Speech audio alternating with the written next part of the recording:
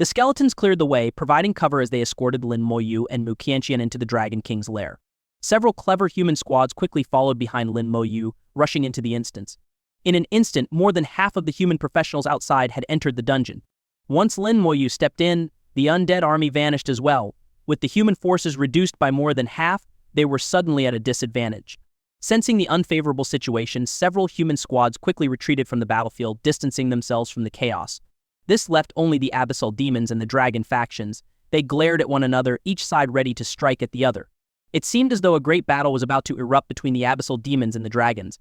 However, no matter how they fought, the real victors of this round would be the human teams.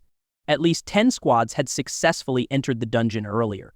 After some tense staring, something unexpected happened. The demons and dragons both suddenly stopped and ceased their hostilities.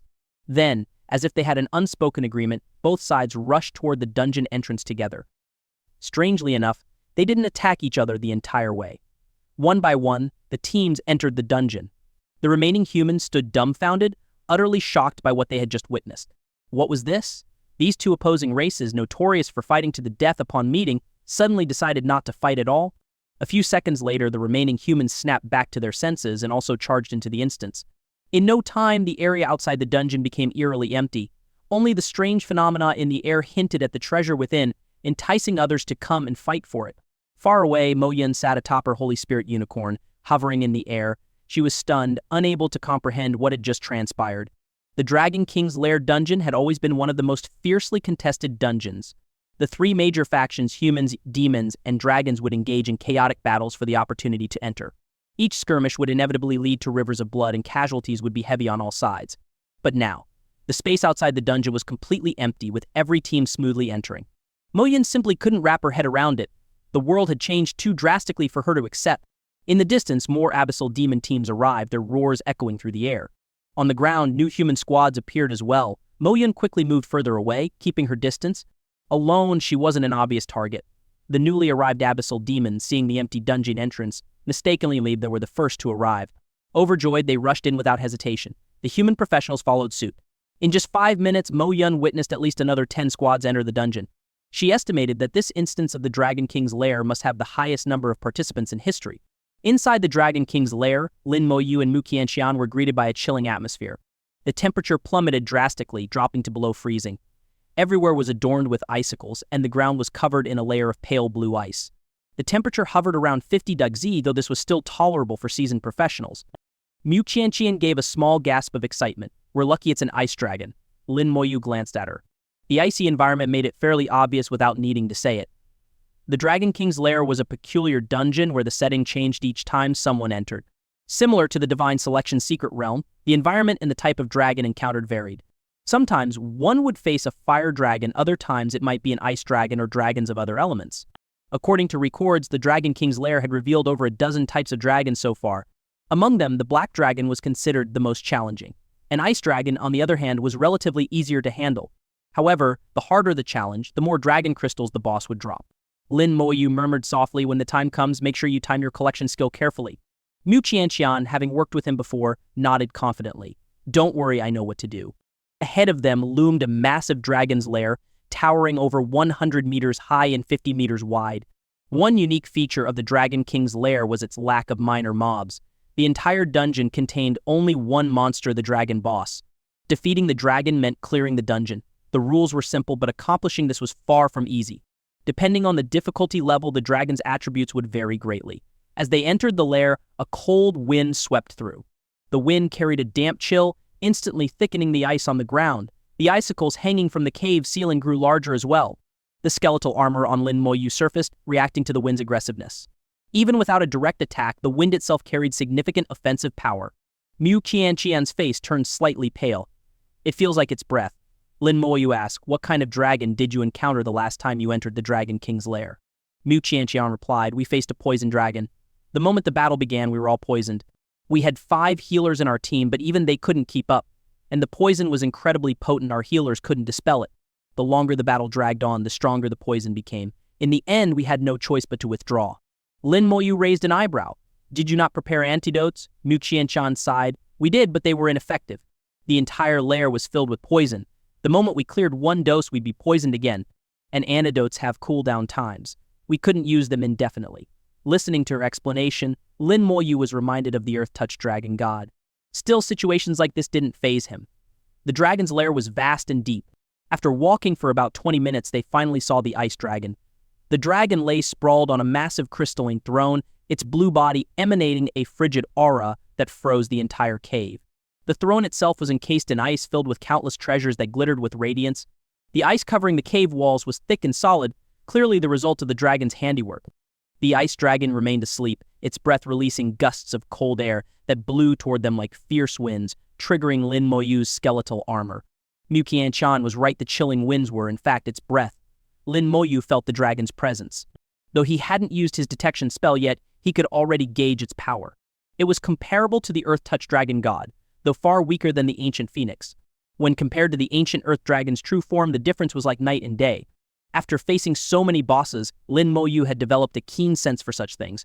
The ice dragon opened its eyes, spotting Lin Moyu and Mu Qianqian. Its icy gaze radiated a murderous intent.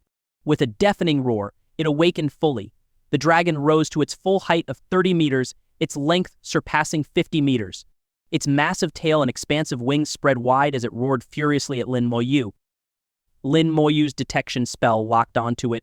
Ice Dragon Hell Tier Boss, level 56, Strength 100,000, Agility 60,000, Spirit 120,000, Constitution 160,000. Skills: Frozen Domain, Wide Range Frost, Super Ice Explosion, Traits: Water Element Damage Immunity, 50% Elemental Damage Reduction, 50% Physical Damage Reduction, Significantly Reduced Curse Effects, Greatly Enhanced Vitality Dot, with total attributes of 440,000. It was comparable to the level 58 Earth-touched dragon god.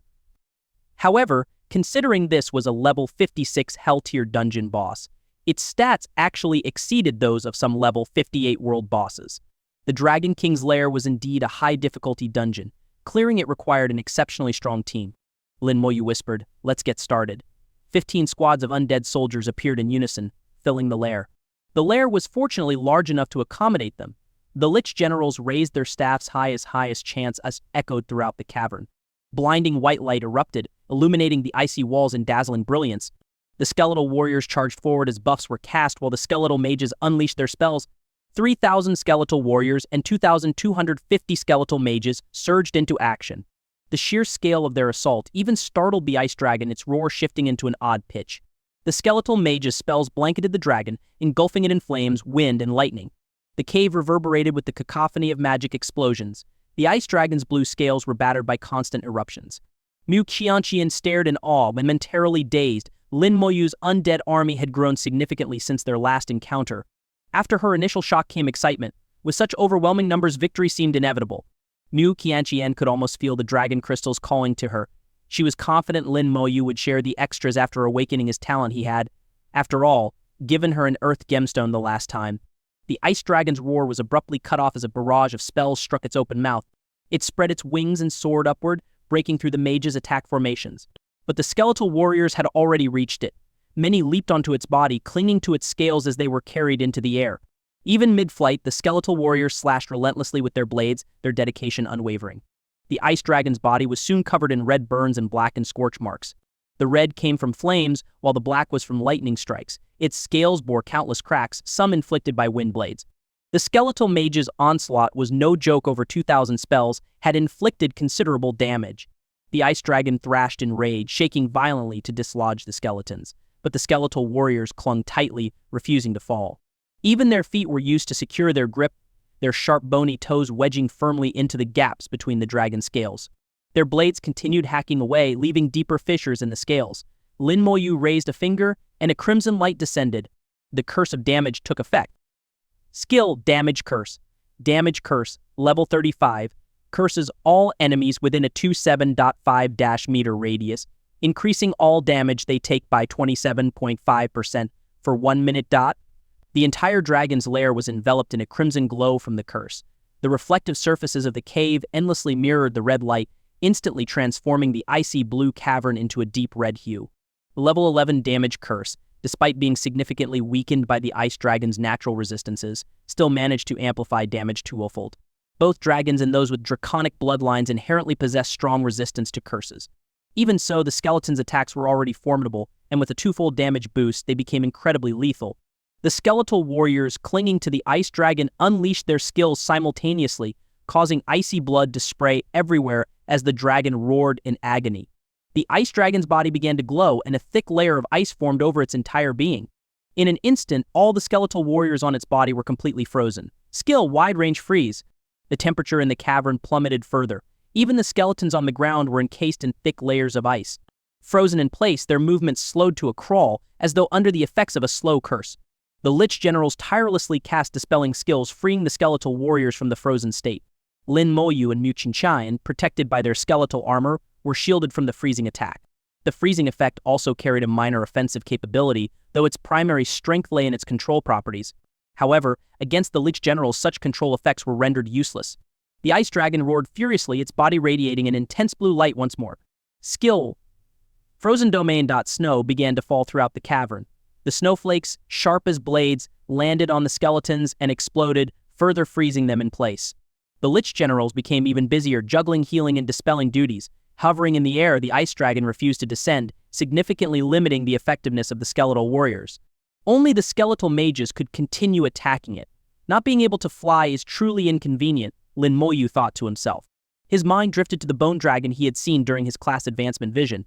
If only I could summon something like that, he mused. The ice dragon's skills had vast ranges and control effects, but their damage was relatively low and posed no real threat to the undead army.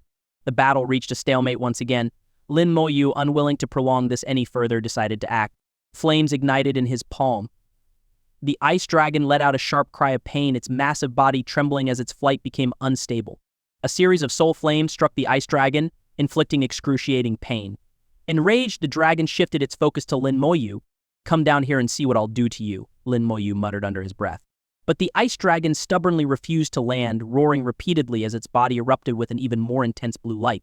Skill Super Ice Explosion. The entire cavern trembled violently as the skill was unleashed.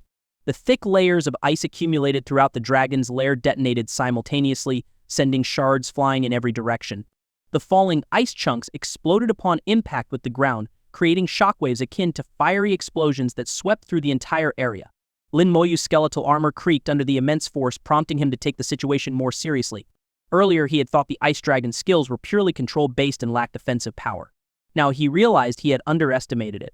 This skill's damage output was terrifying, and it continued to deal sustained damage over time. The layers of ice within the cavern seemed endless, shattering one after another in a relentless chain reaction. The skeletal warriors were buried beneath the avalanche of ice, and Lin Moyu and Mu Qianqian were also engulfed by the falling debris. Suddenly, an overwhelming sense of danger surged through Lin Moyu, reaching its peak in an instant. Without hesitation, he recalled the entire undead army and shouted, "Defend!" Mu Qianqian seemed to sense the impending threat as well. Just as Lin Moyu gave the warning, she had already activated her skill. Skill Full Defense. The moment her defensive skill was deployed, a deafening explosion erupted. The entire cavern was obliterated. Lin Moyu finally understood the terrifying nature of Super Ice Explosion. And not only did it deal continuous damage, but it also culminated in a massive final detonation. Several skeletons that had been immobilized and couldn't be recalled in time were destroyed instantly in the explosion, severing their connection to Lin Moyu. They were dead, completely and utterly annihilated. Lin Moyu's skeletal armor shattered under the immense power, and the shockwaves struck his body directly. In his summoning space, skeleton after skeleton perished. Thanks to his elemental resistance passive skill, which reduced all elemental damage by a factor of 4, the skill's 4,000 damage output was reduced to 1,000. Even so, the transferred damage killed nearly 100 skeletons in his summoning space. Combined with the dozens of skeletons that hadn't been recalled in time, Lin Moyu lost over 150 skeletons in this one attack. Still, he felt a tinge of relief. Had he not reacted quickly enough to recall most of his undead army, the entire force would have been wiped out. The sheer power of the skill wasn't just the ice dragons doing it, harnessed the energy stored within the cavern's icy layers. Now, with all the ice obliterated, the exposed black rock walls of the lair came into view. The skill's immense power made sense it could only be used once. No wonder it's so devastating, Lin Moyu muttered to himself. This dragon isn't easy to deal with. I need to remain cautious. Mu Qianqian looked visibly shaken. Thank goodness.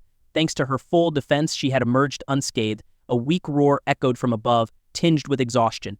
Mu Qianqian glanced up, her battle instincts telling her that now was the perfect opportunity. With a sharp cry, she stomped on the ground, launching herself into the air with explosive force. The ground beneath her feet cracked from the sheer power of her leap. Mu Qianqian rocketed upward like a missile, her speed astonishing. What a brute force woman. Lin Moyu couldn't help but marvel at her sudden burst of strength. Though she wasn't a combat-focused professional, her attributes were clearly exceptional. Before the ice dragon could react, Mu Qianqian had already reached its body. Grabbing hold of its scales, she swung her glowing platinum warhammer down with all her might. Skill stun. The chance of stunning a boss was low, but this time fortune was on her side. The ice dragon fell into a stunned state and plummeted from the air. Now's our chance. Lin Moyu immediately commanded his undead army to attack. The skeletal mages concentrated their firepower, while the skeletal warriors leaped into position and unleashed their full arsenal of skills. 5 seconds of stun time, if utilized properly, was more than enough to leave the ice dragon severely weakened. Lin Moyu joined the assault, launching his soul flames at the dragon. At the same time, Mu Qianqian tossed a firework-like signal. Skill collection. The ice dragon's body began to glow faintly. Mu Qianqian's movements were fluid and lightning fast, showcasing her exceptional combat instincts. Lin Moyu's coordination was equally seamless. The entire sequence took no more than half a second.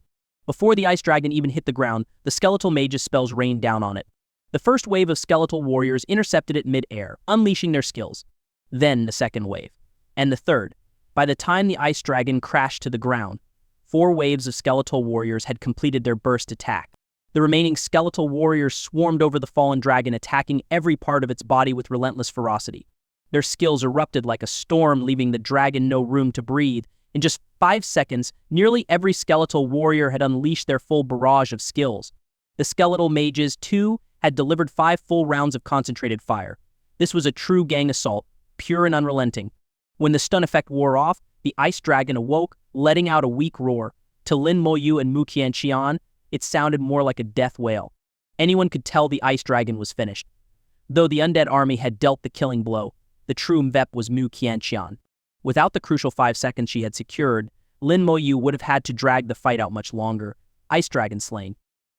Experience 5,600,000. Obtained dragon crystals X4. Through collection, obtained dragon crystals X4. Dragon crystal has a chance to awaken a talent. No usage limit, but talents can only be awakened once. The Dragon King's Lair dungeon didn't drop any equipment, only dragon crystals. Each run yielded between 3 to 6 crystals. This time they obtained 4 crystals from the drop and another 4 through collection, an excellent haul. Among the various dragons, the ice dragon was relatively weaker. As long as its super ice explosion skill could be withstood, defeating it wasn't overly challenging. Lin Moyu studied the hexagonal dragon crystals brimming with dense energy. Thanks to you. Well done, he praised. Mu Qianqian beamed with delight at the compliment. Let's go again. All right, let's continue. Lin Moyu agreed. Outside the dungeon, the light ribbon still remains. A gust of wind swept through, and Lin Moyu and Mu Qianqian stood there, momentarily dazed. Why, was there no one here? No humans, no demons, no dragons. Suddenly, a beam of light descended from the sky, and Mo Yun landed swiftly. She quickly recounted the events that had just transpired to Lin Moyu. What had happened completely exceeded Lin Moyu's expectations. Because he had entered the dungeon, a group of human teams had followed his lead and sneaked in as well. This disrupted the delicate balance between the 3 factions outside the dungeon. As a result, the previously battling forces had stopped fighting altogether and all entered the dungeon to challenge the demon dragons instead. Lin Moyu muttered under his breath, "Good thing I didn't bring you in earlier." Mo Yun immediately understood the meaning behind his words. If she had entered, she might have been in danger. Mo Yun replied softly, "Ma'am, you better continue farming quickly. The Dragon King's Lair dungeon could disappear at any time. All right, you stay safe out here." Lin Moyu took out the advanced cooldown charm that Bai Yiyuan had given him and reset the cooldown times for both himself and Mu Qianqian. The advanced cooldown charm had been prepared specifically for the Dragon King's Lair. Compared to the lower tier charm, this one could be used up to 100 times. With both of them using it, they could repeat the dungeon up to 50 times. Once the cooldown reset was complete, they re-entered the dungeon. The moment they stepped in, a deafening rumble greeted them. In front of them stood a towering mountain, pitch black and imposing. Massive boulders rolled down its slopes, kicking up clouds of dust. Mu Qianqian swallowed nervously. It's the Black Demon Dragon. Among all the known dragons in the Dragon King's Lair, this one is the hardest to fight. Should we switch targets? Lin Moyu thought for a moment. Let's at least try. Giving up before even attempting wasn't his style. Besides, Lin Moyu had his own plans in mind. Mu Qianqian followed his lead without question. Last time, it took us 33 minutes in total. I wonder how long it'll take this time. Lin Moyu assured her, this time will be much faster. As he spoke, he was already sprinting forward. Entering the dungeon for the second time and now familiar with its layout, Lin Moyu moved with unrestrained confidence. The cavern was vast, dark, and devoid of light. The black demon dragon, known as the strongest boss in the Dragon King's lair, was something Lin Moyu was eager to challenge. In their previous battle with the ice dragon, the total time spent was 33 minutes over 20, of which had been used just reaching the dragon. The actual fight had only taken around 10 minutes. This time, Lin Moyu sprinted through the dungeon with incredible speed, almost wishing he could ride on one of his skeletons. In just 6 minutes, he reached the end of the lair and came face to face with the black demon dragon. The cave was completely shrouded in darkness. The soul flame burning in Lin Moyu's palm became the sole source of light, casting eerie shadows. Through the flickering flame, the black demon dragon appeared even more menacing and terrifying. Its body was noticeably larger than the ice dragon's, towering over 40 meters tall and stretching more than 70 meters long. Its inky black tail bristled with sharp spines, and its obsidian-like scales gleamed with an oily sheen, exuding an aura of impenetrable defense. The arrival of Lin Moyu and Mu Qianqian roused the dragon from its slumber. It didn't even bother to take them seriously, its eyes filled with disdain and provocation. A gust of hot breath escaped its nostrils, stirring up a howling wind within the cave. Lin Moyu responded to its taunt with action. The undead army appeared in an instant, launching an assault on the dragon. The skeletal mage's attacks were the first to land, with Lin Moyu's detection skill mixed in among them. Black Demon Dragon Hell Level Boss, Level 56, Strength 150,000, Agility 60,000, Spirit 40,000, Endurance 200,000, Skills Earthquake Explosion, Tail Sweep, Frenzied Charge, Traits reduces elemental damage by 80%, reduces physical damage by 80%, significantly weakens curse effects, greatly enhanced vitality. Though it was also a level 56 hell level boss, the Black Demon Dragon had an additional 10,000 total attribute points compared to the Ice Dragon, bringing its total to 450,000. However, the distribution of its stats was vastly different. The Black Demon Dragon boasted a staggering 150,000 in strength and an overwhelming 200,000 in endurance. With 80% resistance to both elemental and physical damage, this boss was a high-attack, high-defense nightmare. Its skills suggested that it could easily obliterate the skeleton warriors in a single blow. In the previous battle with the Ice Dragon, Lin Moyu had lost over 150 skeleton warriors. This time, the potential losses could be even greater. Lin Moyu's expression turned cold as he made up his mind. Just as he was about to act, the Black Demon Dragon's eyes flashed with a crimson glow, filling Lin Moyu with a sense of foreboding. As expected, the dragon roared and charged directly at the skeletal warriors. It didn't take to the air despite having wings, it kept them folded and barreled across the ground. Its entire body radiated a dark light, transforming it into an unstoppable fortress of destruction. Skill, Frenzied Charge. Lin Moyu tried to recall the skeletal warriors, but he was a step too late. A wave of skeletons was sent flying while others were crushed underfoot. One after another, messages of fallen skeletons flooded his mind. Lin Moyu was briefly stunned. This dragon didn't play fair. It opened with a skill, and what's worse, the skill's power was overwhelming. The Black Demon Dragon continued its frenzied charge, plowing through the skeletal warriors with an air of invincibility. Suddenly, it stopped, its eyes glowing once more. Its massive claws stomped heavily onto the ground. Skill, Earthquake Explosion. The entire cave began to quake violently. Not good. Lin Moyu's heart sank. He immediately commanded the skeletal warriors to retreat. But again, he was too late. The warriors were struck by an unseen force, rendering them immobile and unable to retreat. The attack came from the very ground beneath their feet. The earth roared as terrifying energy erupted, surpassing even the devastation of frenzied charge. Lin Moyu could only estimate how many skeletons would perish this time, likely in the thousands. Damn it! Clenching his jaw, Lin Moyu activated his strong soldier's skill. The rune on the back of his hand glowed brightly, instantly enhancing the attributes of the entire undead army. With their boosted stats, the skeletons endured the Black Demon Dragon's onslaught, retaliating with ferocious counterattacks.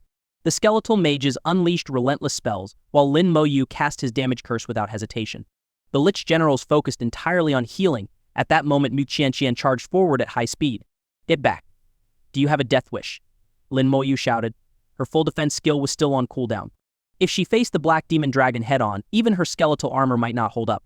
But Mu Qianqian ignored him, her eyes burning with an intense fighting spirit. Her battle instinct talent had fully activated, allowing her to perceive unique openings in the chaos. As she ran, she expertly weaved through the dragon's attacks, avoiding damage entirely. By the time she reached the black demon dragon, she hadn't been hit even once. Lin Moyu was stunned. Her battle instinct was far more powerful than he had imagined. Mu Qianqian threw a firework-like projectile at the dragon, turning it into a glowing target. The black demon dragon's aggro immediately shifted to her. With a furious roar, its massive tail swept toward her at an incredible speed. Skill, tail sweep. Even with her battle instinct, the skill speed left her no time to dodge. Instead of retreating, she swung her war armor directly at the dragon's tail. She used her only combat skill, Stun. With a loud crash, Mu Qianqian was sent flying, slamming into the cave wall. Cracks spread across her skeletal armor, but it held together. Lin Moyu let out a sigh of relief. As long as her armor remained intact, she would survive. Then he froze in disbelief. The black demon dragon had fallen into a stunned state. Her stun skill had triggered again. What kind of luck is this? 5 seconds with the undead army in their enhanced strong soldiers state. 5 seconds were more than enough to decide the dragon's fate. Even with its 80% damage resistance, it couldn't withstand the exponentially amplified attacks. Lin Moyu joined the fray, unleashing soul flames at maximum speed. The skeletal warriors and mages went berserk, pouring every ounce of power into their attacks. Within 5 seconds, the entire undead army unleashed an overwhelming barrage on the black demon dragon. No matter how strong it was still just a level 56 hell-level boss. Even its immense vitality had limits. Before the stun duration ended, the black demon dragon let out a final, unwilling roar before collapsing to the ground. Mu Qianqian rushed back excitedly. "We did it. We killed it." Lin Moyu smiled faintly. "You've done it again." Mu Qianqian beamed. "I'm amazing, aren't I?" Black demon dragon slain. Experience 5,600,000. Obtained Dragon King token. Obtained Dragon Crystals X6. Through collection. Obtained Dragon Crystals X6. Dragon Token grants access to the lower level dungeon. Dragon King's Hall located beneath the Eternal Battlefield. The Dragon King's token was soul-bound upon acquisition, making it impossible to trade with others. The token, resembling a miniature dragon sculpture no larger than a palm, exuded an air of exquisite craftsmanship.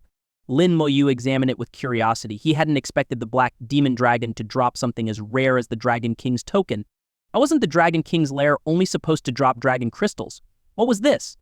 Or perhaps the number of parties capable of slaying the black demon dragon was so few that its potential loot never made it into any records. That must be it, Lin Moyu thought to himself, concluding this was the most plausible explanation. Throughout history, the black demon dragon had been killed only a handful of times. Its loot, consequently, remained undocumented. Lin Moyu recalled Bai Yiyuan briefly mentioning the Dragon King's Hall dungeon in passing, but never with much detail. Turning to Mu Qianqian, he asked, "Do you know anything about the Dragon King's Hall dungeon?" Mu Qianqian nodded. "I've heard of it. Supposedly, it's a very challenging dungeon located in the lower levels of the Eternal Battlefield. But I don't know much beyond that." It seemed that to learn more, they would have to return and consult Bai Yiyuan. Perhaps Mo Yun might also know something about it. Lin Moyu, however, didn't dwell too long on the matter of the Dragon King's Hall. Instead, he dove back into the dungeon. The area outside the dungeon was still deserted. After resetting their cooldown times, the two re-entered the instance. Mu Qianqian had taken it upon herself to act as the timekeeper. "We spent 33 minutes in the Ice Dragon dungeon, and only 9 minutes in the Black Demon Dragon dungeon. I wonder how long it'll take this time," Lin Moyu responded. "This time might take a bit longer." The quick clear on the Black Demon Dragon was thanks to the strong soldier's skill. Now that the skill was on cooldown, their speed would inevitably slow down. How much slower, Lin Moyu wasn't sure. It would largely depend on whether Mu Qianqian could deliver a repeat performance of her stunning contributions in the previous 2 battles.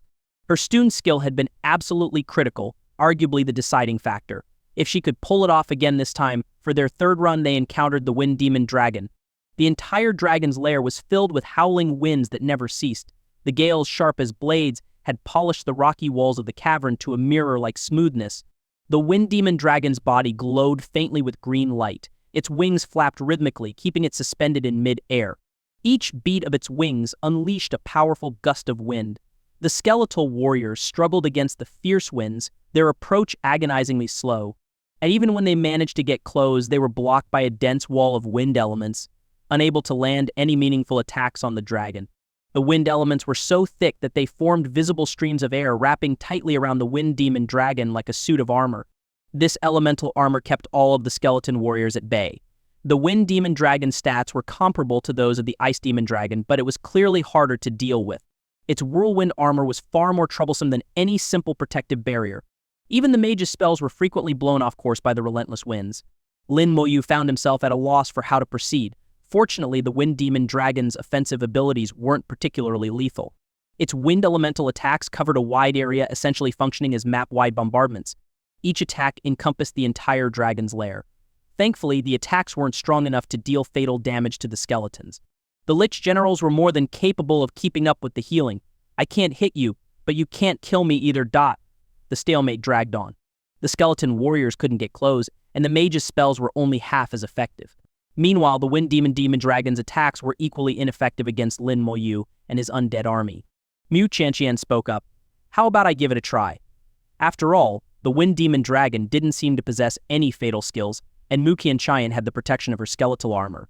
Her full defense skill was off cooldown, and combined with her battle instinct, the risk should be minimal. Lin Moyu cast another layer of skeletal armor on her, cautioning be careful. Mu Qianqian nodded, her eyes alight with battle spirit as her battle instinct activated. To her, the world shifted. The wind elements, glowing faintly green, became clearly visible, revealing every trajectory of incoming attacks. Mu Qianqian dashed toward the Wind Demon Dragon, weaving expertly through the gaps in its elemental assaults. She dodged where she could and avoided where possible. When avoidance wasn't an option, she swung her warhammer, dispersing the wind elements through brute force. The Wind Demon Dragon, perched arrogantly on its throne, regarded her with disdain. It didn't care about the approaching Mu Qianqian. Protected by its whirlwind armor, it believed no one could get close. Mu Qianqian leapt toward the Wind Demon Dragon, launching herself into the air. The whirlwind armor flared to life, unleashing a terrifying gale that slashed at her like countless blades. The Wind Demon Dragon's eyes gleamed with scorn. It was confident that Mu Qianqian would be blown away. No one could break through its whirlwind armor. The forced knockback effect was no joke. At that moment, the Wind Demon Dragon exuded an air of superiority and arrogance, but things did not go as it expected. Mu Qianqian's skeletal armor absorbed the gale's force, nullifying all skill effects. With the protection of her armor, she pushed through the knockback and the slicing winds, landing directly on the Wind Demon Dragon's body. The relentless winds battered her armor, causing it to groan under the strain and fracture in several places. Seeing this, Lin Moyu quickly refreshed her armor from below. Lin Moyu had always hated bosses like the Black Demon Dragon, whose explosive damage left no time for healing. But against the Wind Demon Dragon's sustained but less deadly attacks, he had no fear. Mu Qianqian, now securely on the dragon's back, raised her werehammer high, skillstone. With a resounding crash, she brought the hammer down. The Wind Demon Dragon didn't budge. The stun effect failed to trigger.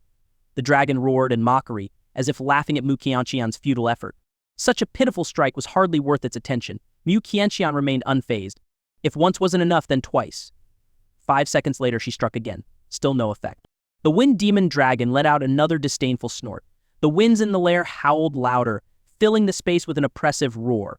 The skeletons continued to endure the barrage of elemental attacks, while Lin Moyu stood ready to take action at any moment. On the third attempt, Mu Qianqian's warhammer struck true. With a resounding crash, the howling winds abruptly ceased. The Wind Demon Dragon fell from the air, crashing onto its throne. The whirlwind armor began to dissipate, growing weaker and fainter. It worked. Lin Moyu's eyes lit up as he commanded the skeleton warriors, who surged forward like a pack of wolves. The skeletal mages, no longer hindered by the winds, unleashed their spells in full force. Curse of damage landed simultaneously, soul flames ignited in sync. Mu Qianqian wasn't idle either, hammering down blow after blow. As she attacked, she muttered under her breath, "Look down on me, huh? Look down on me? Now you're getting what you deserve." She wasn't oblivious. She had clearly sensed the dragon's disdain. The skeleton warriors, glowing with red energy, hacked through remaining wind elements and struck the dragon's flesh with devastating force. For ordinary people, 5 seconds might seem fleeting, but for the skeleton warriors, it was more than enough for a full round of attacks. For the mages, it was enough for 5 volleys of spells. Seizing this opportunity, Lin Moyu was confident they could severely wound the Wind Demon Dragon. Without its whirlwind armor, the dragon's flesh was torn and battered, leaving it in a miserable state. As the 5 seconds ended, the dragon's agonized roars echoed through the lair, tinged with fury. In just 5 seconds, it had sustained unimaginable damage, teetering on the brink of death. The wind elements began to gather again, and the whirlwind armor seemed on the verge of reforming. But Mu Qianqian, with a spirited shout, smashed her hammer into the dragon's skull once more. The Wind Demon Dragon let out a final roar before its rage dissipated completely. Another 5-second stun sealed its fate. Lin Moyu couldn't help but marvel at Mu Qianqian's skill. Her stun ability was absurdly powerful, especially against bosses. Against ordinary enemies, she could likely stun-lock them to death without giving them a chance to retaliate. It was becoming clear that Mu Qianqian, this so-called collection master, was evolving into something truly monstrous. If anyone dared to face her one-on-one, they would undoubtedly be reduced to tears. 2 consecutive stuns left the Wind Demon Dragon utterly defenseless, leading to its inevitable demise. The duo reset their cooldowns and continued farming the dungeon again and again. Their speeds varied depending on the boss. Lin Moyu encountered all sorts of demon dragons, poison demon dragon, fire demon dragon, lightning demon dragon, and more. The lightning demon dragon gave him some trouble, taking a full hour to wear down. But with Mu Qianqian's assistance, most of the other dragons were swiftly dealt with. In just half a day, Lin Moyu and Mu Qianqian had cleared the dungeon 8 times. Thanks to Mu Qianqian's collection skill, each run yielded between 6 and 12 dragon crystals. By the end of the 8th run, Lin Moyu had amassed a total of 72 dragon crystals. After finishing the 8th run, Lin Moyu noticed changes at the dungeon's entrance. The aura around the entrance had grown unstable. Mo Yun flew over, warning the dungeon is about to disappear. There's at most half an hour left. Mu Qianqian quickly suggested, then let's hurry. We can squeeze in one more run. Lin Moyu considered for a brief moment before shaking his head. No, we're not going back in. As he spoke, his undead army materialized, surrounding the dungeon's entrance to seal it off completely. Mo Yun's eyes gleamed in realization. You're planning to Lin Moyu's killing intent surged. Block the entrance. Kill anyone who tries to get in. During the half-day spent in the dungeon, many teams had successfully cleared it. These teams didn't linger outside the dungeon. Instead, they re-entered immediately for another run. With a 12-member team, each run could yield a maximum of 36 dragon crystals. Even with excellent luck, at least 2 runs were required to collect 12 crystals per person. Mo Yun ran some quick calculations. Currently, inside the dungeon, there are 20 human teams, totaling 239 people. There are also 18 Abyss Demon teams, numbering 216, and finally 16 Dragon teams, totaling 192. The combined numbers of Abyss Demons and Dragonkin exceeded 400. Lin Moyu quickly took stock of the situation. He nodded at Mo Yun and then turned to Mu Qianqian, saying, "Remember to set off the fireworks." Mu Qianqian gave a confident nod. "Don't worry, I won't miss a single one." Mo Yun raised a brow. "Fireworks!" Mu Qianqian giggled. "It's one of my skills. It looks just like fireworks when it activates." Ah, so that was it. Mo Yun knew of the collector profession but had never seen one in action. She wasn't familiar with their skill set, though she was aware that collectors weren't particularly strong in combat. Their attributes were slightly better than average, and they could bring significant benefits to their team. However, collectors were exceedingly rare. Because of this rarity and their unique abilities, the collector was classified as a legendary tier profession. Lin Moyu had made all the necessary preparations, waiting for the dungeon to collapse. Mo Yun and Mu Qianqian were also ready for battle. Before long, spatial fluctuations occurred, and a team exited the dungeon. The skeletons didn't take action. The group that emerged was a human team, so the skeletons remained still. The team, upon leaving the dungeon, found themselves surrounded by a menacing horde of skeletons. Each of them was encircled by several skeletons, their massive swords gleaming with a sharp edge. Though these skeletons appeared to be only level 35, with unimpressive stats, their terrifying appearance was enough to send chills down anyone's spine. The cold wind that accompanied the skeletons felt like it was cutting into their skin, making them shiver uncontrollably. Instinctively, the team members assumed battle stances but dared not act rashly. "Leave," Lin Moyu's voice rang out. "What gives you the right?" One of them snapped, glaring at Lin Moyu in defiance. Several others chimed in. "Yeah, who do you think you are?" Lin Moyu frowned. Did they not realize their own limitations? Or did they not understand how much time it took to clear the dungeon? The dungeon would collapse in no more than 20 minutes. There was no time for another run. Mo Yun descended gracefully on her Holy Spirit unicorn and addressed them. "The dungeon is about to disappear. You won't have enough time to clear it again. Leave now, otherwise if you get caught in the crossfire, it won't be our fault." Mu Qianqian added, "You should go quickly." The defiant man seemed ready to argue further, but his team leader held him back. Turning to Lin Moyu, the leader said, "Understood. We'll leave immediately." With a wave of his hand, he led his team away. The skeletons automatically stepped aside, creating a path for them to leave. After putting some distance between themselves and the skeleton army, one of the team members voiced his dissatisfaction.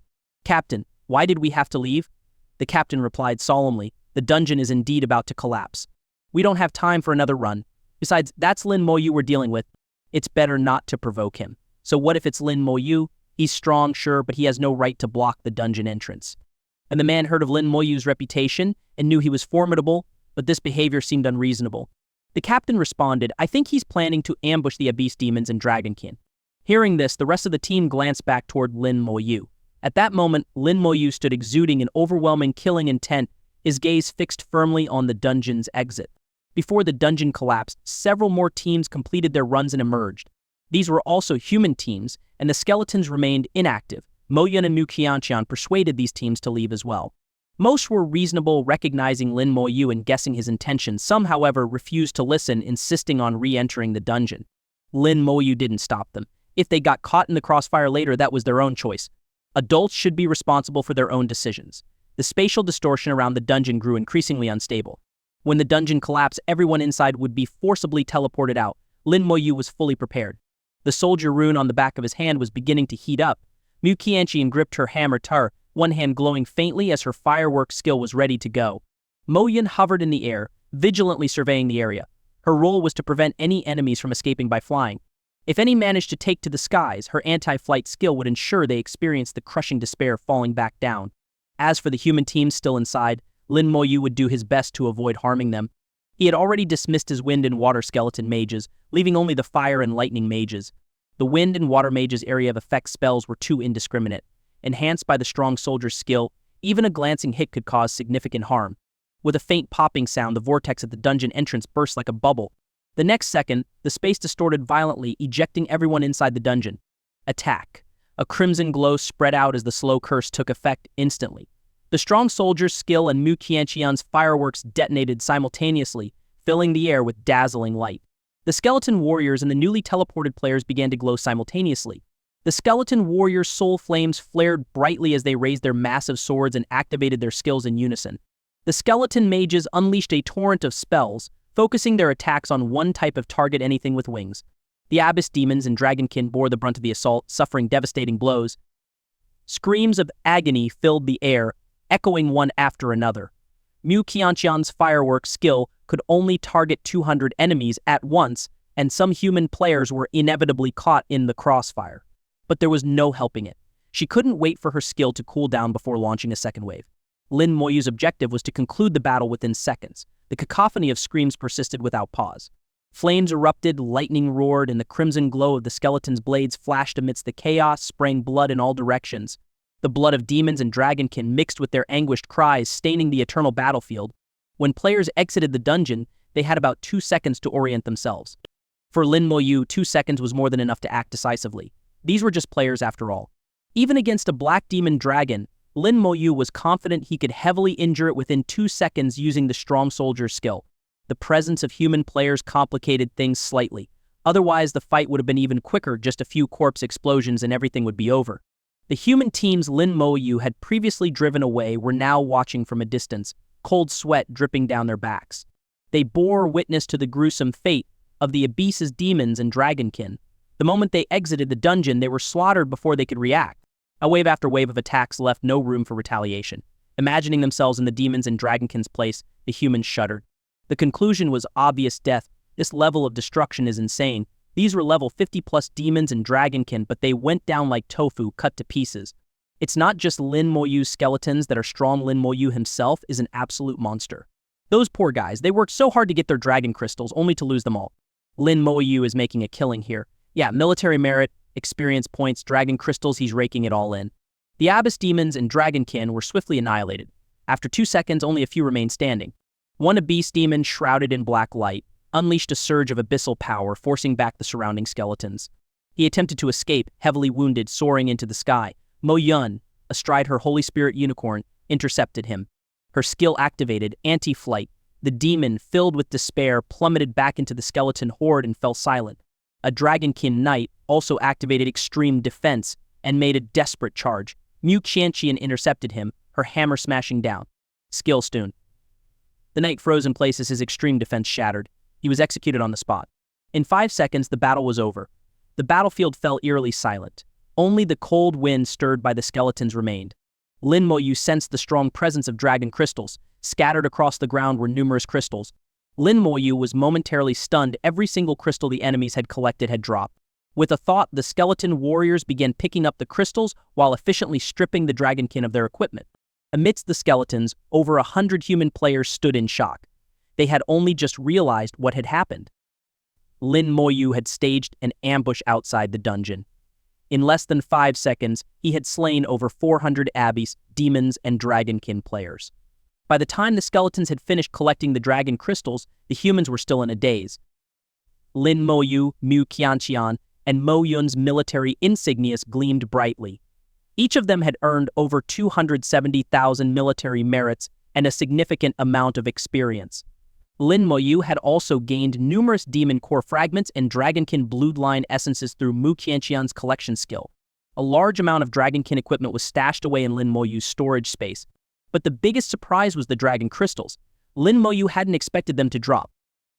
He gained an additional 151 dragon crystals, bringing his total count to an astounding 273 crystals. The undead legion vanished, leaving behind a vast field of corpses. There was no need to clean up the battlefield. Due to the unique nature of the eternal battlefield, these corpses would not last more than half a day. The entire eternal battlefield was like a devouring beast, silently and imperceptibly digesting the remains. Lin Moyu left with a large number of dragon crystals, and no one dared to stop him. Some envied him, others were filled with jealousy. But to step forward and challenge Lin Moyu, no one had the courage. One look at the Abyss's demons and dragonkin's tragic end was enough to make it clear Lin Moyu's skeletons were ruthless. After walking for half an hour, having traveled more than 10 kilometers away from the battlefield, the group of 3 found a clean spot and stopped. Lin Moyu asked, "Who wants to go first?" He was referring to the dragon crystals. Using dragon crystals to awaken talents was a process with varying probabilities ranging from high to low. Success wasn't guaranteed with just one try. It required repeated attempts. With 273 dragon crystals in his possession, there were more than enough for the 3 of them to attempt their awakenings. Mo Yun explained, to awaken a talent with dragon crystals, the success rate is around 10% to 15%. In other words, it typically takes 7 to 10 crystals to awaken a talent. However, this is just an average probability. Some people have needed as many as 20 crystals to awaken, while others succeeded with just 1. In the end, as long as you have enough dragon crystals, success is inevitable. Mu Qianqian nodded. Yes, I've heard the same. For Lin Moyu, this was the first time he'd heard such information. When it came to this area of knowledge, he was still lacking. Just like how he hadn't recognized the Abyssal Illusion demon earlier otherwise, he might have reacted immediately. Lin Moyu took out 10 dragon crystals. Who's first? Mo Yun smiled. I'll go first. I didn't awaken a talent during my second job transition, so it won't affect the probability with the dragon crystals. As she spoke, she picked up one of the dragon crystals and activated it. The dragon crystal immediately emitted a faint glow, transforming into a sphere of light that enveloped Mo Yun entirely. A strange energy began to spread. The aura of the dragon crystal was incredibly complex. It carried traces of the abyss, the dragonkin, and even some inexplicable elements. These interwoven forces gave the dragon crystal its unique properties. Moments later, the glow from the dragon crystal faded. Awakening talents often came with visible phenomena, but Mo Yun showed none. However, she didn't look disappointed. Calmly, she picked up a second dragon crystal and activated it. Once again, the faint sphere of light enveloped her. Mu Qianqian's eyes sparkled with excitement. Thinking about her own upcoming attempt to activate a talent with dragon crystals made her slightly giddy. Like Mo Yun, Mu Qianqian had awakened a talent combat instinct during her first job transition. However, during her second transition at level 40, she hadn't awakened a new talent. And this was common for most talent-based professionals. Awakening even one talent was already considered enviable, making them rare among professionals. The vast majority of professionals would go their entire lives without awakening a single talent. I wonder what kind of talent Mo Yun will awaken, Mu Qianqian muttered quietly. Lin Moyu shook his head, indicating he didn't know. Mu Qianqian continued talking to herself. There are countless talents, but not all of them are useful. If someone awakens a useless talent, it would be such a waste. I hope Mo Yun awakens a practical one. When the glow faded again, the second dragon crystal still showed no results. She continued, the third, the fourth. By the time all 10 dragon crystals were used, Mo Yun still hadn't awakened a talent. However, Lin Moyu noticed something unusual. It seemed as though a special aura was beginning to accumulate in Mo Yun's body, caused by the consecutive use of the dragon crystals. Lin Moyu handed over another 10 dragon crystals. Keep going. All right? Mo Yun didn't hesitate and picked up the 11th crystal. The 11th, the 12th, Lin Moyu could feel the aura from the dragon crystals growing stronger within Mo Yun. Finally, when she activated the 16th crystal, the aura within her reached a breaking point. It was as if a barrier had been shattered, and the aura exploded outward. Lin Moyu's eyes lit up. It's done. Radiant light erupted from Mo Yun as she closed her eyes, her entire body slowly rising into the air. She looked like a divine figure, beautiful and pure. So beautiful, Mu Qianqian exclaimed in amazement. At that moment, Mo Yun radiated an extraordinary beauty. After about 30 seconds, she gently descended to the ground, her eyes brimming with joy. Mu Qianqian immediately asked, "What talent did you awaken?" Mo Yun replied, "I awakened the Holy Flame talent. From now on, all my attacks will carry the Holy Flame effect, significantly increasing my damage output, especially against beast demons. My damage against them will increase by several times. As a Holy Spirit summoner, Mo Yun's abilities already carried divine power. Divine power naturally countered beast demons, increasing her damage against them by at least 50%. Now, with the added Holy Flame, her attacks against abyss demons became even more devastating. The Holy Flame talent was a perfect match for Mo Yun's profession of flawless combination. Mu Qianqian congratulated her. "That's an amazing talent. It suits you so well." Mo Yun was in high spirits and very satisfied with her talent. "Thank you, it's your turn now." Mu Qianqian nodded, picking up a dragon crystal and activating it without hesitation. The first attempt failed as expected. She then picked up the second dragon crystal. Another failure. Having seen Mo Yun's experience, Mu Qianqian wasn't discouraged and kept going. After all, Lin Moyu had plenty of dragon crystals, so she didn't mind using them. Lin Moyu could already sense a special aura emerging from Mu Qianqian's body. As she continued to use the dragon crystals, the aura grew stronger. When Mu Qianqian used her fifth crystal, Lin Moyu suddenly spoke. 12. Mo Yun looked at him curiously. "What's 12? Lin Moyu responded calmly, "She'll need 12 dragon crystals." Lin Moyu explained his reasoning, though Mo Yun couldn't sense the aura he was describing. Still, she didn't doubt his words and suggested asking Bai Yuan about it later. Perhaps he would have an answer. Sure enough, when Mu Qianqian activated her 12th dragon crystal, the sphere of light changed. Like Mo Yun, she ascended into the air.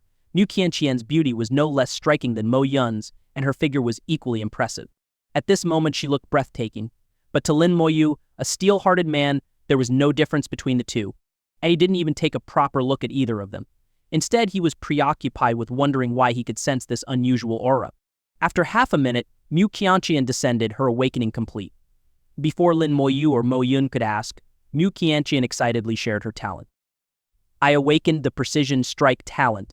While this talent is active, all my skills will have a 100% hit rate, and their effects will also have a 100% activation rate." Hearing this, Lin Moyu's lips twitched slightly. This hammer-wielding girl just became even more overpowered. With this talent paired with her stun skill, she was practically a cheat code. Lin Moyu thought to himself, "Taking her along for boss fights in the future will make things so much easier."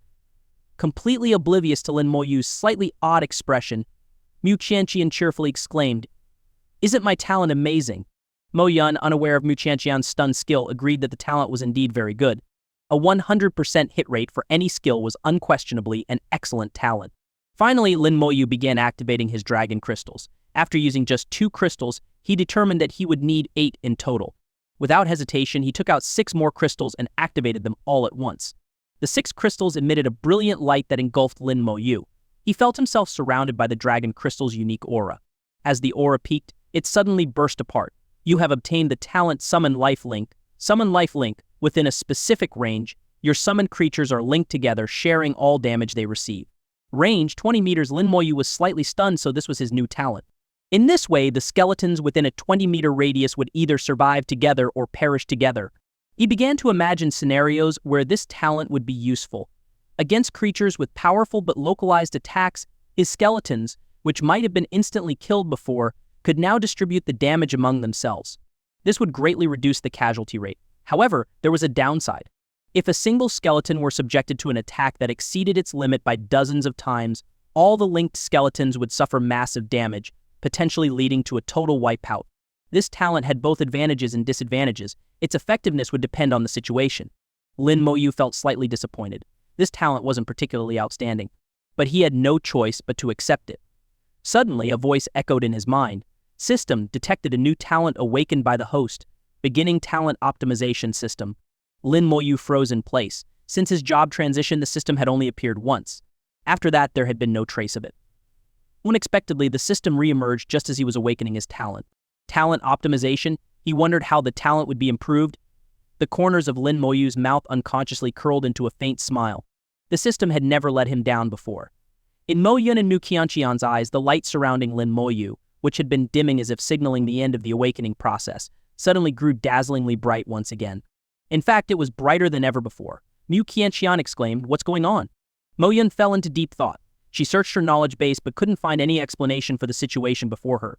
With no answers, the two could only wait.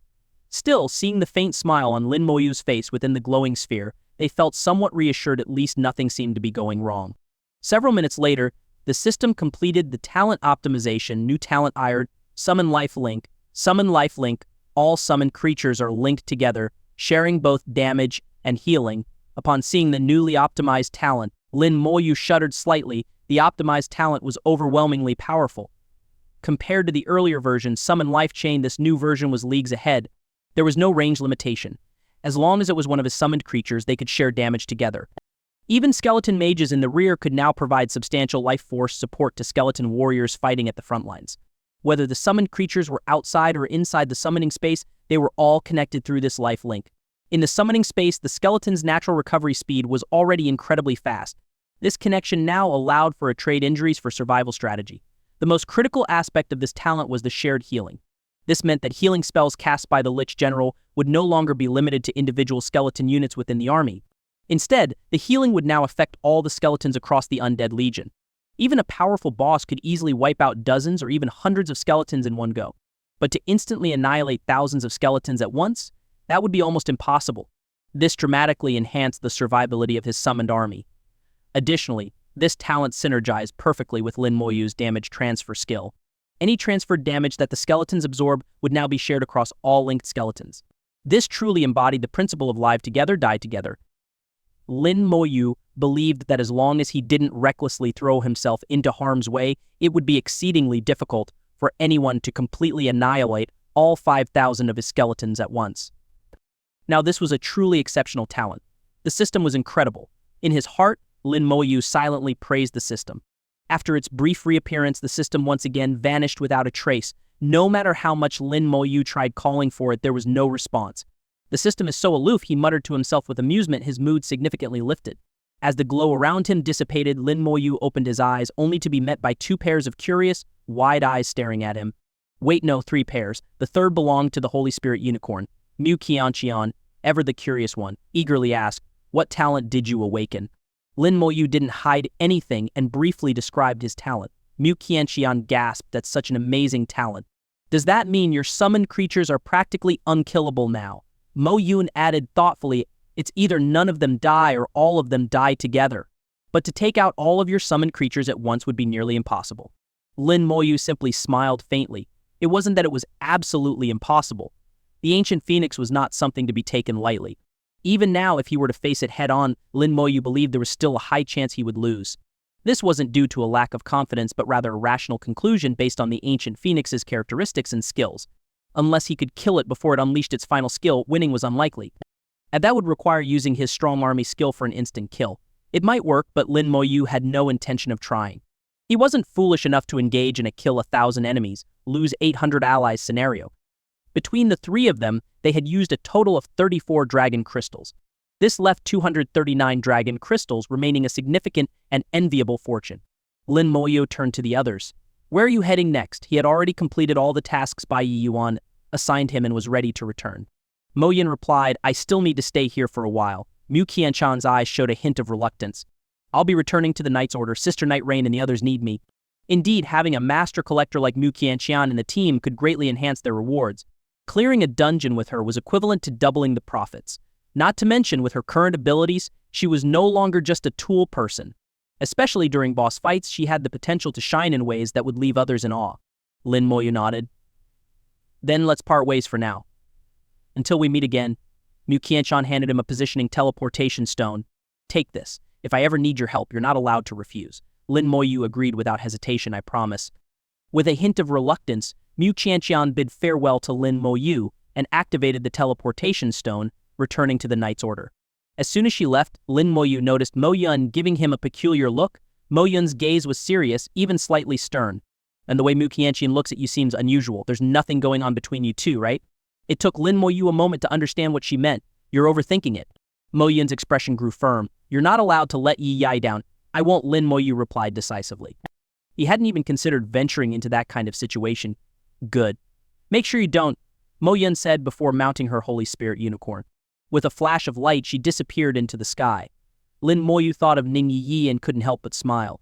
I wonder how that girl is doing. It's been a while since I've seen her. I've prepared some new gifts for her this time.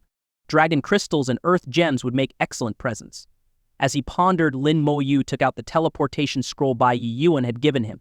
This was a scroll designed to lead the eternal battlefield. Just as he was about to activate it, he suddenly looked up.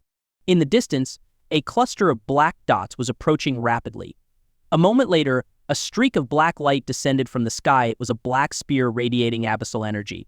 The spear shot down like lightning, fast and precise. In an instant, it tore through thousands of meters of airspace and struck Lin Moyu squarely. With a deafening explosion, the spear collided with his skeletal armor, causing it to creak under the pressure. The spear then ricocheted back and returned to its wielder. Judging from the force absorbed by his skeletal armor, the spear's power was considerable, comparable to that of a Crimson Moon demon. But if this spear alone was supposed to kill him, it fell far short. Didn't expect to earn some more military merits before leaving, Lin Moyu muttered, putting away the teleportation scroll. Activating the scroll required some time, as it wasn't a standard teleportation. This was a cross-dimensional transfer. Since that wasn't feasible at the moment, he decided to eliminate his enemies first. He quickly identified his attackers, a group of abyss demons. There weren't many of them, minus 38 in total. Judging by their aura, all of them were above level 60. These demons had emerged from the core region, likely drawn to him by the abyssal scent he carried. Level 60 plus abyss demons were among the pinnacle of high-tier demons. Their attributes took a significant leap compared to those below level 60. Attack power, defense, and agility, all of it increased dramatically. Lin Moyu had once encountered a level 62 abyss demon in the core region. Back then, it had taken him a long time to kill it, not because he couldn't win, but because it refused to come down. Now, the demons rained attacks from above, shaking the earth with their might. They flew high beyond the range of Lin Moyu's skills, but their accuracy was astonishing. Out of every 10 strikes, at least 7 or 8 hit their mark. The Black Spear, in particular, seemed to have some form of auto-tracking, landing each strike with precision. The level gap between humans and demons was most pronounced in the 60 to 69 range. Only at level 70, when humans completed their third job transition and gained flight capabilities, could they truly stand on equal footing with demons. For now, though, demons love to exploit their aerial advantage to suppress human professionals. Lin Moyu replenished his skeletal armor as he retreated rapidly, contemplating his next move, and he needed to find a way to bring them down. Pointing a finger at the sky, he activated a skill, Slow Curse. The massive range of the Slow Curse, up to 7,000 meters, instantly enveloped the demons. Their movements immediately slowed. Following up, a green light burst in the sky. Skill, Toxic Star Ring. The cursed abyss demons had no time to evade and were quickly poisoned, their bodies emitting green toxic fumes. At level 10, the Toxic Star Ring didn't seem particularly powerful, but its damage continued to tick consistently. Dealing damage equivalent to 4,000 strength per second, it would become a serious headache for them over time. Seizing the opportunity, Lin Moyu summoned a skeleton warrior. He immediately leapt onto the skeleton's back, and together, they sped off at incredible speed. The skeleton, carrying Lin Moyu, ran faster and faster, leaving the abyss demons affected by the slow curse unable to catch up. He's trying to escape. Hurry up. He killed so many of us. How could we just let him go so easily? Dispel the curse. We're too slow, we won't be able to catch him. One of the demons pulled out a pitch-black stone and activated it. With a loud bang, the stone shattered, and their speed increased slightly. While the stone couldn't fully dispel the curse, it managed to offset part of it, allowing them to match Lin Moyu's speed. However, all the demons were still poisoned, losing health continuously as the toxic damage equivalent to 4,000 points of strength ticked away every second. Although 4,000 damage per second wasn't overwhelming, its persistent effect over time became increasingly unbearable. Is this guy even human or a boss-level creature? How can he use poison element skills? I've fought humans countless times, but this is the first time I've seen one capable of curses and poison. This guy is ruthless, darker than we demons. We can't keep going like this or we'll be dragged to death. I know we can't. But we can't catch up to him. One of the demons gritted its teeth and suddenly chopped off one of its own fingers. Black blood sprayed through the air before reversing course and splashing onto all the demons. With a resonating buzz, a new curse enveloped all the demons. Their defense plummeted sharply. Death Demon, what are you doing? The Abyss Death Demon, a demon with cursing abilities, growled. I replaced Lin Moyu's curse with one of my own. Only one curse could be active at a time, so its curse had overridden the slow curse. At that moment, none of the demons blamed it. Their speed increased again, and they began closing in on Lin Moyu. Lin Moyu chuckled, casually pointing a finger. The red glow of the slow curse fell upon them again. But this time, the slow curse had no effect. The Abyss Death Demon's level was too high, and its curse level surpassed Lin Moyu's, preventing his curse from taking precedence. Lin Moyu, you can't run anymore. You're dead meat. You've killed so many of us Abyss demons, there's no way the Abyss will let you live. The Demon King has ordered your death. The Abyss demons drew closer and closer. Lin Moyu's apparent retreat made the demons believe he was afraid. After all, these demons had emerged from the core region, each with a level exceeding 60. Out of the 38 demons, the lowest was level 61, while the highest was level 64. Such a lineup chasing down a mere level 35 human seemed like overkill. Ahead, a towering mountain appeared with what looked like a cave at its base. Lin Moyu's eyes lit up and he darted into the cave, disappearing from the demon's sight in the blink of an eye. The demon's attack struck the mountain, causing rocks to crumble and the entire structure to reverberate. The demons exchanged glances, chased him inside. Without much thought, they rushed into the cave after him. The cave was winding and rugged, shrouded in darkness, but demons thrived in darkness, so the environment posed no challenge to them. Following Lin Moyu's scent, they pressed deeper into the cave. The further they went, the wider the passage became, until it eventually opened up into a spacious cavern. Lin Moyu had stopped, standing at the far end of the cavern, watching them calmly. Behind Lin Moyu was a thick rock wall. He had no way out. This time, let's see where you'll run. The demon sneered coldly. The cavern was thick with killing intent, and the temperature seemed to drop noticeably. A chilling wind swept through, but the source of the killing intent was not the demons, it was Lin Moyu. As a one-star colonel, Lin Moyu had slain countless demons and dragons under his command. The murderous aura he exuded was even more intense than that of the high-level demons before him. What's going on? Why does something feel off? Yeah, this guy's killing intent seems overwhelming.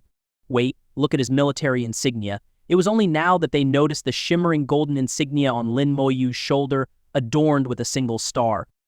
One-star colonel. To achieve the rank of a one-star colonel, one must have fought through countless battles.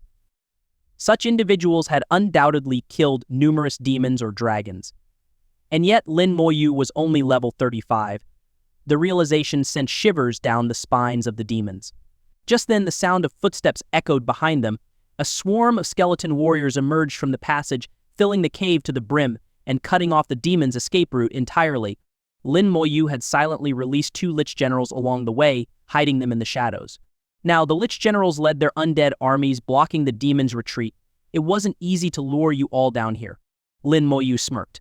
With a single thought, the remaining 13 undead armies materialized. Thousands of skeletons flooded the cavern, nearly filling it to capacity and encircling the demons in multiple layers.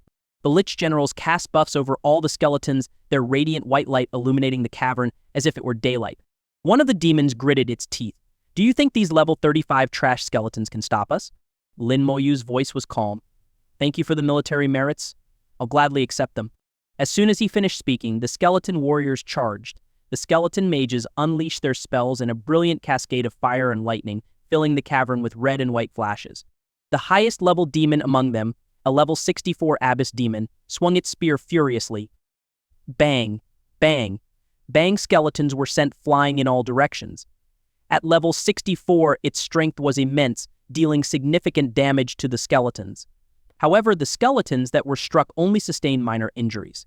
The damage was distributed across all the linked skeletons present.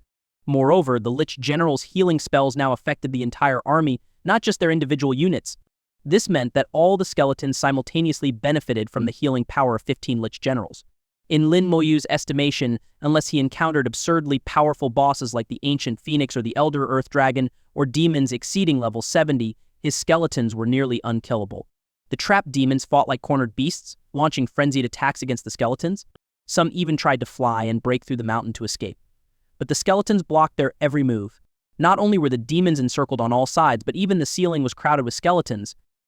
The demons were completely enveloped in a 3-dimensional siege. Skeleton warriors struck relentlessly, while skeleton mages bombarded the demons without hesitation, leaving no gaps in their assault. The moment they entered the cave, their fate was sealed. As the first agonized scream echoed, it was quickly followed by deafening explosions. A single corpse explosion wiped out 37 demons. The sole survivor was the level 64 demon, but it was gravely injured. Lin Moyu was slightly surprised. He hadn't expected this demon to survive. The corpse explosion had targeted a level 61 abyss demon damage equal to 12 times its life force. Yet this level 64 demon had withstood it. A mere 3-level difference resulted in such a massive disparity in life force. The demon, clutching its spear, glared at Lin Moyu with a savage look. Its body radiated black light, emanating from the pitch-black weapon in its hand. Having experienced its attacks before, Lin Moyu knew the spear possessed immense offensive power. But now, it seemed the weapon also had formidable defensive capabilities. The demon grinned maniacally. "I didn't expect you to be this strong. No wonder the Demon King personally ordered your death. Well then, let's die together. Remember, the one who killed you is Black Sky Demon Son." With that, the black light expanded rapidly, engulfing the entire cavern. Not good. Lin Moyu's heart sank. He quickly recalled all his skeletons. With a deafening explosion, the spear and the demon self-destructed together. The self-detonation of a level 64 abyss demon, bolstered by the spear's power, unleashed a devastating force comparable to a corpse explosion. Lin Moyu's skeletal armor shattered instantly, and he was hurled against the rock wall by the sheer impact. The cavern collapsed, and the entire mountain came crashing down amidst the explosion. The abyssal realm was engulfed in green flames. In this vast world, there were also distinctions of strength and hierarchy. The deeper and darker the color of the abyssal flame, the stronger and more concentrated the energy, and the more powerful demons occupied these areas. In a region where the green flames darkened to a near-black hue, a magnificent palace stood amidst the raging fire. This palace was even larger and more exquisite than the one belonging to the succubus queen. From within came the sound of deep, rhythmic breathing. "Who dares to be so bold as to kill my son? In the name of the Black Sky Demon King, by the power of the abyssal soul, rise again." Beneath the palace, the dark green flames suddenly erupted. Like a volcanic explosion, they surged into the sky, engulfing the palace entirely. Amidst the roaring flames, a high-ranking demon began to manifest, first as a shadow, then gradually becoming corporeal. A few minutes later, the form was fully solidified. The dark green flames subsided back to calm, leaving the reborn demon hovering mid-air. It had been resurrected within the abyssal flame. The Black Sky Demon Son was revived, but its original level of 64 had dropped to 60 after revival. It barely remained within the threshold of a high-ranking demon. Its aura was weak, and it had yet to fully recover. Its wings flapped slowly, and though it was alive again, the fear it had experienced before death was still etched on its face. The terror of life and death was universal, regardless of race. It took the Black Sky Demon Son quite some time to regain its composure. Before it, a colossal demonic shadow slowly emerged. The figure was so vast that it blotted out the heavens, and its mere presence caused the surrounding space to tremble. Even the eternally burning abyssal flames seemed to bow, pressing downward as if in reverence. The Black Sky Demon Son knelt in the void, bowing respectfully to the shadow. "Your son greets you, Father King." The Black Sky Demon King let out a low hum. "Who killed you?" The Black Sky Demon Son replied, "I self-destructed." It recounted the events that had transpired, detailing the moments leading up to its self-detonation. Even as it spoke, it could not help but shudder at the memory. The Black Sky Demon King listened patiently, remaining silent for a long time. The surrounding space vibrated, and the abyssal flames twisted and warped in response to its mood. Every movement of the Demon King influenced everything around it. After a while, it spoke. "A necromancer, a new class of the human race. Likely a talent class individual. Quite impressive. He's probably still alive. Humans would certainly protect such a genius. However, even if he survived, he won't fully recover for at least a year. You go and rest. Once you've recovered, continue your training and make up for this loss." As it spoke, a single strand of fur fell from the Demon King's body. The strand transformed mid-air into a pitch-black spear, landing in the hands of the Black Sky Demon Son. The Black Sky Demon Son accepted it respectfully. "As you command," it flew back into the palace. The Black Sky Demon King remained standing in the abyssal realm, its gaze fixed on the distant horizon. "There's a trace of the succubus aura. I suppose I'll need to ask the succubus queen about this." After it disappeared, the abyssal flames resumed their fierce burning and the space returned to tranquility. Lin Moyu experienced for the first time what it felt like to be blown up. It was quite invigorating. A level 64 demon, wielding an unknown weapon, had self-detonated. The resulting explosion was unimaginably powerful. Not even his skeletal armor had lasted a second against it. Such an intense attack had only occurred twice in Lin Moyu's memory. Once was the death ray from the Flame Demon King. The other was the Blackfire meteor of the Ancient Phoenix. Thankfully, I had summoned lifelink. Lin Moyu glanced at the state of his skeletons within the summoning space. The skeletons, along with the Lich generals, were all severely injured.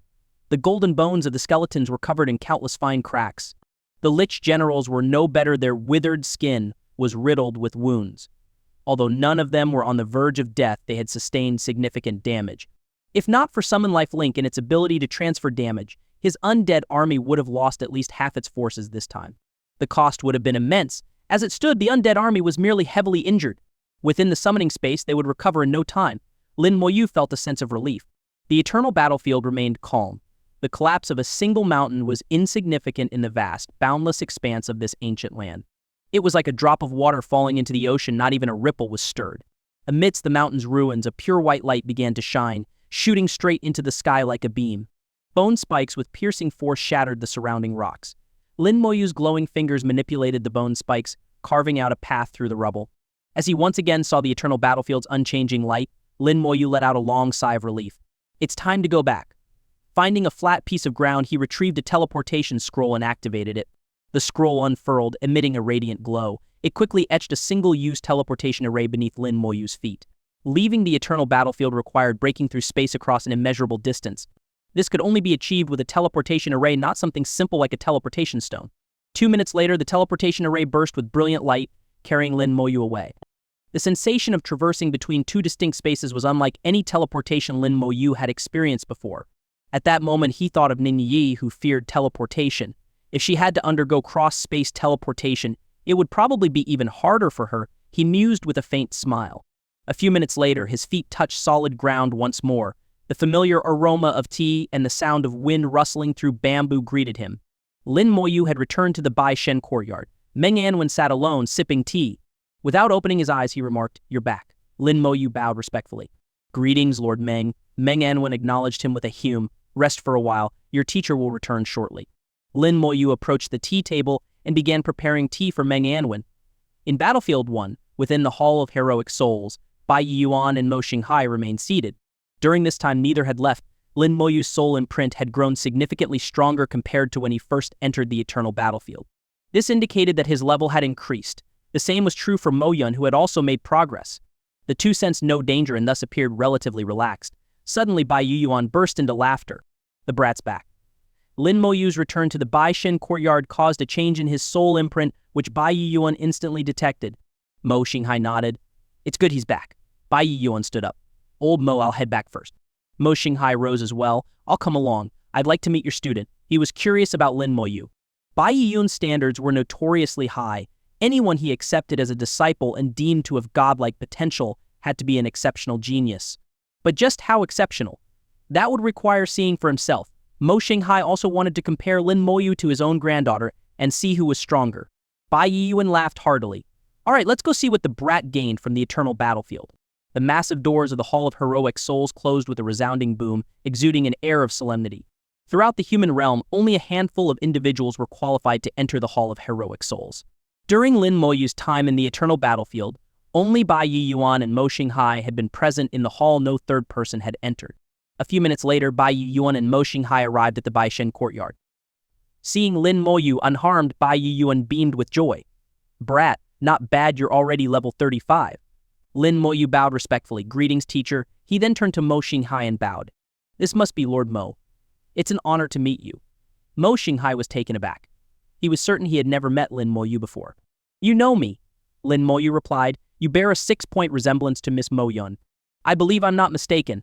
Indeed, there was some resemblance between Mo Xinghai and his granddaughter, Mo Yun. More importantly, Lin Moyu had noticed the summoning beast beside Mo Xinghai. He wasn't foolish. There were only a handful of summoners in the human realm who could stand on equal footing with Bai Yuan. It wasn't hard to deduce. Mo Xinghai scrutinized Lin Moyu, level 35, a necromancer. A new class with no additional information for now. Bai Yuan casually sat down. "Tell us what happened in the eternal battlefield. Any good opportunities?" Lin Moyu recounted his experiences truthfully, focusing on the key points and omitting minor details. Naturally, he didn't mention anything about the Shenzhou Cauldron. He began with his encounter with the soul-devouring Worm King, followed by slaying the Worm Mother. He described obtaining the primordial rune and how demons and dragons had pursued him along the way, all of whom he had turned into military merit. Finally, he mentioned defeating the Earth-Touch Dragon God. "Wait." Bai Yuan suddenly interrupted, halting Lin Moyu's story. He downed 3 cups of tea in quick succession, trying to suppress his shock and maintain his composure. Taking a deep breath, he asked, "You're saying you killed the soul-devouring Worm Mother?" Lin Moyu nodded. Yes, Mo Xinghai pressed on, and you defeated the Earth-touched dragon god. That's correct. Lin Moyu's response was straightforward, as if stating the obvious. The shock on Bai Yiyuan and Mo Xinghai's faces was impossible to hide. The two exchanged glances, and from each other's eyes, they could clearly read three words: impossible. The room fell into a heavy silence. Moments later, Meng Anwen suddenly burst into laughter, his joy uncontrollable. Lin Moyu was somewhat confused what exactly was Meng Anwen laughing about. Was there something funny? The more Meng Anwen laughed, the more awkward Bai Yiyuan looked, and Mo Xinghai was no exception. Lin Moyu felt that there might be a story behind all this. Mo Xinghai snorted, "Old Meng, what the hell are you laughing at?" Bai Yuan, now on the same page as Mo Xinghai, added, "Laugh all you want, but could you have done better?" Meng Anwen chuckled. Back then, the two of you, along with the whole crew, went to take on the soul-devouring worm mother. In the end, you didn't even get to see it before the soul-devouring worm king scared you off. Not giving up, you then tried your luck with the Earth-touched dragon god. Well, that fight lasted half an hour, and you almost got poisoned to death. The way you two looked, the word pathetic doesn't even begin to cover it. Bai Yuan snorted in irritation. Didn't you act the same back then? We invited you to come along, but you refused. Then, afterward, you mocked us for it. Meng Anwen replied with a smug grin, "That's because I knew we couldn't win." Why would I bother embarrassing myself? Bai Yuan didn't bother responding to Meng Anwen. Those two failures were indeed rare blemishes on his otherwise illustrious record. While not a major stain, they were still unpleasant memories. Meng Anwen, however, loved to bring them up to tease him. This time, Mo Xinghai was dragged into the banner as well. Back then, Bai Yuan had coaxed Mo Xinghai into joining the raid, but they had failed miserably. Lin Moyu, on the other hand, was a bit taken aback. Were these bosses that difficult to deal with? Even Bai Yuan hadn't been able to defeat them back then. Clearing his throat to ease the awkwardness, Bai Yuan asked, "What loot did the soul-devouring worm mother and worm king drop?" Lin Moyu answered truthfully, "There were 3 valuable items: soul crystals, soul gems, and a soul-devouring worm egg." There were 15 soul crystals, each permanently increasing 1,000 spirit points with no usage limit. The soul gem permanently boosts spirit recovery speed, and the soul-devouring worm egg can hatch into a new worm mother. Bai Yuan's eyes widened in shock. "Did you use the soul crystals and soul gem already?" "I did," Lin Moyu replied. In fact, it was thanks to these items that he had such a significant advantage in the eternal battlefield. Without them, even the Earth-touched dragon god alone would have been a headache. Even with the military's restorative potions, his spirit recovery wouldn't have kept up. Not to mention summoning and replenishing his undead army, this was only possible due to his massively increased spirit. Bai Yuan continued, "Then what's your spirit attribute now?" Lin Moyu checked his status. 22,300. Bai Yuan could hardly believe it, and Mo Xinghai let out a gasp of astonishment. That's an insanely high spirit. At this level, Lin Moyu's spirit attribute was already higher than that of most level 40 mages. But Lin Moyu was only level 35 and hadn't even undergone his second job advancement, yet meaning his attributes hadn't fully scaled up. Bai Yuan burst into hearty laughter. High spirit is excellent. The more you break past the limits, the higher the chance for a class ascension. Even if you don't find the divine selection realm or gain divine power, with your current spirit, a class ascension is practically guaranteed. Now tell us, how did you defeat the Earth-touched dragon god, and what loot did you get? That beast is no pushover. Lin Moyu recounted his encounter with the Earth-touched dragon god, adding that a small succubus had deliberately lured him into the fight. At this point, Lin Moyu also mentioned that the demons seemed to have marked him with some kind of aura, though he hadn't noticed it at the time. Hearing this, Mo Xinghai's summoning beast emitted a brilliant holy light, enveloping Lin Moyu. With a sizzling sound, a wisp of black smoke emerged from Lin Moyu's body and dissipated under the purifying light. Lin Moyu sincerely thanked Mo Xinghai. "Thank you, Lord Mo." Mo Xinghai waved a hand dismissively. "Go on, what did the Earth-touched dragon god drop?"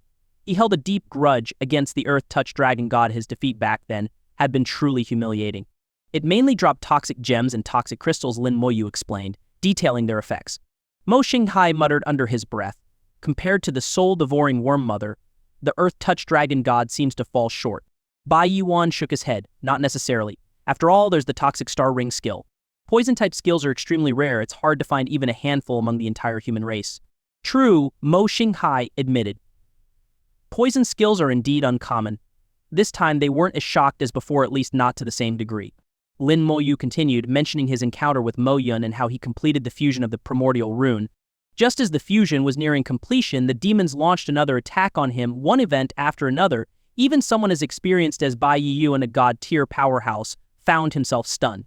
When he heard that Mo Yun had also obtained a primordial rune, Mo Xinghai's jaw dropped. He sat frozen, holding a cup of tea halfway to his mouth, neither drinking nor putting it down.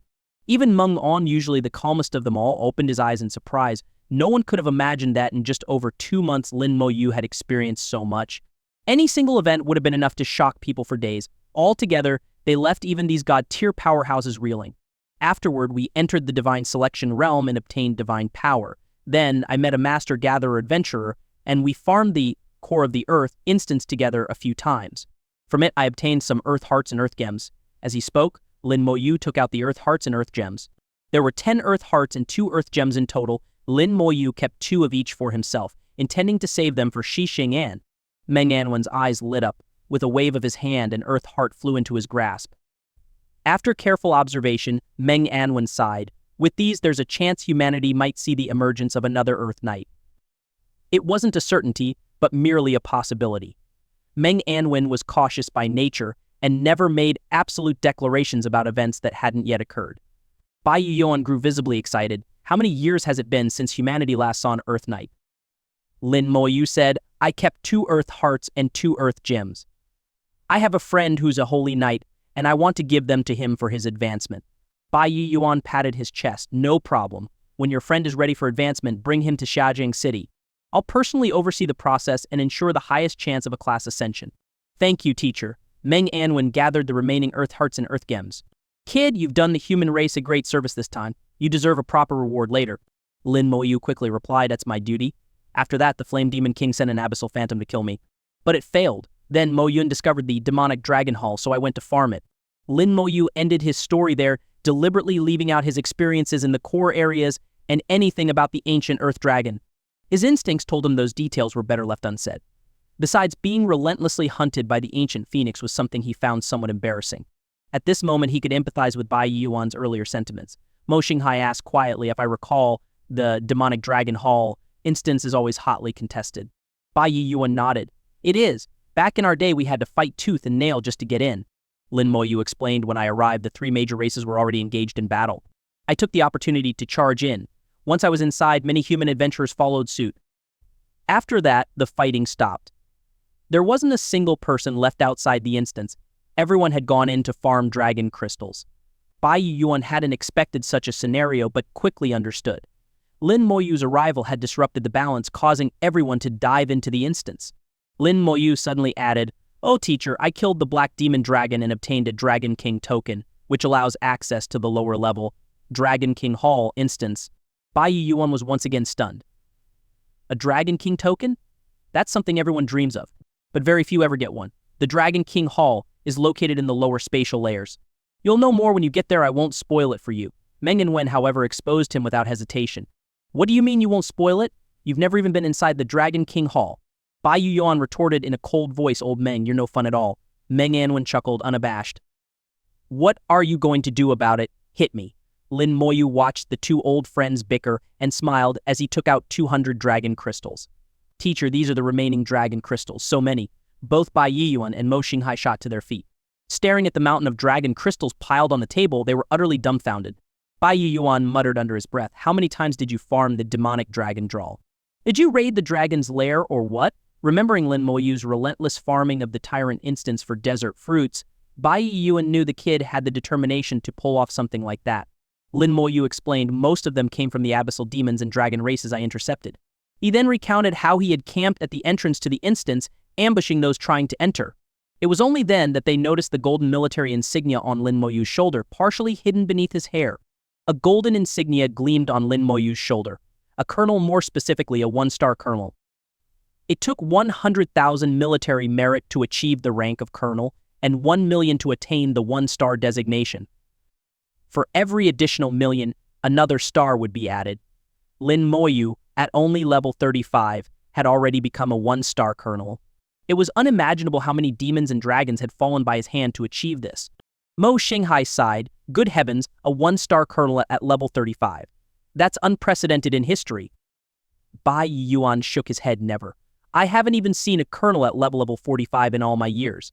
Becoming a 1-star colonel wasn't easy, it was a title earned through sheer combat achievements. Almost every colonel with star rankings was considered a demon slayer of the highest caliber. In the military, a one-star colonel held significant authority. Rank, not level, determined status in the army. If Lin Moyu ever decided to officially join, he'd command at least several thousand troops. Lin Moyu had essentially recounted everything he intended to share. What needed to be said had been said, while the things he wished to withhold remained unspoken. Mo Xinghai left, still marveling at the young man's accomplishments, and returned to the Hall of Heroic Souls to continue monitoring Mo Yun's soul imprint. Should Mo Yun encounter danger, Mo Xinghai could intervene through the imprint.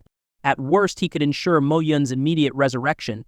Bai Yuan tapped his fingers lightly on the tea table, the dragon crystals having already been returned to Lin Moyu. Dragon crystals were different from the Earth Hearts. The potential rebirth of Earth Knights concerned all of humanity, which was why Meng Anwen had taken the liberty of claiming the Earth Hearts.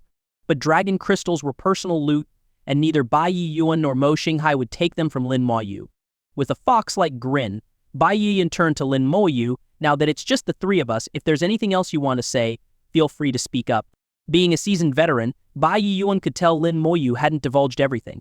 Lin Moyu began by taking out the items Bai Yuan had given him earlier. Bai Yuan only retrieved a high-grade cooldown amulet, leaving the rest for Lin Moyu to keep.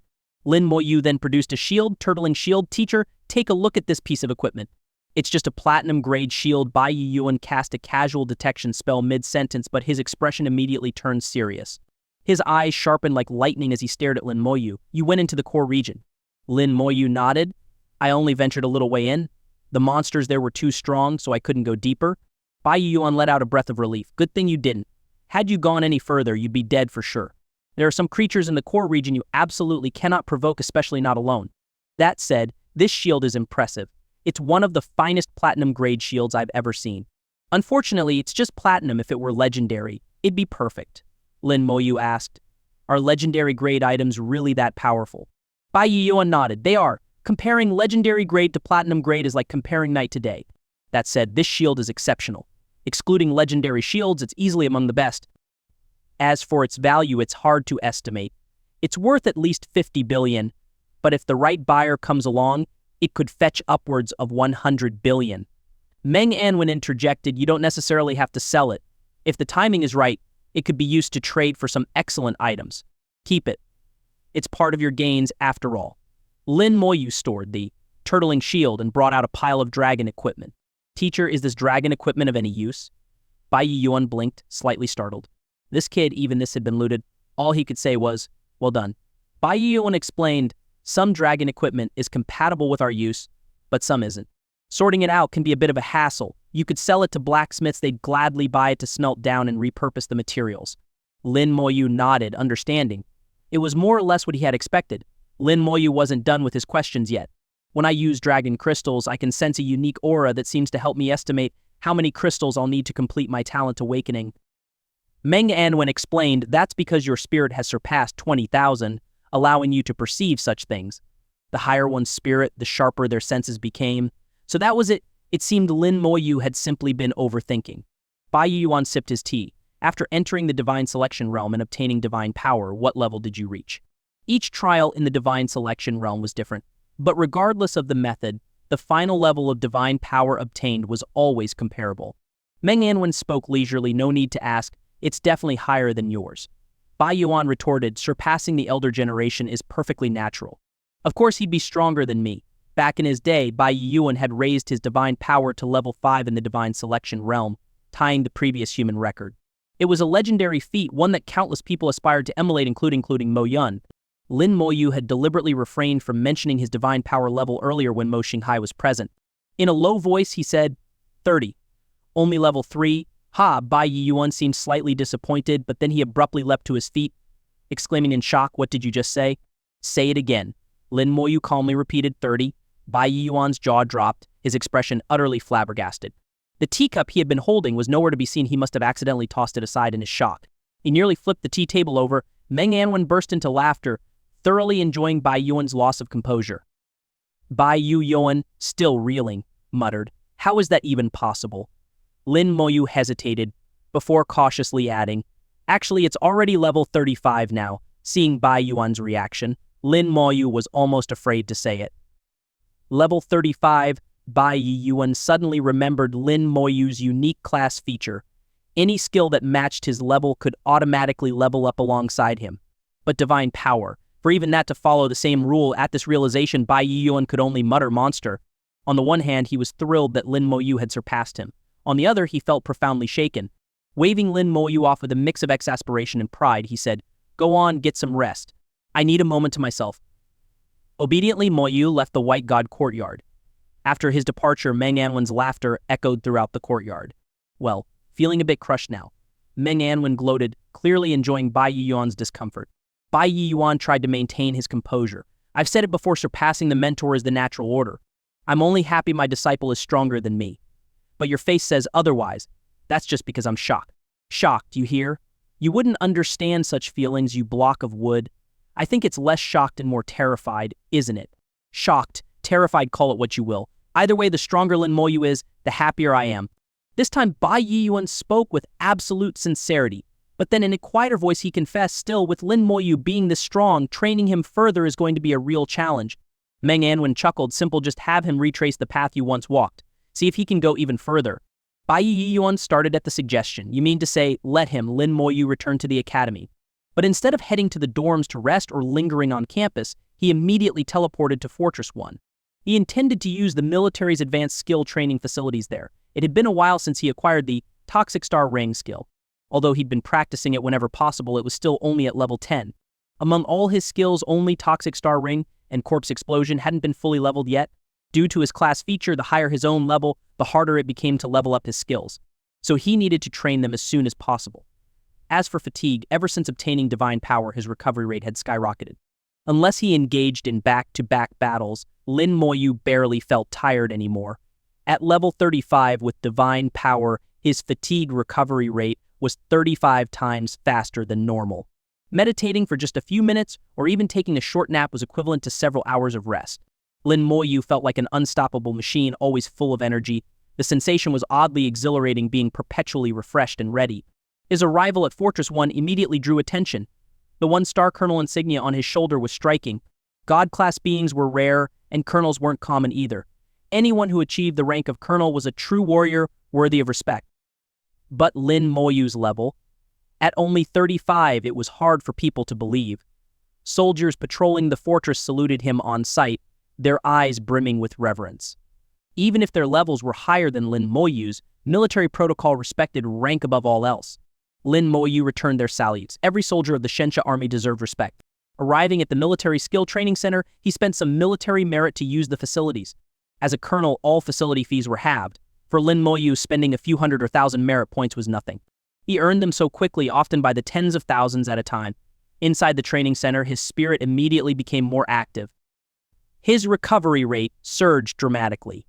Combined with his natural recovery speed, now 135 times faster, Lin Moyu's spirit regenerated faster than it did even during meditation. He began casting skills. The Toxic Star Ring detonated wave after wave in the training facility. Though his spirit was being consumed, it regenerated just as quickly.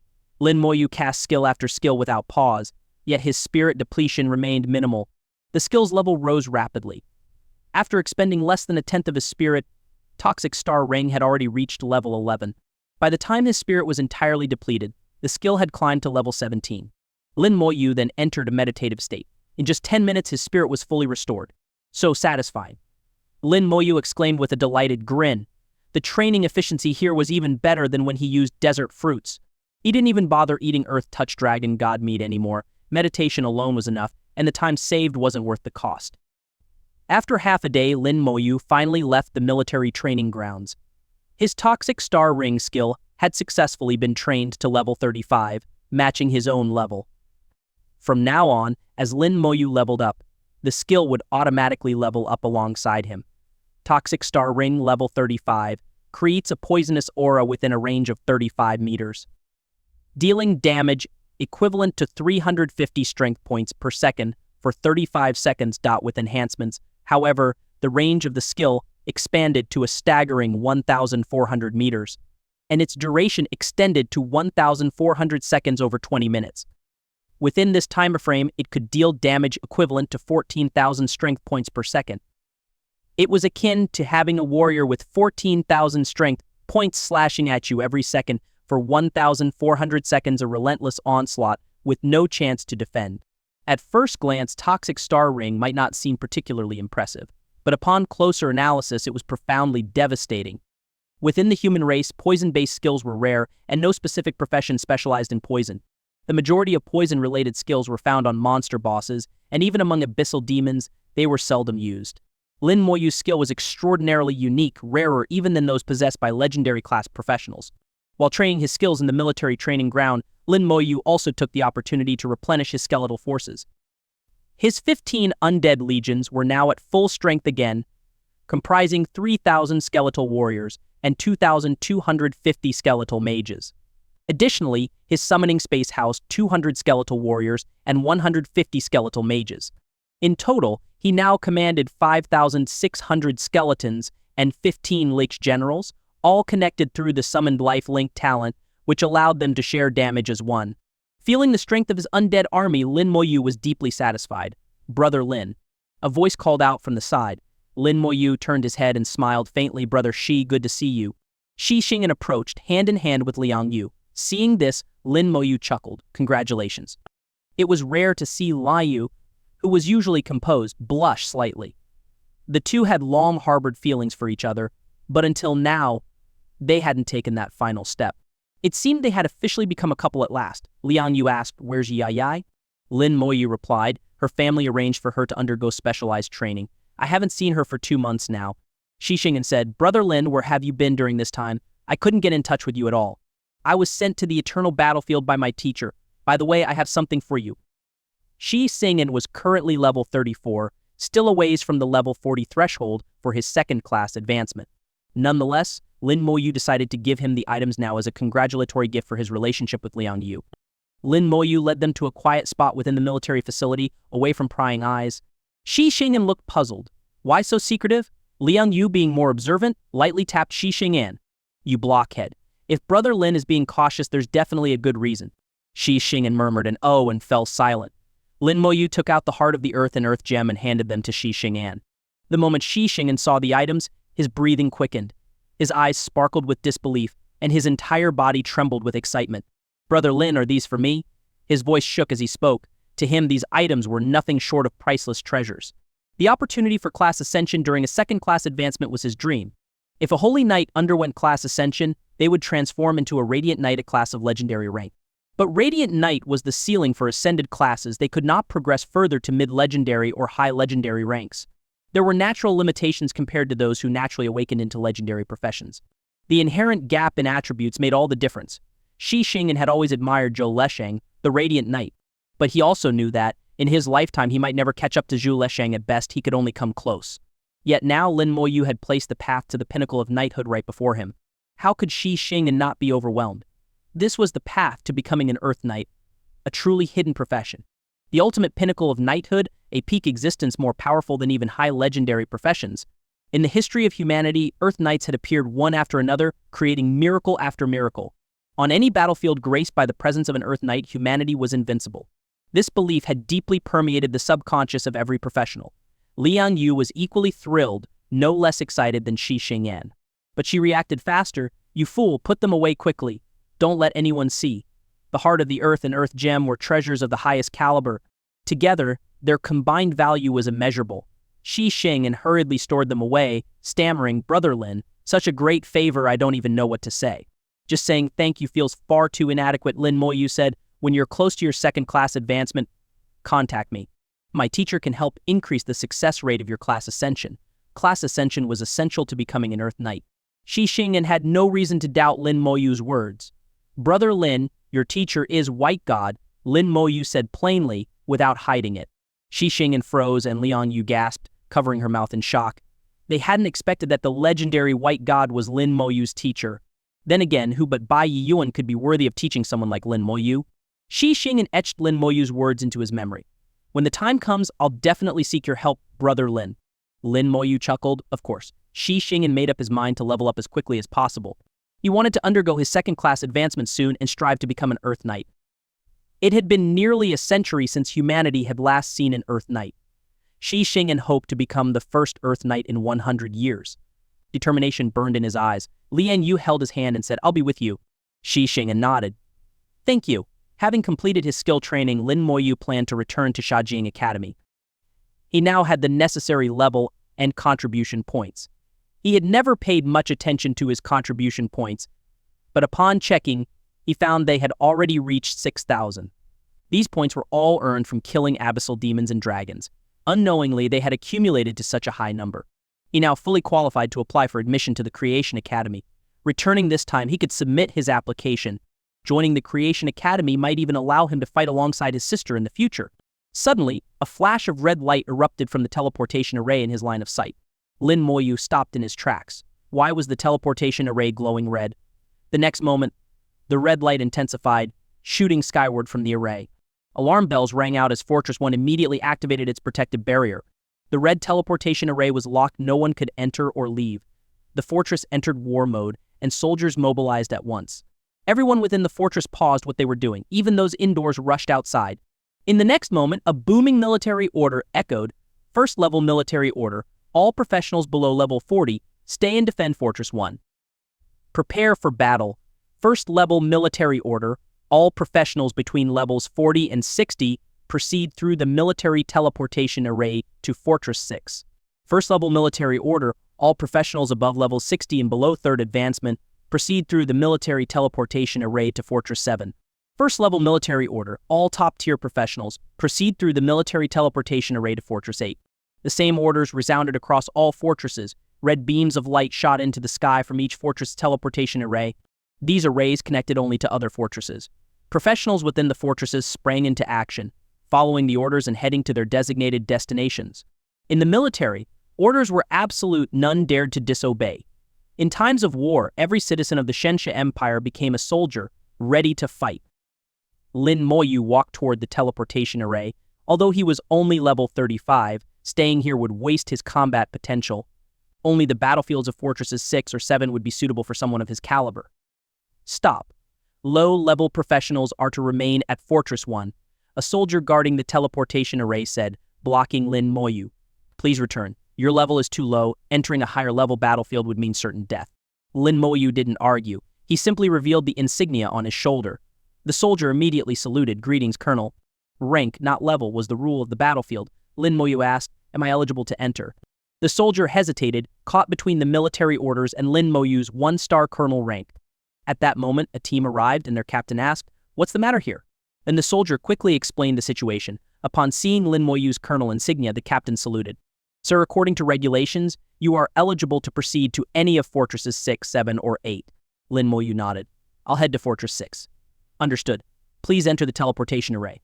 Military operations were swift and efficient, leaving no room for unnecessary words.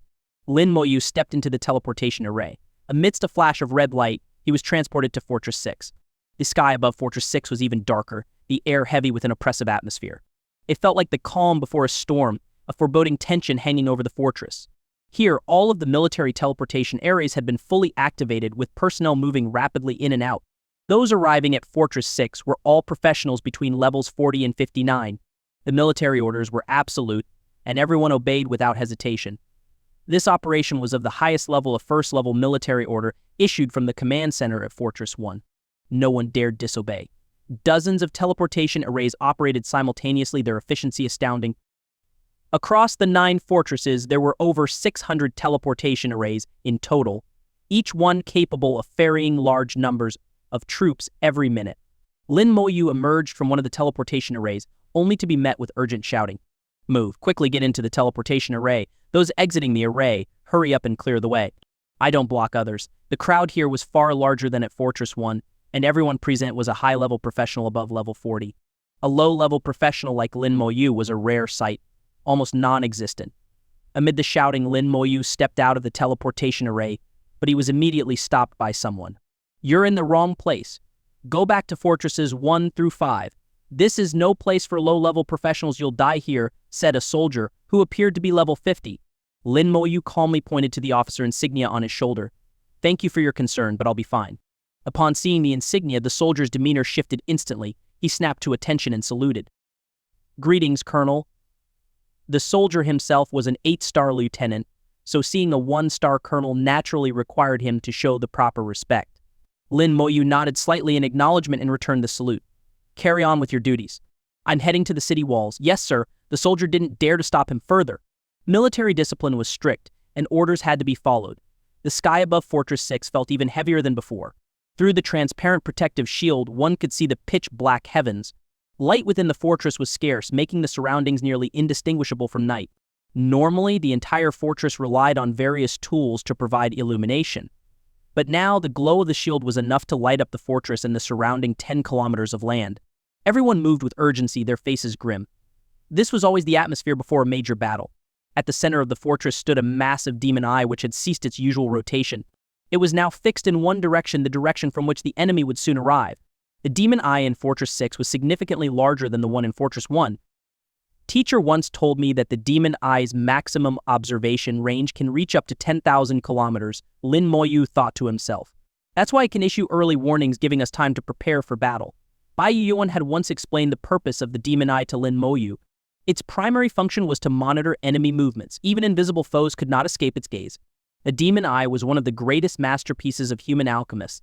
Beneath the demon eye, on the central command platform, stood a figure clad in military uniform, a Legion Overlord. The Legion Overlord profession was a legendary class role, extremely rare in number. However, given the massive population of the Shensha Empire, a few Legion Overlords were bound to emerge. And there was no need for too many of them. 10 or so were sufficient to support an entire war effort. For the 9 fortresses, only 9 Legion Overlords were needed. This particular Legion Overlord was not Ni Shang, whom Lin Moyu had seen at Fortress 1, but his appearance bore some resemblance. Both were from the Ni family. The Ni family possessed a unique bloodline, one tied to the Legion Overlord profession. Aside from the Ni family, no one else was known to have awakened as a Legion Overlord. This individual exuded an even more powerful presence than Ni Shang, his level clearly higher. Lin Moyu noticed the insignia on his shoulder, 3-star colonel, higher than his own rank. As Lin Moyu observed him, the Legion Overlord also turned to look at Lin Moyu. He seemed quite surprised by Lin Moyu's level, but upon noticing his 1-star colonel insignia, he nodded slightly in acknowledgement. In the military, rank held more weight than level. Lin Moyu returned the nod before looking away. Both held the rank of colonel, and while the other was a 3-star and Lin Moyu a 1-star, their status was effectively on par. By now, Lin Moyu had reached the city walls, his gaze fixed on the darkness beyond, aligned with the direction the demon eye was watching. The vast expanse outside was pitch black. No matter how hard he strained his eyes, he couldn't discern anything. But if the demon eye had detected something, it couldn't be wrong. There was no way a first-level military order would have been issued otherwise. For all he knew, Fortress 1 might already be engaged in battle. Ni Jun, I'm here. A voice called out as someone approached the Legion Overlord Ni Jun. Any idea which Demon King's forces were facing this time? The newcomer was a 1-star colonel, qualified to stand on the command platform alongside Ni Jun. Lin Moyu recognized him instantly. This was the same person who had presided over his class advancement ritual. Zhang Qian, formation master, back then he had been level 52. Now, he had reached level 53. The two clearly knew each other and seemed to share a good relationship. Ni Jun, his gaze fixed on the horizon, replied, "The battle won't begin immediately. The enemy hasn't arrived yet. For now, we don't anything. This enemy seems unusually secretive. But no matter, I've already taken control of the formations within the city." Rest assured, Zhang Qian shared. Though his level wasn't particularly high, the unique nature of the formation master profession allowed him to exert incredible power on the battlefield. And he was confident about the upcoming battle. The formations that had been laid within Fortress 6 over the years were immensely powerful enough to influence the tide of battle. After a moment of gazing outwards, Ni Jun turned his attention back to the activity within the fortress. On the city walls, professionals moved swiftly, each team organizing and positioning themselves with remarkable efficiency. One by one, squads of soldiers marched onto the walls, taking up defensive positions. And amidst the orderly group stood Lin Moyu alone, a solitary figure. He was particularly conspicuous, his calm demeanor a stark contrast to the tense atmosphere around him. It was as though the impending battle meant nothing to him. And with a level of 35, he stood out even more utterly unique amidst the higher-level professionals. "What are you looking at?" Zhang Qian followed Ni Jun's gaze and immediately spotted Lin Moyu. A look of surprise crossed his face. "It's him." Ni Jun raised an eyebrow. "You know him?" Zhang Qian nodded. "I've met him once. I presided over his class advancement ritual. I didn't expect him to already be level 35. It's only been a few months. His leveling speed is unbelievable. But what is he doing here at level 35? He could very well die. The unique profession, the entirely new class, and that fragile little skeleton he had summoned all had left a deep impression on Zhang Qian. Jun was taken aback. You're saying he only advanced a few months ago. He's one of this year's new professionals. Only 18 years old? Zhang Qian nodded. Yes, only a few months. But this kid is different. He's this year's national top scorer. Jun chuckled. A top scorer, huh? That does make him special. Zhang, take a look at his rank. Zhang Qian glanced over and saw the golden insignia on Lin Moyu's shoulder, a 1-star colonel. He couldn't help but exclaim, a 1-star colonel. How is that possible? Jun laughed heartily. Surprised. To be honest, I was shocked too. A level 35 1-star colonel, this is unprecedented. Zhang Qian couldn't fathom what Lin Moyu had gone through in the past few months. His rapid leveling was already incomprehensible, and now he had reached the rank of 1-star colonel. Zhang Qian couldn't help but suspect that Lin Moyu had ventured into the abyssal world, grinding demons for experience. And not just that, the demons must have lined up to be killed by him. Otherwise, how could he have advanced so quickly? After all, it had taken Zhang Qian years to earn his own 1-star colonel rank. A miracle. Zhang Qian finally exclaimed after a long pause. Jun seemed to recall something. If I remember correctly, during a recent battle, the youngest lieutenant in human history was born. It must have been him. Although Jun hadn't participated in the battle at Fortress 1, he had heard some news about it. Zhang Qian's eyes sparkled with curiosity and anticipation. I really want to see what kind of surprises he'll bring us in the battle to come. Jun shared the sentiment. Let's hope it's a big one. The squads on the city walls were now fully prepared. Jun's voice boomed across the fortress, commanding attention. The Legion is formed. I am the Legion commander. All military merits will be unified and distributed after the battle. The Legion is formed. You are now comrades. Your skills will not harm each other, so fight without holding back. The Legion is formed. Should anyone retreat or falter in battle, they will face punishment afterward. The military order was issued, and everyone pricked up their ears, ready and waiting in strict formation. Zhang Qian exchanged a distant nod with Lin Moyu, refraining from further words. Suddenly, someone let out an exclamation. Why is there another Deputy Legion Commander? Yeah, who is this Lin Moyu? He's only level 35. How did he become a Deputy Legion Commander? No idea. A little guy at level 35. Isn't this just rushing to his death? Could it be a mistake? Or maybe he has connections and just came here to leech off military merits. On the list of Deputy Legion Commanders, right after Zhang Qian, the name Lin Moyu suddenly appeared. This caused a stir, with many people expressing their shock and bafflement. A level 35 professional had no business being at Fortress 6, where the minimum level was 40 reserved for high-ranking professionals. A low-level professional showing up here was almost certainly a death sentence. News of this spread quickly, and discussions broke out among the troops. Then, someone else exclaimed, wait, I remember now. In the recent World Professional Tournament, there was a Lin Moyu who broke the challenge record. I remember too. That was indeed Lin Moyu, but wasn't he only level 27 back then? How did he get to level 35 so fast? Even childbirth isn't this quick. Looks like it's not just about connections. He must really be a genius. The opinions varied greatly. Some maliciously speculated, questioning his qualifications, while others were genuinely curious. With a sharp tone, Jun, as the Legion commander, silenced the crowd with his authority. Lin Moyu, level 35, 1-star colonel. In the military, on the battlefield, we don't judge by level. We recognize rank. His rank is higher than yours. His appointment as Deputy Legion Commander is entirely justified. If anyone has an objection, you're welcome to vent it on the battlefield. Any further malicious speculation will be dealt with according to military law. Jun's words brought the scene to a dead silence. It took less than 3 seconds for murmurs of shock to ripple through the ranks again. A level 35 1-star colonel, who would believe such a thing? But whether they believed it or not didn't matter. The facts were undeniable. Jun didn't elaborate further. Once the battle began, he figured those with doubts would understand soon enough. Words were meaningless. Actions spoke louder. With Jun's presence suppressing the chatter, no one dared utter more nonsense. A Legion overlord was no ordinary individual. He was not someone to offend. Finally, about 30 minutes after the troops had assembled, the enemy came into view. A vast, oppressive black cloud rolled in, creating an illusion of an impending storm. Lin Moyu's powerful spiritual senses instantly detected the approaching aura. They're not abyssal demons, they're dragons. It was utterly unexpected the enemy turned out to be dragons. The dragons had returned to the abyssal battlefield. He soon got a clear view of them. Massive creatures resembling dinosaurs flew in formation, exuding an overwhelming presence. On each of these monstrous beasts sat a dragonkin professional. At the forefront were heavily armored knights, followed by dragonkin archers, mages, and healers in robes.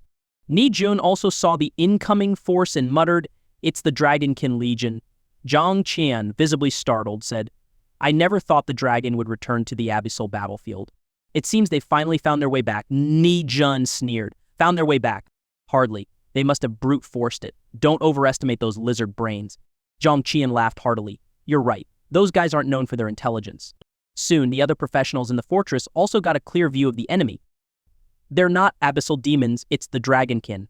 Weren't they expelled from the abyssal battlefield 1,000 years ago? That's what the history books say. You'd only encounter them in the eternal battlefield, but now, they've returned to the abyssal battlefield. This complicates things even further. The Dragonkin Legion, brimming with power, charged straight toward Fortress 6. Their numbers were significant, at least 10,000. Among their ranks was a massive warship. On the warship, a colossal magical crystal sphere, over 100 meters in diameter, was embedded. Zhang Qian's expression turned grim. That's one of the Dragonkin's siege warships. According to historical records, it gave us a lot of trouble in the past. Ni-jun asked, can you take it down? Zhang Qian replied quietly, let it come a bit closer and I'll give it a shot. Similar situations were unfolding in other parts of the abyssal battlefield. Dragonkin legions and siege warships appeared one after another. It was clear that the Dragonkin had been well prepared, not only attacking fortresses 1 through 9, but also dispatching forces to hunt down scattered human and demon factions in the battlefield. Both humans and demons were enemies of the Dragonkin.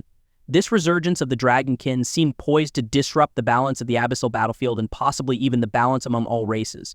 Lin Moyu's eyes turned cold. He had killed plenty of Dragonkin before. No matter how formidable the Dragonkin Legion appeared, to him, they were still just prey. After all, they were nothing more than military merits waiting to be earned. However, for other professionals, it wasn't so simple. The Dragonkin Legion was composed of level 50 and above soldiers. With their sheer numbers easily over 10,000 each Dragonkin could fight, and their wyvern mounts were just as deadly. The mounted Dragonkin warriors gave professions like mages and archers, who feared close combat, a significant advantage. Fighting 10,000 Dragonkin felt like battling 20 or 30,000 enemies at once. Ni-jun could tell that, in terms of both numbers and strength, they were at a disadvantage. This battle would be tough.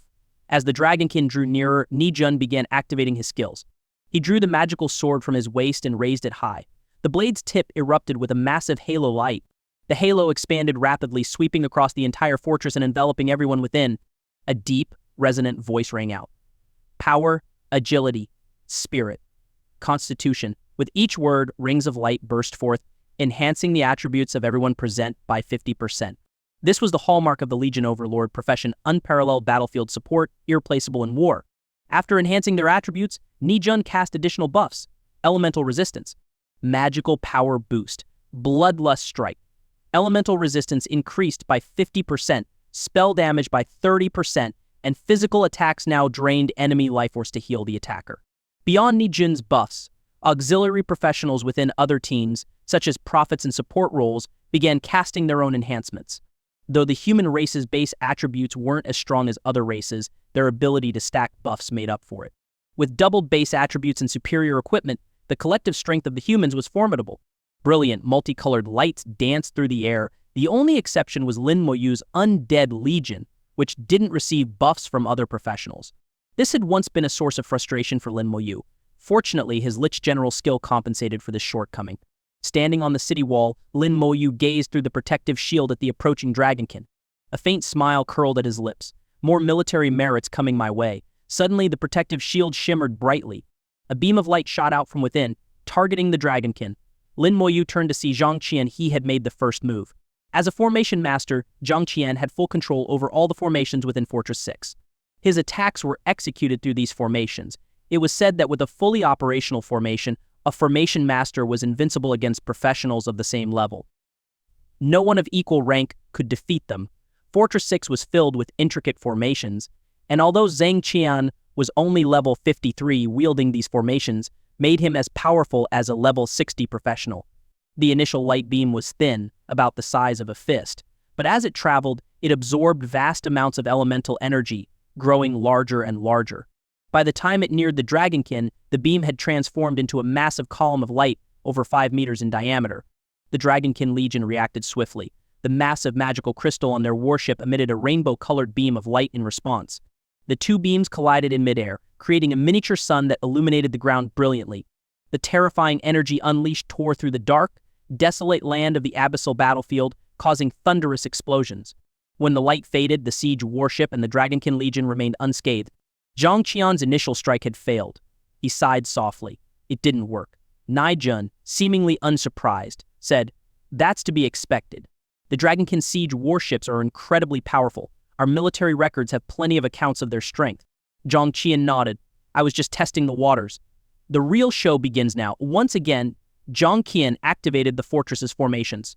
The entire fortress began to glow brilliantly, as did the surrounding land. Even the soil near the fortress had formations etched into it, allowing the fortress to draw energy endlessly from the abyssal battlefield. Countless runic lines appeared.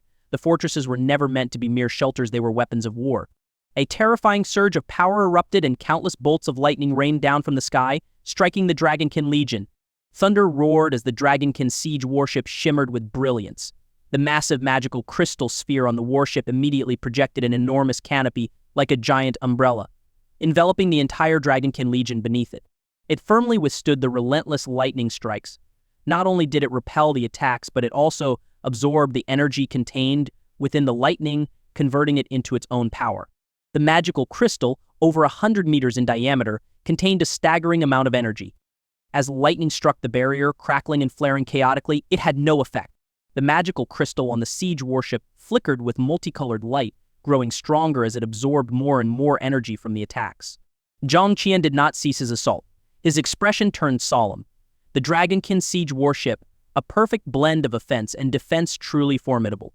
Nijun spoke gravely, "It's absorbing your attacks and converting them into its own strength." Zhang Qian's tone was steady. "Yes, let it gorge itself. Only when it attacks will I have my opportunity." Nijun trusted Zhang Qian's judgment and refrained from saying anything further. On the battlefield, doubt was a luxury they couldn't afford. Zhang Qian fell silent, focusing entirely on controlling the fortress's formations. The intensity of the attacks increased. Lightning raged more furiously, as though Zhang Qian was determined to break through the Dragonkin's defenses. Yet the magical crystal only grew brighter and more radiant. At last it reached its limit. With an ear-splitting roar, it unleashed a massive beam of light, shooting directly toward the fortress. The beam, over 50 meters wide, contained an unimaginable amount of energy. Though it hovered 100 meters above the ground, the land beneath the beam vanished silently, as though vaporized by flames of incomprehensible heat. Lin Moyu's gaze narrowed. The power of this attack rivaled that of a demon king. He wasn't sure if the fortress's defenses could withstand it. The beam struck the fortress's protective barrier, causing the entire structure to tremble violently.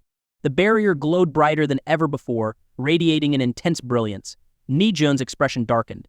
"In all my years guarding Fortress 6, I have never seen the defenses react so violently." This was the strongest attack Fortress 6 had ever faced. Even Nijun couldn't be certain whether the barrier would hold. Zhang Qian remained silent, his eyes glinting with determination.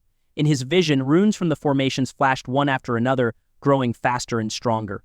His entire body pulsed with surging power as the formations roared to life. With a deafening crack, as though a final string had snapped, the fortress's barrier shattered like glass.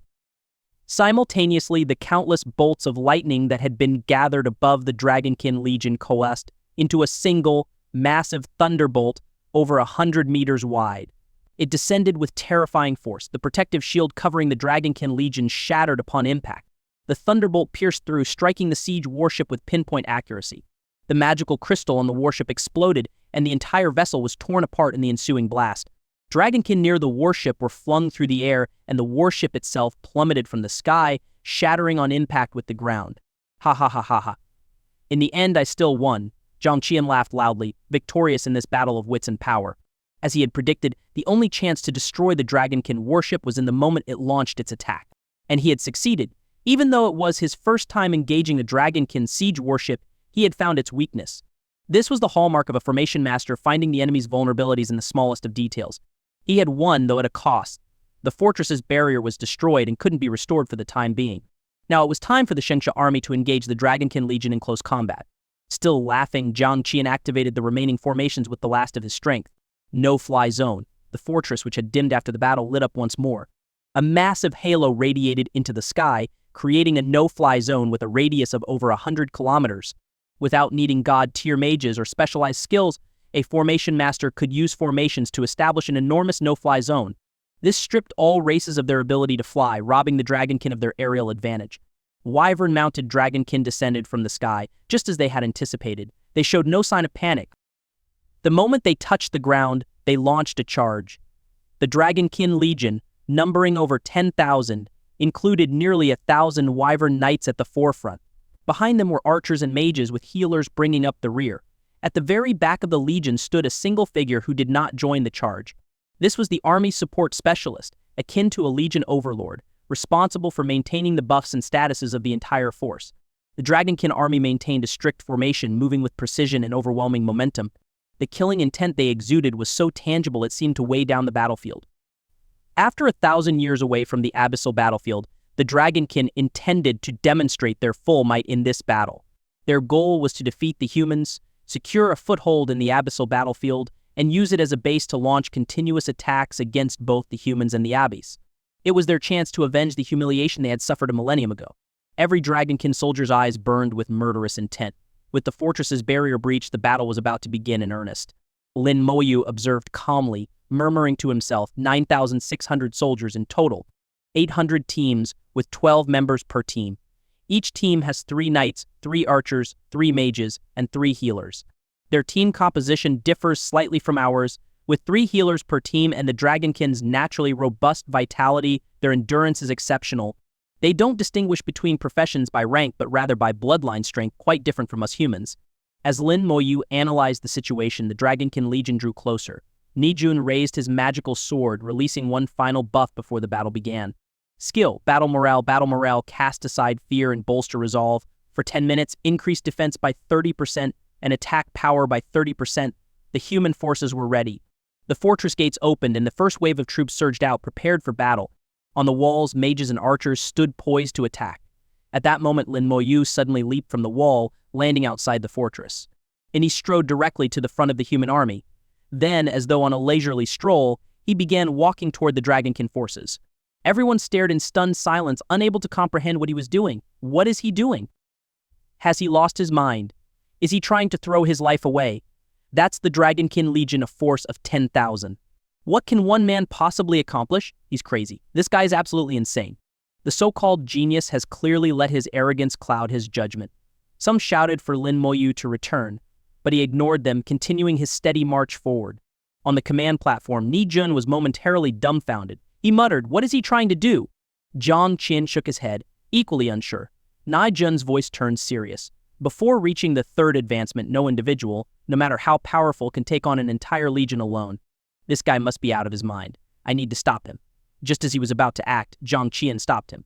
Wait, look, Nijun's eyes widened as he saw one undead legion after another materializing around Lin Moyu. Even those who had mocked Lin Moyu moments earlier fell silent. 15 undead legions appeared in perfect formation, surrounding Lin Moyu. An eerie wind swept across the dark land of the abyssal battlefield. Though the undead legions were fewer in number than the Dragonkin Legion, their presence was equally imposing. The Lich generals simultaneously cast their skills and beams of white light shot skyward, illuminating the battlefield. Lin Moyu was about to face an entire army alone. Even the charging Dragonkin Legion hesitated for a moment. Then someone shouted, "The undead legions, it's Lin Moyu. The Dragon King has ordered whoever kills Lin Moyu will be rewarded with a superior bloodline and a chance to enter the ancestral dragon pool. Kill Lin Moyu." At this command, the Dragonkin Legion surged toward Lin Moyu, their killing intent focused entirely on him. Lin Moyu remained unfazed. In the blink of an eye, the undead legions closed ranks, forming a protective circle around him. Together, they charged toward the Dragonkin Legion. Lin Moyu was the first to act. With a single gesture, a crimson light spread across the battlefield. Skill, Curse of Slowness. The curse took effect, and the Dragonkin's movements slowed instantly. Curse. The healers scrambled to dispel the curse. Skill, Toxic Star Ring. A green light exploded, and the Toxic Star Ring swept through the air, carrying potent poison. Many Dragonkin were poisoned simultaneously, letting out cries of pain. Even at level 50 and above, they couldn't ignore the 14,000-point strength attack, which struck every second. Their life force drained rapidly. The Dragonkin healers were overwhelmed, struggling to dispel curses and heal their comrades simultaneously. Meanwhile, Dragonkin mages and archers unleashed their counterattack. Thousands of arrows and meteor spells rained down in unison, engulfing Lin Moyu and his undead legions. Witnessing this, everyone within the fortress couldn't help but swallow nervously. How could anyone survive that? The skeletal armor on Lin Moyu shimmered brilliantly as the skeleton mages simultaneously launched their attacks. A barrage of spells rained down upon the Dragonkin knights, just as dense and overwhelming as the incoming arrows and meteors. Some spells collided midair, exploding into dazzling bursts of light. In that moment, the scene was breathtakingly beautiful, like the most splendid fireworks display. "So beautiful," Lin Moyu murmured as he lifted his head, admiring the rain of arrows and the trailing meteors descending from above. Such a spectacle was rare to behold. But in the eyes of others, this was the image of death. No one believed Lin Moyu could survive, nor did they think his undead legion would make it through. No matter how many undead he summoned, they were, after all, only level 35. Some had already closed their eyes, convinced that Lin Moyu was doomed. The rain of arrows exploded, and meteors crashed down. The dense, overwhelming attacks engulfed the entire undead legion. This is the price of arrogance. Lin Moyu is finished. Without healers, no matter how large his army is, it's all for naught. Amid the explosions, a figure suddenly emerged. Moments later, waves of skeletons surged forth, clashing head-on with the Dragonkin Knights. The battlefield echoed with thunderous booms as the skeleton warriors held their ground without retreating a single step. Enhanced by buffs, the skeleton warriors now possessed strength attributes of 6,000, matching the Dragonkin Knights blow for blow. The skeleton warriors unleashed their skills, slashing ferociously at the Dragonkin Knights. Brilliant white lights continuously emanated from their bodies, healing spells cast without pause. Then Lin Moyu appeared in everyone's line of sight once more. His skeletal armor glimmered entirely intact. To Lin Moyu, unless an overwhelmingly powerful attack capable of instantly shattering his skeletal armor struck, he remained untouchable. The skeletons were even more resilient. With the summoned lifelink talent in place, all damage was shared among them, as was healing. The Lich Generals, in terms of healing, had essentially become the equivalent of Legion commanders. Each healing spell they cast affected every summoned unit, including themselves. With 15 Lich Generals tirelessly casting heals, killing the undead army was no easy feat. Under the radiance of healing light, the skeleton warriors advanced through the attacks unscathed. The skeleton mages, meanwhile, continued to unleash their skills from within the explosions, raining destruction upon the Dragonkin forces. He actually withstood it. Incredible. How is he this strong? Is he really only level 35? He seems more like level 75 or even higher. No one could believe what they were witnessing. It felt as though this entire battle had taken an unexpected turn. What should have been their own desperate struggle on the battlefield had suddenly turned into a spectacle they were merely observing. Skeleton warriors clashed fiercely with the Dragonkin Knights. The Dragonkin also had healers and their levels were high, making their healing spells immensely powerful. The skeleton warriors unleashed skill after skill, but they couldn't immediately take down the Dragonkin Knights. With 800 teams and over 2,400 Dragonkin Knights, their numbers were slightly fewer than the skeleton warriors, but not by much. The Dragonkin Knights worked in perfect coordination, advancing and retreating in an orderly fashion. Their collective combat strength was on par with the skeleton warriors, especially with support from the archers and mages behind them. Lin Moyu knew that without the summoned lifelink talent, his undead legion wouldn't stand a chance against the Dragonkin. Healing spells continuously restored the Dragonkin Knights, quickly undoing the damage they sustained. Without the ability to encircle them, the skeletons couldn't finish them off. Similarly, with the Lich Generals present, the Dragonkin couldn't kill the skeleton warriors either. The battlefield became a cacophony of clashing weapons, interspersed with the occasional battle cries of the Dragonkin warriors. The skeleton warriors, however, remained eerily silent. The sounds of whistling arrows and the booming of mages' spells filled the air. The battle reached a stalemate. Lin Moyu furrowed his brow, realizing that this approach wouldn't be enough to defeat the enemy. Ultimately, his level was still too low. If I could just create a corpse, that would be the solution, he muttered. In that case, there's only one option. Suddenly, everyone noticed at the same time Lin Moyu had withdrawn from his legion. Ni Jun's voice was heavy. Why is he leaving the legion? What is he planning? Zhang Ting's eyes gleamed with understanding. How many military merits do you think all these Dragonkin add up to? Without hesitation, Ni Jun replied, about 20 million. Then his eyes widened in shock. You're saying Lin Moyu plans to kill all these Dragonkin? Zhang Ting chuckled.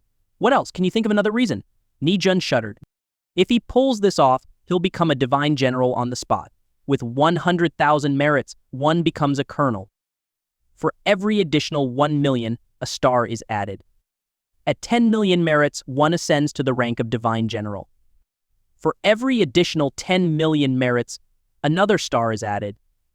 If Lin Moyu could annihilate this entire army, he would gain nearly 20 million merits, enough to become a divine general. Though he would have no stars yet, a divine general was still a divine general, a position of unparalleled prestige. In the Shengxia Empire, and among all of humanity, divine generals were exceedingly rare.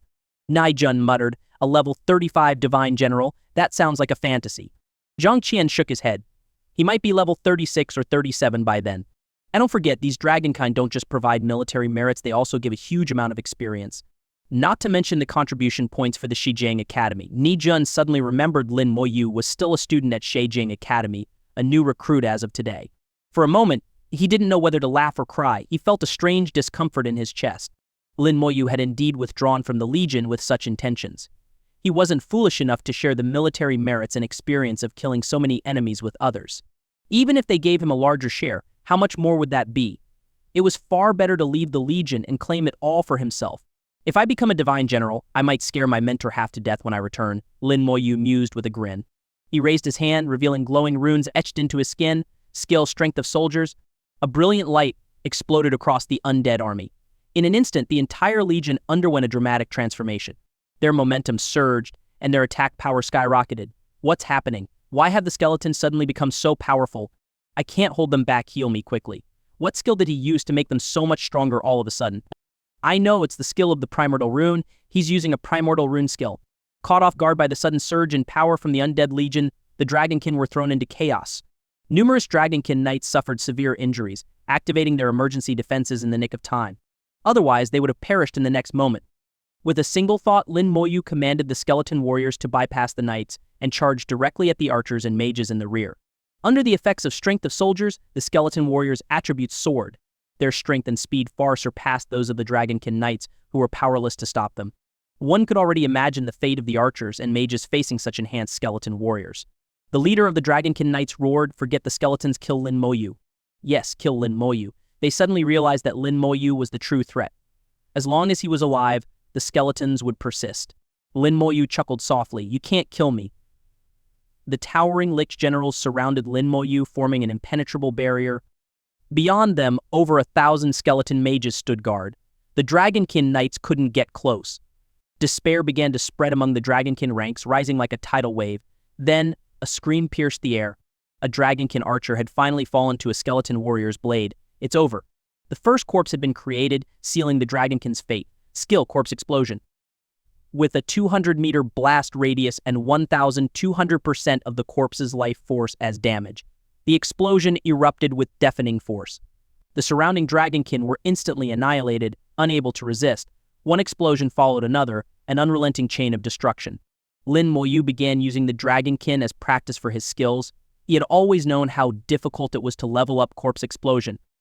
With nearly 10,000 corpses at his disposal, how could he let such an opportunity slip away? When his energy ran low, Lin Moyu casually took out some dragon god flesh from the earth-touched dragon and took a few bites. Recovering as he went, he continued detonating corpses. Experience, military merits, and contribution points skyrocketed. Before long, Lin Moyu's entire body was illuminated by a radiant light. He had leveled up. The military insignia on his chest gleamed gold, stars appearing one by one. Naijun watched in awe, exclaiming, "I never imagined a colonel could gain stars this quickly." Zhang Qian glanced at his own insignia and sighed. "It took me years to earn my first star as a colonel. And him, he's earning stars in seconds. Comparing myself to him is just infuriating. Maybe I should cozy up to him and see if he'll take me under his wing." Ni Jun shot him a glare. "Have some dignity, old man." Zhang Qian laughed. "What's the use of dignity? Becoming a divine general has been my lifelong dream. Isn't it everyone's?" Inside the fortress, everyone was dumbfounded. Each soldier stood in stunned silence, unable to find words. It felt as though they were witnessing the birth of a monster. The Sub-Dragon Legion was being mercilessly slaughtered by Lin Moyu. One by one, the seemingly formidable Dragonkin archers and mages fell as if they were mere crops being harvested, perishing in the successive explosions. Ni Jun was deeply shocked, stunned by Lin Moyu's overwhelming power. This skill of his appeared to ignore the differences in levels entirely. The damage output didn't seem to be determined by the skill's level either. Ni Jun couldn't quite grasp the calculation behind it but could sense a few clues. In short, the skill Lin Moyu employed was terrifying. Its mass-killing capacity was unprecedented, something he had never even heard of before. At the same time, though, he felt a growing unease, as if a dangerous presence was slowly approaching. Zhang Qian suddenly spoke in a low voice, "Something feels off." Ni Jun, despite his astonishment, had already noticed the anomaly in the battle, even before Zhang Qian voiced his concerns. "Their Legion support is far too calm, almost as if they don't care at all," Ni Jun remarked. His gaze landed on the Legion support figure stationed at the rear of the Sub-Dragon Legion.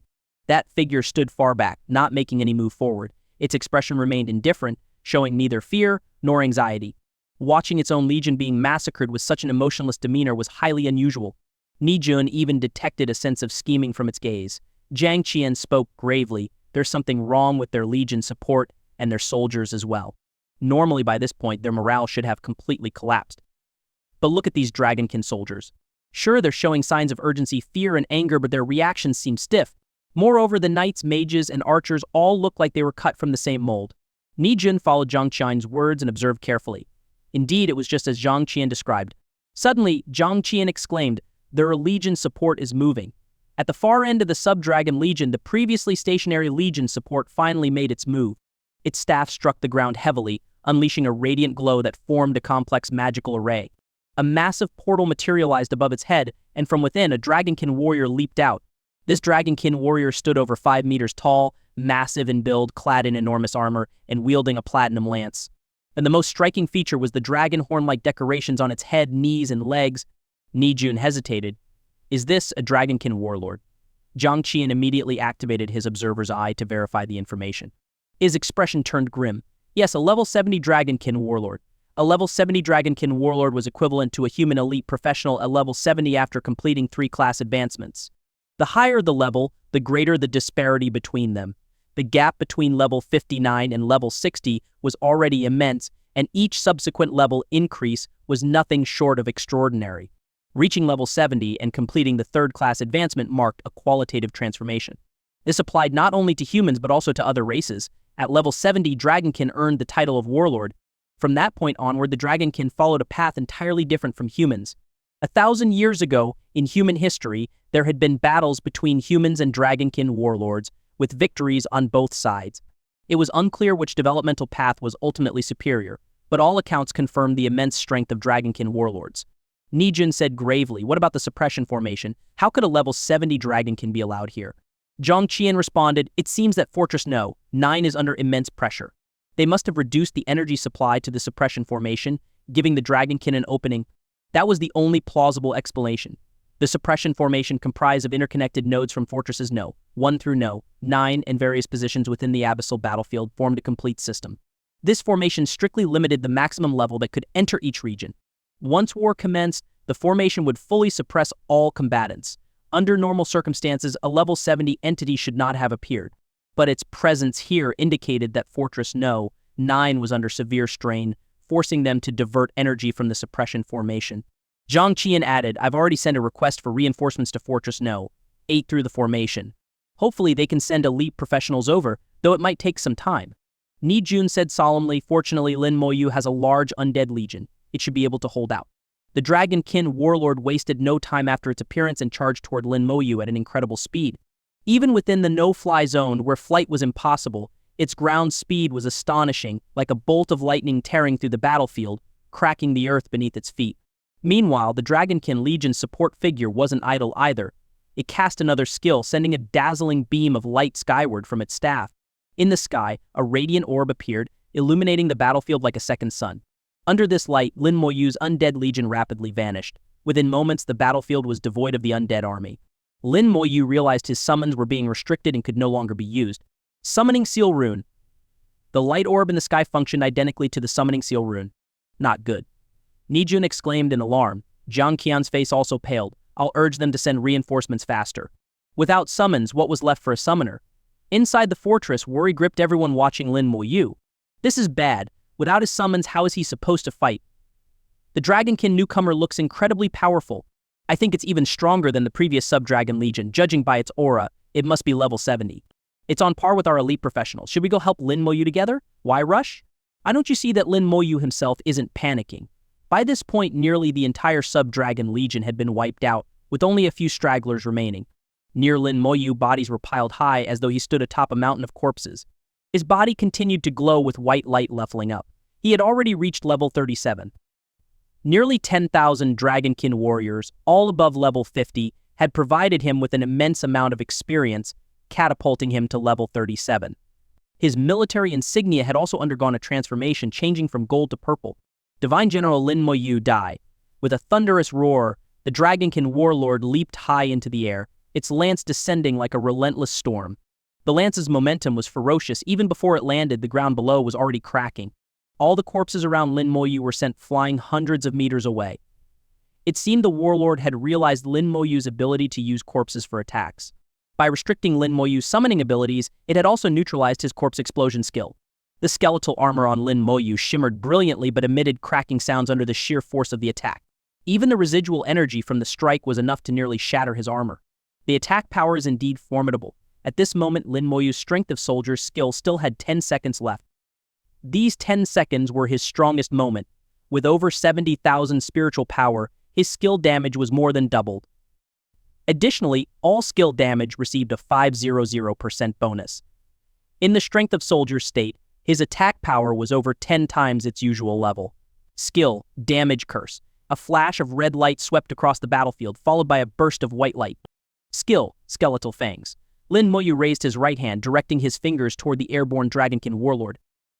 A blinding white light erupted from his fingertips.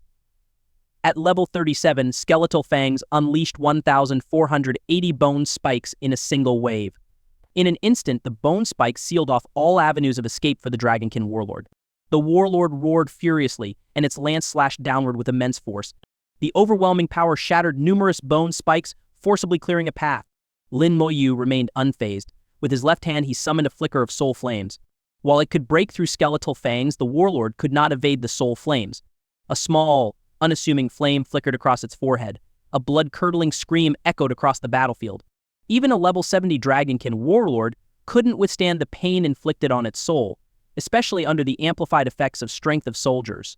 As the damage increased, so did the pain multiplied several times over. The warlord nearly dropped its lance, its skill interrupted as it plummeted from the air. Lin Moyu sneered coldly. "You might just be the first Dragonkin warlord I've ever killed." Through his detection skill, Lin Moyu had already identified the warlord. A level 70 Dragonkin warlord immensely powerful. But compared to top-tier demons like the Enchantress or the Flame Lord, it was far inferior. In Lin Moyu's eyes, it wasn't even close to the ancient Luan bird, not by a long shot. When faced with the ancient Luan bird, even with his summons intact, Lin Moyu had turned and fled. But against this level 70 Dragonkin warlord, even without his undead legion, he could still fight. The soul flames flickered again, and the Dragonkin war let out another agonizing scream as it fell. A green halo exploded outward. Skill, Toxic Starburst. This time the damage was increased by 500%. Each second inflicted 74,000 points of poison damage. Even the level 70 warlord groaned incessantly, unable to endure it. Lin Moyu's right hand gleamed once more. A burst of white light erupted. Skeletal fangs shot forth, their terrifying penetrating power riddling the warlord's body with holes, turning it into a sieve. In the brief 3 seconds during which the warlord fell, Lin Moyu unleashed a relentless series of attacks.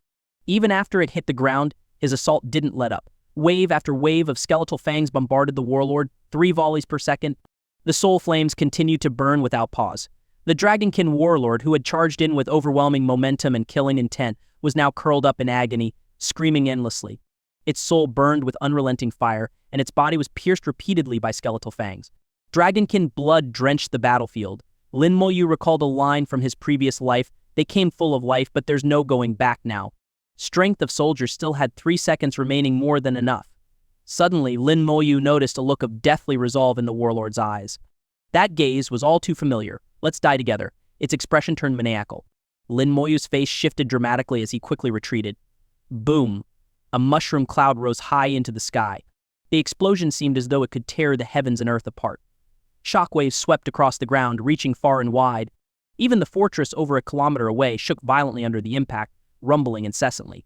Its sturdy walls appeared on the verge of collapse, with massive stones falling off in great quantities. Many taller structures had their rooftops blown apart, leaving the fortress littered with debris. The level 70 Dragonkin warlord had self-destructed. The explosion, so powerful it damaged the fortress from such a distance, left everyone utterly speechless and in stunned silence. Naijun's face turned extremely grim. He knew that Lin Moyu was done for. An explosion of this magnitude would have killed even a level 70 human elite professional, unless they were of the Knight class. And Lin Moyu was only level 37.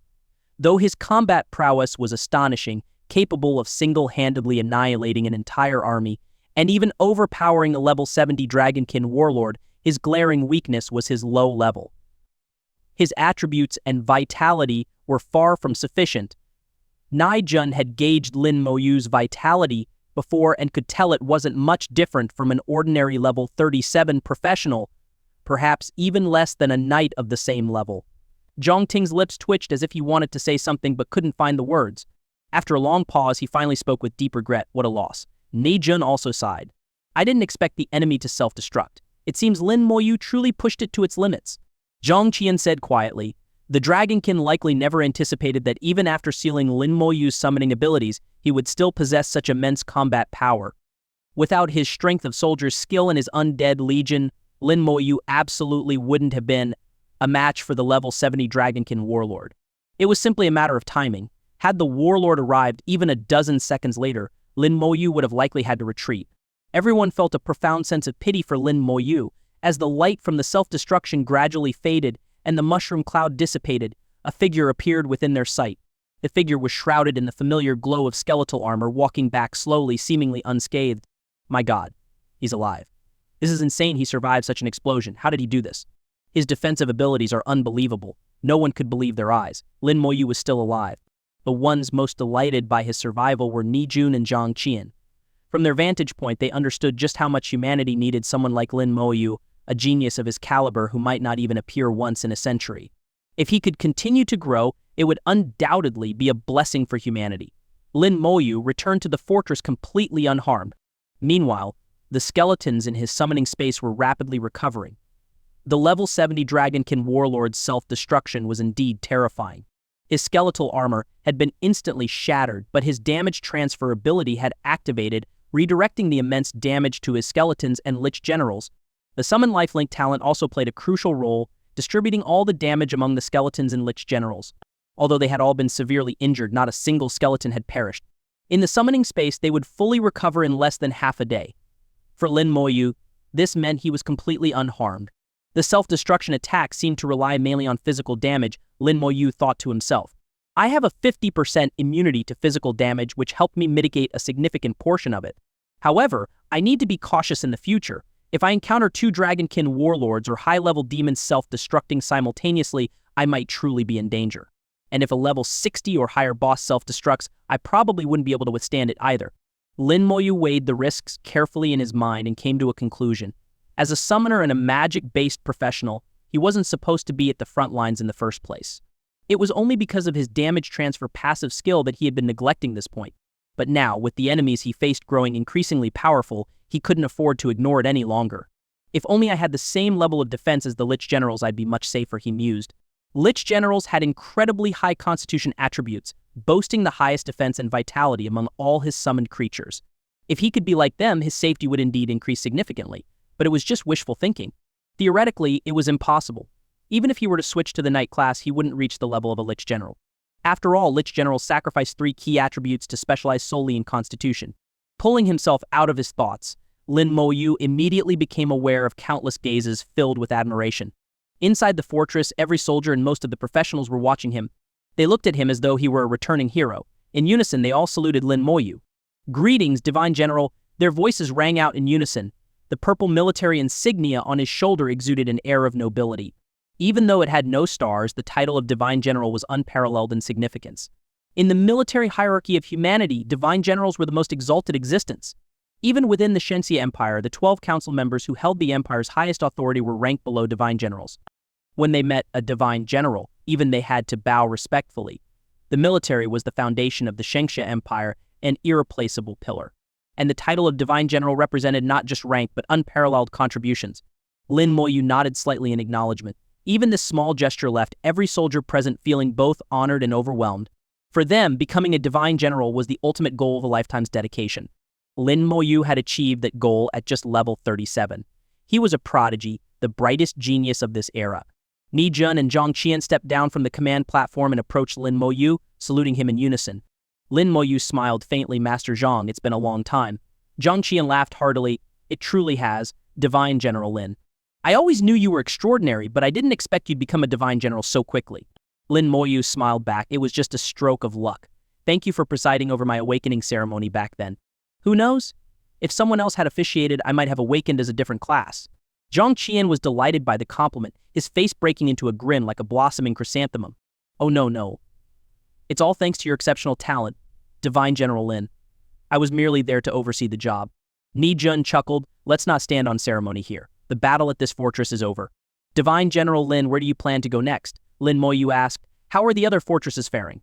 Zhang Qian replied. I inquired earlier. The situation there is relatively stable. Are you planning to assist them? Lin Moyu shook his head. If things are stable, then I won't go and steal their merit. I must apologize to everyone here in advance for taking all the credit this time. His voice reached everyone's ears, and they quickly shook their heads, saying it wasn't necessary. Although Lin Moyu had taken all the military merit, he had also single-handedly wiped out the Sub-Dragon Legion. They had merely watched the battle unfold without lifting a finger. Even if the merit were split, Lin Moyu would still deserve the lion's share. At most, each of them might have received a few hundred points, which wasn't particularly meaningful. Besides, Lin Moyu had taken care of the danger for them, sparing them from risking their lives. No one held a grudge against him. At that moment, the teleportation array lit up, and a knight clad in heavy armor stormed out of it. Dust-covered and exuding battle intent, he had clearly just withdrawn from a battlefield. From his aura, it was evident he was an elite professional. The knight charged out of the teleportation array and shouted loudly, "Where's the Dragonkin warlord?" But as soon as he finished speaking, he sensed something was off. The place was eerily quiet, completely devoid of the chaos of battle. It was starkly different from the situation at Fortress No. 8. Ni Jun smiled and said, "The Dragonkin warlord is dead." The knight froze, scanning the area. How? None of you are even level 60. How could you kill a dragon warlord? Having fought Dragonkin warlords himself, he knew how powerful they were. Ni Jun replied, "It self-destructed after being cornered by Divine General Lin." Divine General Lin? The knight was even more bewildered. Weren't all the Divine Generals stationed at Fortress No. 9? When had one come to Fortress No. 6? Still, he didn't doubt Ni Jun's words. Following Ni Jun's gaze, he saw Lin Moyu and the dazzling purple military insignia on his shoulder. Divine General, though it bore no stars, it was still the insignia of a Divine General. The knight immediately straightened up and saluted. Divine Knight Dongfeng greets the Divine General. Dongfeng's rank was 5-star Colonel, still several steps away from becoming a Divine General. Lin Moyu nodded. Greetings, Colonel Dongfeng. Dongfeng responded loudly, I was merely following orders. With a Divine General present, a mere Dragonkin warlord is no threat at all. He paid no mind to Lin Moyu's level. In his mind, Lin Moyu's displayed level of 37 must have been some sort of concealment technique. For all he knew, Lin Moyu might already be level 87 or higher. After exchanging a few pleasantries, Lin Moyu, under Ni Jun's arrangement, went to rest. For now, he couldn't leave the abyssal battlefield. He would have to wait until the battles at the other fortresses concluded. Sitting in a small room, Lin Moyu couldn't help but sigh. I didn't expect to reach level 37 so quickly. I've saved myself the trouble of running dungeons over a dozen times. That's quite a relief. It's just a pity that the corpse explosion skill didn't manage to level up. Upon reaching level 37, all of Lin Moyu's skills and attributes saw a significant boost. Except for corpse explosion, every single skill had been leveled up to 37. Initially, he had planned to take advantage of the situation to raise corpse explosion by 2 or 3 levels. After all, there were nearly 10,000 corpses an opportunity that was hard to come by. However, he was interrupted by the Dragonkin warlord. First, the corpses were blasted away, and in the end, they were completely obliterated by the warlord's self-destruction. Ultimately, corpse explosion did not level up even once and remained stuck at level 5. Lin Moyu realized just how difficult it was to train the skill. Reflecting on the battle, he identified 3 critical mistakes. First, he hadn't anticipated that the Dragonkin would possess a skill to seal summoning abilities. Second, he hadn't expected the Dragonkin warlord to self-destruct. Like abyssal demons, the warlord had gone to extreme lengths, opting for a mutual destruction strategy. Such a tactic was something few could survive, perhaps only knight-class professionals using ultimate defense abilities could endure it. Third, the Dragonkin Legion's commander-in-chief. After the Dragonkin warlord's self-destruction, the commander was nowhere to be seen. It had likely assessed the situation and fled. Sealing summoning skills is a devastating weapon against summoners, Lin Moyu thought. Most summoners rely heavily on their summoned creatures for combat power. Summoners must have countermeasures for this. I'll have to ask my teacher about it when I return. A few hours later, Ni Jun brought news that the war had officially ended. The Dragonkin forces had failed to capture any of the fortresses and eventually retreated. According to the latest reports, the Dragonkin hadn't just attacked humanity's fortresses, they also launched assaults on the abbeys. At the entrance to the abyss, the Dragonkin had deployed a massive army, engaging in fierce battles with the abyssal demons. Both sides suffered significant casualties. In the end, the Dragonkin withdrew and established a camp in a remote area of the abyssal battlefield. With this, they officially announced their return to the world. Lin Moyu returned to the White Divine Courtyard, only to find that Bai Yuan wasn't there. The only one present was Meng Anwen, lying leisurely with his eyes closed. Every time Lin Moyu visited, Meng Anwen always appeared in the exact same posture, as if he had taken root there. "Senior Meng, did teacher go to Fortress No. 9? Lin Moyu asked while pouring tea for Meng Anwen. Meng Anwen opened his eyes slightly and a sharp glint flashed across them.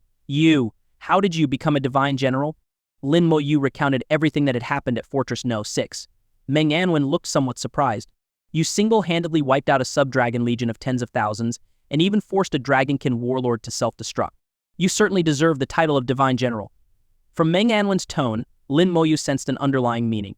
Without overthinking, he asked directly, "Senior, if there's something I need to improve on, please guide me." Meng Anwen said softly, "Have you ever considered how much combat power you would have left if you didn't have your undead legion or your primal rune skills?" Lin Moyu thought for a moment. "Less than 20%. Meng Anwen continued, "I know what you're thinking. Without their summoned creatures, most summoners wouldn't retain even 10% of their combat power." Lin Moyu nodded inwardly. "Wasn't that obvious?" Meng Anwen chuckled. "That may be true for ordinary summoners, but truly exceptional summoners can retain 80% or even 90% of their combat power even without their summons. Of course, it's still a bit early to talk about this.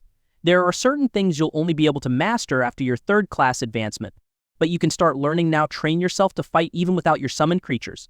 The details can wait until your teacher returns. He'll guide you through it. I won't step out of line." "Thank you, Senior Meng," Lin Moyu said sincerely, pouring more tea for him. Meng Anwen wasn't his teacher, and given his high status, it was already generous of him to share this much. After waiting for a while, Bai Yuan still hadn't returned. Suddenly, Meng Anwen smiled slyly. "Hey, Lin kid, do you want to know where your little girlfriend went?" Lin Moyu's ears perked up. "I do. I asked teacher, but he wouldn't tell me." With a mischievous glint in his eyes, Meng Anwen said, "I won't tell you either, but I can show you." With a flick of his finger, a vivid image materialized in front of Lin Moyu. In the image, Ning Yi was battling a monster. The creature was unfamiliar to Lin Moyu. Ning Yi moved with incredible agility, weaving in and out of the monster's attack. The monster was swift and immensely powerful. Every punch it threw left massive craters in the ground, accompanied by bursts of energy. Lin Moyu couldn't help but feel a bit worried. As the energy surge reached her, Ning Yi's body seemed to momentarily shimmer and distort. The energy passed through her harmlessly, leaving her untouched. Seeing Lin Moyu's concern, Meng Anwen chuckled. "That's her skill instantaneous moment. In that fleeting instant, she can enter a special state, dodging all attack. The skill triggers in an instant, lasts for only an instant, so it's aptly named instantaneous moment." Lin Moyu nodded in understanding. Ning Yi moved with unmatched grace, toying with the monster. Her twin daggers flashed as she carved wound after wound into the creature's body. The wounds bled profusely and refused to heal. Meng Anwen continued, "That's another of her skills, bleeding. Every attack she lands inflicts a bleeding effect, causing continuous damage over time. It's similar to your poison skills. However, the duration is much shorter, lasting only a few seconds. The advantage, though, is that it stacks. As long as her attack speed is fast enough, the cumulative damage can be devastating." Meng Anwen elaborated on Ning Yi's skills, but Lin Moyu understood he wasn't just talking about Ning Yi, he was explaining the assassin class as a whole. In just a short period, Lin Moyu gained a clear understanding of the assassin profession. Soon, the monster fell before Ning Yi. She wiped the sweat from her forehead and smiled brightly, a smile Lin Moyu knew all too well. Even after so long apart, he often thought of Ning Yi's smile. It was like a warm ray of sunshine, sweet and comforting. It was clear that defeating the monster hadn't been easy for Ning Yi, but she was unscathed. Lin Moyu recognized the pair of daggers she wielded. They were from the Infernal Outpost. Her equipment was also part of the Infernal Outpost set. She had at least reached level 30. In the image, after a brief rest, Ning Yi charged toward another monster in the distance, and the battle resumed. Meng Anwen, however, closed the image. "Want to know where she is?" Meng Anwen teased. Lin Moyu didn't hesitate. "I do." He was being honest, of course he wanted to know. Meng Anwen chuckled. "Since you're so eager, I won't tell you. But don't worry, Yi isn't in any danger. She might face some difficulties and get injured, but her life isn't at risk. This is the path old Ning arranged for her. She has to walk it alone, you can't help her. And the same goes for you. Your path is one you must walk on your own. Even if old Bai helps you, it's just icing on the cake. But I'll tell you this, when you see Yi again, you'll be shocked." Lin Moyu nodded, taking Meng Anwen's words to heart. Everyone's path was their own to walk. Help from others was merely a bonus. How far he could go depended on himself. Old Bai has high expectations for you. He staked everything on you, so don't let him down, Meng Anwen said seriously. Lin Moyu responded earnestly, don't worry, senior, I'll do my best. Meng Anwen closed his eyes again, falling silent. Lin Moyu sat quietly, waiting for Bai Yuan to return. Half an hour later, spatial fluctuations rippled outside the White Divine courtyard. Bai Yuan had returned. As soon as he entered, he spotted Lin Moyu. You brat, you're here. I was just about to look for you before he could finish. His voice abruptly stopped. In a flash, he rushed up to Lin Moyu. You brat, how did you become a divine general? Lin Moyu recounted the events at Fortress No. 6. Bai Yuan burst into hearty laughter. You little rascal, you've really got some nerve. Single-handedly wiping out an entire legion, taking all the merit and experience for yourself, all I can say about your actions is, well done. After laughing for a while, Bai Yuan became serious. Remember this, while humanity needs many professionals, what it needs most are top-tier divine-level powerhouses. One top-tier divine-level powerhouse is worth more than 10,000, even 50,000 or 100,000 ordinary professionals. So don't concern yourself with what others think. As long as it doesn't harm humanity's core interests, do things your way. If anyone dares to complain, beat them until even their own mothers can't recognize them. Lin Moyu couldn't help but feel amused. His teacher always had an unconventional way of speaking. Teacher, do we have a way to counter summoning sealing techniques? Lin Moyu asked. Bai Yuan replied without hesitation, of course we do. How could we not? There's more than one way, in fact. But your level isn't high enough yet. You'll need to reach level 40 and undergo your second-class advancement before you can use them. Come, follow me. I'll take you somewhere.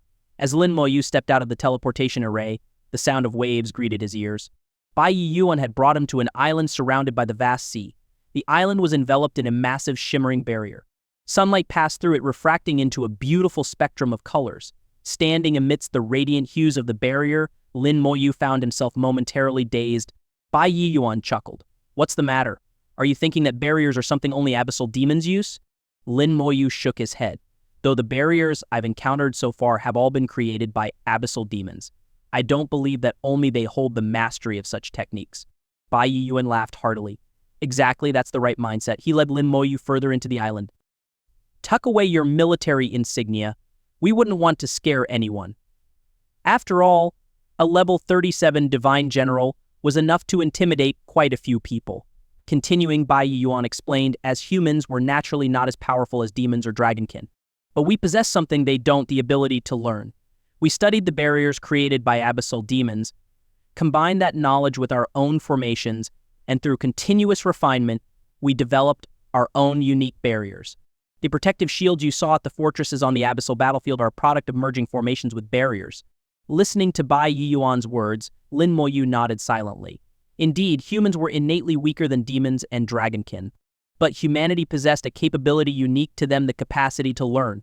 Through learning, they grew stronger, eventually surpassing their adversaries. Bai Yuan continued, now that you're a divine general, even though you haven't officially joined the military, there are some things I can share with you. Lin Moyu immediately perked up, listening intently. There were many truths and secrets that only those who reached certain heights could learn. As a divine general, he had earned the right to know more. Roughly 1,300 years ago, humans, abyssal demons, and dragonkin fought in a war of unprecedented scale. Bai Yuan began. The war engulfed the entire abyssal battlefield, with the primary battleground near what is now Fortress No. 1. The conflict lasted a full decade. It was after that war that the dragonkin retreated from the abyssal battlefield. Every passage they could use to access the battlefield was destroyed. As a result, the abyssal battlefield became the arena for the ongoing war between humanity and the abyssal demons. If you want to encounter dragonkin now, you'd have to go to the eternal battlefield. But even then, we all knew one day the dragonkin would return. At that time, humanity was in grave danger. If we had lost that war, it would have been the end of us. Bai Yuan spoke slowly, recounting humanity's history and revealing many lesser-known details about the war. Lin Moyu felt a chill run down his spine. In that war, humanity had secretly cooperated with the abyssal demons. Though there had been no formal declaration, the two sides had worked together to drive the dragonkin away. This was because the dragonkin of that era were overwhelmingly powerful, stronger than both humanity and the abyssal demons combined. This forced the two races to make the same choice. Lin Moyu couldn't help but be astonished by the story. So, teacher, Lin Moyu asked, now that the dragonkin are making a comeback, will we ally with the abyssal demons again? Bai Yuan burst into laughter. No, not this time. Humanity today is not the humanity of 1,000 years ago. Back then, humanity was the weakest of the three races with only 3 divine-level powerhouses. We had no choice but to make that decision. But now, humanity has grown stronger. We have 8 divine-level powerhouses, and perhaps even at this point, Bai Yuan deliberately trailed off. While we still can't invade the abyssal world, we're more than capable of defending ourselves. Perhaps when the time is right, humanity might even charge into the abyssal world and wipe out the demons once and for all. After that, we'll take down the Dragonkin, and humanity will finally achieve eternal peace. Lin Moyu listened carefully, though internally he had some differing views. Bai Yuan noticed his expression. You have a different opinion. Speak freely. I'm very open-minded. I can handle all sorts of opinions. Indeed, Bai Yuan was open-minded. He accepted differing opinions and then used his fist to demonstrate why he was right. Lin Moyu said, I believe that even if we eliminate the abyssal demons and the Dragonkin, humanity still won't achieve eternal peace. Without external pressure, internal competition will arise. The reason humanity is so united now is largely because of the external threats.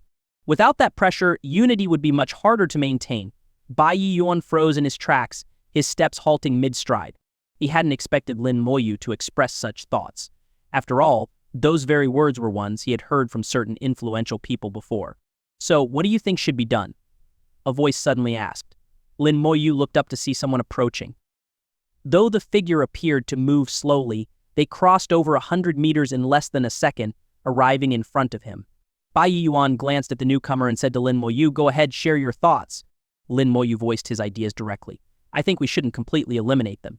As long as humanity's safety is assured, that's enough. Pressure brings motivation.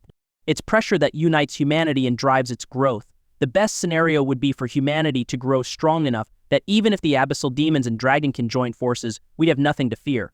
Bai Yuan laughed, and the newcomer also burst into hearty laughter. Bai Yuan clapped Lin Moyu on the shoulder. There's still a lot you don't know, but the fact that you can think this way is already commendable. When you learn more about the bigger picture in the future, your perspective might change. Lin Moyu nodded silently. The information at one's disposal shaped their thoughts and actions. He understood that his current knowledge was limited, leading him to make incomplete judgments. Bai Yuan then introduced the newcomer. This old man is Mo Xinghe, the dean of the Genesis Academy and the younger brother of Mo Xinghai. He's at level 89, just half a step away from reaching the divine level. He's highly likely to become the 11th divine level powerhouse of the Divine Shampire. As Bai Yuan spoke, Mo Xinghe wore a self-satisfied expression, clearly enjoying the praise. No wonder he looked somewhat familiar. He did resemble Mo Xinghai. Lin Moyu finally realized that Bai Yuan had brought him to the Genesis Academy. It turned out the academy was located on this island and not within the Xiajing University grounds. That explained why he had never seen Genesis Academy students at Xiajing University. What Lin Moyu didn't understand was why Bai Yuan had brought him here. Mo Xing scrutinized Lin Moyu, his gaze filled with approval. He turned to Bai Yuan. Is this your disciple? Bai Yuan nodded. What do you think? Not bad, right? Indeed, quite impressive. But isn't it a bit underhanded to blatantly poach resources like this? Bai Yuan waved dismissively. What do you mean, poach resources? My disciple is a legitimate national champion and a student of Xianjing University. Both his level and contribution points meet your academy's requirements. Plus, with my endorsement, can you really say he's not qualified to enter the Genesis Academy? I always follow the rules. I, Bai Yuan, never force anyone into anything. Mo Xinghe's lips twitched. Bai Yuan showing up in person, how was that not coercion? Even if Lin Moyu's qualifications were slightly lacking, could Mo Xinghe dare to refuse? Still, rules were rules, and Mo Xinghe had to adhere to them. He turned to Lin Moyu. Well, give me your student records so I can verify them. As Mo Xinghe checked the records, Bai Yuan smirked. Stay calm now, don't get too startled. Startled? Don't be ridiculous, Mo Xinghe thought dismissively. At my age, what haven't I seen? But as he reviewed the information, a startled cry escaped his lips. Bai Yuan chuckled gleefully from the side. Told you to stay calm. Don't get too shocked. Mo Xinghe glanced at the records, then at Lin Moyu, back at the records, and then at Lin Moyu again. His expression was one of utter disbelief. Your name is Lin Moyu, and you're this year's national champion. It's only been a few months. How are you already all 37? How did you do it? And why do you have a contribution score of 110,000? How is any of this even possible? Bai Yuan scoffed. What's the big deal? Do you know that the old man accepted a disciple recently? Mo Xinghe replied matter-of-factly, Of course I know. Supposedly, the kid's a super genius. The old man only took one disciple in his lifetime and is pouring everything into training them. I've been curious to meet this disciple and see just how extraordinary they are. Bai Yuan grinned. The old man's disciple, Lin Mohan, is Lin Moyu's older sister. Sis Mo Xingji's expression shifted as he looked at Lin Moyu, a family of geniuses sharing the same bloodline. If the elder sibling was extraordinary, the younger sibling couldn't be far off. Mo Xingyi was well aware of the old man's high standards. Anyone who earned his favor was undoubtedly exceptional. But that contribution scored what was going on there. Bai Yiyuan leaned in and whispered, "Show him your military insignia. And let's really give him a fright." Lin Moyu hesitated momentarily before complying. The purple insignia glinted, radiating an aura of majesty. The rich purple and gold light reflected on Mo Xingyi's face. Mo Xingyi trembled, his eyes wide as saucers. His mouth gaped so wide it could probably fit 3 eggs. Mo Xingyi, the esteemed dean of Genesis Academy, stood as an 89-level top-tier professional, just half a step away from ascending to the divine level. Yet, despite his accomplishments, he was merely a 1-star divine general. And now, in front of him was this young man, Lin Moyu, only level 37, who had already attained the rank of divine general. Although Lin Moyu had yet to earn a star, the title of divine general alone placed him on equal footing with Mo Xingyi. Moreover, Lin Moyu's potential for future growth far surpassed his own. In that instant, Mo Xingyi's earlier sense of pride evaporated. "Did you take him to the abyssal world?" Mo Xingyi asked, his voice tinged with a mix of curiosity and astonishment. In his mind, Lin Moyu's achievement of reaching the rank of divine general at level 37 could only mean one thing: Bai Yuan must have taken him to the abyssal world. Only by slaughtering demons there could Lin Moyu have accumulated such military merit at such a low level. To Mo Xingyi, there was no other plausible explanation. Bai Yuan shot him a glare. "Don't you dare make baseless accusations. My disciple doesn't need me to rack up military merit for him."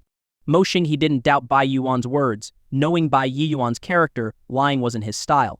If Lin Moyu had truly earned that military merit on his own, then his actual combat prowess must be. Mo Xingyi's gaze shifted to Lin Moyu's hand, where faint, almost imperceptible runes glimmered on the back of his hand. The primal rune. Another gasp of shock escaped his lips, his astonishment reaching new heights. The significance of the primal rune was all too clear. To obtain the primal rune, one had to venture into the eternal battlefield and then survive for 10 days while bearing it.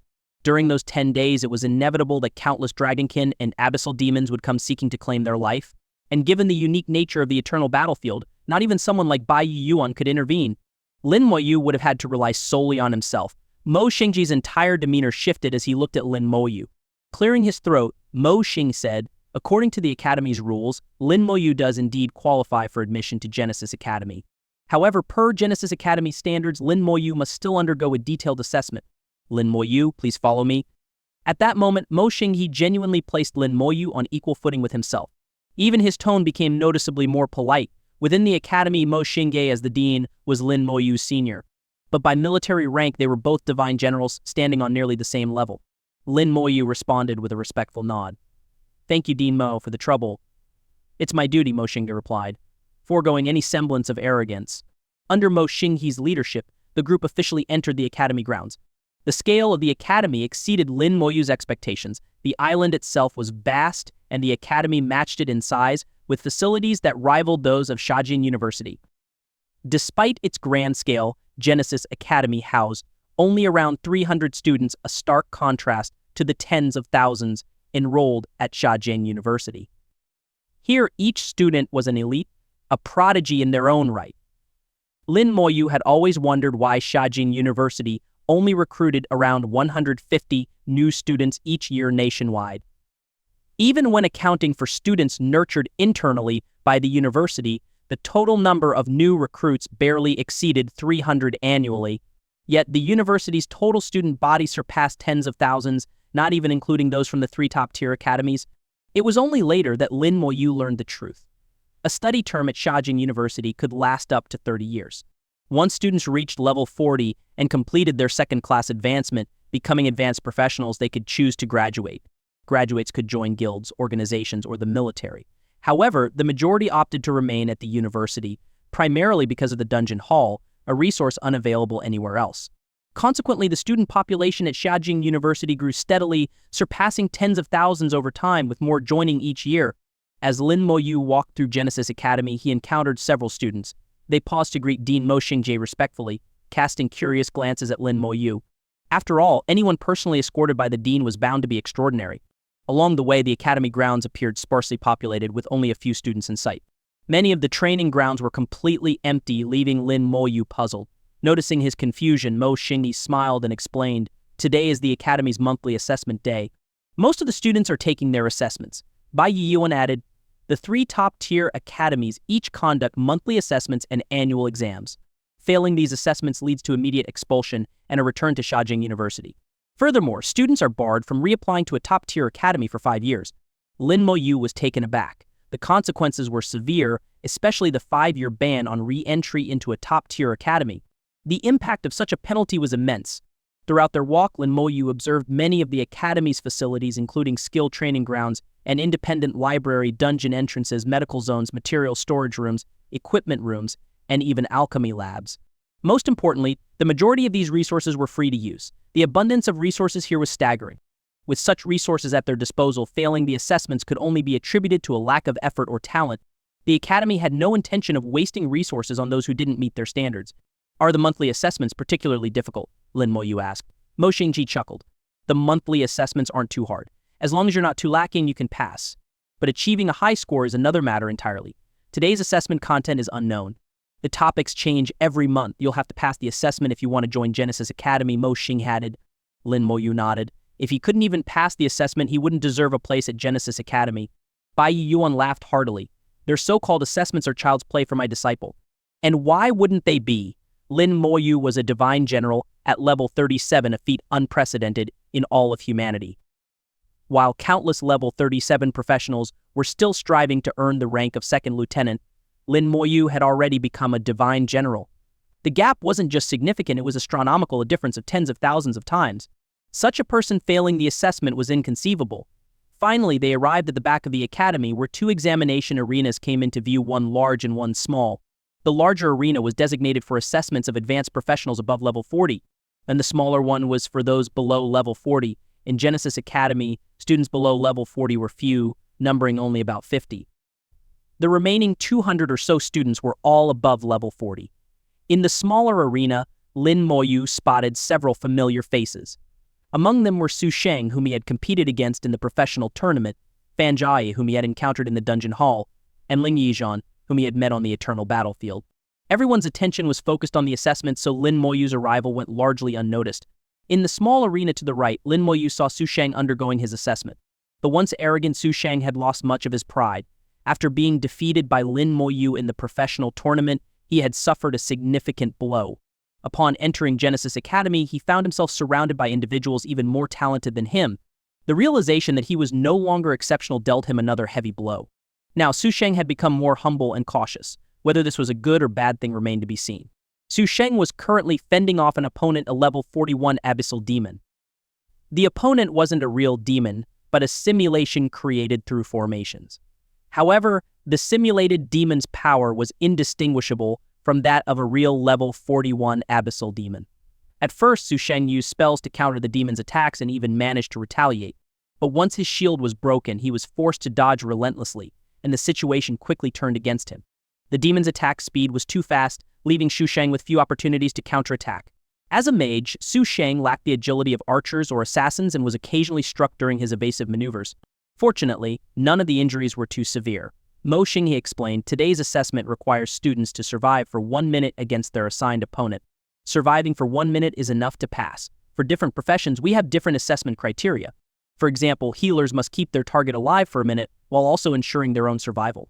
Holding out for a minute against an opponent 10 levels higher was no easy feat." Genesis Academy's assessments leaned heavily towards practical combat. On the battlefield, combat awareness was just as important for support professions as it was for main combat roles. Despite some struggles, Su Sheng ultimately managed to hold out for a minute and pass the assessment. Mo Xingyi commented, "This Su Sheng, a Holy Light mage, has decent potential but lacks combat experience. He'll need more practice." Bai Yiyuan waved dismissively. "A trip to the eternal battlefield will sort him out." Mo Xing shot him an annoyed look. "Do you think the eternal battlefield is so easy to survive? The mortality rate there exceeds 50%. One mistake, and he stopped mid-sentence, realizing that Lin Moyu had recently returned from the eternal battlefield. Saying such things in front of Bai Yiyuan and Lin Moyu seemed inappropriate. Mo Xing huffed, stroking his beard. "Lin Moyu, it's your turn to give it a try." Lin Moyu stepped into the examination arena on the right side, finally drawing the attention of the students present. Some of them recognized him from the dungeon hall and couldn't help but exclaim in surprise, "It's Lin Mo-yu. What's he doing here? Is he planning to join our Genesis Academy? I heard he's really strong. He solo cleared the Fire God's Palace dungeon and even set a new record." Because of him, our Genesis Academy became a laughingstock. A whole team couldn't match up to a single person. Lin Mo-yu's reputation in the academy wasn't small, primarily due to heat beats in the dungeon hall. However, the news of his achievements at the Eternal Battlefield had yet to reach them. Genesis Academy, located on an isolated island, had limited interaction with the outside world. Su Shang, too, noticed Lin Mo-yu's arrival and frowned. Why is he here as well? Silence. A sharp reprimand from one of the academy instructors immediately restored order in the examination hall. Motioning, he walked alongside Lin Mo-yu to the instructor's side and introduced him. "Teacher Zhou, Lin Mo-yu is here to join our academy. I brought him to take the entrance assessment." As Mo Xing spoke, he transmitted Lin Mo-yu's basic information directly to Teacher Zhou. Seeing that Lin Mo-yu was personally brought by the dean, Teacher Zhou didn't dare show any negligence. After reviewing the information, Teacher Zhou turned to Lin Mo-yu and said, "Very well, Lin Mo-yu. Please go to the back of the line. Assessments are conducted in order." Lin Mo-yu nodded politely. "Thank you, Teacher Zhou." His demeanor was neither overbearing nor servile, exuding a sense of calm and etiquette. Teacher Zhou couldn't help but notice that Lin Mo-yu carried an extraordinary aura, one that set him apart from the other students. It wasn't just Teacher Zhou who noticed, others around him could sense it too. Lin Mo-yu's demeanor was serene and composed, entirely distinct from the arrogance common among the academy's top-tier talents. He quietly made his way to the side and waited. In Genesis Academy, nearly everyone was a prodigy. Students like Su Shang, with their haughty attitudes, were a dime a dozen. Since Lin Mo-yu chose to stay silent, the others didn't take the initiative to approach him either. Meanwhile, Lin Mo-yu's arrival also caught the attention of the advanced professionals on the other side of the arena. Initially, a new student wouldn't have warranted much interest. But since Lin Mo-yu was personally escorted by Mo Xing, it earned him a few extra looks. "He seems a bit arrogant. Every newcomer is the same. Give it some time, they'll adjust." Exactly just like Su Shang earlier, he came in with his nose in the air, but look at him now. He's nothing special. Legendary tier professions, there are plenty of those here. Even within the same profession and level, the difference in strength can be vast. Thinking you're superior just because of your profession won't get you far here. Have you noticed? He's already level 37, yet he's only just joining the academy. He can't be that impressive. Ling Yizhan, who had recently returned from the Eternal Battlefield, noticed Lin Mo-yu and overheard the comments. He couldn't help but feel a little awkward. These students clearly had no idea who Lin Mo-yu really was. Having witnessed Lin Mo-yu's strength firsthand, Ling Yizhan knew there was far more to him than these students assumed. The others who had also seen Lin Mo-yu in action at the Eternal Battlefield found their classmates' underestimation amusing. Underestimating Lin Mo-yu, they'd soon be eating their words. The assessments progressed quickly, each taking only a minute, with no breaks in between. From outside the formation, observers could clearly see how their peers handled their respective opponents. The difficulty of the monthly assessment wasn't particularly high, and without exception, all the students passed. Lin Mo-yu observed the participants and noted that Su Shang's performance was fairly average. His lack of combat experience was a significant disadvantage. Soon it was Lin Mo-yu's turn. Teacher Zhou called his name. "Lin Mo-yu, this is an entrance assessment, so it might feel a bit unfamiliar.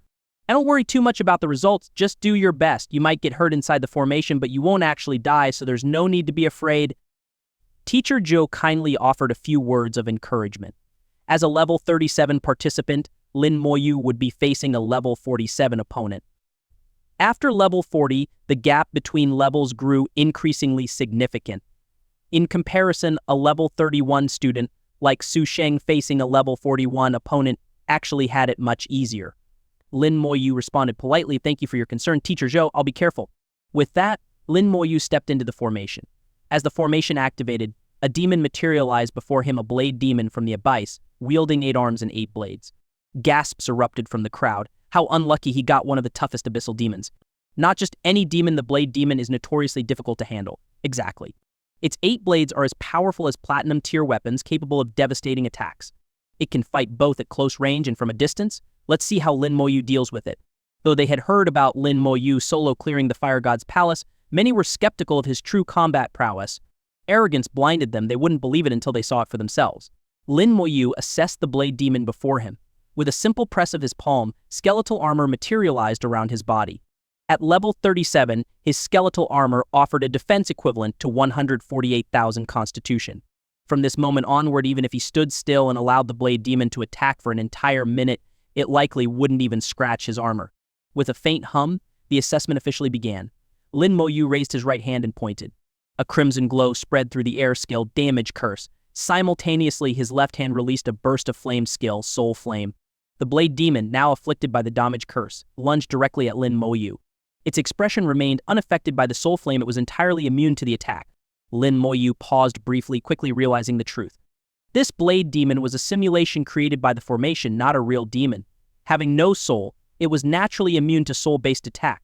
Since soul-based attacks were ineffective, Lin Moyu simply shifted tactics.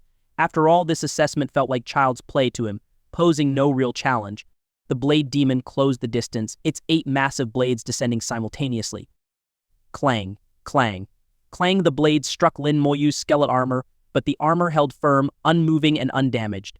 The Blade Demon launched a relentless barrage of attacks, its 8 blades slashing furiously. The sound of impacts rang out like a torrential downpour. Yet, Lin Moyu's skeletal armor gleamed faintly, remaining impenetrable. Calmly, Lin Moyu raised his hand and pointed at the Blade Demon's head. A burst of white light erupted skill Bone Fangs.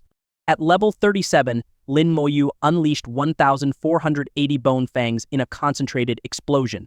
Under the amplified effects of the Damage Curse, the attack dealt 11 times its normal damage. With a deafening bang, the Blade Demon's head shattered. Lin Moyu hadn't merely launched one wave of Bone Fangs, he unleashed 3 consecutive waves. In just 1 second, the Blade Demon endured 3 volleys of Bone Fangs, magnified by the Damage Curse. Survival was impossible. The once ferocious Blade Demon froze mid-attack, then collapsed silently to the ground. Lin Moyu stepped out of the formation and turned to Teacher Zhou, who was still in shock. Teacher Zhou, does this count as completing the assessment? Teacher Zhou nodded blankly. Yes, it's complete. He had just witnessed the Blade Demon being obliterated in a single strike. It was a clean, decisive kill. From the start of the assessment to its conclusion, only 2 seconds had passed. To Teacher Zhou, Lin Moyu's strength could be summed up in one word: overwhelming. For others, lasting 10 seconds against an opponent 10 levels higher was already an incredible feat. But Lin Moyu, he didn't just survive, he obliterated his opponent outright. Everyone was left speechless, their jaws hanging in shock.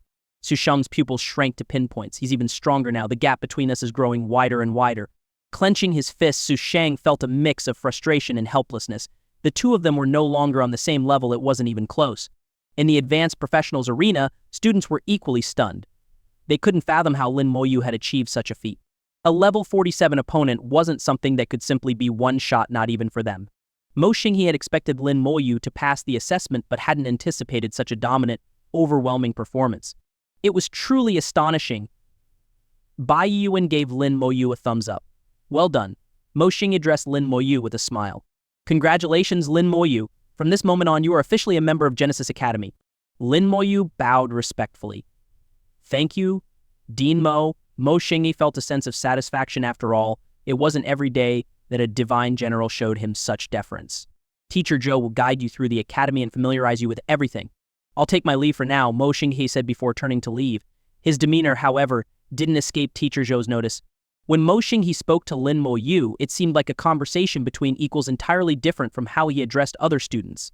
Even Teacher Zhou himself had never been treated with such courtesy. This realization only deepened his respect for Lin Moyu. At night, the sea breeze swept across the island, brushing past Genesis Academy. The barrier surrounding the island filtered out the dampness of the ocean wind, leaving it soft and soothing as it caressed the skin. Although Lin Moyu had grown up in a coastal city, this was the first time he had ever gazed at the starry sky from an island. Together with Bai Yuan, he stood on the beach, listening to the rhythmic sound of the waves. Lin Moyu had officially joined Genesis Academy and was now one of its members. After the assessment, Teacher Zhou had given him a comprehensive tour of the academy, so Lin Moyu was already quite familiar with the place. Bai Yuan and Mo Xinghe had disappeared somewhere during the day and only returned in the evening. Bai Yuan turned to Lin Moyu and said, "Aren't you curious why I insisted on you joining Genesis Academy?" From start to finish, Lin Moyu had never voiced any objections. Bai Yuan was well aware that Lin Moyu's initial plan was to join Creation Academy, primarily because of Lin Mohan. However, when Bai Yuan suggested that he abandon Creation Academy and instead join Genesis Academy, Lin Moyu had agreed without hesitation or question. Bai Yuan was curious and genuinely wanted to know what Lin Moyu was thinking. Lin Moyu responded softly, "If teacher made this decision, there must be a reason. I trust you, so there's no need for me to ask." The sincerity in Lin Moyu's words was unmistakable. And he wasn't being perfunctory, it was genuine trust. Bai Yuan smiled. "I should have explained this to you earlier. In Creation Academy, there's an old man who took your sister as his disciple, his one and only disciple. That old man has high standards, but he's a good person. Since he accepted your sister, he'll give everything he has to nurture her. That means the resources in Creation Academy will all be allocated to your sister. You won't get a share. Lin Moyu nodded, indicating his understanding. Resources were crucial. While many resources could be fought for or acquired independently, some required long-term accumulation. Bai Yiyuan himself had amassed a significant amount of resources over the years. Otherwise, he wouldn't have had the confidence to ensure a high probability of a profession ascension when Lin Moyu advanced. Bai Yiyuan continued, "My reserves aren't as deep as that old man's, and I don't have as many resources at my disposal. There's one thing in particular that he has, Genesis Academy has, but I don't. This thing is incredibly important for you, as it can greatly increase the probability of a profession ascension at your third advancement." Lin Moyu asked, "Isn't the elemental divine stone enough for a profession ascension at the third advancement?" Bai Yuan chuckled. "The two don't conflict. Even with the elemental divine stone, the probability of ascension only goes up to 50%. But with this other thing, that probability can reach at least 80%. You awakened a talent during your first advancement, and now you've gained a second talent through the Dragon Crystal. Later, with the Divine Talent Stone, you'll unlock a third talent. Becoming a triple talent powerhouse is already a certainty for you. Now, the focus shifts to profession ascension. For the second advancement, I've already prepared everything. You've obtained the Soul Crystal, granting you unprecedented divine power and miraculous potions. Your attributes have broken through all limits. With the Nirvana Soul Crystal and the preparations I've made, there's a 99% chance you'll achieve profession ascension during your second advancement. The real challenge lies in your third advancement, how to ensure you achieve another profession ascension. We need to push your profession to its absolute peak, to make you the strongest with an unlimited future." As Bai Yiyuan spoke, his excitement grew, his tone becoming more animated. "Teacher, thank you." Lin Moyu was deeply moved. He could feel Bai Yiyuan's unwavering dedication. His teacher was holding nothing back for his sake. Bai Yiyuan patted Lin Moyu on the shoulder with a hearty laugh. "No need to thank me. This is what a teacher should do. All you need to do is give it your all, surpass me, and become the strongest of all." Lin Moyu nodded firmly. "I'll do my best." Bai Yiyuan then described the item Lin Moyu needed to obtain. Even so, Bai Yiyuan couldn't provide much detail. He explained that it was a kind of light. A light. Lin Moyu couldn't imagine what kind of existence this light could be. It resided at the very core of Genesis Academy. Only by entering the heart of the Academy could one see it and obtain it. However, the Academy's core was only accessible at specific times. The next opening would be 6 months from now. Bai Yiyuan sighed softly. Genesis Academy isn't like Creation Academy. They don't have an old man running things. So everything has to follow the rules laid down by their ancestors. Not even Mo Xing has the authority to change that. Getting access to the core isn't easy either. That's something I can't help you with. This part you'll have to handle on your own. At this, Bai Yiyuan let out a long sigh. If only the old man were here, but alas, his descendants let him down. Seeing Bai Yiyuan's wistful expression, Lin Moyu wanted to ask what exactly had happened. Who was this old man he kept mentioning? Creation Academy had an old man, and it seemed Genesis Academy once had one too. But the old man in Genesis Academy was no longer around. After some thought, Lin Moyu decided not to press further.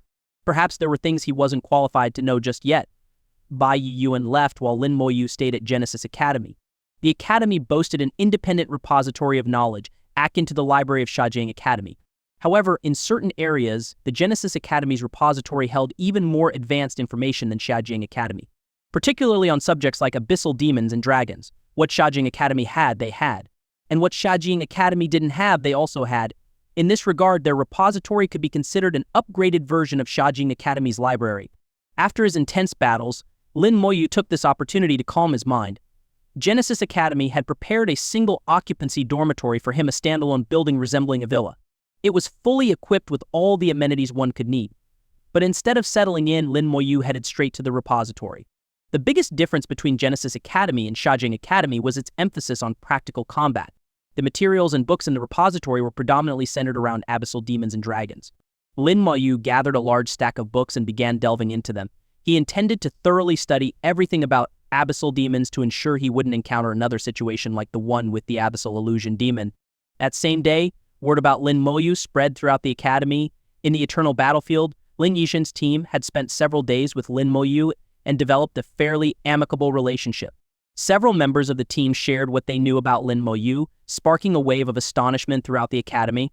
Late at night, Genesis Academy students gathered on the beach, setting up grills for a barbecue. The fish they roasted were freshly caught from the sea, filling the air with a mouth-watering aroma. Ling Yizhen found himself surrounded by curious students, and with no way out, began recounting what had happened with Lin Moyu on the eternal battlefield. You're saying he single-handedly took on the Earth Crimson Dragon God? Are you joking? The Earth Crimson Dragon God isn't something one person can take on. Even a whole team wouldn't be enough. You're telling me he was only level 30 at the time? A level 30 player defeating a level 58 world boss? That's impossible. Exactly. At level 30, you'd struggle to solo even a boss of the same level, let alone something like that. Even though he one-shot an opponent more than 10 levels above him during today's assessment, I still don't believe this. The crowd, composed of geniuses and top-tier talents from across humanity, each saw themselves as destined for greatness. Naturally, they were skeptical and unwilling to accept such an extraordinary claim. Ling Yizhen's account sounded too fantastical, almost like a myth. While no one outright accused him of lying, their tone was laced with doubt. Faced with their skepticism, Ling Yizhen didn't bother explaining further. Instead, he pulled out a large piece of pure, flawless beast meat. I'm not here to argue. This is some of the meat I got thanks to Lin Moyu. Why don't you all have a taste? The beast meat shimmered in the firelight, exuding a radiant glow. It didn't look like meat at all, but rather like a piece of exquisite jade, dazzlingly beautiful. The faint energy emanating from it was immensely powerful. Ling Yizhen took out a knife and began slicing the meat into portions. You can eat it raw or roast it, it's up to you. Someone hesitantly took a bite and exclaimed in amazement, "This is delicious." And the energy, it's incredible. I feel completely rejuvenated. Wait, could this be the Earth Crimson Dragon God's meat? Ling Yizhen nodded. That's right, Lin Moyu killed the Earth Crimson Dragon God, and we took advantage of the situation to carve off some of its leg meat. Most of it went to Lin Moyu, but we kept a small portion for ourselves. At this point, the story of Lin Moyu single-handedly defeating the Earth Crimson Dragon God became harder to dismiss. Someone else asked skeptically, did Lin Moyu really solo the Earth Crimson Dragon God? Ling Yizhen replied, do you think it was me who killed the Earth Crimson Dragon God? I wouldn't stand a chance. After Lin Moyu obtained the primordial rune, the abyssal demons immediately targeted him. We originally planned to protect him, but it turned out he didn't need our protection at all. Ling Yizhen recounted everything he knew, including how Lin Moyu's actions had made him renowned across the eternal battlefield. Lin Moyu had become a sworn enemy of both the abyssal demons and the dragons. The crowd listened intently, as if hearing a legendary tale come to life. By now, no one doubted Lin Moyu's feats. Just then, the teleportation array lit up, and someone rushed out, shouting, "Our divine Shi Empire has produced a level 37 divine general, the youngest divine general in history." Everyone froze, stunned, their mouths agape. Even the boss meat they were eating fell from their hands. Plans often failed to keep pace with the heaven's will. Bai Yiyuan had instructed Lin Moyu to keep the military badge tucked away. Yet, in the end, it hardly mattered. Lin Moyu's exploits had already spread across the eternal battlefield. Coincidentally, there had been members of Genesis Academy present at Fortress No, 6 at the time, and they carried the news back to the Academy. Before long, the entire world knew of Lin Moyu's extraordinary deeds. Everyone learned that the Shengxia Empire had produced a level 37 divine general, a single man who annihilated an entire army, soloed a level 70 dragon warlord, and forced the dragon into self-destruction, walking away unscathed. The strength of the Undead Legion was legendary. Even without it, Lin Moyu's own abilities were incredibly powerful. Within just a few days, the rumors became increasingly exaggerated, elevating Lin Moyu's reputation to godlike proportions. Inside the small courtyard of Bai Shen's residence, Meng Anwen's voice remained as calm as ever. Are you not going to step in and manage this? At this rate, Lin Moyu might actually ascend to godhood. Bai Yuan laughed heartily. Let them talk. The more exaggerated, the better. Besides, I'm not ignoring it, I've just chosen a different approach. Meng Anwen gave him a sidelong glance. Is Lin Moyu still in Genesis Academy these days? Yes, he's been reading. He suffered a few setbacks in the eternal battlefield, particularly with the abyssal illusion demon, which almost had him lost. This kid has recognized his own shortcomings and is determined to make up for them by thoroughly studying everything about the Abbeys. He's doing an intensive review. Bai Yuan spoke with a hint of pride. He fully approved of Lin Moyu's proactive approach. A truly excellent professional must know both themselves and their enemies. Even if Lin Moyu hadn't taken the initiative, Bai Yuan would have made the same demand. Now that Lin Moyu had done so on his own, Bai Yuan as his teacher couldn't be happier. Meng Anwen chuckled lightly. Do you want me to give this rumor mill a little push? Bai Yuan grinned. That would be ideal. I don't have many friends, so I'm not particularly adept at handling this sort of thing. Meng Anwen laughed. That's what happens when you make a habit of offending people. Lin Moyu's reputation had already been inflated to mythical levels, with some claiming he was capable of going toe-to-toe with a demon king. For several days, the rumors became more and more outrageous, straying further from reality. Some even concocted bizarre tales about Lin Moyu venturing into the abyssal world to personally duel the demon king. These fantastical stories spread across the globe, blurring the lines between truth and fiction. Eventually, some began to sense that something was off. It seemed as though a hidden hand was at work, deliberately inflating the narrative. The balloon of Lin Moyu's legend grew larger and larger until one day it popped. Most people came to realize that the tales about Lin Moyu were fabrications. In truth, he wasn't as invincible as the stories made him out to be. The only part of the narrative rooted in fact was his performance in the professional tournament. The rest of it, a mix of truth and fiction, was impossible to untangle. Most instinctively dismissed the latter half of the tales as false. After all, the idea of a level 37 divine general was already hard enough to believe. With a mischievous grin, Bai Yuan remarked, silencing rumors is less effective than fueling them, and let them become so exaggerated that no one believes them anymore. That way the rumors collapse on their own. Meng Anwen murmured, not all of it is false. Does it matter? Truth and lies don't need to be distinguished.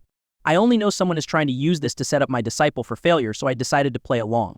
A faint aura of killing intent emanated from Bai Yuan. The cult of demon worship. Those filthy rats are crawling out of their holes again. For over 10 days, Lin Moyu had remained inside Genesis Academy's repository. There were far too many books in the repository, hundreds of them focused solely on the abyssal world. Lin Moyu meticulously connected and synthesized the information, gradually constructing a comprehensive knowledge system about the abyss in his mind. The abyss was far more brutal than the human world, where the law of the jungle reigned supreme and the strong devoured the weak. Its hierarchy was divided by bloodline, common beasts, ordinary demons, elite demons, and lord-level demons. It was also categorized by rank: low-level demons, high-level demons, top-tier demons, and demon kings. Additionally, there were special types of demons such as the Abyssal Illusion Demon and Abyssal Fire Spirit. The abyssal world was exceedingly complex, far more so than humanity. An elite demon was equivalent to a legendary human professional. A lord-level demon was comparable to an exceptionally powerful hidden class. For instance, the Crimson Moon demon Lin Moyu had previously encountered was an elite demon. Its strength far exceeded that of ordinary demons of the same rank. Lin Moyu also came to understand the process of demon evolution. Regardless of their type, all demons ultimately evolved toward becoming a demon king. In human terms, a demon king was akin to a god-tier powerhouse. However, the demon kings formed from ordinary demons were vastly different in strength compared to those formed from elite demons. The records clearly stated that the Flame Demon King had evolved from an ordinary demon, while the Succubus Queen had evolved from an elite demon. The difference in strength between the two was significant, as was their status. Closing the book, Lin Moyu pondered deeply. No wonder that top-tier Succubus was so powerful, capable of standing against the ancient Luan bird. It turns out it was an elite demon. The Succubus race itself belonged to the elite demons. The higher their level, the stronger their elite bloodline became. The Succubus Queen's strength placed her among the top 10 demon kings of the abyss. Of the top 10, humanity had only documented 5. The strongest known demon king ranked 4th Black Sky Demon King. When Lin Moyu read about the Black Sky Demon King, he was reminded of the Black Sky Demon spawn he had once forced into self-destruction. To his surprise, it turned out to be a descendant of the Demon King. Lin Moyu instinctively felt that the Black Sky Demon spawn had not perished. It had likely been reincarnated through its soul imprint. After all, the human method of soul imprint reincarnation had been learned from the abyssal demons. If humans could reincarnate, then surely a demon king's descendant could as well. It seemed inevitable that they would clash again someday. If I could kill you once, I can kill you a second and third time. Rising to his feet, Lin Moyu returned the stack of books to their shelves before retrieving a new set of volumes, this time on dragons. Once again, he immersed himself in the sea of knowledge. The storms outside had nothing to do with him. It was as though Lin Moyu had taken root in the repository, making up for lost time by absorbing vast amounts of information. With the divine power of level 37, his recovery ability was extraordinary. This allowed Lin Moyu to go without sleep or rest, maintaining peak energy levels at all times. The students of Genesis Academy were dumbfounded. Since joining the academy, Lin Moyu had skipped classes and training, spending all his time in the repository. It was clear he intended to teach himself entirely. But how could self-study compare to being instructed by a teacher? Beyond his exaggerated legend, Lin Moyu had earned another label among his peers, an eccentric. A month later, the rumors about Lin Moyu began to fade. The world had found a new focal point. The dragons had established a new base on the eternal battlefield. Their efforts were monumental, constructing 9 military bases surrounding a central royal city. The Dragon base spanned over 1,000 kilometers. Upon completion, a massive defensive formation linked the bases into one unified fortress. This entire territory now belonged to the Dragons. Dragon armies marched into the bases with overwhelming momentum. After being absent for over a millennium, the Dragons had returned with a vengeance. On the day the base was completed, a colossal projection appeared in the Dragon Royal City. A Dragon King descended. With a single command, the Dragon army surged out of the base, heading straight for the base. The Dragon base was positioned closer to the abyssal entrance, where a massive battle erupted. The Dragon King himself entered the abyss, engaging in a fierce battle with an abyssal demon king. It was said that more than one Dragon King had been deployed. A month earlier, during the Dragon's initial return, they had simultaneously attacked both humanity and the abyss. That skirmish, though significant, paled in comparison to the current campaign. The Dragon's large-scale assault on the abyss was an act of vengeance for a 1,000-year-old grudge. Once they were done with the abyss, they would undoubtedly turn their sights back on humanity. The earlier attack had merely been an appetizer. The real war was yet to come. The shadow of war loomed overhead. Humanity's focus shifted to the impending conflict. A racial war was on the horizon. The entire race began preparing for battle. Meanwhile, Lin Moyu remained oblivious to these developments in the repository. It wasn't until the communicator on his wrist buzzed that he was brought back to reality. Glancing at the time, he realized over a month had passed unknowingly. During that month, he had read over 100 books. Not only had he absorbed their contents, but he had also synthesized and interconnected the knowledge, forming his own comprehensive understanding. His grasp of abyssal demons and dragons had deepened significantly, allowing him to assemble his own framework. Though he might not yet rival the most erudite scholars, he was far ahead of most students. Never again would he face a situation like the one with the abyssal illusion demon. Answering the communicator, he said, "Headmaster, what's the matter? Divine General Lin, sorry to disturb you, but could you come outside for a moment?" Mo Xingji's deep voice came through the device.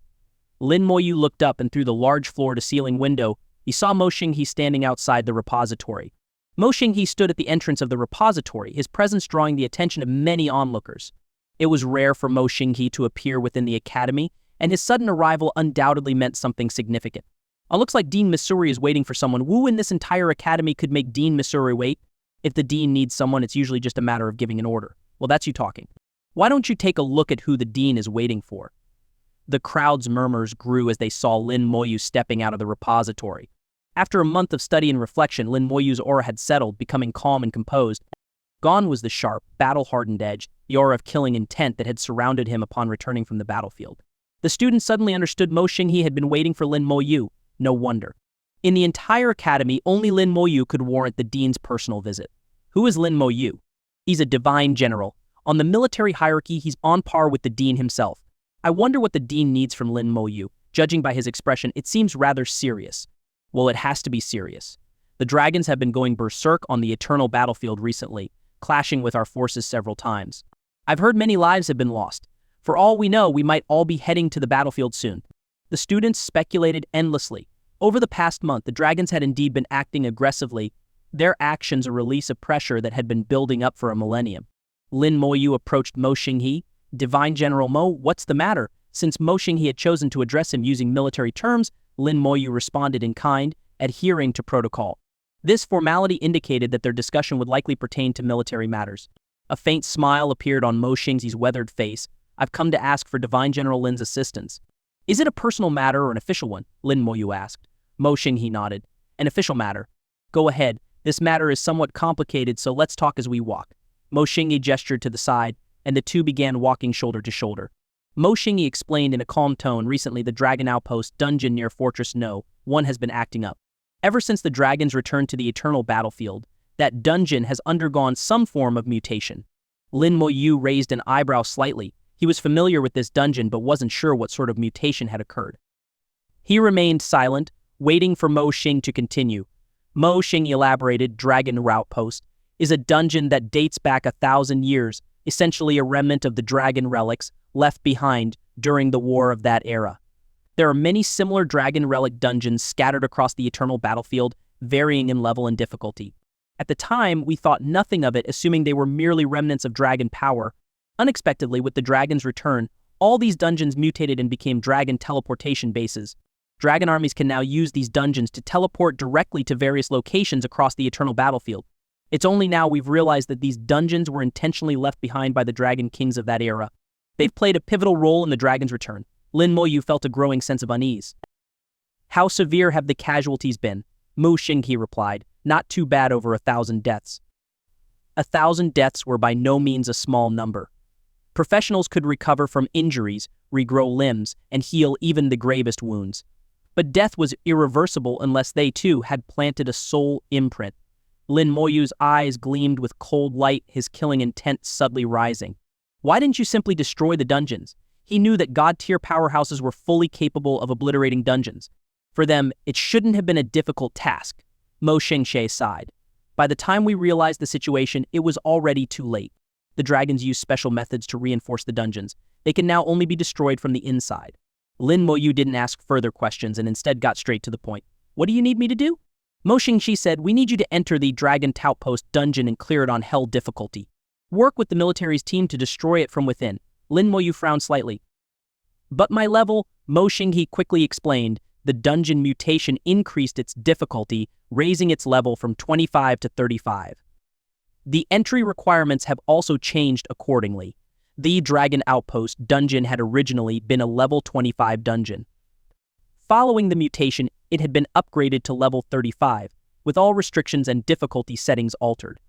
Now, only professionals between levels 33 and 37 could enter.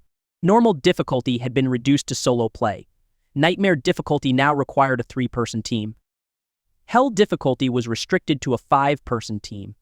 Moreover, only one team was allowed to challenge a specific difficulty level at any given time. The dungeon had completely transformed, losing its original nature and becoming a dragon teleportation hub.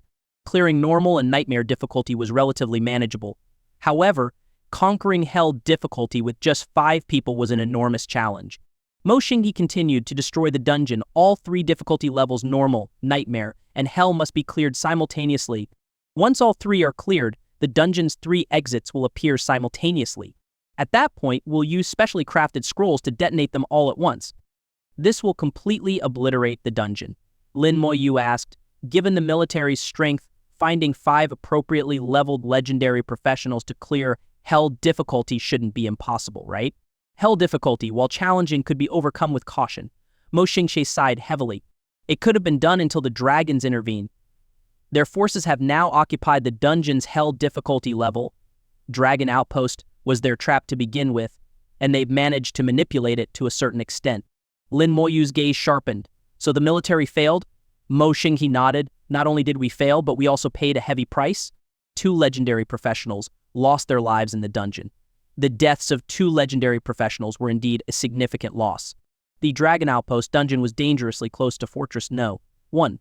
Fortress No. 1 primarily housed lower-level professionals under level 40, making it the weakest of the 9 fortresses in terms of defense. If the dragons used the Dragon Outpost to teleport an army into the fortress, the damage could be catastrophic.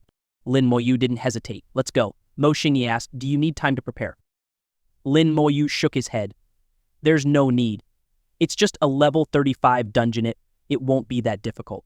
Dungeon limitations always existed, and the rules wouldn't change. Even if the dragons could station troops within the dungeon, those troops would still be subject to the dungeon's restrictions. The dragon soldiers inside wouldn't exceed level 37.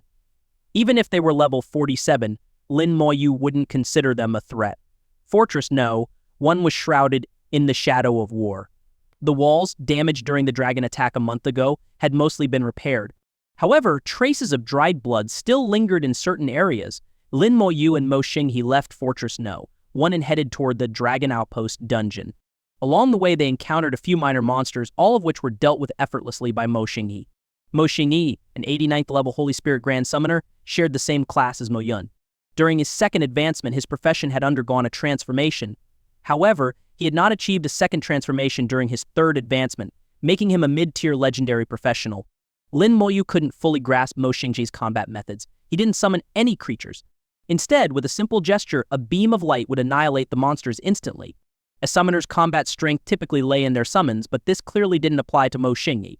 Even if his summoning abilities were sealed, Mo Xinghe would still possess terrifying combat power.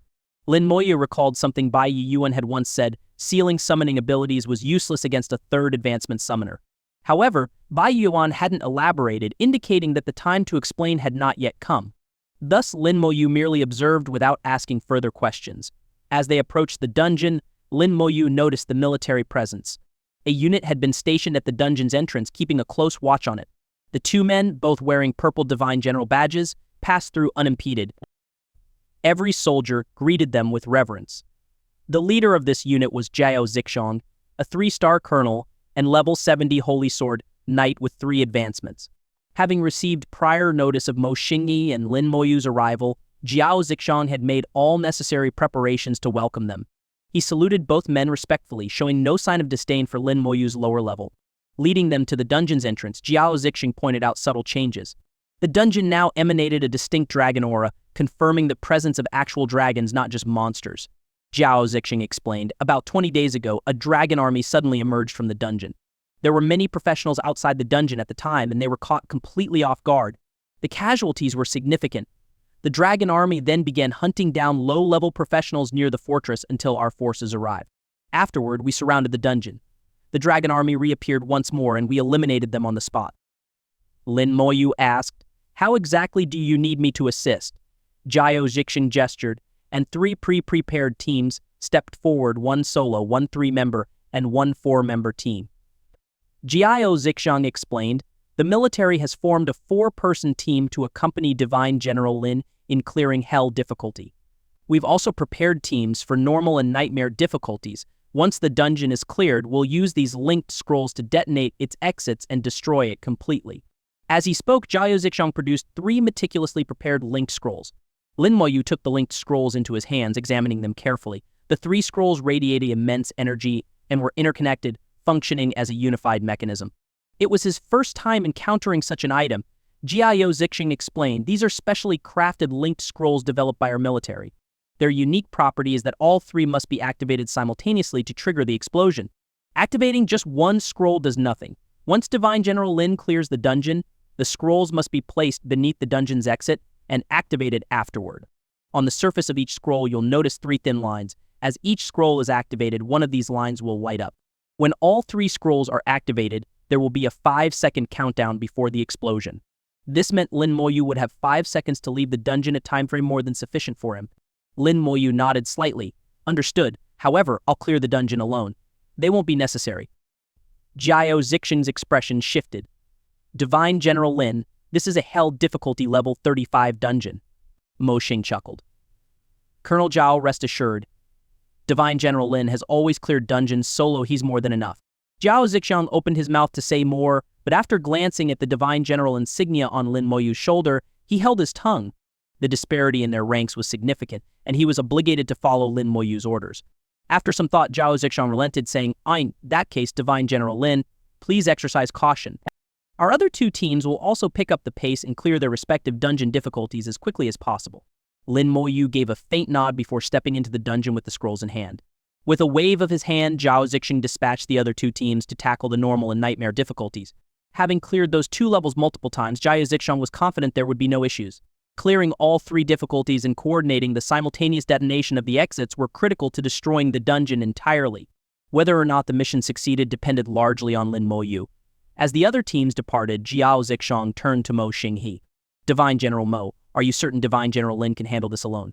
Mo Xingyi smiled. And don't worry, not only will he succeed, but I'd wager his speed will put him in first place.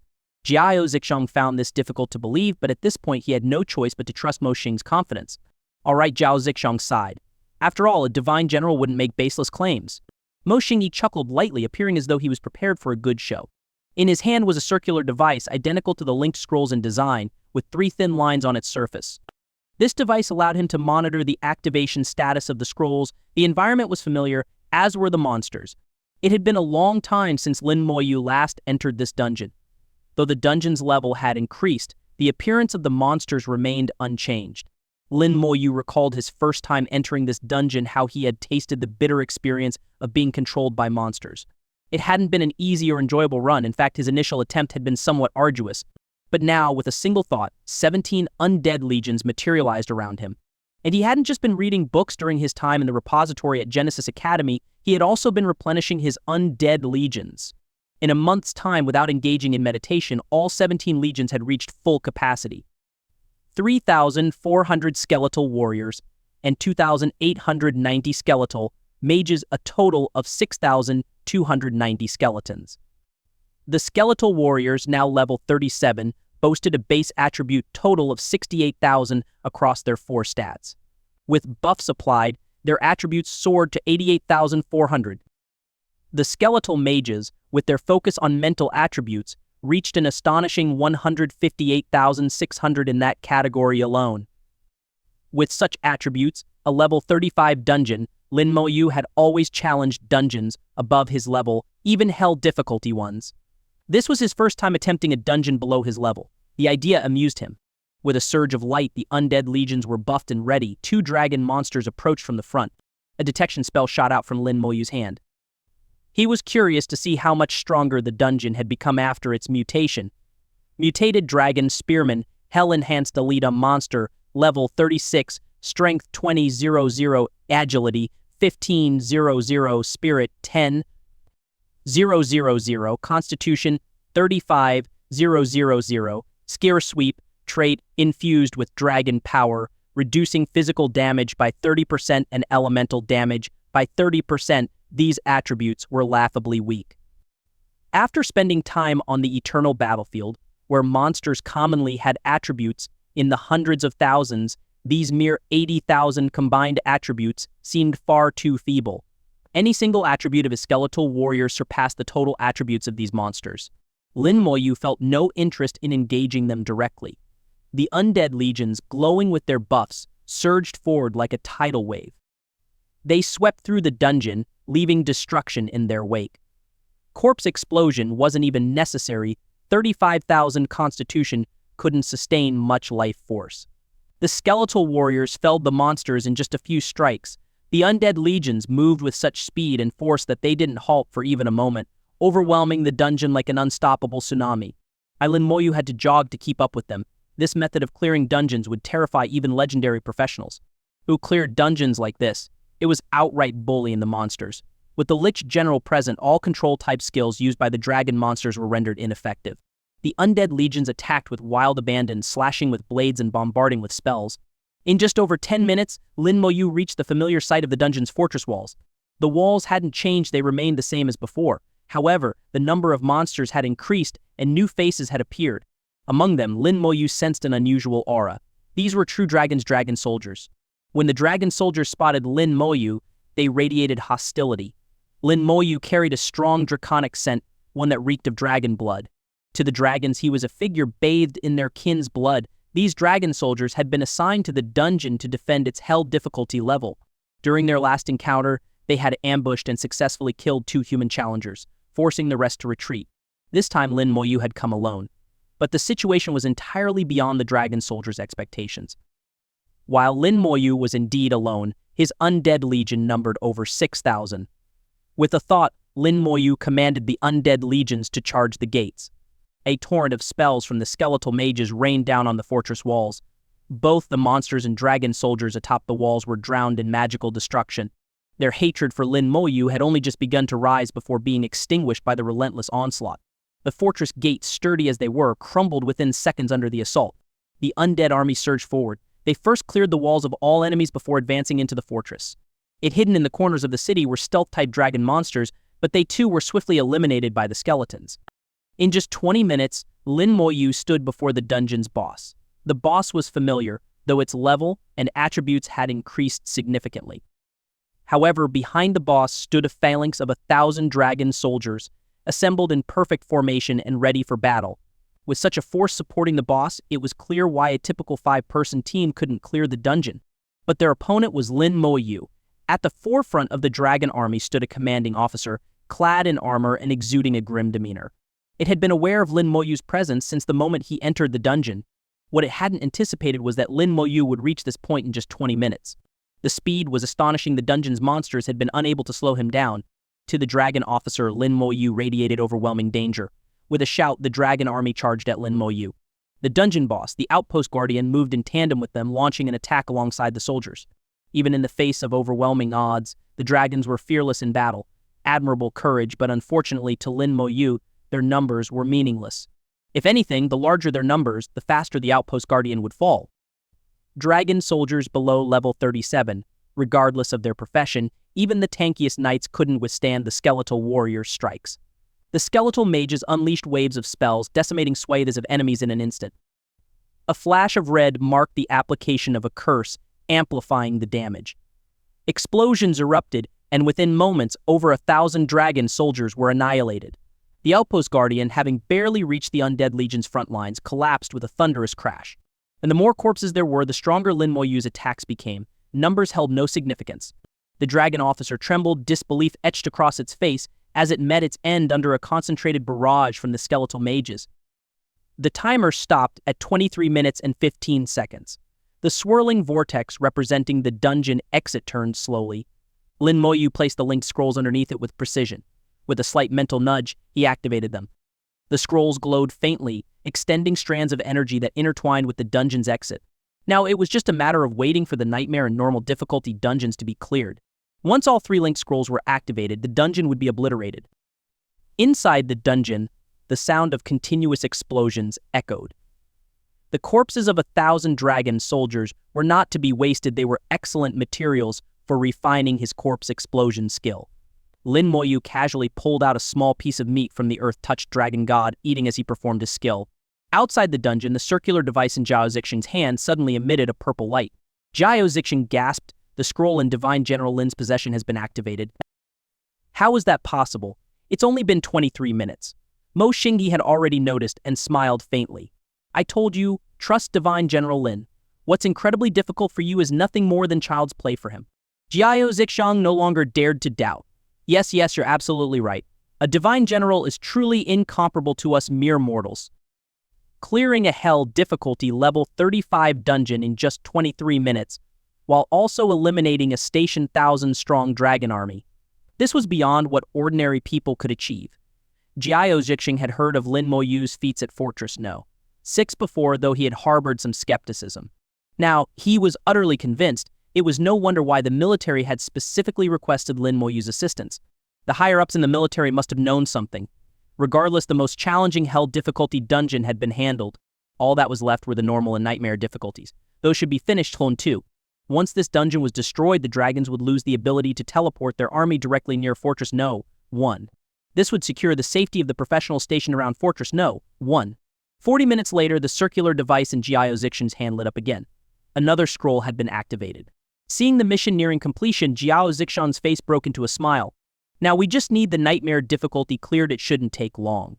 Based on past experience, it should take no more than another 30 minutes. Sure enough, as Jiao Zixing waited, the third line on the circular device lit up. At the same time, Lin Moyu saw a brilliant light emit from the scrolls near the dungeon exit. It was done. All 3 scrolls were now fully connected to the dungeon exit. In 5 seconds, the scrolls would detonate, taking the entire dungeon with them. The simultaneous destruction of all 3 difficulty levels meant that this dungeon would be completely eradicated. Lin Moyu took one last look at the dungeon. This place held memories for him and Ning Yi. Then, he chose to leave the dungeon. But Lin Moyu froze. He couldn't leave. The dungeon exit had lost its functionality. He was trapped. And it wasn't just him. The same was true for those in the nightmare and normal difficulties. Everyone inside was unable to leave. Outside the dungeon, the smile on Jiao Zixing's face froze and quickly vanished, replaced by panic. What's happening? Why hasn't anyone come out? With only 5 seconds remaining, 3 seconds had already passed, yet no one had exited. He was completely flustered, helplessly turning to Mo Xingyi for assistance. Mo Xingyi also frowned, sensing that something was wrong. Lin Moyu made several attempts to leave, but none succeeded. He even tried using an advanced dungeon escape talisman, but it was equally ineffective. The entire dungeon had been sealed. Someone is trying to kill me, Lin Moyu realized. Someone had orchestrated this deliberately. He recalled all his undead legions, refreshing his skeletal armor. At this point, all he could do was remain calm and wait. There was no other option. The final 2 seconds ticked by in an instant. The 3 scrolls detonated simultaneously, destroying the dungeon exit in an instant. The entire dungeon began to quake violently, collapsing, disintegrating, and fading into nothingness. Everything within the dungeon, constructed from energy and rules, was returning to its source. Lin Moyu found himself in a void. The scene was reminiscent of the fragmented visuals of a teleportation array, broken and indescribable. The relationships between the 3 difficulty levels fractured, and Lin Moyu caught glimpses of the other professionals in the other difficulties. Their faces were filled with panic as well. Lin Moyu wanted to help them, but he was powerless. At this moment, he was surrounded by the void with terrifying energy rampaging around him. His skeletal armor shimmered, withstanding wave after wave of energy assaults. The constant cracking sound signaled that the armor wouldn't last much longer in the chaotic energy streams. Lin Moyu could only focus on continually repairing his skeletal armor, replenishing it each time it broke. The dungeon's collapse and disintegration grew more violent, and the energy turbulence intensified. In his line of sight, the soldiers caught in the chaos were torn apart by the energy streams within seconds. Lin Moyu sighed softly and withdrew his gaze, focusing on himself. Don't let me find out who's behind this. I will kill you. His eyes burned with murderous intent. He was certain this was no accident. Someone had orchestrated this to kill him. The next moment, the dungeon completely collapsed. The terrifying energy turbulence surged toward Lin Moyu, smashing into him. His skeletal armor shattered instantly, the impact comparable to a blow from a demon king. Lin Moyu groaned and quickly reapplied his skeletal armor. But he was now uncontrollably swept along by the energy turbulence, hurtling into the endless void. In the courtyard of the White God's residence, Manhwa, who had been resting with his eyes closed, suddenly opened them. Something's happened to that boy, Lin. Bai Yuan shot to his feet. Where? Manhwa conjured the phantom of the divine Xia tower in his palm, a beam of light enveloping Bai Yuan. In an instant, Bai Yuan was teleported away. The teleportation was incredibly fast, and energy turbulence surrounded Bai Yuan. Even advanced professionals would be torn apart during such a teleportation. Bai Yuan's body glowed with golden light, shielding him from the energy. In just 10 seconds, he had crossed an immense distance, arriving directly at Fortress No. 1.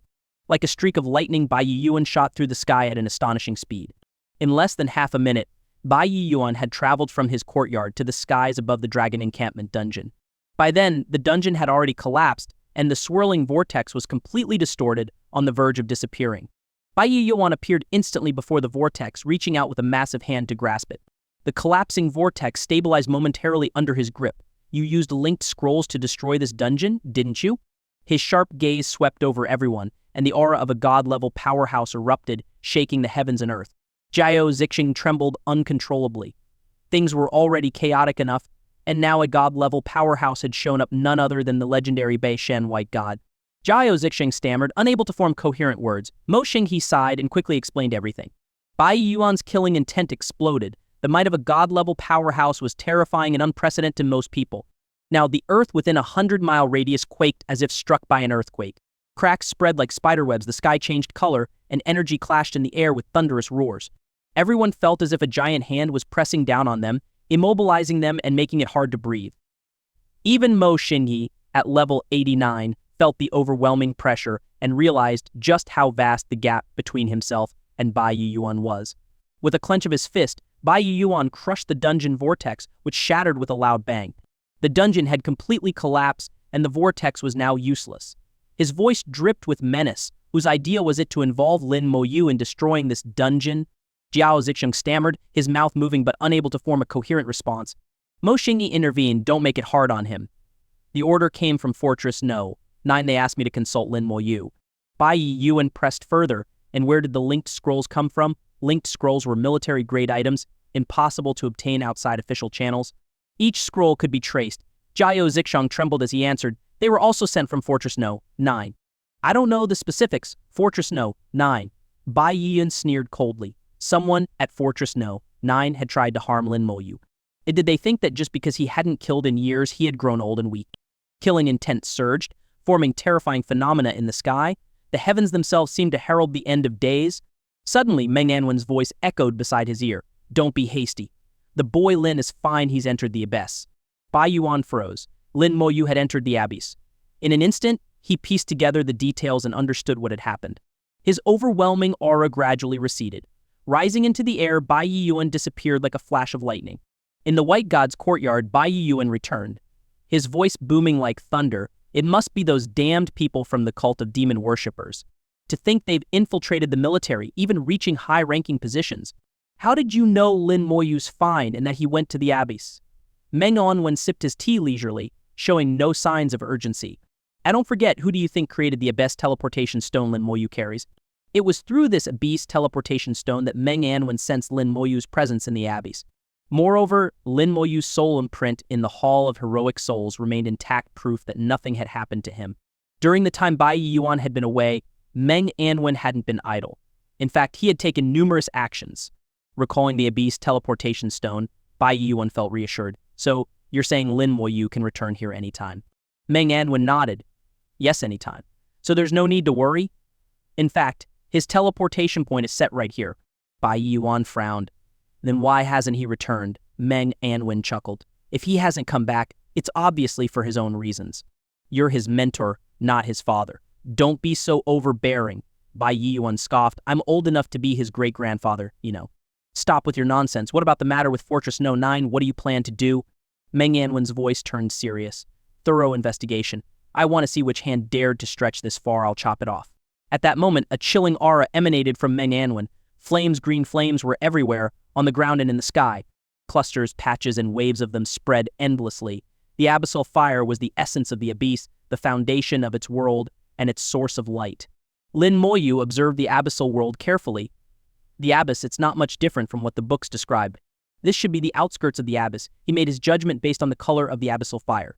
The deeper one ventured into the abyss, the darker the fire's hue became. Here, the fire was a pale green, suggesting he was at the edge of the abyss. In his hand, the abyss teleportation stone emitted a faint glow. When the dungeon had collapsed and been destroyed, waves of terrifying energy had continuously assaulted him. His skeletal armor had repeatedly formed and shattered as it absorbed the impacts. Under constant attack, Lin Moyu quickly realized he wouldn't last much longer. With all other methods proving ineffective, Lin Moyu had placed his hopes on the abyss teleportation stone. Activating it in desperation, he finally managed to escape the chaotic energy currents and enter the abyss. Now he needed to wait an hour for the stone's energy to recharge before he could return. Lin Moyu wasn't entirely unfamiliar with the abyss. The knowledge he'd gained from books had become a structured understanding in his mind. He knew that his presence in the abyss was like a drop of water falling into a sizzling pan of oil. The human aura he exuded was glaringly out of place in this world. It wouldn't take long before demons would come searching for him. For an ordinary person, surviving an hour in the abyss was nearly impossible. An hour was more than enough time for a demon king to track them down. Lin Moyu stored the abyss teleportation stone and took out a fragment of a demon core. He activated it with his spiritual energy. With a sharp crack, the fragment burst open, releasing a cloud of demonic aura that enveloped him. The human aura around him was replaced by the demonic aura. Without visual inspection, it would be impossible to distinguish him as a human. Having completed these preparations, Lin Moyu quickly moved, disappearing into the dim green flames. Barely a minute after he left, a group of demons arrived. They were all low-level demons, under level 40, and they behaved like rats catching the scent of fresh meat, excited, drooling, and ravenous. I smelled human scent. Why did it suddenly disappear? My senses can't be wrong, he was here. Where did he go? A human has snuck into our world. He must be hiding. Find him. Let's eat him. The demons roared excitedly. To them, the taste of humans was an irresistible delicacy. They began searching the area, but Lin Moyu had already moved far away. Shrouded in demonic aura, he traversed the green flames unnoticed. A single fragment of a demon core could sustain this disguise for an hour. During this time, Lin Moyu didn't have to worry about being detected by other demons. Of course, he still needed to avoid being spotted directly. Time passed quickly, and soon enough, the abyss teleportation stone had fully recharged. Lin Moyu could leave and return to the White God's courtyard at any moment. However, after a brief moment of hesitation, he decided to put the stone away. Since he was already here, why not explore? It would be a good opportunity to connect his theoretical knowledge with real-world experience. With the demon core fragments and the abyss teleportation stone, as long as he was cautious, there shouldn't be much danger. Lin Moyu made his decision and continued exploring the abyss. If any danger arose, he could always teleport back. Gradually, the abyssal scenery before him began to change. Among the green flames, he spotted a lake and a forest. At the center of the lake, abyssal fire burned brightly. The coexistence of water and fire in such harmony was a rare and wondrous sight, almost non-existent in the human world. Lin Moyu understood that every world had its own unique marvels. The abyss wasn't completely barren. There were mountains, waters, grasslands, and forests. The abyssal fire not only served as a source of power, but also brought life to the world. The abyss was home to numerous ordinary creatures, many of which were low level, even just level 1 or 2. These creatures served as the food supply for the abyssal demons. Lin Moyu had already witnessed a level 20 demon devouring a beast that resembled a wild dog, raw and dripping with blood. This world was far more savage and brutal. I've heard that only some higher-level abyssal demons bother to cook their food with fire like humans do. Most demons eat their food raw. Recalling the knowledge from books, Lin Moyu found that it seemed to be accurate. By the lakeside, several abyssal demons were drinking water, their wings flapping lazily on their backs. Some stretched after drinking their fill, letting out sharp cries as they rested by the shore. In certain ways, abyssal demons bore slight similarities to humans. The bizarre variety of demons didn't seem to harbor hostility toward one another. While they weren't exactly friendly and united, they at least refrained from attacking each other. Hiding in the shadows, Lin Moyu thought to himself, should I just kill them all? The lake was directly in his path, and these demons were blocking the way. Killing these demons, all under level 40, wouldn't be difficult. However, their numbers were large and they could fly. If any managed to escape, it would surely expose his presence. Just as he was deliberating, more demons arrived. In a matter of moments, the lakeside was swarming with hundreds of demons, their numbers growing rapidly. Within minutes, the number of demons had reached nearly 1,000. At first, they were mostly low-level demons, but higher-level ones up to level 45 began appearing. This bizarre gathering only confirmed Lin Moyu's suspicion that something unusual was happening. The abyssal fire at the lake center began to surge. Initially half a meter tall, it suddenly grew to 5 or 6 meters. The flames burned more intensely, their color deepening from pale green to dark green. Then, at the heart of the flames, a point of white light appeared. The white light exploded, illuminating the entire lake. At the center of the lake, a secret realm entrance emerged. The realm was saturated with an abundance of light element energy, pure and radiant. From the secret realm entrance, the aura of a dungeon emanated. A dungeon existed within the secret realm. The abyssal demons took to the air en masse, frantically flying toward the secret realm. In the blink of an eye, the lakeside was deserted, not a single demon left behind.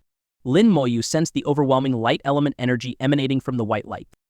Demons hate light element energy. What are they doing? Demons detested light element energy, second only to their hatred of holy power.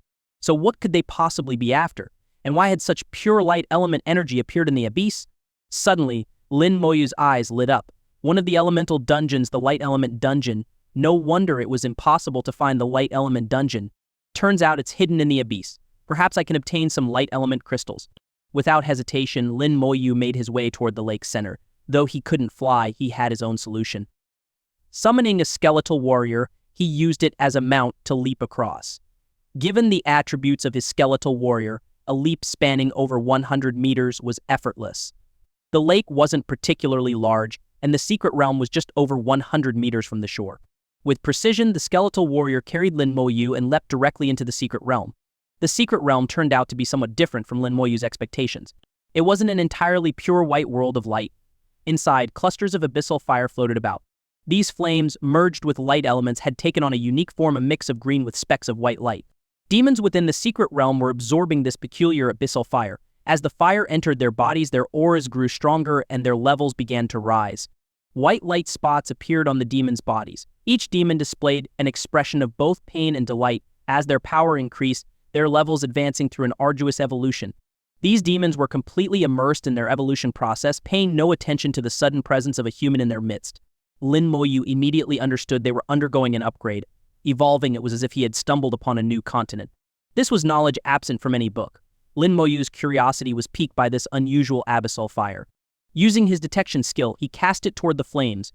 Mutated abyssal firelight. Description: abyssal fire infused with light elements. Demons who absorb it can enhance their core essence with a very small chance of evolving into higher-tier demons. It also raises their levels, but the process involves enduring intense pain. So his deduction had been correct. This mutated abyssal fire could indeed aid in demon evolution.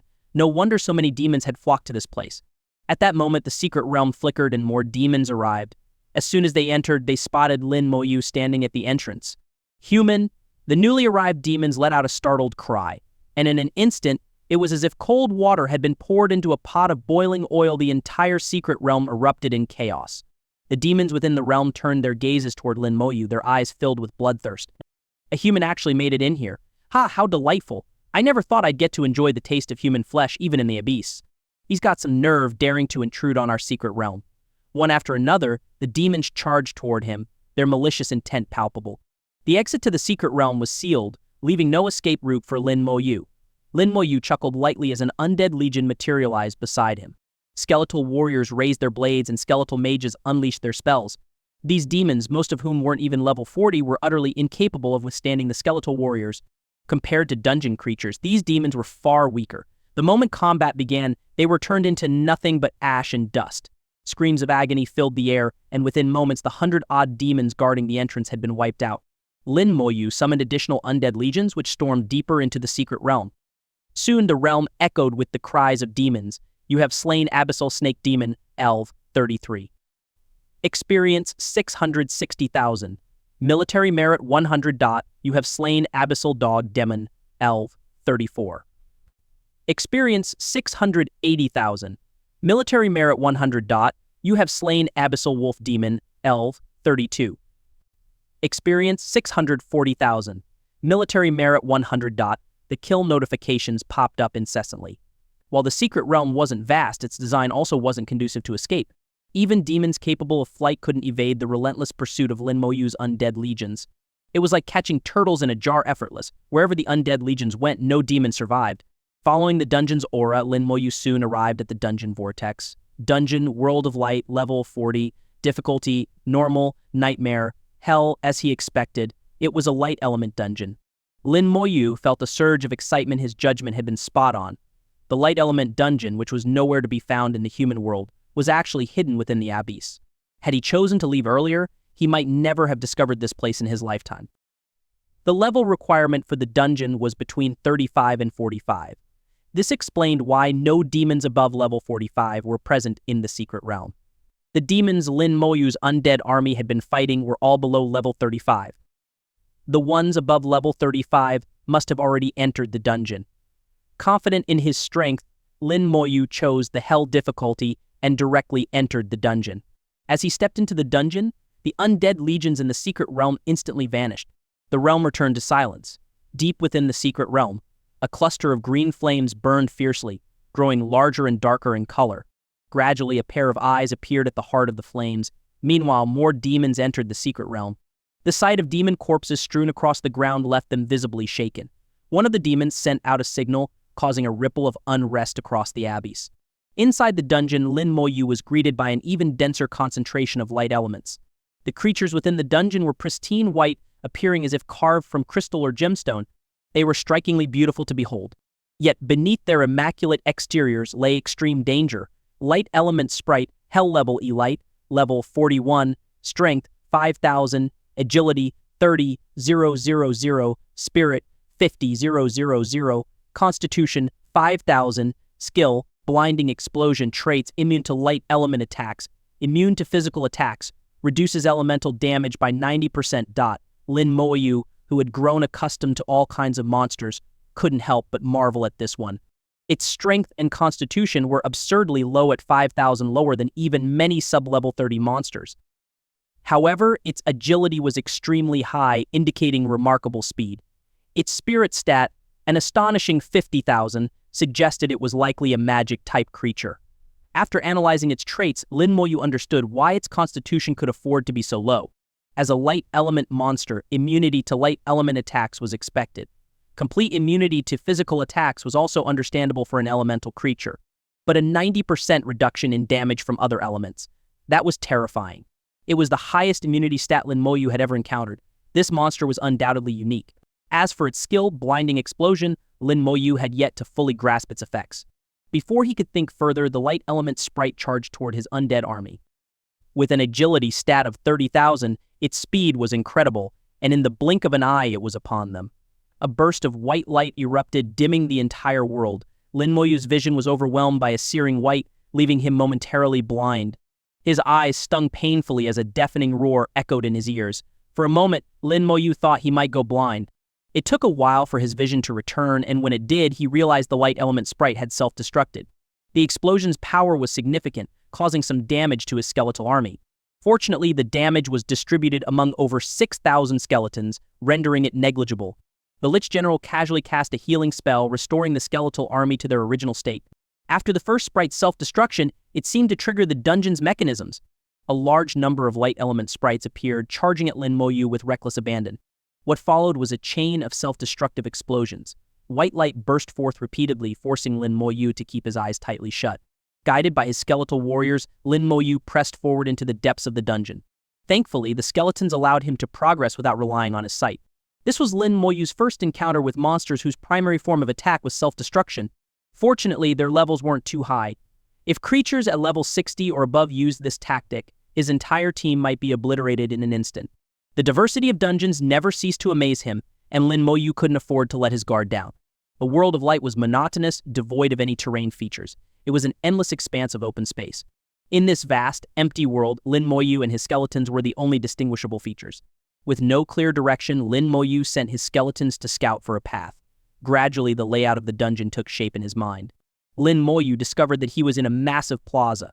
The plaza spanned over 10 kilometers in diameter, an enormous area. Scattered across the plaza were over 1,000 light element sprites. Each one, without exception, would charge in and self-destruct. The Lich General continued casting healing spells, rendering their suicidal attacks ineffective against Lin Moyu. Finally, a pathway appeared in his mental map. A skeletal warrior had located a route out of the plaza. At the plaza's edge, Lin Moyu saw a splash of color, something other than white. A milky white stairway extended from the plaza, its countless steps leading to a distant statue.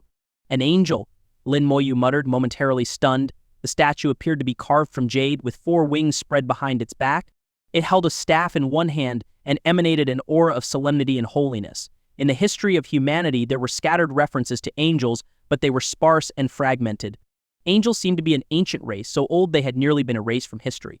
Interestingly, Lin Moyu thought of the concept of angels from his previous life, where they were often associated with heaven. However, the angels here were clearly different, serving more as representations of light elements.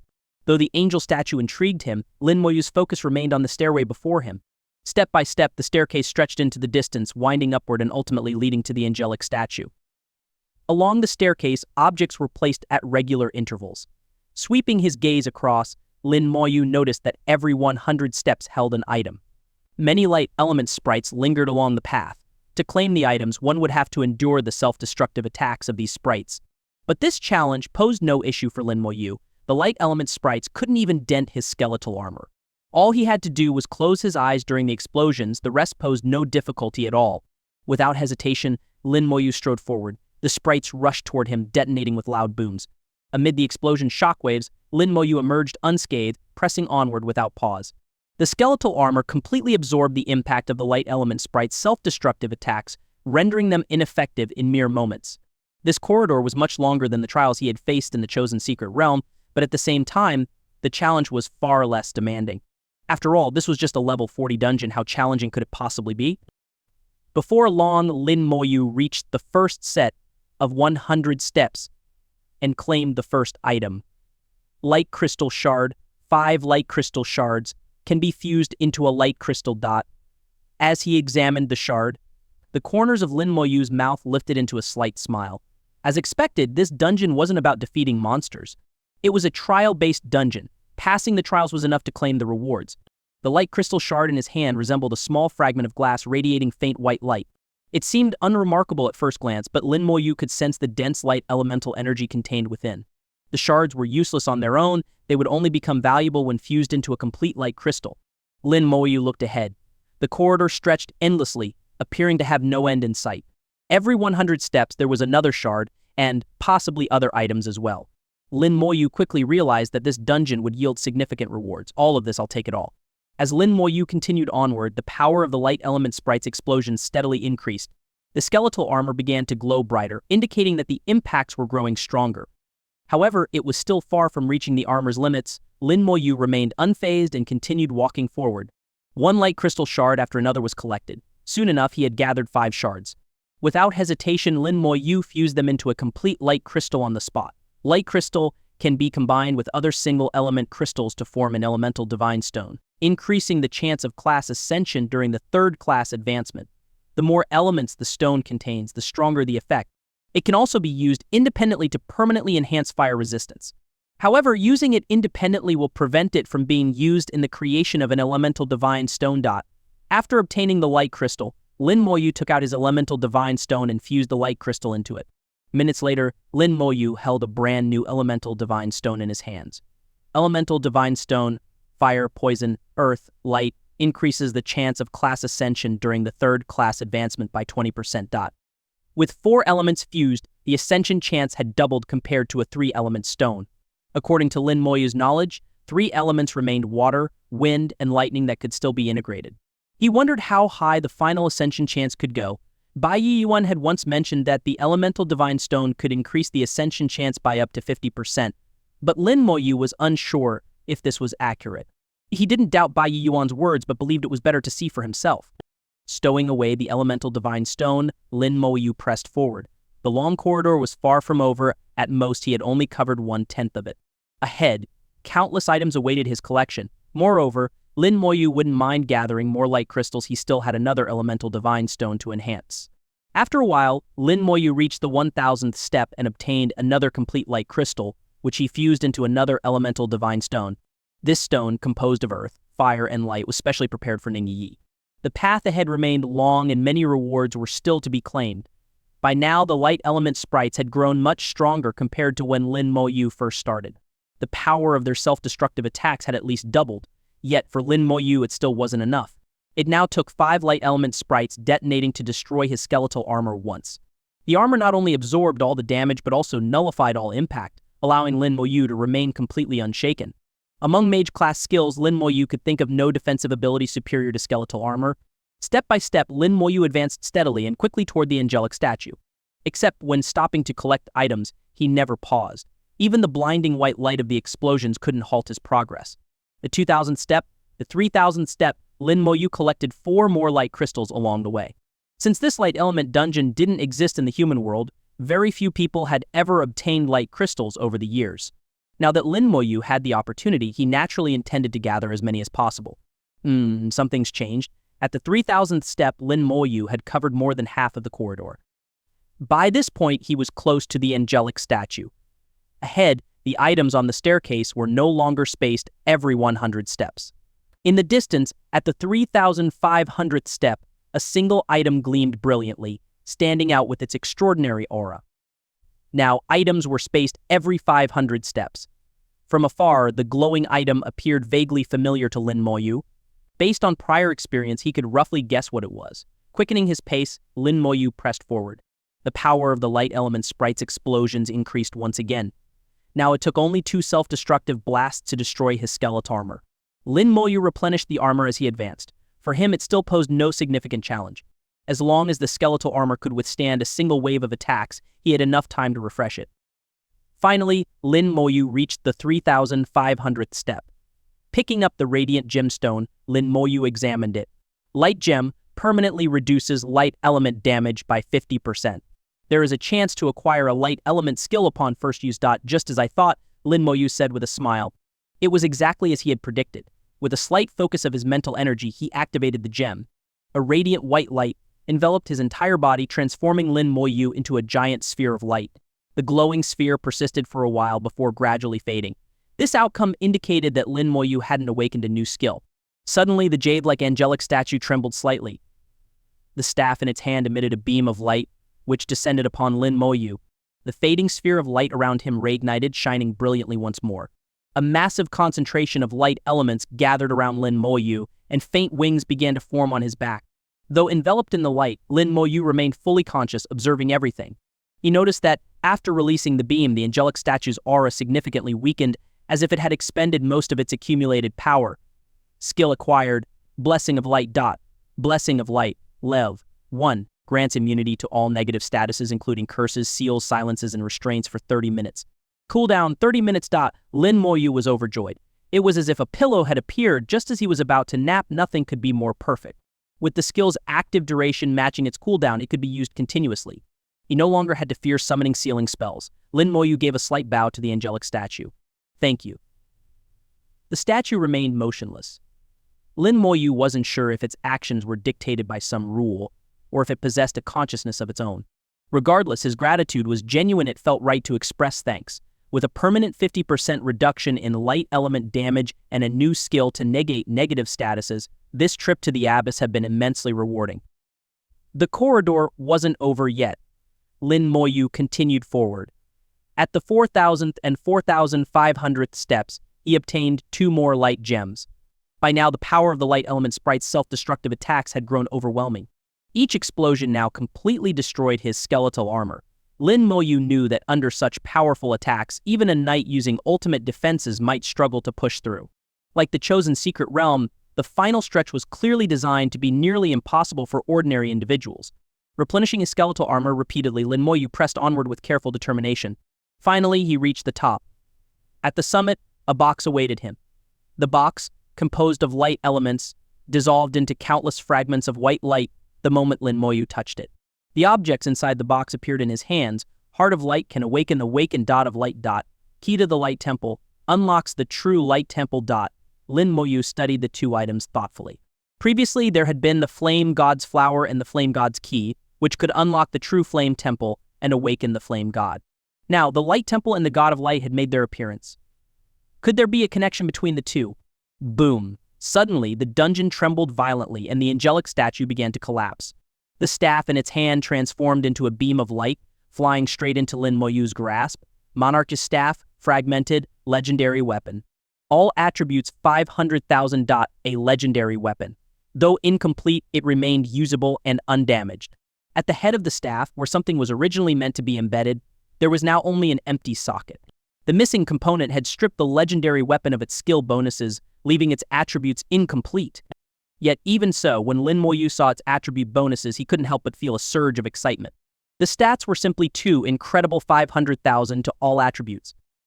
When summed up, it provided a total of 2 million attribute points across all 4 primary stats, completely surpassing the base attributes of a top-tier level 70, third-class advanced professional. The enhancement was nothing short of astonishing. Lin Moyu believed that even among legendary weapons, this monarch's staff was an extraordinary piece. The lack of skills didn't trouble him. Many skills were inconsequential to him anyway, especially since numerous weapon skills were class-specific. For Lin Moyu, attribute bonuses were by far the most crucial aspect. Of course, being a legendary weapon, it required a level 70 third-class advancement to wield. For now, all he could do was admire it. The more he looked at it, the more he coveted it. After a moment, Lin Moyu stowed the monarch's staff away. The angelic statue had collapsed, revealing the exit of the dungeon. However, Lin Moyu didn't rush to leave. Instead, he sat down where he was and began to meditate, recovering his depleted mental energy. He was well aware of what awaited him outside the dungeon. The abyssal demons would undoubtedly be lying in wait for him. The moment he left, a battle would be inevitable. Of course, he could choose to leave the abyss entirely and return to the human world, leaving the demons outside the dungeon to wait in vain. But he had no such intention. Since he was already here, there was no way he would leave without a fight. In just 10 minutes, his mental energy was fully restored, and all 17 undead legions were ready to deploy. Lin Moyu equipped himself with a fresh set of skeletal armor. Well then, let's begin. The long-dormant killing intent within him surged to life, sending ripples through the dungeon. Outside the dungeon, the incoming demons had already crowded the secret realm, surrounding the dungeon exit completely. Not only was the secret realm filled with demons, but even more awaited outside its boundaries. It was Lin Moyu's first time stepping into the abyss. Though he had wandered through the abyss for half a day, he had yet to witness its true depth. Within the abyss, there were demon cities as well. It just so happened that a large city was nearby. The demons within had caught wind of Lin Moyu's presence and rushed to encircle him. As word spread, demons from other cities began to converge as well. This secret realm, known as the Radiant Secret Realm among the demons, was a coveted location. Each time it appeared, the light elements within would be corrupted and mutated by abyssal flames.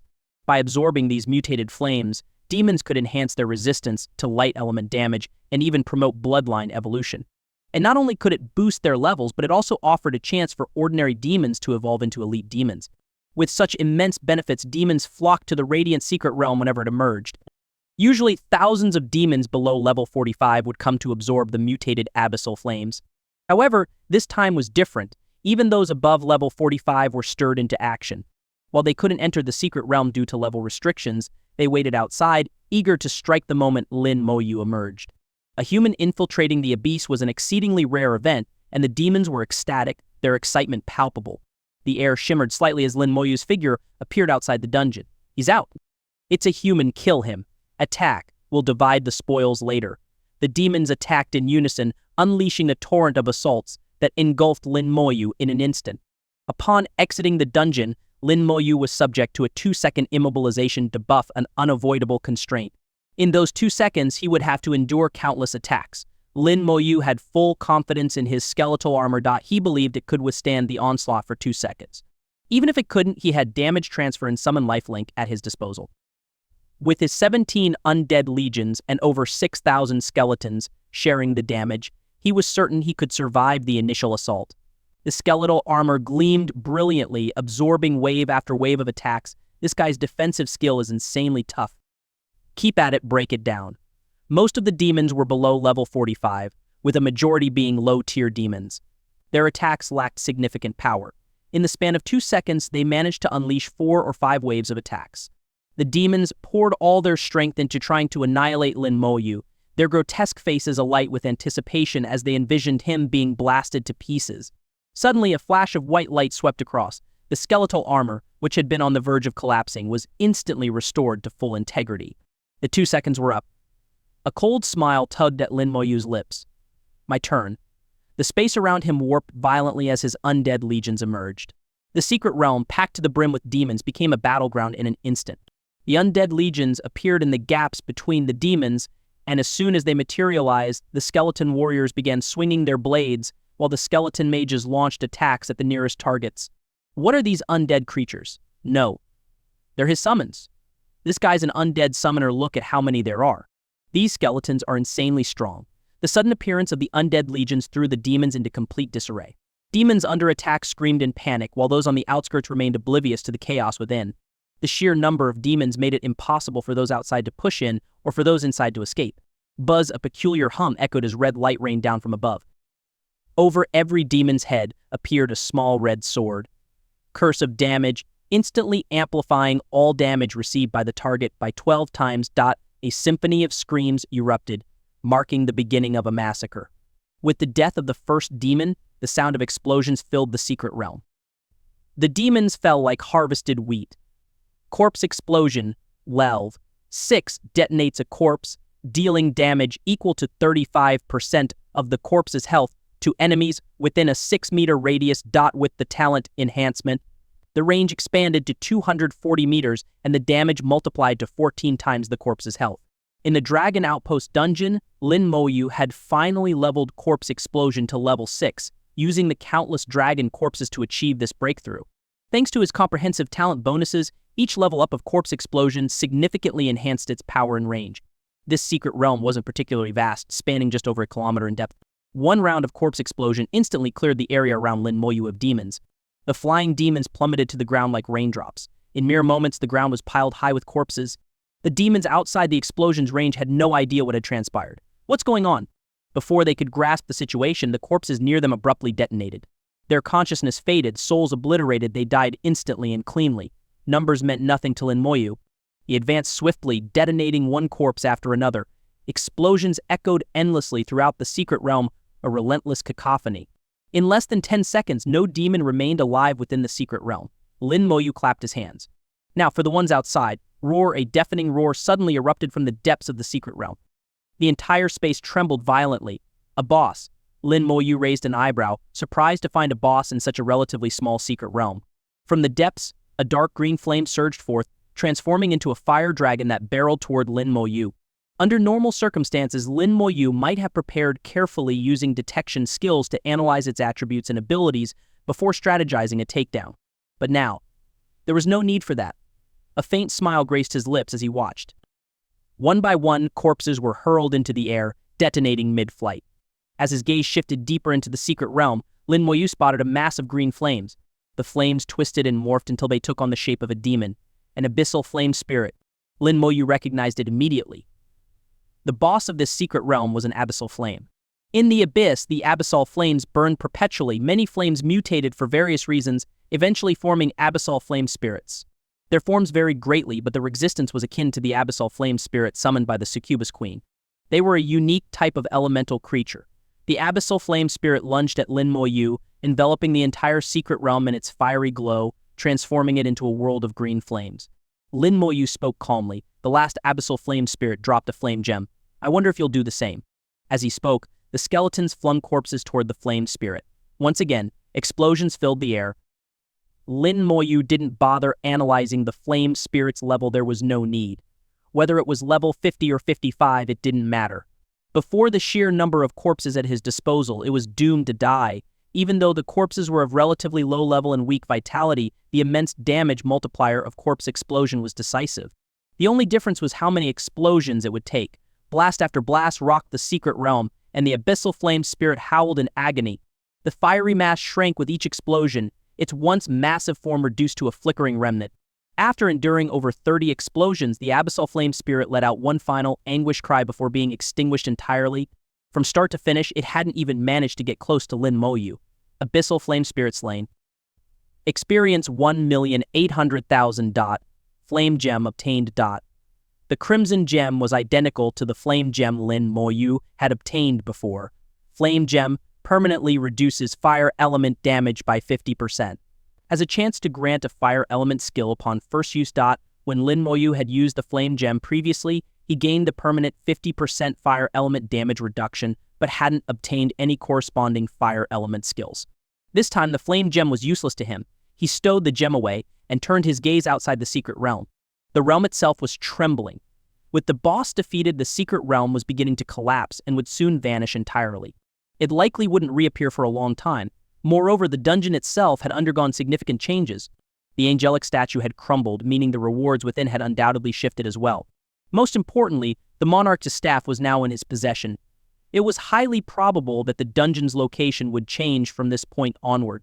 Lin Moyu had already deduced that it was this secret realm that had anchored the dungeon in place. Now that the realm's boss was dead, the dungeon was freed and its next location was anyone's guess. Summoning his undead legions, Lin Moyu ordered them to gather all the corpses. Over 1,000 bodies, each one a perfect weapon. With the boss defeated, the secret realm could no longer sustain itself.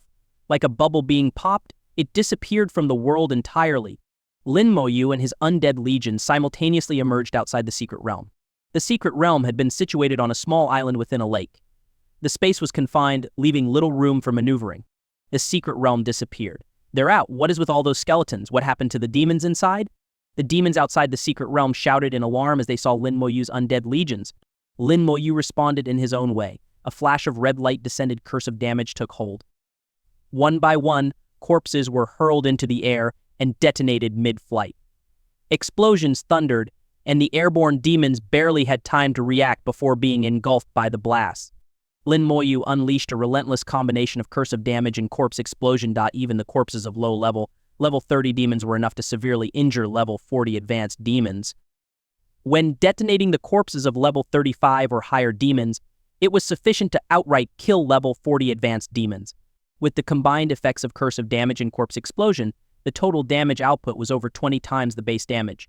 In the blink of an eye, hundreds of demons were obliterated. Within seconds, thousands of demons had fallen, their corpses raining into the lake like droplets. The quicker demons, realizing the threat, fled in terror. The once encircling horde of demons scattered like frightened birds. Lin Moyu's mind stirred as a skeleton carried him back to the shore. Lacking the ability to fly, fighting from the center of the lake was not ideal. His undead legions followed him to solid ground. The skeleton mages began unleashing their skills en masse, pouring attacks into the sky like a barrage of artillery fire. The demons in the air scattered in panic, desperate to avoid the relentless attacks. With their spiritual attributes nearing 160,000, the skeleton mages' attacks carried considerable power. Even advanced demons above level 45 would be injured if struck. Sustained hits could easily result in death. All 2,890 skeleton mages unleashed their skills without pause. For them, concepts like mental exhaustion didn't exist. As long as they remained alive, their attacks would not stop. We can't let him run rampant like this. Attack him together. That's right, charge. Several high-level demons roared angrily and led a charge toward Lin Moyu. At the forefront were several demons spreading their massive wings. Their wings were enormous, completely unlike those of ordinary demons, and spanned over 10 meters when fully extended. These demons coordinated their efforts, forming a vast black curtain in the sky. A dense, abyssal aura radiated from their bodies, transforming into a dark cloud that enveloped them. From a distance, it looked like a massive black storm cloud descending from above. Behind them, a large force of demons, many over level 45, was concealed. The skeleton mages' attacks struck the dark cloud, but were mostly deflected. The damage inflicted was minimal. A peculiar sound echoed in Lin Moyu's ears, indicating that the majority of the attacks were being reflected. He cast Detection. Abyssal Bat Demons, level 49, Strength 20,000, Agility 20,000, Spirit 15,000, Constitution 50,000, Skill Sonic Force Field, Traits, Light Element Resistance reduced by 50%, all damage reduced by 30%, Enhanced Vitality. Lin Moyu immediately understood that these were defensive-type demons. Their other attributes were average, but their constitution was exceptionally high. Coupled with their enhanced vitality trait, their health was far superior to that of ordinary demons. Their sonic force field skill allowed them to reflect a portion of the damage they received. Among human professions, they were equivalent to knights. Under their leadership, the demons launched a frenzied charge toward Lin Moyu. The demonic horde surged forward like a winding dragon, rapidly closing the distance. Lin Moyu didn't rush to act. He waited until the demons were less than 100 meters away before sending another wave of corpses hurtling into the air. The curse of damage struck first, descending with a hum and enveloping the demons. Unlike the dragonkin, demons had no innate resistance to curses. The curse took full effect, its power maximized against the demonic horde. The corpses followed in quick succession. Boom, the violent explosion forced the abyssal bat demons at the front to desperately reinforce their sonic force fields. 6 abyssal bat demons combined their force fields into a single barrier, significantly amplifying its strength. Amid the explosions, a wall of sound waves was faintly visible, a translucent barrier entirely composed of sonic energy. The damage from the corpse explosions was largely reflected, leaving the demons relatively unscathed. Impressive defense, but let's see how long you can hold out. Lin Moyu gestured with his fingers, triggering a continuous series of explosions. With the countless corpses collected from the secret realm's thousands of demons, his undead legions were far from running out of ammunition. With the dual bonuses from his talent and the curse, even abyssal bat demons couldn't withstand the relentless onslaught. After enduring over a dozen successive explosions, the sonic force field shattered. All 6 abyssal bat demons perished simultaneously. The demonic army behind them was suddenly exposed to Lin Moyu's gaze. Their expressions shifted drastically, but it was too late to retreat now. Push forward. Kill him. Forget the skeletons, target the human. Hurry. Don't be afraid to die. Attack. The demons roared in a frenzy, but no amount of shouting could change the outcome. The skeleton mage's relentless barrage had already reached them, and the airborne corpses were far more terrifying than anything else. The demons at the front lines died the fastest. They fell amidst explosions, plummeting from the sky before they could even get close to Lin Moyu. Those at the back, seeing the situation turn dire, attempted to flee, but it was already too late. The curse suddenly shifted. The curse of slowness replaced the curse of damage in an instant. Its larger range enveloped all the airborne demons. What was it like to have one's speed reduced by 74 times? The demons in the air moved as if trapped in slow motion. They became living targets, helplessly watching as the skeleton mages rained death upon them. At that moment, a skeleton warrior grabbed Lin Moyu and leapt high into the air. Simultaneously, over a dozen corpses were hurled toward the rear of the demonic formation. Although the demons at the rear still had a chance to escape, Lin Moyu wouldn't give them the opportunity. In their terrified gazes, Lin Moyu appeared before them and detonated the corpses right in their midst. Corpses rained down everywhere. Some hit the ground, others plunged into the lake. The lake water darkened as the demons' blood dyed it black. From start to finish, none of the demons had even managed to touch Lin Moyu's robes. The battle seemed to be drawing to an end when a massive wave of energy surged from the distance. Die. A beam of sword energy tore through the air, striking Lin Moyu with a deafening crash. His skeletal armor glowed brilliantly, absorbing the blow without issue. The sword energy carried immense abyssal power. Judging by the force exerted on his skeletal armor, Lin Moyu estimated the attacker to be over level 55. Looking up, he saw nearly 100 black dots rapidly approaching. The dots grew larger, and soon a storm of sword energy rained down on his skeletal armor like a torrential downpour. Lin Moyu immediately recognized the attackers from his readings: abyssal sword demons. These demons were born with bone swords, which grew stronger as they leveled up, rivaling the finest weapons of humans. Masters of swordsmanship, they wielded sword energy with unparalleled skill. Every sword demon that reached level 70 would become an elite demon, with a small chance of advancing to a lord-level demon. Lin Moyu cast detection to verify the knowledge he had read.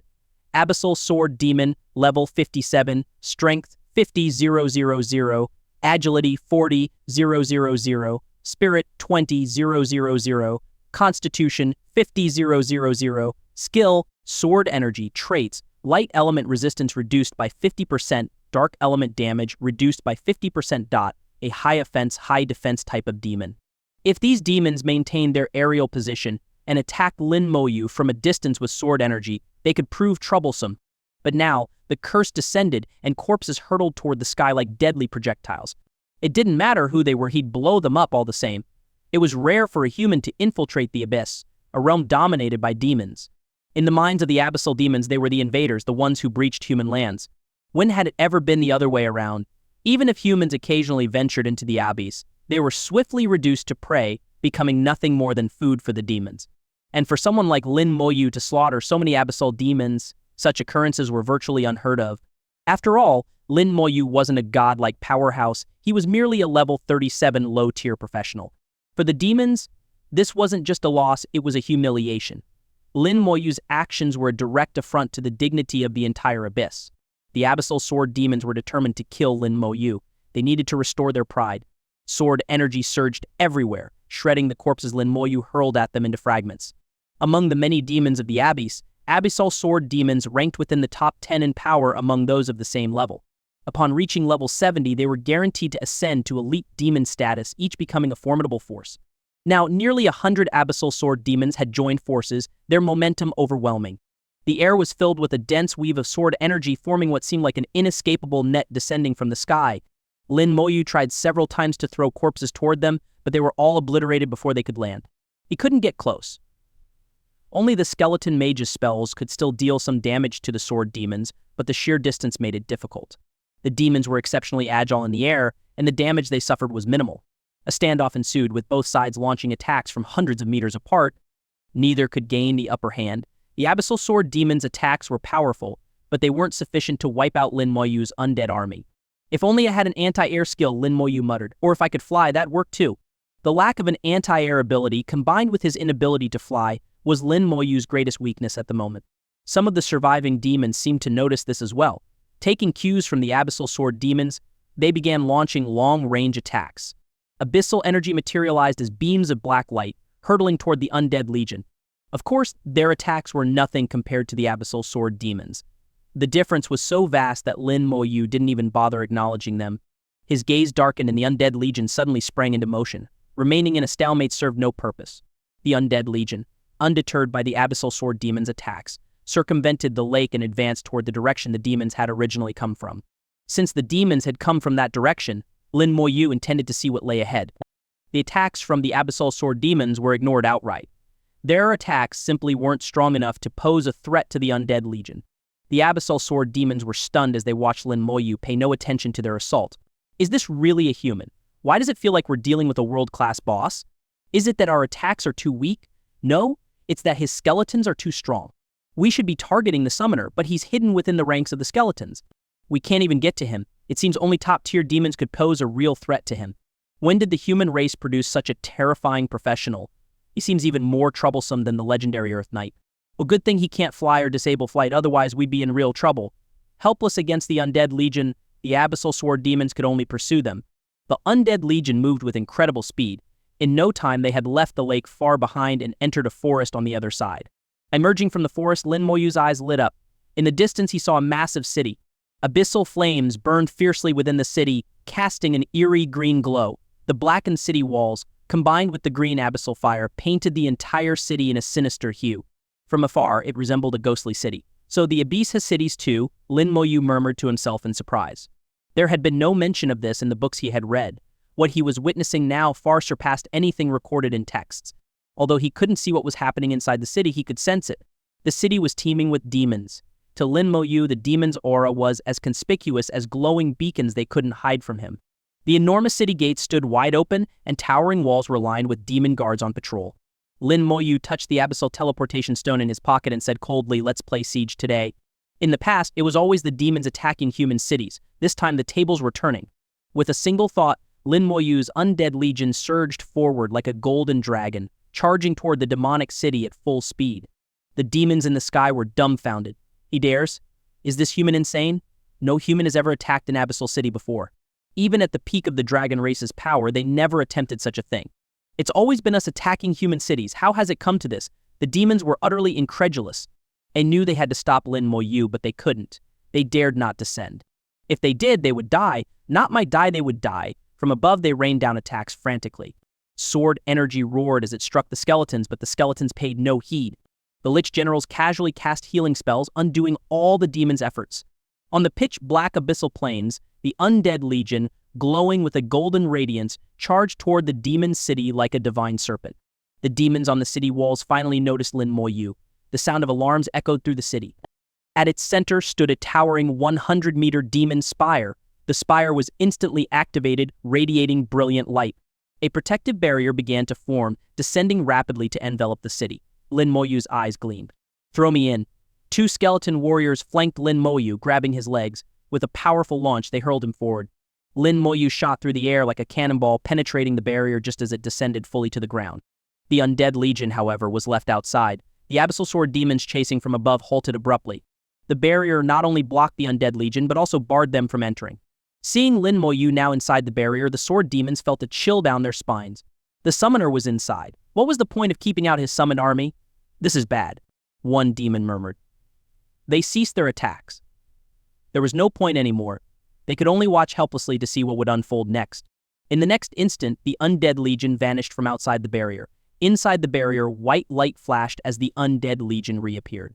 The expressions of the abyssal sword demons turned increasingly grim. This humiliation was growing worse by the second. The undead legion stormed the city, tearing through its walls and gates with ease. The skeleton mages aimed their spells at the city walls, unleashing a relentless barrage. The seemingly formidable walls crumbled just as easily as everything else before the undead legion. The barrier was the city's strongest line of defense, yet it had failed to stop Lin Moyu. The city walls collapsed with a thunderous crash, and the undead legion surged forward. The demon guards rushed to intercept them. Many were over level 40, with some exceeding level 50. But against the ferocious undead legion, they were utterly powerless. By the time they realized this, it was too late. As they attempted to take flight, the skeletons gave them no chance. The corpses Lin Moyu had collected from the secret realm had all been used up, their vitality spent. But now, new corpses were being created. A demon fell under the blade of a skeleton warrior, its body immediately seized by the undead. Lin Moyu's lips curled into a faint smile. Fresh corpses. This expression sent chills down the spines of the abyssal demons watching from outside the barrier. One demon closed its eyes in despair. It's over. Explosions erupted. The demons battling the skeleton warriors fell like wheat being harvested. Each corpse became a source, rapidly transforming into more bodies. Soon, a chain reaction of explosions began, tearing through the demon city. The barrier reached a height of only 200 meters, while the range of the corpse explosions spanned 240 meters in all directions. Even demons at the highest point of the barrier couldn't escape the blasts. Lin Moyu and his undead legion swept through the city, leaving destruction in their wake. Wherever they went, explosions followed. The barrier trembled under the relentless bombardment. Its defensive strength was indeed formidable, withstanding more than 50 consecutive blasts without breaking. And meanwhile, houses collapsed and the city was left in ruins. Countless demons perished in the explosions. Lin Moyu didn't bother keeping count. As white light flickered over him, he leveled up. But the battle did not stop. The explosions continued. Once, the abyssal demons had invaded the human world, razing cities to the ground. Today, Lin Moyu had entered the abyssal world to raze their city. In just over 10 minutes, the entire city was left in ruins. Not a single soul was spared. Every building was reduced to rubble, save for the towering demon spire at the center and a teleportation array nearby. These were all that remained. Crushing the demon core in his hand, Lin Moyu was enveloped in abyssal energy. Withdrawing his undead legion, he dragged a demon, its limbs severed yet still alive, toward the teleportation array. Together, they disappeared into the array. Outside the barrier, the onlooking demons felt their scalps tingle, their expressions growing increasingly strange. This is getting completely out of hand. Lin Moyu was indeed making things bigger and bigger. Ever since he discovered that demons also had cities, he had wondered if they might also have teleportation arrays. That was why he had thrown caution to the wind and charged into the city. Sure enough, he found a teleportation array. Worried that his human identity would prevent him from using the array, he left one half-dead demon alive to activate it for him. Even as the teleportation began, Lin Moyu had no idea where it would take him, perhaps to the wilderness, another city, a dungeon entrance, or some dangerous location. He couldn't read abyssal demon script, but that didn't matter. He noticed that several entries in the teleportation list ended with the same set of characters. Lin Moyu guessed that these were likely the names of various demon cities, so he chose one and teleported. The moment he heard exclamations of alarm and saw the pitch-black fortifications and floating green abyssal flames, as well as the weaker, low-level demons scurrying about, Lin Moyu knew he had chosen correctly.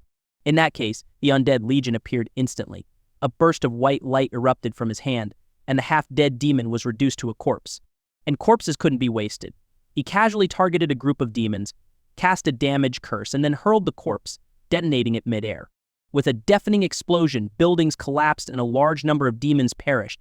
The city's alarms blared, and the central spire was activated, summoning a protective barrier.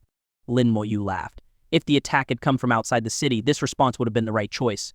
But with the attack clearly originating from inside, Using this method, Lin Moyu felt like he was trapping the demons in their own cage. None of the demons in the city would escape. He figured this defense mechanism was automated. The spire that controlled the barrier probably had no demons stationed inside. Perhaps the demons had never considered the possibility of an enemy launching an attack directly from within their city. All the better, Lin Moyu muttered. The undead legion charged forward. The level 38 skeleton warriors were now significantly stronger. Against demons below level 40, they were like farmers harvesting crops, cutting down enemies with a single strike. Even when faced with level 40 higher demons, a single skill burst was enough to finish them off. If that wasn't enough, a few extra slashes did the job. Soon, the skeletal warriors were everywhere in the city. Demons tried to take to the air to escape, only to be blocked by their own barrier. Trapped, they were blasted out of the sky by the skeleton mages as if they were mere birds. Meanwhile, Lin Moyu detonated corpses as he went, wreaking havoc throughout the city. The city plunged into catastrophe in an instant. The abyssal world had been at peace for too long. Demons were used to bullying and attacking others. They were unaccustomed to being attacked themselves. Their response time was much slower than that of human armies. The only potential escape route was the teleportation array. But the teleportation array was firmly held by the Lich Generals and skeleton mages. Lin Moyu had no intention of letting anyone escape. If he was going to kill, he would kill thoroughly. This was a city of demons, and Lin Moyu showed no mercy in his slaughter. The city also housed numerous high-level demons. They quickly organized into teams and charged toward Lin Moyu. These demons were around level 60, their strength not to be underestimated. If this were the wilderness, they could have used long-range attacks to trouble Lin Moyu, at the very least ensuring their own survival. But in the city, under the barrier's confinement, Lin Moyu had already prepared a large supply of fresh corpses for them. They could only die with resentment, becoming Lin Moyu's new weapons, slaughtering a city. No matter their level, they all died. At this moment, Lin Moyu harbored no compassion, only an overwhelming killing intent. He thought of the atrocities committed by abyssal demons when they had razed human cities in the past. Back then, humans had wailed in despair, their casualties innumerable. Not to mention, abyssal demons consumed humans, leaving no remains behind. At least Lin Moyu didn't eat people. His undead legion didn't eat people either. That alone made him far better than the abyssal demons. Half an hour later, the demonic city was devoid of life. This time, Lin Moyu didn't even spare the demon spire, he destroyed it entirely. Dragging a crippled demon behind him, he stepped into the teleportation array. The slaughter of cities had only just begun. Demons had their own means of communication. When Lin Moyu slaughtered 2 cities in quick succession, word spread. The entire abyssal world was in an uproar. A human was not only in the abyss but was raising its cities 2 in a row. This was intolerable. Near the city Lin Moyu had just left, a Demon King's city erupted with a surge of immense power. A Demon King's city was directly governed by the Demon King. While the Demon King typically resided in their palace, they always left an avatar behind in the city to oversee its operations and rule over the surrounding territories. Orders were issued one after another, demons mobilized in droves. Meanwhile, Lin Moyu had entered his 3rd city. The same familiar layout, the same familiar barrier, the same familiar demons. Explosions echoed throughout the 3rd demon city. Lin Moyu was becoming increasingly adept. This time it took less than half an hour to clear the city completely. The killing intent around Lin Moyu grew thicker, almost tangible, like smoke rising to the heavens. The month he had spent in quiet reflection at the Library of Genesis Academy was now completely gone. His body glowed with white light. After leveling 2 cities, he had leveled up again. Now at level 39, his strength had grown once more. His gaze icy, Lin Moyu activated the teleportation array. It's different. The teleportation array had changed. The original list had disappeared.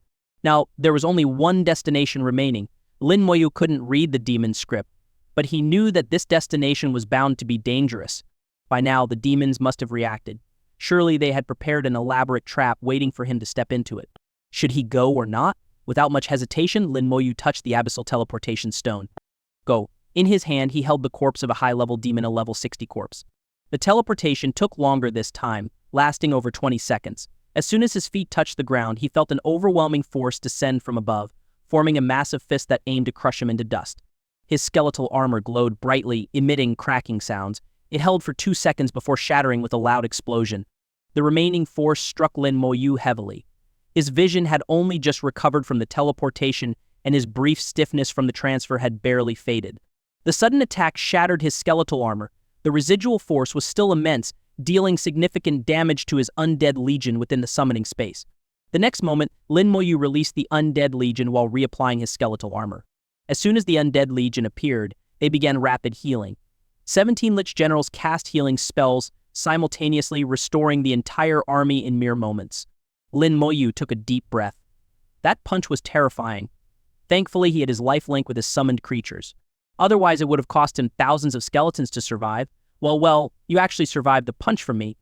A deep, rumbling voice echoed. Lin Moyu looked up to see a massive figure standing in the void. The air around it radiated an aura of pure terror. A demon king that had horns on its head, resembling a minotaur, but with 2 pairs of wings on its back. Lin Moyu quickly identified in his mind he had read about this demon king in a book once. The 4-winged minotaur lord. Once an ordinary minotaur demon, it had undergone a fortuitous evolution into a 4-winged minotaur. From there, it had risen through the ranks, eventually becoming a demon king. However, among the many demon kings of the Abyss, its ranking was relatively low, but no matter how low its rank, it was still a demon king. At over level 90, it was equivalent to a god-tier powerhouse among humans. Lin Moyu's heart sank slightly. He hadn't expected a demon king to step in personally. Had he gotten too arrogant? But in the next moment, he realized something was off. If this were the demon king's true body, he would have been dead from that punch. This was merely an avatar of the demon king. The avatars of demon kings were stationed in their cities, and it seemed he had arrived in a demon king's city. The demon king had restricted the teleportation array, laying a trap for him to walk right into. And he had walked right in. His eyes swept the surroundings, taking in the numerous high-level demons. Every one of them was over level 60, and their leaders were several top-tier demons above level 70. Nearly 1,000 demons, all over level 60, had surrounded him. Human, what is your name? Only level 39, yet you've managed to raise cities. How is that possible? And you survived a punch from me. Who are you really? Why are you heeding your true level? The 4-winged Minotaur Lord's voice boomed like thunder, each word carrying a gale of wind. Lin Moyu stared at him in silence. Since it was only an avatar, there was still a chance. If this were the wilderness, he'd have no choice but to flee. But here, surrounded by so many demons, maybe, just maybe, he could give it a shot. The back of his hand began to heat up slightly. The 4-winged Minotaur King observed Lin Moyu's silence. Its deep, resonant voice echoed again. No matter who you are, surviving a punch from me is something to be proud of. After your death, I'll erect a monument for you as a sign of respect. This guy sure liked to talk. Lin Moyu scoffed inwardly. He had already had a gravestone erected for him once. Now this demon wanted to do it again. To hell with your monument. Lin Moyu snorted coldly, activating his empowered troops' skill in an instant. In that moment, his undead legion reached their peak state, and Lin Moyu himself also reached his strongest condition. Skill, damage, curse. The curse was cast immediately. At the same time, the half-dead demon that had brought him here perished on the spot. Along with the high-level demon corpse he had brought, the two bodies were hurled by the skeletons toward their targets. The target wasn't the 4-winged Minotaur King. Lin Moyu wasn't arrogant enough to think he could kill a demon king, even just an avatar with 2 corpses.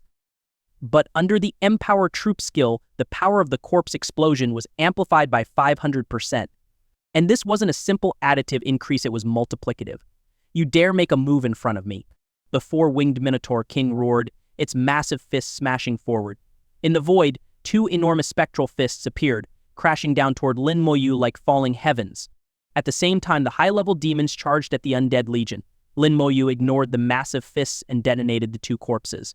With 2 thunderous explosions, the high-level demons within range were instantly obliterated, their bodies raining down like debris. One of the leading top-tier demons staggered backward, its body also injured. Black blood gushed out uncontrollably. Under the Empower Troop skill, the destructive power of the corpse explosions was terrifyingly overwhelming. As the corpses detonated, the spectral fists landed heavily on Lin Moyu. The force was even greater than before. His skeletal armor shattered instantly. The skeletons of the undead legion also took damage, but the Lich General's timely healing spells restored them to full health almost immediately. The 4-winged Minotaur King exclaimed in surprise once again. It hadn't died from the first punch, and now it was still alive even after this. This punch had been far stronger than the last, but Lin Moyu paid no attention to its astonishment. The first wave of explosions had already wiped out a group of high-level demons. Skeleton warriors quickly picked up the scattered corpses and hurled them toward other high-level demons. Simultaneously, the skeleton warriors unleashed their skills, their massive blades glowing red as they cleaved toward the demons. The skeleton mages also unleashed their skills in a burst, almost drowning the demons in a rain of magical attacks. The undead under Empower troops revealed just how strong they could be. The skeletons, with their overwhelming strength, had the high-level demons wailing in agony. Even for demons above level 60, the relentless onslaught of the skeletons was too much to bear. Only the top-tier demons managed to hold their ground, pushing the skeletons back. But thinking that a few top-tier demons could kill the skeletons was wishful thinking. With the lifelink ability and the Lich General's healing, it was nothing more than a pipe dream. Corpses flew overhead and exploded with a deafening roar. Another group of high-level demons was wiped out. The entire process happened in a flash, lasting less than half a second. Lin Moyu moved with incredible speed, enduring attacks while launching ferocious counterattacks. The four-winged Minotaur King let out a furious roar, its bellow echoing like thunder. From the top of the 200-meter demon spire in the city, a beam of light shot out, forming a magical array in the air. Lin Moyu had seen this kind of array several times before. Summoning Seal. As the magical array formed, Lin Moyu flicked his fingers and white light radiated from his body. Skill, Blessing of Light. Bathed in the white glow, Lin Moyu became immune to all negative effects, including the Summoning Seal, which failed to affect him. The Blessing of Light also restored the skeletal armor to perfection, bolstering his defensive system once again. Taking advantage of this moment, Lin Moyu detonated several more demon corpses. The explosions resonated, killing another group of high-level demons. How can the Summoning Seal be ineffective? What level are you really? You can't possibly still be level 39. The four-winged Minotaur King roared in anger, its bellow shaking the heavens.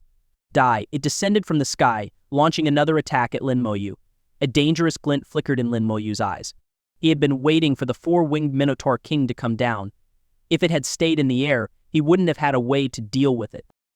But now that it had come down, Lin Moyu ignored the attack aimed at him. With a single thought, over 100 corpses were hurled toward him. And every single one was a corpse of a high-level demon above level 60. From the start of the battle until now, only 3 seconds had passed. In those 3 seconds, more than half of the demons the four-winged Minotaur King had brought were already dead or injured. The four-winged Minotaur King's punches came like lightning, landing dozens of blows every second. Although each punch was slightly weaker than before, the sheer number of attacks was staggering. The skeletal armor lasted only a second before shattering again. All the damage was transferred to the Undead Legion shared among its members. The Lich General's non-stop healing kept the skeletons alive. As long as the skeletons didn't die, Lin Moyu remained unharmed. Lin Moyu didn't bother reapplying the skeletal armor. It was pointless and there was no time. The corpses had already reached him, his strongest weapon, stronger even than soul flames or skeletal fangs. Enduring the four-winged Minotaur King's lightning-fast attacks, Lin Moyu detonated the corpses. Boom after boom, the explosions came in rapid succession. The four-winged Minotaur King grunted repeatedly as it was blasted over and over. It gritted its teeth and continued its relentless assault on Lin Moyu.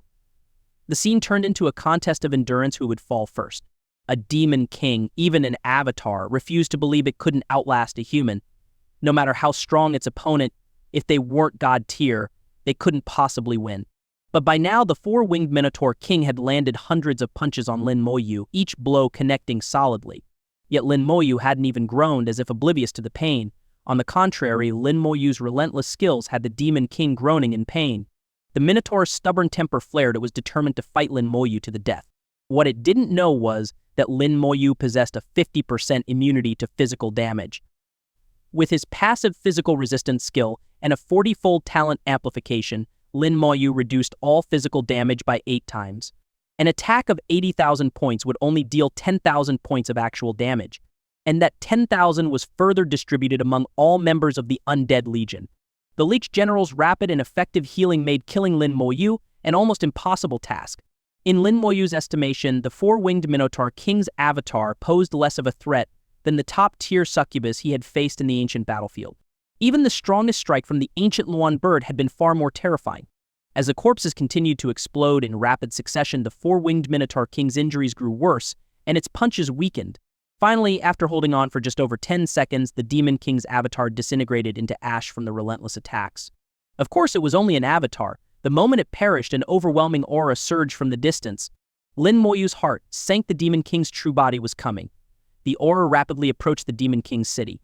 At this pace, it would arrive in less than a minute. Lin Moyu made a quick decision. A skeleton warrior grabbed him and charged toward the center of the city. The other skeleton warriors abandoned their current enemies, scooping up corpses as they followed Lin Moyu toward the city center. They hurled the corpses, which Lin Moyu detonated continuously. The city was filled with screams as buildings collapsed and the demons inside were blown apart. In addition to the explosions, Lin Moyu pointed repeatedly, casting damage curse. The red glow of the curse flashed incessantly, and even demons hiding inside buildings couldn't escape its effects. One toxic star ring after another erupted. Under the remaining seconds of Empower troops, the power of the toxic star rings was astonishing. In just a few seconds, most of the Demon King's city was shrouded in poisonous miasma. Countless demons succumbed to the poison, suffering damage equivalent to tens of thousands of strength attacks every second. This would last for a full 1,560 seconds. Few demons could endure such an onslaught.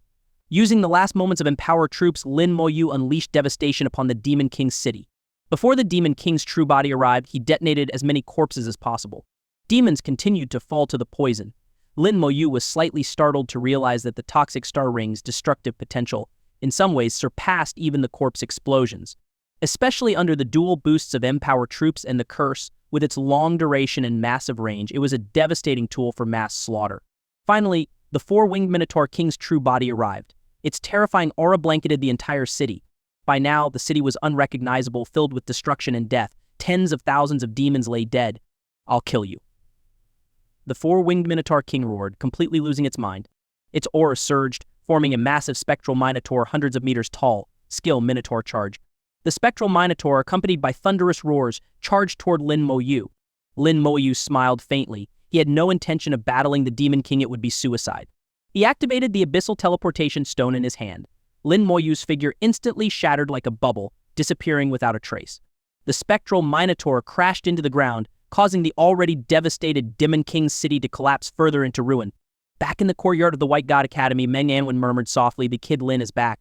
Immediately, a sky-piercing killing intent swept through the air, stirring the wind and clouds. Meng Anwen opened his eyes and exchanged a glance with Bai Yuan. Both of their expressions carried a hint of astonishment. Lin Moyu had only been to the abyssal world for half a day, yet he returned with an aura of such overwhelming killing intent. Bai Yuan's eyes sparkled with sharp insight as he observed the dense, murderous aura that enshrouded Lin Moyu. This was the kind of aura that could only be cultivated through the slaughter of countless lives.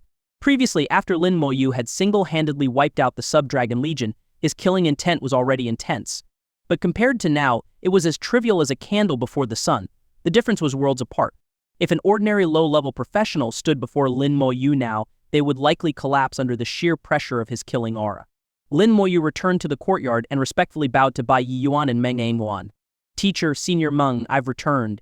His attitude was as polite as ever, but there was now a coldness in his eyes that was completely different from before. Bai Yuan asked, "What did you do in the abyssal world?" Lin Moyu wasn't surprised that Bai Yuan knew he had gone to the abyssal world. Meng Anwen was far too enigmatic. In Lin Moyu's mind, he was practically omnipotent. Lin Moyu recounted everything he had done in the abyssal world. Even someone as composed as Meng Anwen showed a change in expression. Bai Yuan couldn't help but exclaim, "You killed the four-winged Minotaur King's avatar?" Lin Moyu nodded. "Using the primal rune, my newly awakened talent, and a large number of corpses, I managed to kill it. But that's only because it refused to retreat. If it had tried to escape, I wouldn't have been able to stop it." Bai Yuan remarked, "That thing is as stubborn as a bull, quite literally. It only knows how to fight to the death and never retreats." Bai Yuan had encountered the four-winged Minotaur King in the past and knew what kind of being it was. It was indeed single-minded, with little in the way of strategic thinking. Meng Anwen carefully observed Lin Moyu and softly said, "You've set a new precedent in history. The Abyss has always been the one to invade and slaughter cities. Who would have thought you'd enter the Abyss and conduct a city-wide massacre instead? But this overwhelming killing intent, it's not good. Your heart is no longer calm." Bai Yuan nodded in agreement. "Lin, how far are you from reaching level 40? Lin Moyu checked his status. "I'm still 55% away from leveling up." After slaughtering the third demon city, Lin Moyu had already reached level 39. Even during the brief 2 minutes in the Demon King's city, he had killed numerous high-level demons, a Demon King's avatar, and dealt significant damage with the toxic star rings. All of this had granted him about 45% experience. Bai Yuan pondered for a moment and said, "For now, don't run any dungeons or level up further. In your current state, you're not suitable for a class advancement." Lin Moyu nodded. He had already realized that something was wrong with his current state. He was aware, yet unable to suppress it. His heart was constantly filled with an urge to kill. He felt an almost irresistible desire to charge back into the Abyss or the Dragon World and slaughter everything in sight. The murderous aura surrounding him churned endlessly, and his eyes were completely unlike his former self. Slaying demons and dragons was entirely different from killing monsters in dungeons. No matter how many monsters one killed in dungeons, it wouldn't accumulate murderous intent. Meng Anwen summoned the Phantom of the Divine Xia Tower in his hand, and a beam of light enveloped Lin Moyu. Under the light, Lin Moyu felt his mind settle slightly. The murderous intent within him subsided significantly, and the killing aura around him stopped churning. Lin Moyu felt much clearer-headed and said gratefully, "Thank you, Senior Meng." Meng and Wen said, "You spent nearly a month in the Creation Academy's archives, reading over 100 books to calm your mind." "Unfortunately, it wasn't thorough enough." Lin Moyu asked, "Senior Meng, do you mean I should continue reading?" Meng Onwen shook his head. "At this point, reading won't help anymore." He exchanged a look with Bai Yuan, who immediately understood. Bai Yuan said, "Take a few days off. Don't think about anything or do anything. Rest for now, and I'll come find you in a couple of days." Lin Moyu nodded. "All right, I'll take my leave then." After Lin Moyu left, Bai Yuan's expression turned somewhat peculiar. "Old Meng, you really want me to go to him, huh?" Bai Yuan said in a low voice. Meng Anwen gave a faintly amused smile. "What? You can't even spare a little face for your student?" Bai Yuan shook his head. "It's not about that. It's just not ideal." Meng Anwen chuckled lightly. "Well, I've given you my suggestion. Whether it's ideal or not, you figure it out. I'm going back to investigate that matter. I've made progress. It's starting to take shape. You handle this on your own?" Bai Yuan's expression shifted slightly. "Have you confirmed who it is?" Meng Anwen nodded. "Almost. Those pests won't escape." At Xia Capital Academy, Lin Moyu headed to the library. Although Meng Anwen had said that reading wouldn't help anymore, Lin Moyu wanted to give it another try. Thanks to Meng Anwen's assistance, his killing aura had already subsided significantly. However, he still exuded an icy coldness. His gaze alone was intimidating. As he walked, even the surrounding temperature seemed to drop. Students passing by couldn't help but feel a strange chill. The library was quiet, with many students engrossed in reading and researching. A peaceful and harmonious atmosphere filled the space. The moment Lin Moyu stepped inside, his eyes fell on Shu Han. "She's here too." Shu Han also noticed Lin Moyu and greeted him with a gentle, elegant smile. Lin Moyu, long time no see. It had indeed been a while since the two had last met. Lin Moyu forced a smile. Long time no see. As Shu Han approached him, her delicate brows furrowed slightly. She sensed something was off. "What happened to you?" Lin Moyu shook his head. "It's nothing." "And can you help me find some books?" Shu Han scrutinized him carefully. She was certain something was wrong with Lin Moyu, but she couldn't pinpoint what it was. Still, she maintained her warm smile. "Sure. What kind of books are you looking for?" Lin Moyu replied, "Something warm and comforting, nothing about fighting or killing." Aware of his own issues, he was actively searching for ways to resolve them. Shu Han thought for a moment and said, "Warm and comforting without fighting or killing, that rules out biographies of great figures and histories and anything related to the abyss." Human history was predominantly a history of wars, and biographies of great figures were invariably intertwined with battles. Anything related to the abyss was even more unsuitable. After some thought, she decided on light-hearted and amusing short stories, often regarded as miscellaneous literature. Though these books held no value for humanity's progress, they were included in the archives for occasional relaxation. Shu Han gathered a selection of such books for Lin Moyu. Lin Moyu began reading. One light-hearted story after another, simple yet amusing. Gradually his turbulent emotions began to settle. A cold wind swept by, and a skeleton briefly appeared beside Lin Moyu before vanishing again. Lin Moyu continued reading while summoning skeletons to replenish his undead legion. He had done the same thing in the Creation Academy and was already adept at it. Shu Han observed him for a while before turning and leaving. After exiting the library, Shu Han activated a teleportation stone and disappeared from the academy grounds. The scent of herbs filled the courtyard, refreshing and invigorating with every breath. At Xia Capital Academy's Apothecary Institute, the place was a paradise for alchemists. Though not a combat-focused profession, alchemists held considerable prestige. The Apothecary Institute's status was second only to the three top-tier academies. Shu Han entered the courtyard and walked to a small, private house at the back. Without hesitation, she pushed the door open. "Brother." Inside, a middle-aged man was focused on crafting a potion. His hands radiated a dazzling, multicolored light that was both brilliant and beautiful. The light seemed almost alive as it flowed into a potion bottle, causing the liquid inside to glow. This was the skill of a master alchemist. The man didn't stop his work. Han, wait a moment. "I'm almost done." Shu Han sat gracefully at the table and waited quietly. After a few minutes, as a radiant light flashed, the potion in the man's hands was completed. Looking at the shimmering, multicolored liquid in the bottle, the man exhaled in relief. "Finally, it's done." Shu Han smiled slightly. "Brother, there's something I want to ask you about." "Ask away. Why be polite with your brother?" The man's eyes were full of affection, his attitude doting to the extreme. Shu Han recounted her encounter with Lin Moyu earlier that day. "Brother, do you think something happened to Lin Moyu?" The man furrowed his brows. "From what you've described, it's hard to say without seeing him in person." Shu Han immediately pulled him up. "Then come with me to take a look." The middle-aged man was pulled out of the Apothecary Institute by Shu Han, heading toward the library. When it came to his little sister, he was utterly helpless. Master Shu, what brings you out today? Have you developed a new potion recently? Master Shu, it's rare to see you strolling around the academy. Along the way, many people greeted him. Some were senior students who knew him, while others were faculty members of the academy. Shu Han's brother, Shu, was the Apothecary Institute's second-ranking alchemist, a prodigious talent. At 75 years old, he was no longer young, but he doted on his little sister Shu Han excessively.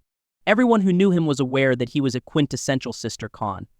Lin Moyu had consumed many fatigue recovery potions that were developed by Shu Shuju.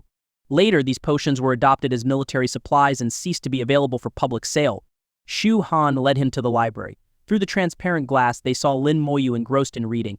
The moment Shu Shuzu laid eyes on Lin Moyu, his brows furrowed deeply. This person carries an incredibly heavy killing aura, Shu Shuzu said gravely. Shu Han looked puzzled. So it's killing aura. Could it be because he's been running too many dungeons? Shu Shuzu couldn't help but laugh. Silly sister, have you ever seen someone develop killing aura just from running dungeons? Indeed, she hadn't. The dungeon hall was filled with people running dungeons daily, yet none of them exuded this kind of aura. Shu Shuzu's gaze turned serious. He must have killed many demons and dragons. It's hard to imagine how he managed it at only level 39. If he can't control this killing aura, it won't bode well for his future development. Shu Han grew concerned. Brother, do you have any solutions? Shu Shu could tell that Shu Han seemed particularly worried about this classmate. Controlling killing aura ultimately depends on oneself. External aids can only do so much. I do have some calming potions that might help. Take them to him. But remember, this only alleviates the symptoms, it doesn't address the root cause. As he spoke, Shu Shaiju took out a small box. Inside, 20 bottles of neatly arranged potions glimmered faintly. Shu Han beamed. Thank you, brother. Shu Shuzoshu patted her head gently. All right, I'll leave you two to your little world. Shu Han's cheeks flushed red. Brother, don't talk nonsense. He's just a friend. Shu Shuzu laughed heartily. Of course, just a friend, I get it. With that, his figure vanished as he teleported back to the Apothecary Institute. Shu Han stomped her foot lightly and carried the box of potions into the library. Lin Moyu looked up to see the elegant and graceful Shu Han approaching. Senior, is there something you need? Lin Moyu's state had improved slightly, though only marginally. As Meng Anwen had said, reading alone was no longer effective. Images of massacring cities in the abbeys kept flashing in Lin Moyu's mind. He felt an almost uncontrollable urge to destroy the abbeys and eradicate the demons entirely. The killing intent seemed to be corroding his rationality and influencing his thoughts. Shu Han took a seat across from Lin Moyu and pushed the box of potions toward him. These are calming potions. Give them a try. Lin Moyu picked up one bottle. The transparent container held a light blue liquid. It resembled the color of the ocean, and Lin Moyu could almost hear the faint sound of waves crashing. A gentle breeze seemed to brush against his fingertips. Calming potion calms the mind, suppresses distracting thoughts, aids professionals in entering meditation more quickly, and can also dispel illusions. It was indeed an excellent item. Lin Moyu opened the bottle and drank the potion. The effects were nearly instantaneous. A cool sensation spread throughout his body. Just as he had imagined, it felt as though he were standing by the seaside, listening to the rhythmic sound of waves hitting the shore. The steady rhythm soothed his soul, bringing an immediate sense of tranquility. Shu Han watched him intently, her eyes fixed on his face. She noticed the coldness in Lin Moyu's gaze gradually fading, replaced by a hint of the gentleness he once had. Only then did she exhale in relief. That's great, the potion works. Lin Moyu's mind cleared significantly. The incessant thoughts of slaughter grew fainter, though they hadn't disappeared entirely and occasionally resurfaced. Still, they no longer disrupted his thoughts. Thank you, Lin Moyu said sincerely. The potion was truly remarkable. Shu Han smiled, her eyes forming crescents. No need to thank me.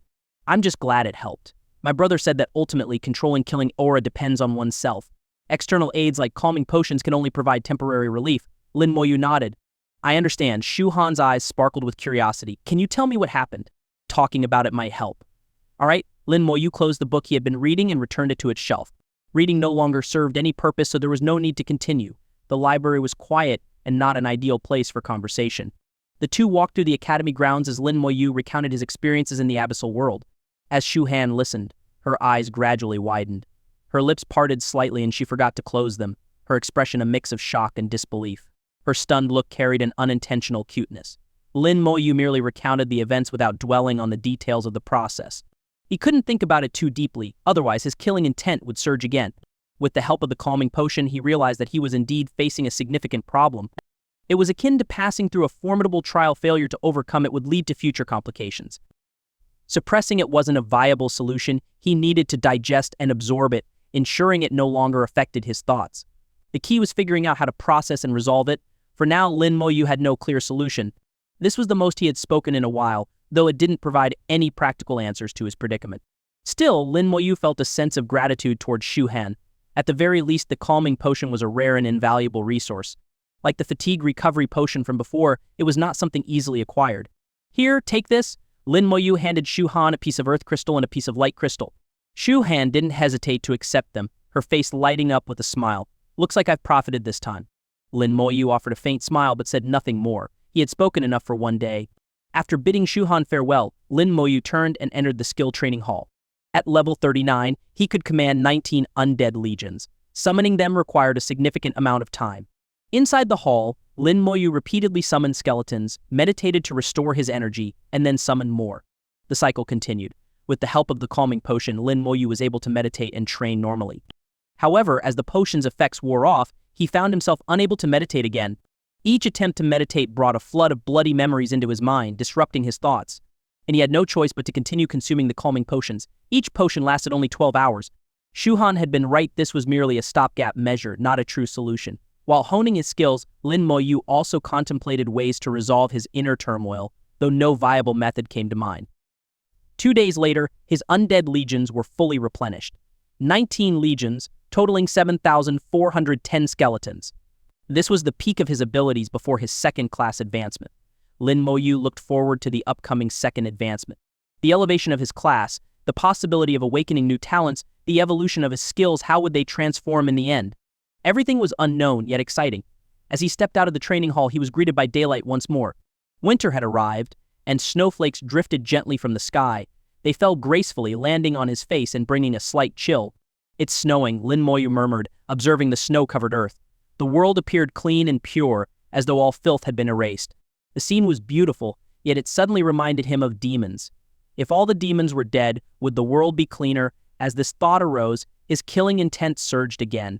Realizing the danger, Lin Moyu quickly retrieved another calming potion and drank it. Moments later, the killing intent subsided. Lin Moyu took a deep breath, understanding the gravity of his situation.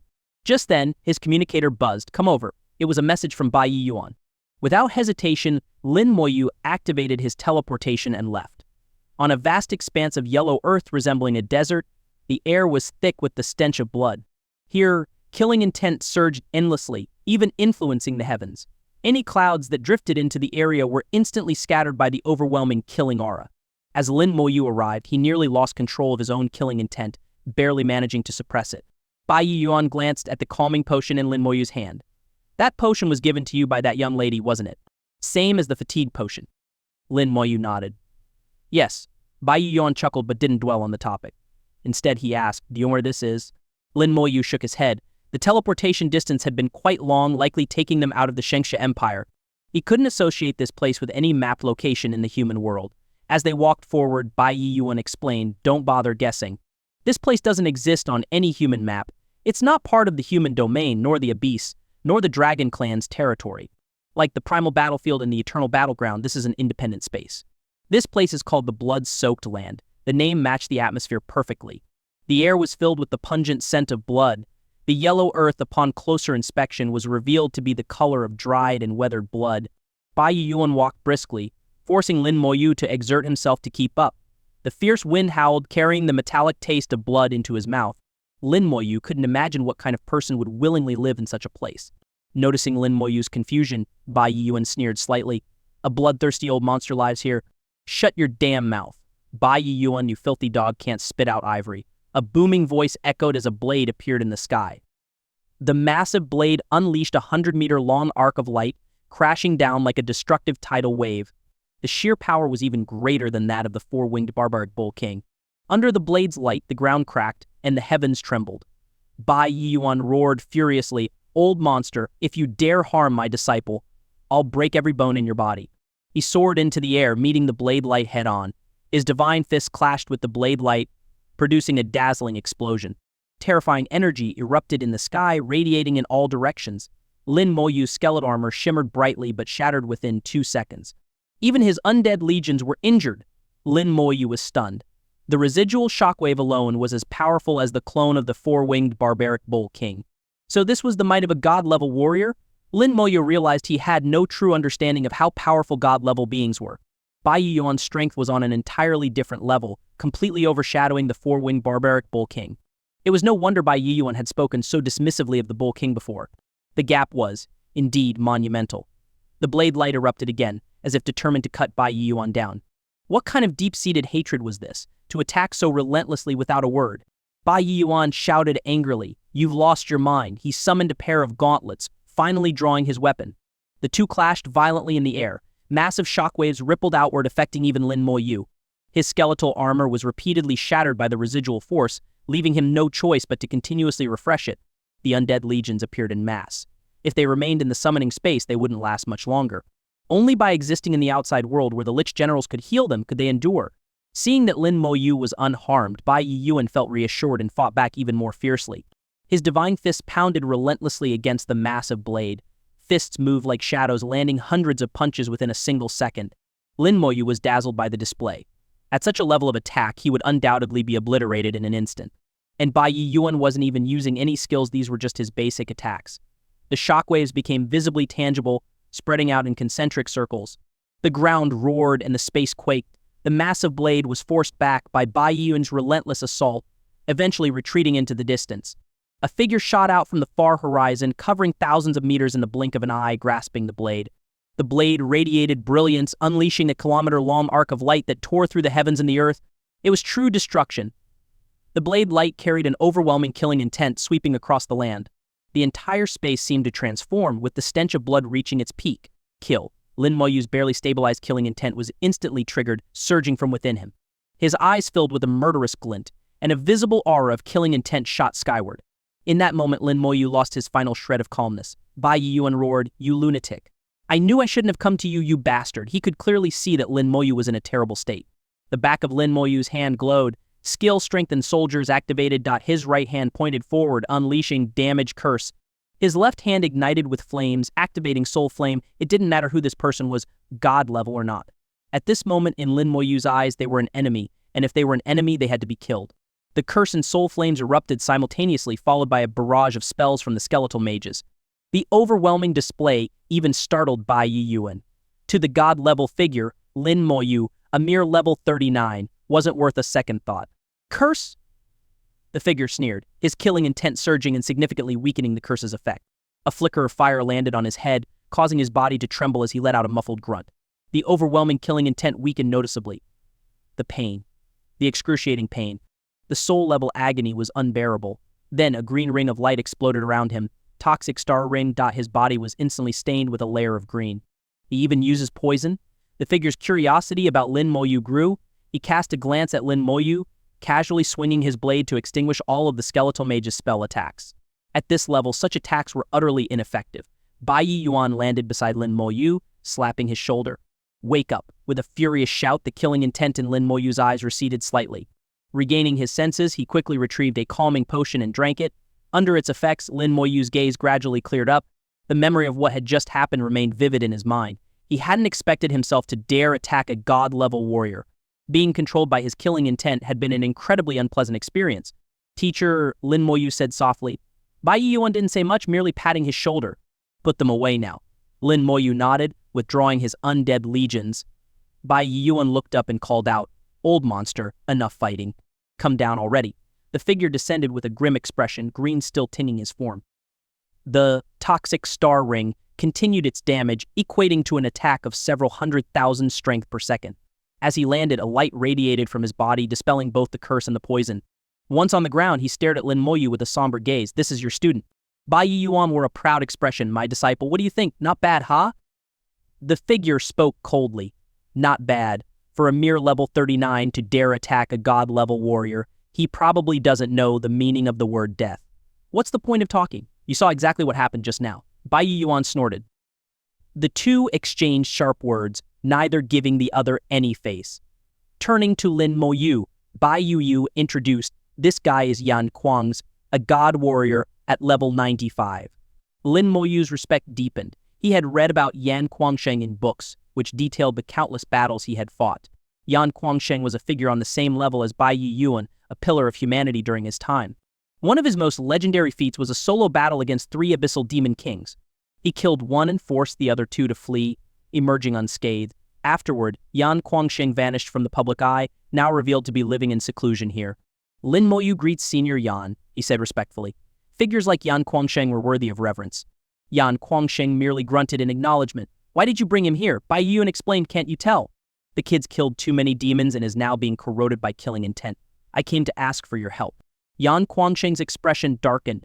You're eyeing that treasure of mine. Not only can't you spit out ivory from a dog's mouth, but you're also daydreaming. Bai Yuan replied, oh, come on, it's just an item. It's useless to you anyway. Besides, as a senior, shouldn't you lend a hand when a younger generation member is in trouble? Yan Guangsheng sneered. If it were someone else's disciple, we could discuss it. But your disciple? Forget it. That's going too far. Does it matter whose disciple it is? Xiao Yu is one of the top geniuses of his generation. Aren't you curious how he accumulated such a massive amount of killing intent? Why should I care? Yan Guangsheng snorted. In truth, he was a bit intrigued. How could someone at level 39 possess such overwhelming killing intent? It far exceeded Lin Moyu's level, but Bai Yuan ignored Yan Guangsheng's words and continued speaking on his own. Yan Guangsheng, despite his words claiming disinterest, still allowed Bai Yuan to finish his story. Bai Yuan added embellishments as he recounted Lin Moyu's experiences, making even Yan Guangsheng show a shocked expression. You're telling me you went to the abyssal world and wiped out 3 cities, and even managed to kill a demon king's clone? Yan Guangsheng fixed his piercing gaze on Lin Moyu, and an invisible pressure descended upon him. Under the oppressive aura of a god-level warrior, no one dared to lie. I already told you that Bai Yuan started to interject, but Yan Guangsheng interrupted sharply, shut up. I didn't ask you, I want to hear it from him. Bai Yuan snorted in dissatisfaction.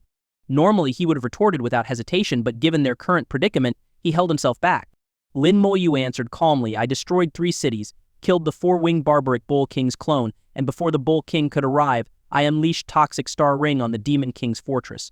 Yan Guangsheng asked, Toxic Star Ring? The same skill you just used? Lin Moyu nodded. When combined with the primordial rune, the power of the Toxic Star Ring is greatly amplified. Having personally experienced its effects, Yan Guangsheng knew the skill's potency. For ordinary demons below level 70, it was undoubtedly lethal. Well done, Yan Guangsheng said, a faint trace of approval flickering in his eyes. Bai Yuan laughed heartily. Well, he's done something none of us ever managed to achieve, slaughtering cities in the abyssal world. My disciple did it. You didn't do it yourself, so what are you so smug about? Yan Guangsheng retorted, cutting Bai Yuan off effortlessly. Bai Yuan, undeterred, replied shamelessly, if my disciple did it, then it's as good as me doing it. So what about that item? Can we? No, Yan Guangsheng rejected instantly. Bai Yuan's face darkened. I don't refuse so quickly. If you've got conditions, just name them. We can negotiate. Yan Guangsheng's eyes remained fixed on Lin Moyu. From his earlier display, Lin Moyu had already surpassed the scope of a mere genius. He was an outright anomaly. Even Yan Guangsheng, reflecting on his own past, had to admit that at level 39, he couldn't have achieved what Lin Moyu had. Challenging opponents above one's level wasn't rare, but doing so to this extent was unheard of. True, he himself had slain a demon king's clone before, but at the time, he had already reached level 69, just a hair's breadth away from his 3rd-class advancement at level 70. Lin Moyu, on the other hand, was only level 39. The gap was staggering, to say the least. Yan Guangsheng had to concede that Lin Moyu's talent exceeded his own. His eyes gleamed faintly as he spoke. Agree to one condition, and that item is yours. Bai Yuan? Not even hesitating, replied, name it. 1 condition? 10 conditions? Whatever you say. Now that he was here, Bai Yuan wasn't concerned about saving face. Agree first, figure it out later, that was his plan. Yan Guangsheng stated firmly, no need for 10. Just 1, let him become my disciple. Deal. Bai Yuan agreed without the slightest hesitation. Both Lin Moyu and Yan Guangsheng were momentarily stunned. Did this guy even hear what was said? How could he agree so casually? Bai Yuan, unconcerned, said, what's the big deal? It's perfectly normal for someone to have 2 teachers. It's just like a teacher having 2 students, no difference at all. Lin Moyu's lips twitched. No difference. There's a huge difference. But he wasn't foolish enough to argue further. He kept silent. His current situation was dire. If it wasn't resolved, who knew how things might spiral out of control? Bai Yuan seized the moment, pressing the advantage to prevent Yan Guangsheng from changing his mind. It's settled then. You're a god-level warrior, your word is your bond. Yan Guangsheng's expression darkened. Damn it. He had spoken too hastily. He should have had Lin Moyu sever ties with Bai Yiyuan first. But now it was too late. He was a god-level warrior, and his word carried weight. With a cold grunt, Yan Guangsheng addressed Lin Moyu, follow me. As for you, get lost. The latter half of his remark was directed at Bai Yiyuan. Bai Yiyuan grinned, showing no reluctance. Fine, I'm leaving. His goal had been achieved, the rest was inconsequential. The blood-soaked land, though an independent space like the eternal battleground, was far smaller. In fact, its diameter didn't exceed 100 kilometers. At the center of the blood-soaked land stood a courtyard. There were no fences. The tangible blood-red killing intent that surrounded the area formed the best natural barrier. Inside the courtyard, flowers and plants were growing. However, these were no ordinary plants. All of them were an eerie blood red, exuding a faint yet potent fragrance mixed with the scent of blood and threads of vitality. Lin Moyu hadn't expected such a garden in the desolate blood-soaked land, where life seemed absent across the barren 100-mile expanse. Yan Guangsheng remarked, you'll stay here for the time being. Lin Moyu nodded. Yan teacher, what about my killing intent? Yan Guangsheng tossed him a black, prism-shaped gem. At the same time, he waved his hand toward Lin Moyu. A gust of wind swept over him, and the boiling killing intent within Lin Moyu instantly subsided, even more effectively than when he drank a calming potion. Lin Moyu held the prism-shaped gem in his hand, guessing that this must be the item Bai Yiyuan had come to request. He activated detection on it. Domain Godstone, capable of forming a domain. A domain? Lin Moyu had never heard of such a thing. Yan Guangsheng noticed his expression. I never heard of it, have you? Lin Moyu nodded. He indeed hadn't. Knowledge about domains isn't recorded in books. And for now, you don't need to know. Your priority is to control your own killing intent. Once controlled, channel it into the Domain Godstone. As for how to control killing intent, figure it out yourself. I don't have the time to answer your questions. With that, Yan Guangsheng turned and entered his house. The door slammed shut, leaving no room for Lin Moyu to follow. Lin Moyu sighed softly, gripping the Domain Godstone as he attempted to channel his killing intent into it. But the killing intent resisted his control, refusing to obey no matter how hard he tried. My teacher's killing intent is so heavy, yet he can control it freely. There must be a method, I just haven't grasped it yet. But how do I even begin to control killing intent? Lin Moyu pondered endlessly but couldn't come up with a solution. Suddenly, his gaze fell upon the dense killing intent outside the courtyard. The killing intent there was so concentrated it had become tangible, like mist encircling the courtyard, lingering indefinitely. Without a doubt, this killing intent belonged to Yan Guangsheng.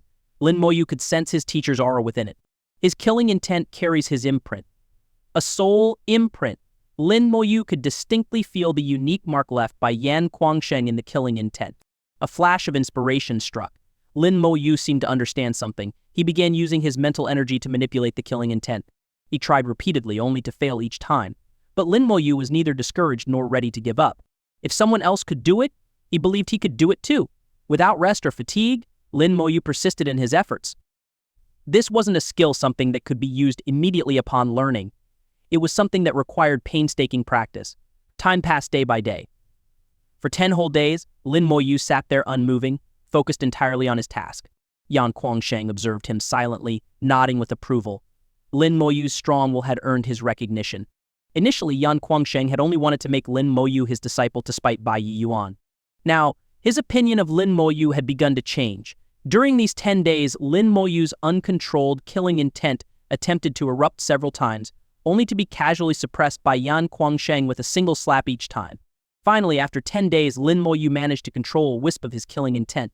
He successfully guided it into the Domain Godstone. With a ding, the Domain Godstone flew out of his hand, spinning rapidly in front of him. It then transformed into a streak of light that burrowed into Lin Moyu's forehead, vanishing entirely. In his mental world, Lin Moyu discovered a new presence, the Domain Godstone. As the Domain Godstone merged with him, his attributes changed. A new skill appeared among his abilities, Slaughter Domain. However, it was marked as unusable. Inside the house, Yan Guangsheng witnessed the scene, a trace of surprise flickering across his face. I didn't expect him to actually succeed. For the first time in 10 days, Yan Guangsheng stepped outside. Lin Moyu immediately stood and saluted. Teacher, Yan Guangsheng waved dismissively. No need for that. Do you now have a new skill? Lin Moyu nodded. Slaughter Domain, but I can't use it yet. Yan Guangsheng explained, of course you can't. At your current level, trying to use a domain-type skill is practically suicidal. Your task now is to channel all of your killing intent into the Domain Godstone. Once it's fully charged, the skill will become usable. Keep at it, I'm leaving for a while. In Bai Shen's small courtyard, Bai Yiyuan sat absent-mindedly sipping tea. For some reason, the high-quality tea tasted bland and flavorless. Old Meng, do you think Sha Yu can succeed? He was no longer calling him that kid Lin and had started referring to him as Sha Yui. Meng Anwen chuckled softly. You're overthinking this. The renowned Bai Shen worried over something like this. Absurd. Bai Yuan sighed deeply. Sha Yu's killing intent is immense. If he had already completed his third-class advancement, or at least surpassed level 60, I wouldn't be worried. I believe that by then he would be fully capable of controlling his killing intent. But right now, Meng Anwen remarked, didn't old Quam already step in? With him around, what's there to worry about? Bai Yuan snorted. What a stroke of luck for him, getting a disciple out of this for free. Meng Anwen chuckled again. You should focus on preparing for Sha Yu's second-class advancement. Once he returns, it'll be time to level up. Bai Yuan replied, I've already prepared everything. Everything's in place, just waiting for his return. The second advancement is critical, there's no room for error. With a wave of his hand, Bai Yuan confidently declared, relax, nothing will go wrong. In the blood-soaked land, after successfully guiding the first wisp of killing intent, Lin Moyu sat motionless for another 10 days. His storage space contained a wealth of food left by Ning Ye, enough to sustain him for half a year. Having succeeded once, he succeeded again. Lin Moyu gradually grasped the knack for controlling killing intent, channeling strand after strand into the domain Godstone. Each thread of killing intent carried Lin Moyu's spiritual imprint. The process grew faster and smoother with more and more killing intent being absorbed into the domain Godstone. The domain Godstone seemed insatiable, consuming as much as Lin Moyu could give. Even after channeling all his killing intent into it, it wasn't even 1/10 full. Finally, all the killing intent has been transferred. Lin Moyu's thoughts became clearer than ever before. This experience had tempered his mind, making him more resolute than ever. With the thought, the killing intent within the domain Godstone surged forth, erupting like a column of black smoke piercing the sky. Standing amidst the torrent of killing intent, Lin Moyu's gaze was calm and composed. The killing intent now belonged to him entirely, no longer a threat to his own sanity. Instead, under its overwhelming influence, weaker-willed enemies would suffer. Their strength would falter, their speed would diminish, and their resolve would waver almost as if cursed. With a thought, he reined in the killing intent, returning it to the domain Godstone. Lin Moyu let out a long breath, feeling a sense of ease he hadn't experienced in over 20 days. Footsteps sounded from outside. Yan Guangsheng had returned. Teacher, you're back, Lin Moyu greeted respectfully. His nose twitched, catching a strong scent of blood so strong it was oppressive. This level of bloodiness was unprecedented, far beyond anything he'd encountered during his city slaughtering escapades. The source of the blood scent was in Yan Guangsheng's hand. A piece of meat. It was no larger than a palm-sized chunk of beast meat, yet it emitted such overwhelming bloodlust. Yan Guangsheng glanced at Lin Moyu, a sharp gleam flashing in his eyes. With a flick of his hand, he tossed the meat over. Eat it. He added another command, raw. Right now, without hesitation, Lin Moyu began gnawing on the meat. Despite its intense blood scent, the meat tasted surprisingly unsullied, carrying a hint of sweetness. It melted in his mouth, tasting even better than the flesh of the earth-touched dragon god. Lin Moyu couldn't fathom where such a strong blood scent had originated. Seeing him eat the meat without hesitation, Yan Guangsheng's expression showed satisfaction. Aren't you curious what kind of meat this is? Lin Moyu shook his head slightly. If teacher gives it to me, there's no need to ask. Yan Guangsheng chuckled. Bai Yuan must have told you this place is called the blood-soaked land. Lin Moyu nodded. Then, do you know why it's called the blood-soaked land? Lin Moyu shook his head. He didn't know. Yan Guangsheng explained, the blood-soaked land is an ancient independent space. It spans 100 kilometers horizontally and over 100,000 kilometers vertically. Lin Moyu was shaken to his core. He had assumed this was a small, confined space. But 100,000 kilometers vertically, so this was a cylindrical space. Yan Guangsheng glanced at the sky and continued, above or below 1,000 kilometers from here lies a beast called the bloodthirsty python. The meat you're eating is from one of them. Lin Moyu noticed something unusual. Yan Guangsheng's sleeve seemed slightly torn. When his teacher had left earlier, his clothes were pristine. Now, there was not only damage but faint traces of blood, even on his blade. Teacher, are you injured? Lin Moyu asked. Yan Guangsheng chuckled. It's nothing. The bloodthirsty python is a god-level beast. Cutting off its flesh and blood comes with its price. Hearing this, Lin Moyu felt a surge of gratitude. Yan Guangsheng had spoken fewer than 10 sentences to him, yet he had gone to battle against a god-level beast for his sake. Yan Guangsheng waved dismissively. I've lived here for decades. I've fought those creatures countless times. I'm used to it. By now, Lin Moyu had finished eating the meat. Yan Guangsheng smirked. Finished? Get ready to enjoy yourself. Enjoy? Lin Moyu froze for a moment. The next second, an immense force erupted within him. Agonizing pain surged through his body, and Lin Moyu let out a muffled groan, his entire body trembling violently. The pain was excruciating, like being stabbed by thousands of needles. Blood seeped out from every pore, turning him into a human figure drenched in crimson. Lin Moyu didn't utter a single word, though his body convulsed uncontrollably from the torment. His delicate features twisted with the pain as he gritted his teeth. "Teacher, why is this happening?" Yan Guangsheng asked. "You've used miraculous potions before, haven't you?"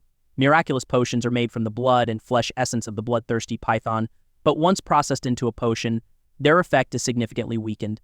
To achieve the best results, you eat it raw. You can consume it once before your second advancement, once after, and once after your third advancement. The effects intensify each time, allowing you to maximize your attributes. With a disdainful tone, he added, "If you can't endure pain, you're not qualified to become the strongest. A basic miraculous potion only adds 200 points to your attributes. What good is that?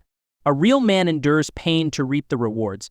The meat you just ate is the finest from the bloodthirsty python, not something a mere miraculous potion can compare to." Now it made sense. Lin Moyu realized his attributes were increasing rapidly. A basic miraculous potion added 200 points to all attributes without pain. But eating the bloodthirsty python's meat raw, while agonizing, increased attributes by at least 2,000. The effect rivaled that of an intermediate miraculous potion, just at the cost of some pain. If given the choice, Lin Moyu would still choose the pain. A real man fears no pain. Yan Guangsheng, seeing Lin Moyu endure in silence, grew even more satisfied. "You'll be undergoing your second advancement soon. Surely you're aiming for a class evolution, aren't you? Do you know what determines class evolution?" "The key factors are luck, attributes, and specific resources." Yan Guangsheng explained in detail, his words flowing like a torrent. Having lived here in isolation for decades with no one to talk to, once he started, he couldn't stop. Lin Moyu listened attentively. Bai Yuan had also mentioned class evolution before, but his carefree nature meant he hadn't gone into much detail. Now Lin Moyu finally understood. No wonder miraculous potions were so highly valued, they were essential for breaking attribute limits. Yan Guangsheng asked, "You've been to the eternal battleground, right? Did you acquire divinity?" Through gritted teeth, Lin Moyu replied, "I did." Yan Guangsheng snorted. That guy actually did something right for once. "What level is your divinity?" "At least level 5. Lin Moyu answered, "Level 39, only level 3. Yan Guangsheng sounded disappointed. While each level only adds 1% attribute enhancement, the difference accumulates at higher levels. Still, it's better than nothing. Lin Moyu, enduring the pain, raised his voice slightly. "Teacher, not level 3, level 39. Clang. Yan Guangsheng's blade fell to the ground. Yan Guangsheng had never been this shocked before. Even with his vast experience, Lin Moyu's words had completely stunned him. From Lin Moyu's expression, he could tell the young man wasn't exaggerating or lying. Yan Guangsheng himself had only obtained level 5 divinity, which placed him on the same tier as Bai Yuan. That alone was already a record-breaking achievement for humanity, placing him and Bai Yuan at the pinnacle of their race. But level 39 divinity, what kind of monstrosity was that? How did you manage that? Lin Moyu recounted his experiences obtaining divinity to Yan Guangsheng, including his explanation of his class characteristics. However, he avoided mentioning anything about the divine cauldron of Shenzhou. Yan Guangsheng, having never encountered the Necromancer class before, surmised it must be a newly emerged class. New classes appeared every few years within humanity, so Yan Guangsheng didn't find it strange. After all, living in the blood-soaked land for so long had left his knowledge of the outside world somewhat outdated. Listening to Lin Moyu describe his class characteristics, Yan Guangsheng couldn't help but feel a mix of shock and envy. Lin Moyu's skills could automatically upgrade as his level increased, provided he practiced them to match his current level. At lower levels, this was not hard to achieve. Even someone like Yan Guangsheng, known for his unshakable composure, couldn't help but envy Lin Moyu's incredible class trait. It was simply too advantageous. Recalling his own grueling process of cultivating skills, Yan Guangsheng couldn't help but sigh. Comparing people truly was maddening. Yan Guangsheng fixed his gaze on Lin Moyu. "So, you're saying you reached the end of the Divine Selection secret realm, and then it exploded?" Lin Moyu nodded. "Yes, it blew up." Yan Guangsheng became thoughtful. "If that's the case, it's highly likely there won't be another Divine Selection secret realm in the future. Who else have you told about this?" Lin Moyu replied, "Teacher Bai and Senior Meng know." "And now you, teacher." Yan Guangsheng nodded. "If Meng and Wen is aware, let him handle it. We don't need to concern ourselves further." After pondering for a moment, Yan Guangsheng conjured, "Given the level of your divinity, some plans need to change. Let me ask you this, are you afraid of death?" Lin Moyu answered directly, "I don't know." Without having faced death directly, who could truthfully claim they weren't afraid of it. At least Lin Moyu wouldn't dare. Yan Kuangsheng seemed satisfied with his honesty. Good, that's the truth. Between life and death lies great terror. Anyone who says they're unafraid is lying. Let me ask you again, if there were a chance to become a transcendent super god level powerhouse, but it came with a 50% chance of death, would you still be afraid? A super god level powerhouse, someone beyond even god level, gulp. Lin Moyu couldn't help but swallow hard. His gaze grew resolute. I'd still be afraid, but I would try. If I failed, I would accept death calmly. Yan Kuangsheng pressed further. What if you had to face that life and death choice twice? Lin Moyu responded firmly. I would still make the same choice. Afraid of death, but not paralyzed by it. Even though Lin Moyu still didn't fully understand what it meant to be a super god-level powerhouse, he didn't even truly grasp the strength of a god-level powerhouse's determination to grow stronger remained unwavering. Suddenly, Yan Kuangsheng burst into hearty laughter. Good, I'm very pleased with your answers. In that case, let me tell you what you need to do next. Lin Moyu, still enduring the excruciating pain, listened intently.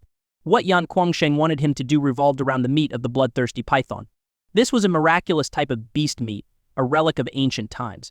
Miraculous potions were extracted from its blood and flesh.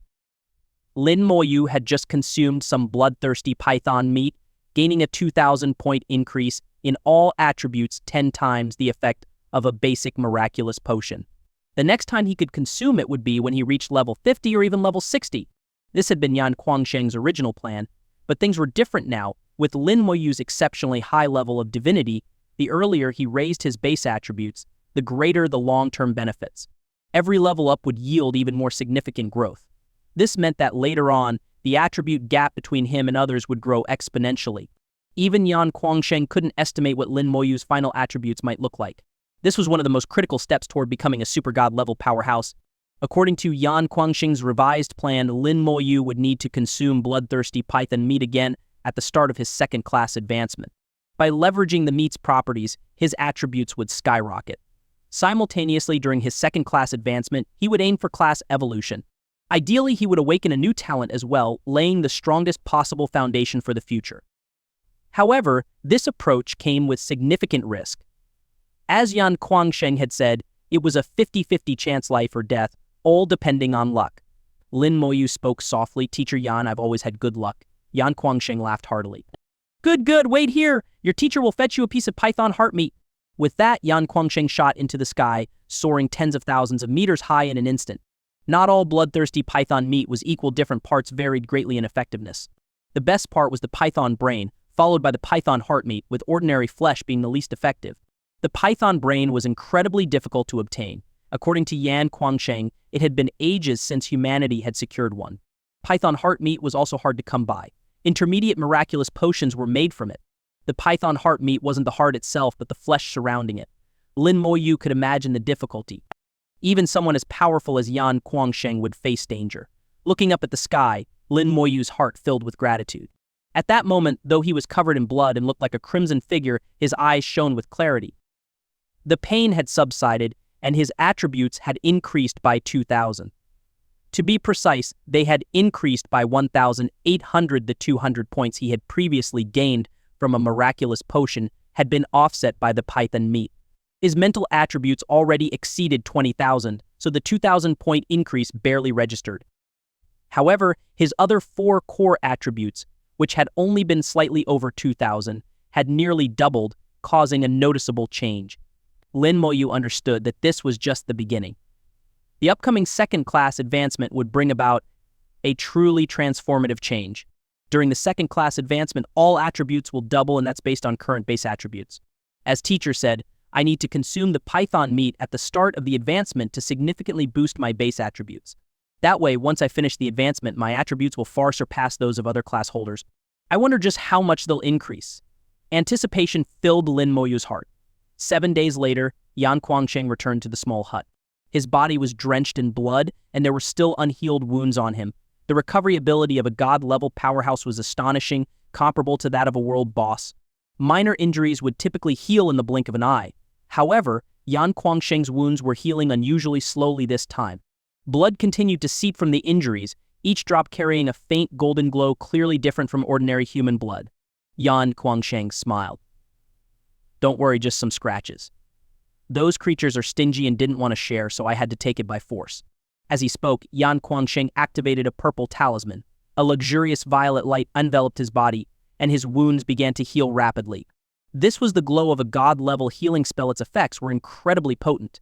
In the blink of an eye, Yan Guangsheng's wounds had closed. He handed Lin Moyu an exquisite box. The python heart meat is inside. Remember to eat it at the start of your second-class advancement. The process might not be very pleasant. Enjoy it. Yan Guangsheng grinned, looking as though he was anticipating some entertainment.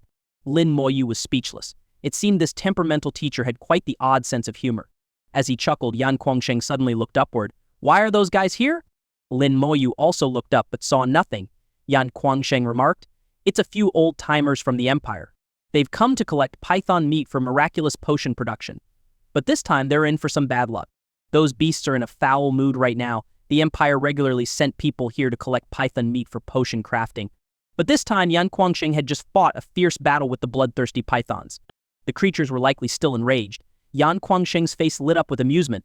Come on, let your teacher show you something interesting. With a wave of his hand, an immense energy enveloped Lin Moyu. The two shot into the sky, covering dozens of miles in an instant. The speed of a god-level powerhouse was something Lin Moyu was now truly witnessing firsthand. In an instant, they had traversed dozens of kilometers. The overwhelming wind pressure slammed into him, almost crushing him under its force. Everything was eerily silent around him, as if all sound had been left far behind. His surroundings had long since ceased to resemble the blood-soaked land. All he could see now was an expanse of endless void. Lin Moyu caught sight of something that looked like a layer of glass enveloping the entire world. Beyond this glass-like barrier seemed to lie another realm. That otherworldly realm felt strangely familiar to him, and then it clicked. He remembered. After the dungeon explosion, he had been thrown into the void space. The area beyond the glass was the void space. The void space was filled with terrifying energy turbulence, and he had nearly lost his life there. The glass-like substance before him was the barrier that kept the energy turbulence at bay.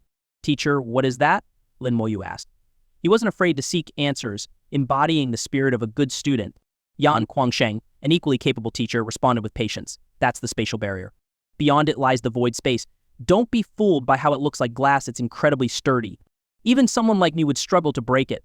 But this isn't something you need to worry about just yet. It's far too early for you to concern yourself with this. For now, let's just enjoy the show. Enjoy the show. Lin Moyu followed Yan Guangsheng's gaze. A warship streaked across the sky, moving at an astonishing speed and leaving a bright trail of light in its wake. Standing on the ship were several individuals exuding an extraordinary presence. Lin Moyu couldn't accurately gauge their level, but his instincts told him they were at least level 80 elite professionals, perhaps even god-level powerhouses. However, the faint disdain in Yan Guangsheng's eyes suggested that these individuals weren't stronger than him. The old guys up ahead are elders of the Empire, Yan Guangsheng remarked. Lin Moyu's attitude immediately became more respectful. The elders of the Empire were typically retired members of the 12 senators. Although they no longer held active positions, their status remained lofty. In fact, for major decisions, even the 12 senators would sometimes seek their advice. The structure of the Empire was quite complex. Lin Moyu only knew the basics and some surface-level information. Teacher, are all these elders god-level powerhouses? Lin Moyu asked. He was a diligent student, always questioning when he wasn't sure. Yan Guangsheng snorted. God-level? How you ever seen a senator who was a god-level powerhouse? Only those who've hit a dead end in their pursuit of godhood would stoop to being some worthless senator. And when those senators retire and become elders, they're still just as hopeless when it comes to reaching godhood. At best, they're level 90 false gods. They're nothing. Yan Guangsheng's tone was dripping with disdain, making it clear he looked down on these so-called elders. As a level 95 god-level powerhouse, Yan Guangsheng stood at the pinnacle of the world. He had even slain several abyssal demon lords. To him, these false gods were utterly beneath notice. Lin Moyu asked further, why are they called false gods? Yan Guangsheng scoffed. They're stuck at level 89, unable to progress. They rely on potions to scrape their way to level 90, but their path forward is completely blocked. And they can't even fuse their skills. If that doesn't make them false gods, then what does? Is the difference between a false god and a true god level powerhouse really that big? The difference is like heaven and earth. Even at the same level 90, a true god level powerhouse could wipe the floor with them. Dozens of false gods wouldn't stand a chance. Though Yan Guangsheng spoke of false gods with utter contempt, Lin Moyu could still sense the awe-inspiring pressure emanating from the elders. The aura they exuded wasn't all that different from that of a god-level powerhouse. At the very least, they could obliterate him effortlessly. As Yan Guangsheng observed the elders, they too turned their attention toward him. Each of them offered polite smiles, and their voices carried across the void. "We greet Lord Mad God." Though they were esteemed elders, they clearly held Yan Guangsheng, a true top-tier god-level powerhouse, in much higher regard. Yan Guangsheng casually acknowledged them with a hum before waving them off. "You all go handle your business. I'm just here with my disciple to watch." By watch, he obviously meant to sit back and enjoy the show. Hearing that Lin Moyu was Yan Guangsheng's disciple, the elders immediately regarded him with newfound respect. These individuals, despite their high-ranking status, had no choice but to treat Yan Guangsheng with deference. At the end of the day, raw power was the ultimate authority. At the bow of the warship, a slender figure appeared, a young woman of stunning beauty and graceful bearing. She stepped forward, her gaze landing on Yan Guangsheng and Lin Moyu, curiosity evident in her eyes. Yan Guangsheng's tone turned cold. "So, you're here to hunt bloodthirsty python meat for her?" One of the elders responded, "Lord Mad God, this is Princess Yao." Yan Guangsheng shook his head dismissively. "Never heard of her. Is she the daughter of that brat Dongfang Yi?" The elder answered, "Princess Yao is the youngest daughter of the emperor. She just turned 19 this year." Yan Guangsheng waved his hand. "That Dongfang Yi kid doesn't have much going for him, except for his ability to produce offspring." Dongfang Yi was the ruler of the divine Xia Empire. Although he rarely involved himself in governance, leaving most matters to the 12 senators, his status was still unparalleled. But to Yan Guangsheng, he was just that kid or that brat. This casual and irreverent manner of speaking revealed the true disparity in their standings. Princess Dongfang Yao offered an elegant bow to Yan Guangsheng. "My father often speaks of your great name." Yan Guangsheng chuckled. "What's there to talk about? I did tell you how I used to teach him lessons, how I beat him until he cried for his mother and father." A trace of awkwardness crossed Dongfang Yao's face. Yan Guangsheng was exactly as her father had described, arrogant, blunt, and utterly unfiltered. She forced a polite smile. "Not at all. In my father's words, Lord Mad God is the pillar of our empire." All right. Flattery doesn't work on me. Go on with your business and leave us be," Yan Guangsheng said, dismissing them with a wave. Dongfang Yao dared not press further, and withdrew, though she couldn't help but cast curious glances at Lin Moyu. From his appearance, Lin Moyu seemed about the same age as her. Yet he had somehow been accepted as Yan Guangsheng's disciple. Could this person really have such exceptional talent? Dongfang Yao prided herself on being a top-tier genius.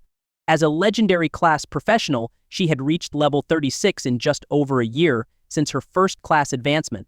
In another 2 months at most, she'd complete her second advancement. She was on track to become an advanced professional before the age of 20. Even in the Divine Summer Academy's 3 top-tier institutions, few could rival her. Her father, the divine Shi Emperor Dongfang Yi, a true god-level powerhouse, had also praised her as a once-in-a-century prodigy. Dongfang Yao had her own pride. Even the recently famed Lin Moyu hadn't seemed worth her attention. Her class grew stronger with each level, and so did her talents. She was confident she would become a god-level powerhouse in the future. As for Lin Moyu, he might be a rising star now, but his future was uncertain. Lin Moyu, unaware of her thoughts and uninterested in them, simply ignored her. She could look all she wanted, he couldn't control other people's eyes, nor did he care to. Yan Guangsheng chuckled. "Hey kid, that princess isn't bad looking. Interested?" Lin Moyu shook his head. "I already like someone." Yan Guangsheng's eyes lit up with curiosity. "Oh, who is it?" "Is she pretty?" Lin Moyu nodded. "Very pretty." Yan Guangsheng grinned mischievously. "When are you getting married? When are you having kids?" Lin Moyu had no idea how to respond. His teacher's train of thought jumped around so quickly that he couldn't keep up. Suddenly, a raspy hiss echoed through the void. It sounded like a snake's hissing, but deeper and more oppressive, leaving one's chest heavy with discomfort. Yan Guangsheng's expression immediately turned serious. The bloodthirsty python is here. Even a top-tier god-level powerhouse like him had to be cautious, knowing he could still sustain injuries in battle. Lin Moyu couldn't fathom how the elders, who were only false gods, planned to deal with the bloodthirsty python. According to Yan Guangsheng, these false gods were no match for it. There was clearly more going on than Lin Moyu understood. A massive python over 200 meters long came into view. Its eyes glowed red, and sharp horns protruded from its head. Its body was covered in thick, armored scales. Beneath its belly were claws that looked razor-sharp. As it emerged, the air filled with a strong, nauseating stench of blood. That smell, Lin Moyu had grown accustomed to it. It was the same stench that permeated the blood-soaked land. He realized then that countless bloodthirsty pythons must have died in the blood-soaked land, leaving behind the lingering odor. As the bloodthirsty python appeared, Yan Guangsheng immediately pulled Lin Moyu back to a safer distance. "This time we're just watching. Let them handle it." Yan Guangsheng clearly had no intention of getting involved. In Lin Moyu's view, the warship carrying Dongfang Yao and the others was already charging toward the bloodthirsty python. A circular barrier appeared around the warship, enveloping it in protection. Lin Moyu noticed that the barrier combined human formation arts and abyssal warding techniques. However, the ship's energy source seemed to have some connection to dragonkind as well. It was a blend of the strengths of 3 different races.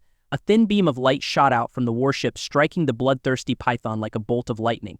The python's massive body trembled violently, letting out an even deeper race-spear roar. The seemingly insignificant thin beam packed an immense punch. The bloodthirsty python's seemingly impenetrable scales shattered under the attack, exploding into fragments. Blood splattered everywhere, its slightly yellowish hue dripping downward, intensifying the pungent, bloody stench in the air.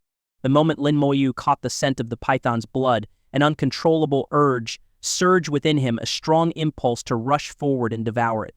One of the elders on the warship acted swiftly. He darted out, holding a massive crystal bottle, and carefully collected every last drop of the falling blood. Lin Moyu finally understood why it was called the bloodthirsty python. It wasn't that the python itself craved blood, it was its blood that made others crave it uncontrollably. Yan Guangsheng sneered with disdain. The meat of the bloodthirsty python is decent, but its blood, practically worthless. Lin Moyu thought for a moment and blurted, even ants are meat no matter how small. Yan Guangsheng burst into laughter. Well said. Even mosquitoes, no matter how small, are still meat.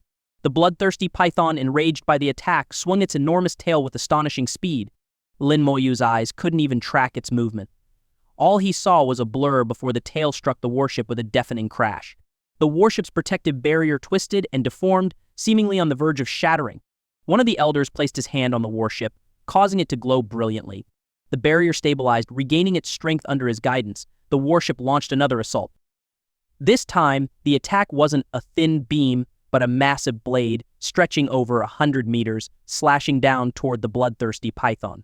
The python's shining horns emitted countless bolts of lightning, clashing fiercely with the giant blade. The two forces, equally matched, obliterated each other in the void. The python's massive tail whipped through the air with incredible speed, striking hundreds of times in an instant. The barrier around the warship rippled violently as terrifying energy waves spread across the void. The elders aboard the warship leapt off one by one, launching their attacks against the bloodthirsty python. It was then that Lin Moyu realized they had formed a team. Among them were knights, warriors, mages, and archers. Not only that, but 2 individuals remained aboard the warship, clearly a healer and a support. After disembarking, the elders formed a battle formation and launched an all-out assault against the bloodthirsty python. They treated it entirely like a dungeon boss. Lin Moyu's eyes gleamed with excitement. Watching top-tier professionals fight was a rare opportunity. Yan Guangsheng, however, maintained his disdainful smirk. Just watch. Don't take it too seriously. True god-level combat doesn't look anything like this. Lin Moyu was slightly surprised. Not like this. Then how do god-level powerhouses fight? And don't all professionals form teams to fight? God-level or not, aren't they still professionals at the core? Yan Guangsheng said, have you ever seen a god-level powerhouse team up? Of course not, he hadn't even truly witnessed a god-level powerhouse in action. The brief clash between Yan Guangsheng and Bai Yiyuan a few days ago didn't count. Yan Guangsheng continued, god-level powerhouses are god-level because they require no assistance. They don't need a team to unleash their full strength. They fight when they want, leave when they want, no teammates to hold them back. Of course, you won't understand this until you reach that level. When the time comes, that guy Bai Yuan will definitely teach you. I won't waste my breath. Lin Moyu felt as though he understood, but not fully still when he thought about it. Bai Yuan was indeed a solitary figure.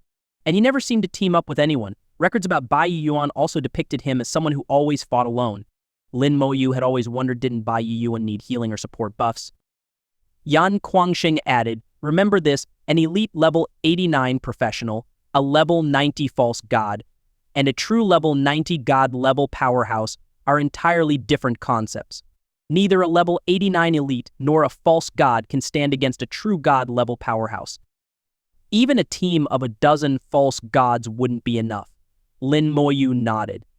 Got it. He had always known that at higher levels, even a 1-level difference could mean a significant gap in power. But he hadn't expected the disparity to be so immense in Yan Guangsheng's view. An elite team of level 89 professionals wouldn't even be a match for a single true god-level powerhouse. Yan Guangsheng shifted topics. That said, there are exceptions. Some elite level 89 professionals have touched the threshold of that level. They're called half-step god level. Their strength might even surpass that of a level 90 false god. Lin Moyu immediately thought of Dean Mo Shingi from the Genesis Academy. Every time Dean Missouri made a move, it was effortless. Lin Moyu couldn't even comprehend the methods he used to defeat monsters. Even Bai Yuan had said that Mo Xingyi was highly likely to become the Empire's next god-level powerhouse. Perhaps Mo Xingyi was exactly what Yan Guangsheng referred to as a half-step god level. Regardless, it was far beyond Lin Moyu's current comprehension. As the battle raged on for several more minutes, it seemed to reach its climax. The Elder team unleashed their full power, and the bloodthirsty python began to weaken, clearly on the verge of defeat. Seizing the opportunity, the Elder controlling the warship unleashed a sudden burst of energy. A massive blade slashed through the air with blinding speed. Blood sprayed across the void as the bloodthirsty python's tail was severed. The severed tail alone was over 5 meters long, a massive chunk of flesh. Lin Moyu's eyes lit up. This piece of flesh was enormous, hundreds of times larger than the piece he had eaten before. The severed tail shrank rapidly in the void, reducing to a small piece of meat less than half a meter in size. Lin Moyu was stunned. "It can do that," Yan Guangsheng grinned, his expression still filled with disdain. Once separated from the body, the bloodthirsty python's flesh discards all impurities, leaving only the essence. That chunk of meat is enough to feed 5 people. The tail meat is the lowest quality, mediocre at best. Other than being large, it's worthless. At most, it increases all attributes by 1,500 points. Having dealt with bloodthirsty pythons for years, Yan Guangsheng knew all there was to know about them. Lin Moyu asked, "From the looks of it, they might actually manage to kill this bloodthirsty python." Yan Guangsheng laughed heartily. "No way. If they're too slow to retreat, they might even lose their lives here. But with me around, they won't die." Although Yan Guangsheng constantly belittled the false god elders, they were still citizens of the divine Shi Empire. And he wasn't about to stand idly by and watch them perish. Sure enough, events unfolded just as Yan Guangsheng had predicted. After obtaining a piece of the bloodthirsty python's flesh, the elders hurried back to the warship. They looked as if they were fleeing for their lives. Quick, quick, faster. Their panicked shouts revealed their urgency. Dongfang Yao appeared confused. She didn't understand why they were suddenly in such a rush. Weren't they in a favorable position? Killing the bloodthirsty python didn't seem particularly difficult. Why the sudden need to retreat?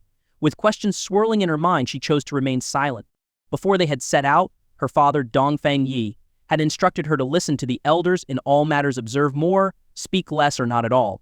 The bloodthirsty python let out an unusual roar. Its cry sounded almost like a wail, as though a child were complaining to its parents after being bullied.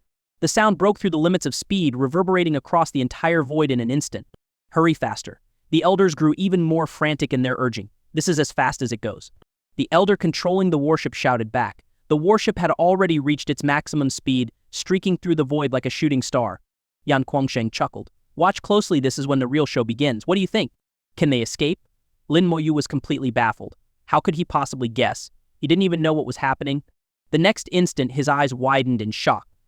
The warship, which had been speeding away, suddenly came to an abrupt halt. It froze in the void, unable to move. The protective barrier warped under immense pressure, distorting violently.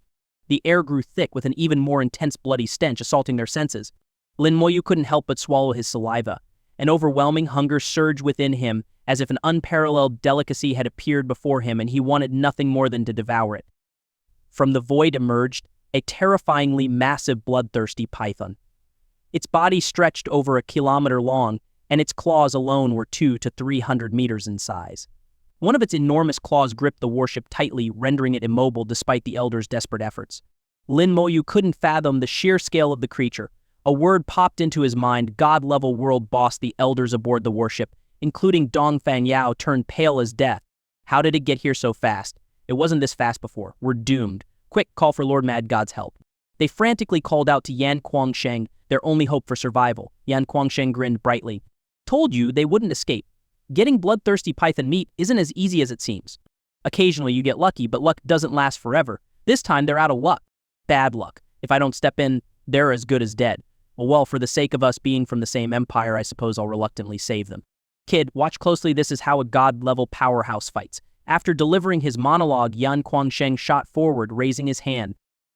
A blade of light, 1,000 meters long, tore through the void. When Yan Guangsheng made his move, the elders aboard the warship were instantly overjoyed. We're saved. We're saved. This should be fine now. They were brimming with confidence in Yan Guangsheng. With his imposing blade of light, Yan Guangsheng charged forward. The blade struck the bloodthirsty python's claw, immediately drawing a streak of blood. The python recoiled in pain, instinctively loosening its grip. The warship seized the opportunity to escape at full speed. Lin Moyu paid no attention to the warship. His eyes were fixed on Yan Guangsheng, unblinking. and he wanted to witness how a god-level powerhouse truly fought. The bloodthirsty python roared in fury and swiped its massive claw toward Yan Kuangsheng. Simultaneously, its body crackled with electricity, transforming into countless bolts of lightning that rained down upon him. A radiant, multicolored aura burst forth surrounding Yan Kuangsheng. Lin Moyu's eyes narrowed. These were state-enhancing auras, typically the domain of support classes. But Yan Kuangsheng was clearly a battle warrior. How could he possess such buffs? Under the effect of these enhancements, Yan Kuangsheng's combat power skyrocketed to its peak. His massive blade glowed brilliantly, unleashing waves of blade energy that sliced through the incoming lightning. Lin Moyu observed closely. Yan Kuangsheng's seemingly ordinary strikes were, in fact, skill-based attacks.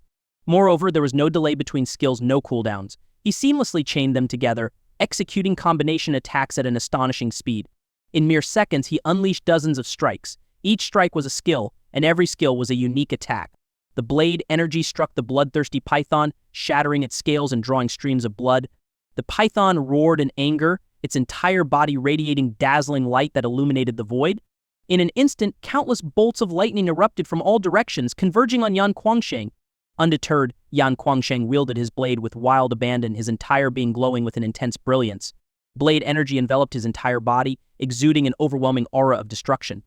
Lin Moyu was utterly captivated. Was this truly how god-level powerhouses fought? Ignoring skill cooldowns, using any ability at will, and each skill's power was akin to that of a forbidden spell. Blade energy, hundreds of meters wide and stretching for kilometers, swept across the battlefield like a tidal wave. Lin Moyu felt that a mere graze from such an attack would be enough to kill him outright. No amount of skeletal armor, life link, or damage transfer would make a difference. Even an army of skeletons would be obliterated in an instant. Reflecting on this, Lin Moyu realized that the brief exchange between Bai Yiyan and Yan Kuangsheng earlier had truly been nothing more than child's play. Aboard the warship, Dongfeng Yao's face had turned ghostly pale, her expression filled with disbelief. She was finally witnessing the might of the mad god her father had spoken of. His power was beyond imagining. Yet, amidst her astonishment, a fiery confidence burned in her eyes. She firmly believed that one day she too could reach such heights. The battle between man and beast raged on, seemingly evenly matched. The bloodthirsty python's massive claw shattered the blade energy, sending Yan Kuangsheng flying hundreds of miles. In a flash, Yan Kuangsheng reappeared as if teleporting, delivering several fresh wounds to the python. By now, the warship had taken advantage of the chaos to flee far away, disappearing from sight. Lin Moyu noticed a missing chunk of flesh on the python's chest. He immediately thought of the heart-protecting meat stored in his dimensional space. There was no doubt it must have been taken by Yan Kuangsheng during a previous battle. To think that such precious meat had been harvested from a boss of this magnitude, Lin Moyu was both astonished and deeply moved. At the same time, he finally understood why Dongfeng Yao and her team had been so unlucky. Piecing together Yan Kuangsheng's earlier words, Lin Moyu realized that Yan Kuangsheng had anticipated this outcome all along. It was all because of the earlier battle in which Yan Kuangsheng had obtained the heart-protecting meat for him, leaving this super bloodthirsty python nearby. Suddenly, a flash of light appeared before Lin Moyu. Yan Kuangsheng materialized in his line of sight. Let's go. Grabbing Lin Moyu, Yan Kuangsheng swiftly fled the scene. Blood streamed from Yan Kuangsheng's body, indicating he had sustained serious injuries. But judging by his expression, Lin Moyu felt it wasn't anything too concerning. Behind them, lightning exploded, covering thousands of miles of void in a sea of thunder. Yan Kuangsheng laughed heartily. That creature's gone mad. Hurry, let's go. Lin Moyu was left speechless. The name Mad God truly suited him. His fighting style was indeed a bit mad. Yan Kuangsheng turned to him and asked, "So did you figure it out? Understand anything?" Lin Moyu replied, "It feels like I understood a little, but also like I didn't. It doesn't matter. It's fine if you don't get it now. You've got a long way to go." Yan Kuangsheng didn't elaborate further. Indeed, it was far too early. For now, Lin Moyu should be focusing on his second-class advancement, not such distant matters. Lin Moyu asked, "Teacher, earlier there were two bloodthirsty pythons, one big, one small." Yan Kuangsheng explained, "The smaller one is called the bloodthirsty python. The larger one has already evolved from a python into a flood dragon. It should be called the bloodthirsty divine flood dragon. It's level 96, very, very strong." Lin Moyu nodded in agreement. It was undeniably powerful. Even the smaller python was formidable enough. He wasn't remotely a match for it. He even felt that the smaller bloodthirsty python was stronger than the ancient Luan bird, though he couldn't say how it compared to the true form of the ancient earth dragon. Thinking of the ancient earth dragon, Lin Moyu asked, "Teacher, have you seen the ancient earth dragon? in the upper core region of the eternal battlefield. Yan Kuangsheng suddenly stopped mid-flight. His expression grew slightly solemn. "You've seen it?" Lin Moyu recounted his encounter in the Earth's core dungeon. Yan Kuangsheng fell silent, resuming their escape at a slower pace. He no longer seemed concerned about the bloodthirsty divine flood dragon pursuing them. In fact, it didn't. They eventually returned to the courtyard in the blood-stained lands. Yan Kuangsheng used a talisman to heal his surface wounds and removed his bloody clothing. As he changed, he pointed to a scar across his chest. "See this scar?" The scar ran from his right shoulder down to his left abdomen. Lin Moyu found it odd. Professionals either died or remained unscathed. Even severed limbs could regenerate. How could a scar remain? Especially for a god-level powerhouse. A single god-tier healing spell should have fixed anything. Unless he had deliberately chosen to keep the scar, Yan Kuangsheng said, "You're probably thinking I left this scar on purpose." "Of course not," Yan Kuangsheng continued as he dressed. "At the time, I was level 69. I entered the core region with a team of similar level. We fought our way through, slaying boss after boss. Eventually, we reached its lair, and then Lin Moyu listened attentively, noticing a subtle change in Yan Kuangsheng's expression. Yan Kuangsheng gave a bitter smile, and then we saw it from a distance, and no one dared to make a move. All it did was glance at us before closing its eyes again. That one glance was enough to scare us away. We left with our tails between our legs. In hindsight, it was a blessing we didn't act. If we had, we'd all be dead." Yan Kuangsheng entered the house, leaving the door open. Lin Moyu followed. The room was sparsely furnished, no bed, just a meditation cushion and a small tea table. The teaware on the table seemed to be a special set, constantly keeping the tea boiling. Sitting at the table, Yan Kuangsheng poured himself tea while Lin Moyu served him. Without minding the scalding water, Yan Kuangsheng downed a cup of tea before continuing. "The second time I was level 89, just half a step from god level. I deliberately returned to the eternal battlefield's lower space, found a spatial rift, and re-entered the core region. This time I made my move. Guess what happened?" Lin Moyu shook his head. "I can't guess." Honestly, he couldn't. Yan Kuangsheng took another sip of tea. One strike. Just one strike. It casually lifted its claw and swiped. I was sent flying out of the core region. What Yan Kuangsheng described sounded fantastical, leaving Lin Moyu with chills. The core region spanned tens of thousands of kilometers, perhaps even more. The power behind that single swipe must have been unfathomable. Yan Kuangsheng finished his third cup. "That's the third cup," a symbolic gesture of respect from a disciple to his master. Lin Moyu nodded. 3 cups, 3 bows, a formal apprentice ceremony. From this moment on, Lin Moyu had his second teacher. "Teacher, is that how you got your scar?" Yan Kuangsheng laughed heartily. "No, that time I was gravely injured, but no scar was left. The third time I was already a god-level powerhouse. I was level 93. I returned from the deep space to the lower space, and once again I found the spatial rift to the upper core region. For god-level powerhouses like me, we can only stay in the upper space for 10 minutes and have only one chance to attack. I found it again, determined to settle the score, and I lost again, still only one strike. This time it spoke. Just 4 words: "You are too weak." Guess how I felt at that moment? Lin Moyu forced a smile. "Probably what the hell. This monster can talk. Ha ha ha." Yan Kuangsheng burst into laughter, slapping the table in amusement. Yan Kuangsheng laughed wildly, so much so that tears streamed down his face. Exactly. That's exactly what I was thinking at the time. This monster actually knows how to talk," he exclaimed loudly. Lin Moyu couldn't help but share the same sentiment. For a while, Lin Moyu even thought that maybe exceptionally powerful bosses naturally had the ability to speak. But now it seemed that wasn't the case.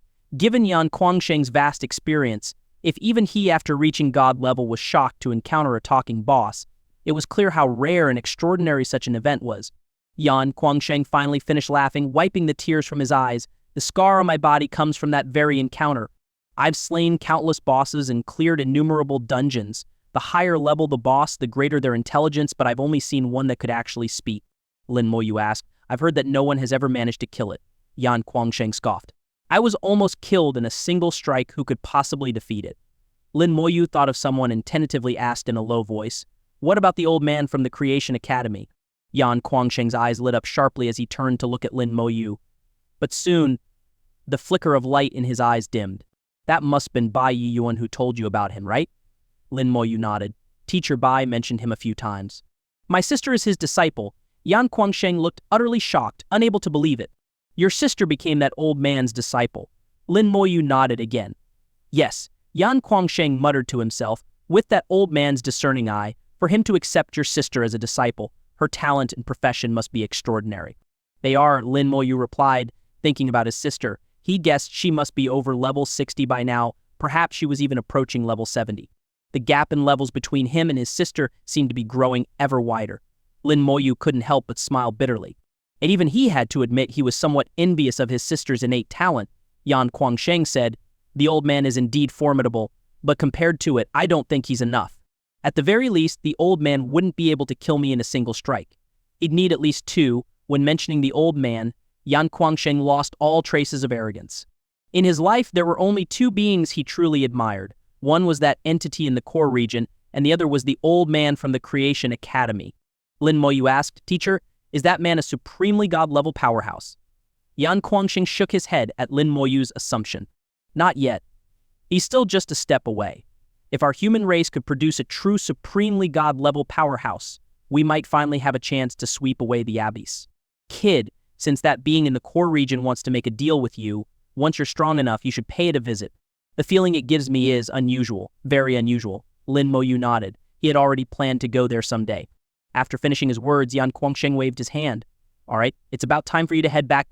And remember, inject your killing intent into the Domain Godstone in the future. This thing has been wasted in my hands for so many years, I hope you'll be able to put it to good use one day." Lin Moyu realized that the Domain Godstone must be something extraordinary, though for now he had no way to use it. Yan Guangsheng personally opened the exit portal and sent Lin Moyu out of the bloodstained lands. Lin Moyu couldn't understand why Yan Guangsheng insisted on living in such an isolated place. Since Yan Guangsheng refused to explain, Lin Moyu didn't press the matter. He had spent about 20 days in the bloodstained lands. Now, stepping back into the human world, basking in the sunlight and breathing in the fresh air, it felt like an eternity had passed. "You're out too?" A crisp voice suddenly rang out. Lin Moyu turned to see Dongfang Yao standing not far away. Beside her was an elder of the empire. Dongfang Yao's aura had clearly changed from before. It was obvious she had consumed the bloodthirsty python's meat, greatly enhancing her attributes. When Dongfang Yao saw Lin Moyu, she didn't speak immediately. Instead, she noticed him staring at her, which made her slightly uncomfortable. But considering his identity, she held back her temper and refrained from acting like a spoiled princess. "What's your name?" Although she suppressed her irritation, her natural air of superiority as a princess was still evident.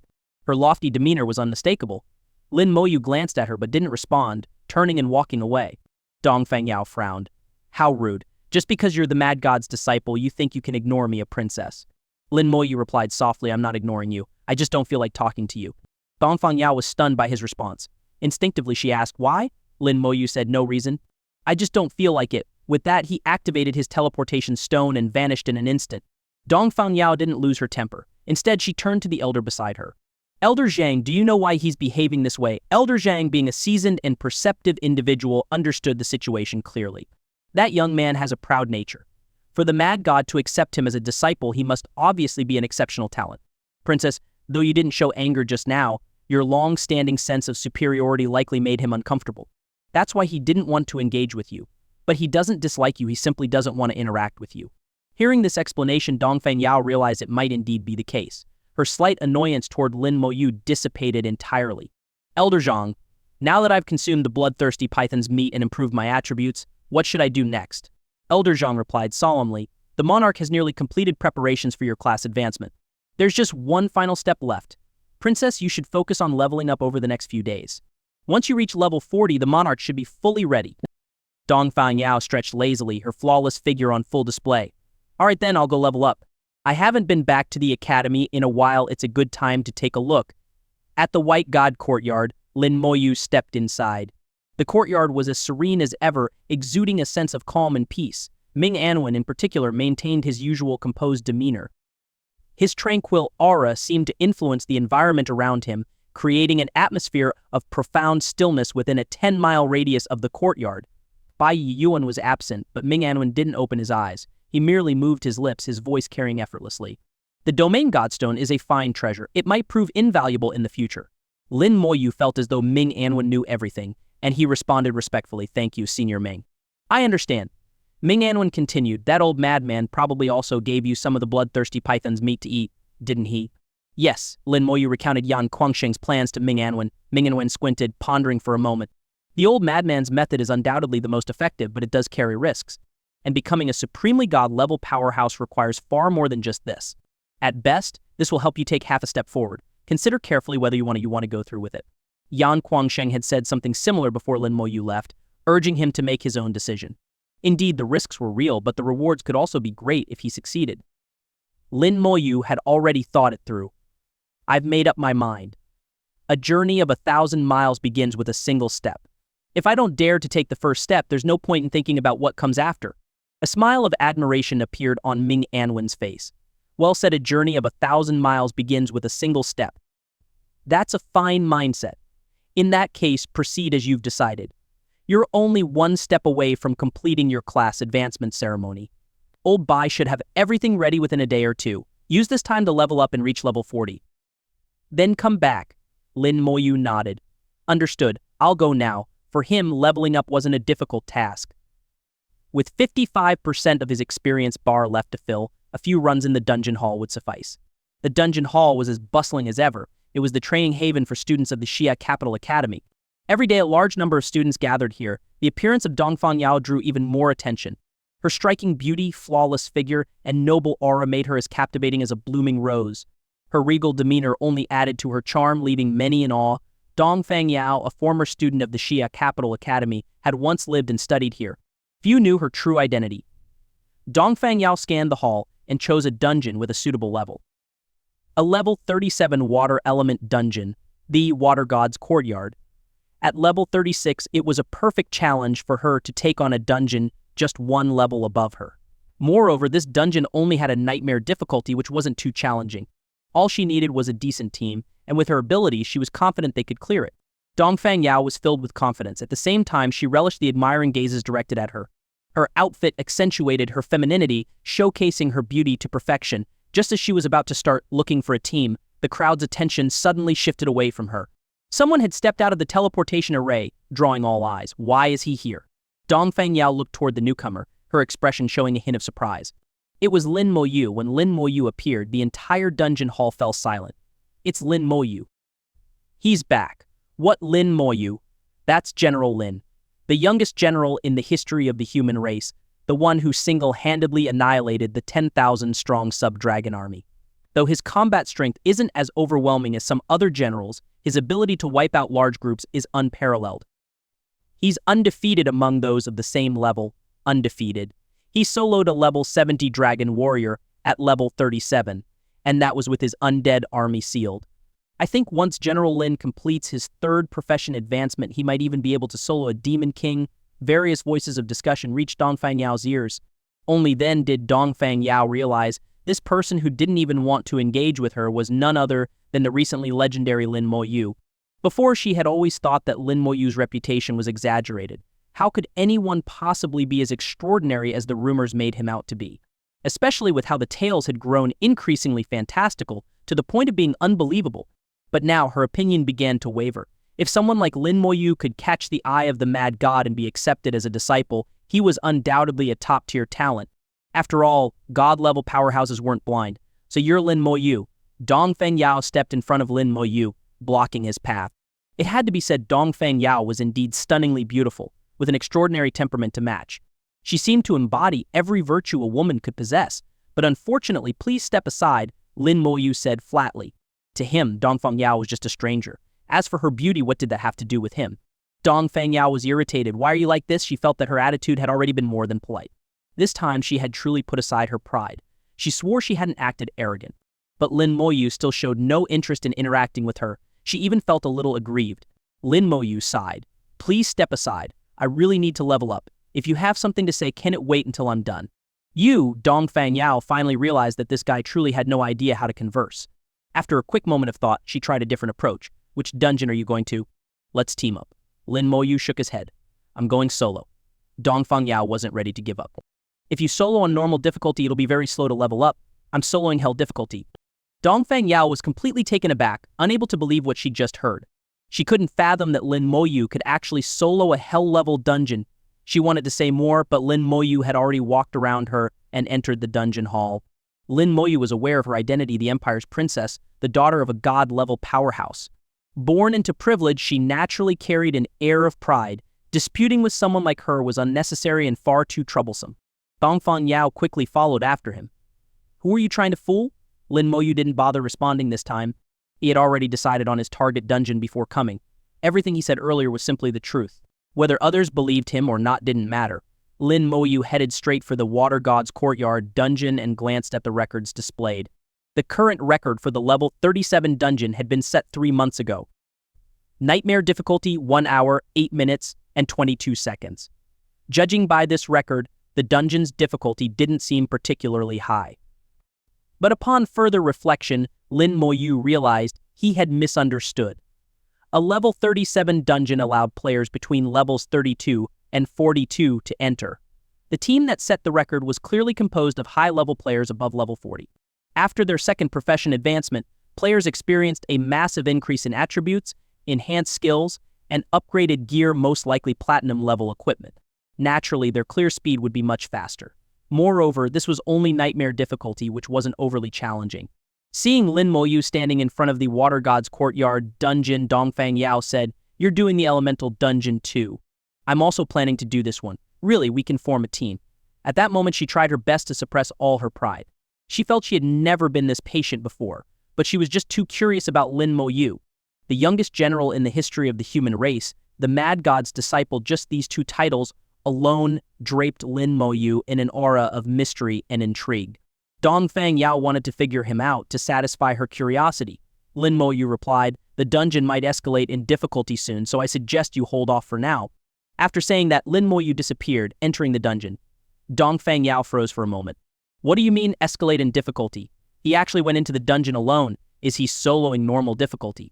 Lin Moyu's words weren't directed solely at her. Several people in the hall caught on to what he meant. Didn't the Flame God's Palace dungeon undergo an escalation not long ago? And it seemed to have happened right after Lin Moyu entered. If that was the case, Lin Moyu might be the very catalyst for dungeon escalations. At that realization, whispers and discussions rippled through the entire dungeon hall. The crowd speculated about how long it would take Lin Moyu to clear the dungeon, and some even started placing bets. Dongfang Yao, still curious, asked, "Does he really always go solo?" A pretty woman's question always seemed to grant her special privileges. Someone quickly answered, "Not always, but for the most part, yes." Another immediately countered, "What do you mean for the most part?" "He always solos. That one time he joined a team for the Tyrant's Desert dungeon. That was just him carrying 39 others for points. Carrying for points. That was General Lin being charitable. If not for him, I wouldn't have been able to complete my dungeon mission." "Exactly. You know how long we were stuck on that mission? I wonder what kind of record General Lin will set this time. It'll definitely be another record-breaking, unprecedented feat." The crowd's trust in Lin Moyu bordered on blind faith. Through their discussions, Dongfang Yao gradually understood that Lin Moyu wasn't lying. He really did solo dungeons. Several dungeons in the hall still bore his records. Even the Tyrant's Desert, a large-scale dungeon, had been soloed by him. Dongfang Yao couldn't help but be impressed. This wasn't something that could be achieved casually. It was the mark of genuine power. As she listened to the students recount how Lin Moyu had carried 39 others through a dungeon, Dongfang Yao could only summarize it in one sentence. "This guy is a monster even compared to existing god-level powerhouses." None of them had displayed such monstrous abilities at Lin Moyu's age. Lin Moyu was rewriting records and making history. Dongfang Yao had a strong premonition that Lin Moyu would undoubtedly become a god-level powerhouse in the future. Inside the Water God's Courtyard dungeon, the scenery was beautiful and the temperature pleasant. Lin Moyu found himself in a courtyard with flowing water, surrounded by waterfalls and stone pillars. The water element here was more abundant and active than ever before. Being inside the dungeon felt like stepping into a world dominated by water elements. Lin Moyu quickly recalled the process of the dungeon escalation in the Flame God's Palace. To trigger a dungeon escalation, one needed to cause intense disruptions in a short period. In other words, one had to kill fast enough. Monsters formed of water elements floated leisurely around the courtyard. They appeared as blobs of water, lacking hands, feet, or eyes. Springwater Spirit enhanced a light monster, level 37, strength 14,000, agility 6,000, spirit 10,000, constitution 10,000, skill. Envelop, trait, immune to water elemental attacks, immune to physical attacks. The nightmare difficulty monsters weren't particularly strong. However, they were immune to both water element and physical attacks. Only Lin Moyu's non-water element skeleton mages could effectively damage them. With a chilling gust, the skeletons emerged, swiftly occupying the courtyard. 19 undead legions with the sound of creaking bones surged forward at high speed. The Springwater spirits reacted quickly, their attack methods peculiar, Having no hands or feet, they simply threw their entire bodies onto the skeleton warriors, enveloping their heads.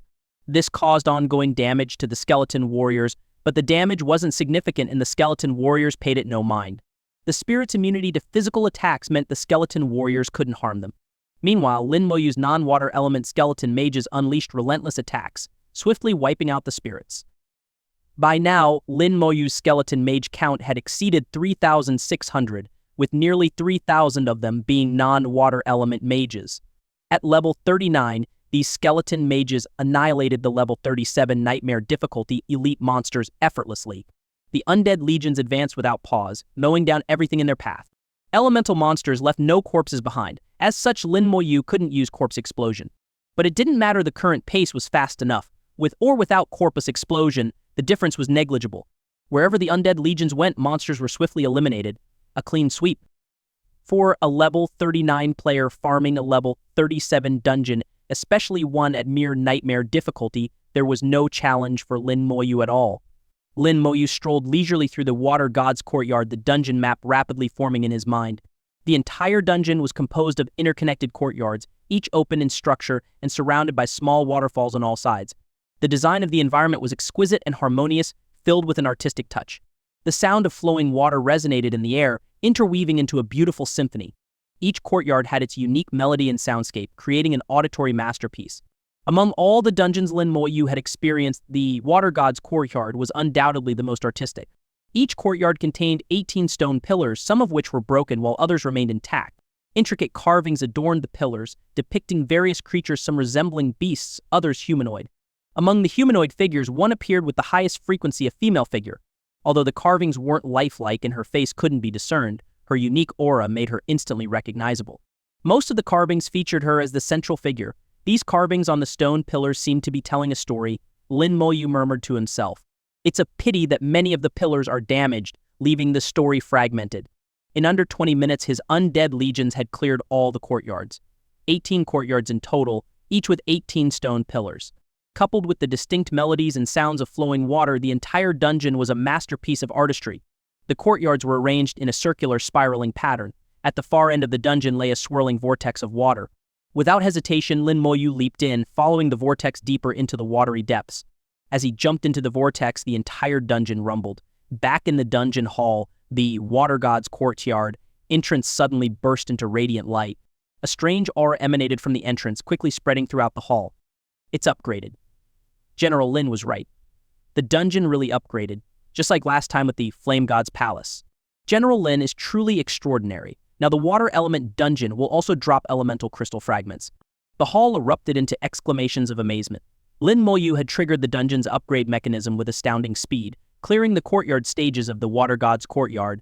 It was the same as last time in the Flame God's Palace, where he had swiftly eliminated the initial monsters to prompt the dungeon's upgrade.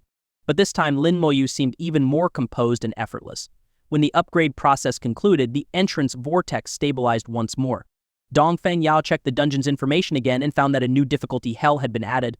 The dungeon had really upgraded. She had heard of such phenomena before, but seeing it happen in real time left her stunned.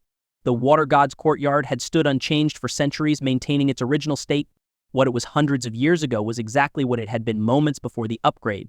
The legendary elemental fragments had never been obtained by anyone. Now she understood only after the dungeon upgraded and hell difficulty was cleared could those fragments be acquired. And the one who caused the upgrade would automatically be placed into the higher difficulty. In other words, Lin Moyu was already inside tackling the hell difficulty. He was soloing a hell difficulty dungeon. Dongfeng Yao's curiosity about Lin Moyu had grown beyond a passing interest. She truly wanted to understand everything about him. How could one person achieve such feats? Following the vortex, Lin Moyu arrived in an underwater world. Below, there was an enormous palace. The palace's ceiling was transparent and pristine, allowing the slow movement of water above to be seen. The palace doors were tightly shut, appearing incredibly sturdy. Lin Moyu didn't care about any of this. His skeletal warriors and mages acted simultaneously. In just a few seconds, the doors collapsed with a resounding crash. A massive surge of water elemental energy poured out from behind the doors, transforming into a trident that shot straight toward him. The speed was so fast that Lin Moyu had no time to dodge. His eyes narrowed slightly. He had seen this trident before. It was depicted on the stone pillars in the courtyards, always appearing beside the female figure. The trident collided with Lin Moyu, causing his skeletal armor to shimmer brilliantly, blocking the attack. The trident was immediately repelled, flying back into the palace. Not bad attack power, Lin Moyu muttered softly. Judging by the reaction of his skeletal armor, the opponent's strength attribute was likely around 50,000. For a level 37 dungeon, such an attack was quite impressive. Looks like the dungeon has indeed upgraded. This should be hell difficulty now. With his prior experience, Lin Moyu wasn't surprised. The undead legions had already rushed into the palace ahead of him. Before Lin Moyu could step inside, the palace lit up with a brilliant glow. Countless tridents rained down like a torrential storm, striking the skeletons. Though the display was imposing, the actual attack power left much to be desired. The skeletons paid no attention to such weak attacks. The Lich generals lazily cast a few healing spells, resolving the situation effortlessly. The tridents continued to pour down endlessly, but the skeletons pressed forward undeterred. The palace was vast and spacious. Even with the entire undead legion inside, they occupied less than 1/10 of the area. The bluish water light filtered through the transparent ceiling, illuminating the palace. Lin Moyu followed, stepping inside. The relentless trident attacks also began targeting him. But against his skeletal armor, such attacks posed no threat at all. The skeletons had already charged deeper into the palace, while Lin Moyu lingered behind, observing his surroundings. The palace walls were mottled and damaged. Faint traces of murals could still be seen, though most had been destroyed. Similarly, the 18 massive stone pillars supporting the palace were partially collapsed, while the rest stood resolutely. Unfortunately, the murals on the pillars were also damaged beyond recognition. It seems like something is being concealed, Lin Moyu mused. It felt as though someone had intentionally erased the murals. After a while, he finally saw the palace's centerpiece. At the heart of the palace was an exquisite throne. Beside the throne stood a trident embedded in the ground. The trident gleamed, and all the attacks originated from it. As the skeletal warriors approached, the blue gem embedded in the trident began to glow. With a loud boom, countless water jets burst forth, forcing the skeleton warriors back. A shimmering water barrier appeared around the trident. Water god's trident. Projection. Lin Moyu used his detection skill, but all he got was a name. No level, no attributes, no skills or traits, just a name. It merely indicated that this was the water god's trident. As for what the projection meant, Lin Moyu wasn't sure. Judging by the name, this seemed to be the weapon of the water god. If the trident was here, where was the water god? Regardless, it was in his way, so it had to be dealt with. The skeletal warriors surrounded the water barrier and began hacking away with their large blades. The skeletal mage's attacks also landed densely on the water barrier. In less than 2 seconds, the barrier shattered with a thunderous crash. All attacks then struck the trident itself. The trident emitted a mournful sound, as if it had suffered great damage, and rose into the air. It flew toward the palace ceiling, radiating light as the entire palace trembled. Water elemental energy surged explosively. Dragons formed of water came rushing from all directions, aiming at the undead legion. To Lin Moyu, it was the same as before, visually impressive but lacking in real damage. The skeletons remained unscathed. The skeletal mage's spells pierced through the water dragons, landing on the trident. The skeletal warriors leaped high, grabbing hold of the trident and continuing their relentless attacks. The trident quivered violently, emitting strange noises. Amidst the commotion, a figure suddenly appeared atop the throne. A woman whose appearance was strikingly similar to a human's. She sat on the throne, her gaze lowered, and her aura steadily intensified. When in doubt, use detection. Water God incomplete projection. Level 41. Strength 60,000. Agility 10,000. Spirit 10,000. Constitution 40,000. Skills Roar of the Water, Eternal Freeze. Traits immune to water elemental attacks. 50% reduction in physical damage. Level 41. With total attributes reaching 120,000. To most adventurers, this was an insurmountable boss, but to Lin Moyu, it was nothing more than a dish ready to be served.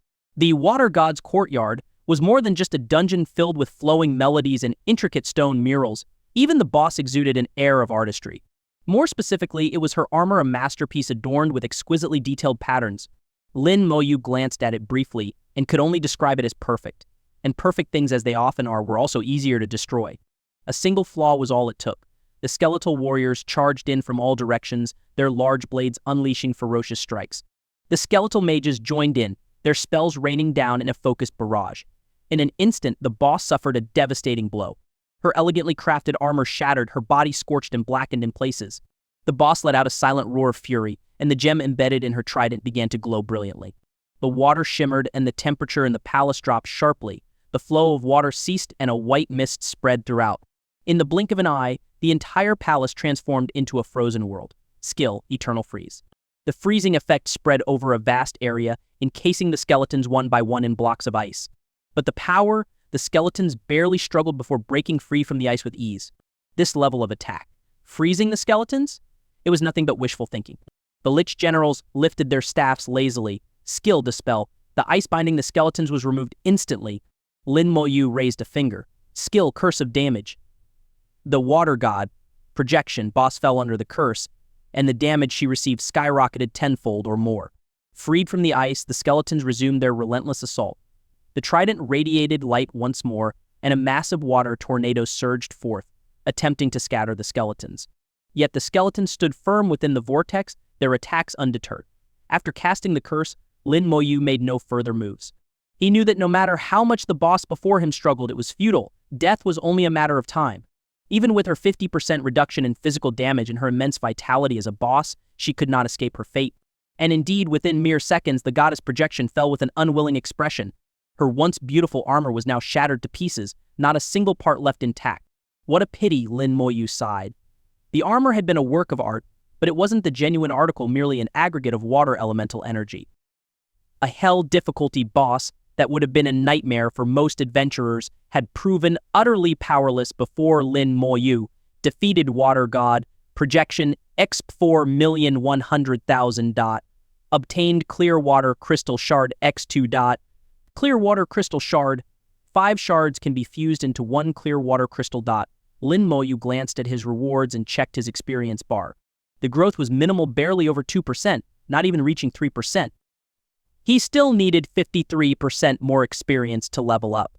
Even if he started farming hell difficulty exclusively, where the monster count and experience were significantly higher, it would, at best, double compared to nightmare difficulty. That meant roughly 5% experience gain per run. He'd still need to grind through more than 10 runs to level up. Not very efficient, Lin Moyu muttered, but at least it's easy and the scenery here is nice with fresh air. After some thought, he decided to continue farming the water god's courtyard. The experience gain might be low, but he needed the clear water crystals. Judging from the current drop rate of 2 shards per run, 3 runs would net him a full clear water Hori crystal. He could use 2 for synthesizing an elemental godstone and keep any extras as spares. Too bad I didn't get a water element gem, Lin Moyu remarked with a hint of disappointment. The loot was underwhelming. The only redeeming feature of this dungeon seemed to be its beautiful environment. Just as he was about to leave, his eyes fell on the trident lying on the ground. The Beboas's body had already disappeared, but the trident remained intact and undamaged. The gem embedded in the trident gleamed, radiating waves of water elemental energy. A gem. Lin Moyu wondered, his curiosity piqued. He picked up the trident immediately. To his surprise, the trident was unexpectedly light, as if it weighed nothing at all. As soon as it landed in his hand, it began to shrink. In the blink of an eye, it became the size of his palm, and the gem embedded in it fell loose. Water God's key. The key to unlocking the true Water God's temple. Clear water gem. Clear water gem. Permanently reduces water elemental damage by 50%. Grants a chance to acquire a water element skill upon first use. A faint smile spread across Lin Moyu's face. Just as I thought, I almost missed it. This time the boss didn't directly drop it. The key is here, but I still need something else. Something to awaken the water god. Based on his previous experiences, Lin Moyu suspected there was still something he had overlooked. His gaze scanned the palace, searching carefully. Finally, he spotted an object embedded in one of the stone pillars, a flute-like instrument. The flute was small and unassuming, easy to miss without careful observation. Obedient skeletons retrieved the flute for Lin Moyu. Water God's flute can be used to awaken the water god. The 4 items from the elemental dungeons are finally complete, Lin Moyu mused. Fire, water, and light are accounted for. Only wind and lightning remain. The legendary 5 elemental dungeons, Lin Moyu felt he was close to collecting all their secrets. What would happen when he completed the set? He couldn't help but feel a growing sense of curiosity, as if he were peeling back the layers of a grand mystery. Lin Moyu activated the clear water gem on the spot, and his whole body was enveloped in a shimmering blue light.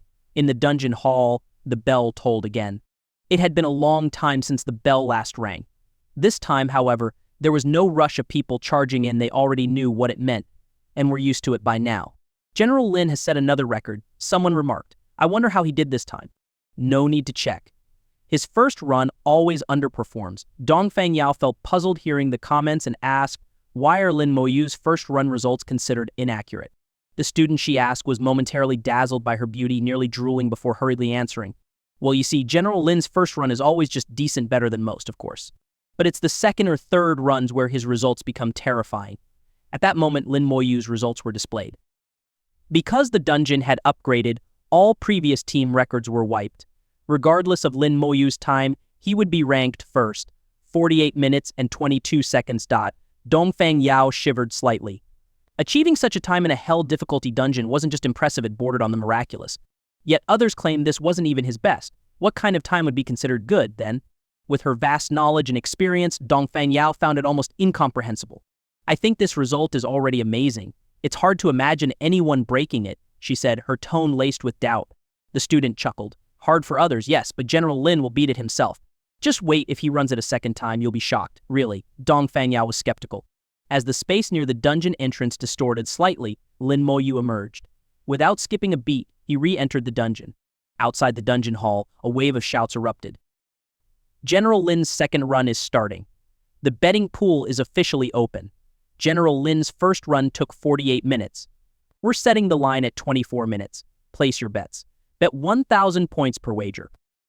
Don't miss out. Bet on under 24 minutes, and it's 1 to 2 odds. Bet on over 24 minutes, and it's even odds. I don't miss this opportunity. Who knows when we'll see General Lin farm this dungeon again? Dongfeng Yao was stunned. They were betting on this? Curious, she wandered over. The crowd bustled with activity, everyone placing their bets. After watching for a while, even Dongfeng Yao felt a surge of excitement. She had never seen anything like this before and impulsively joined in. As a princess of the empire and daughter of a god-tier powerhouse, she couldn't go small.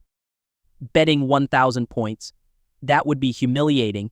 She immediately wagered 10,000 points, nearly the highest bet placed. She refused to believe Lin Moyu could push his time under 24 minutes. Even for a team of 12 high-level professionals, such a feat was impossible. Having placed her bet, Dongfeng Yao began to focus on the dungeon's developments. She seemed to forget she had come here to level up herself.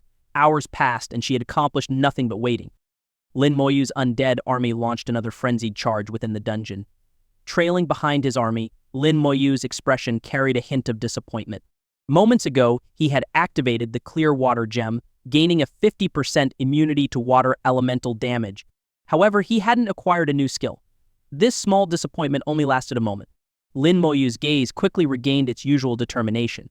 His class was already incredibly powerful. Gaining additional skills would merely be the cherry on top and wouldn't fundamentally change his strength.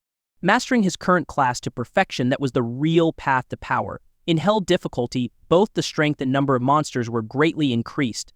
Correspondingly, experience rewards were also much higher.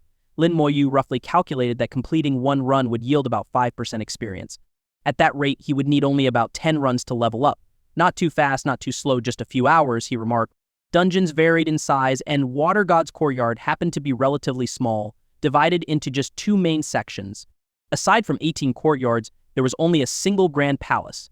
The palace housed just one boss, making it a quick run. This time, the undead army didn't waste any time fighting along the way. They ignored the monsters entirely, pulling them straight toward the final courtyard.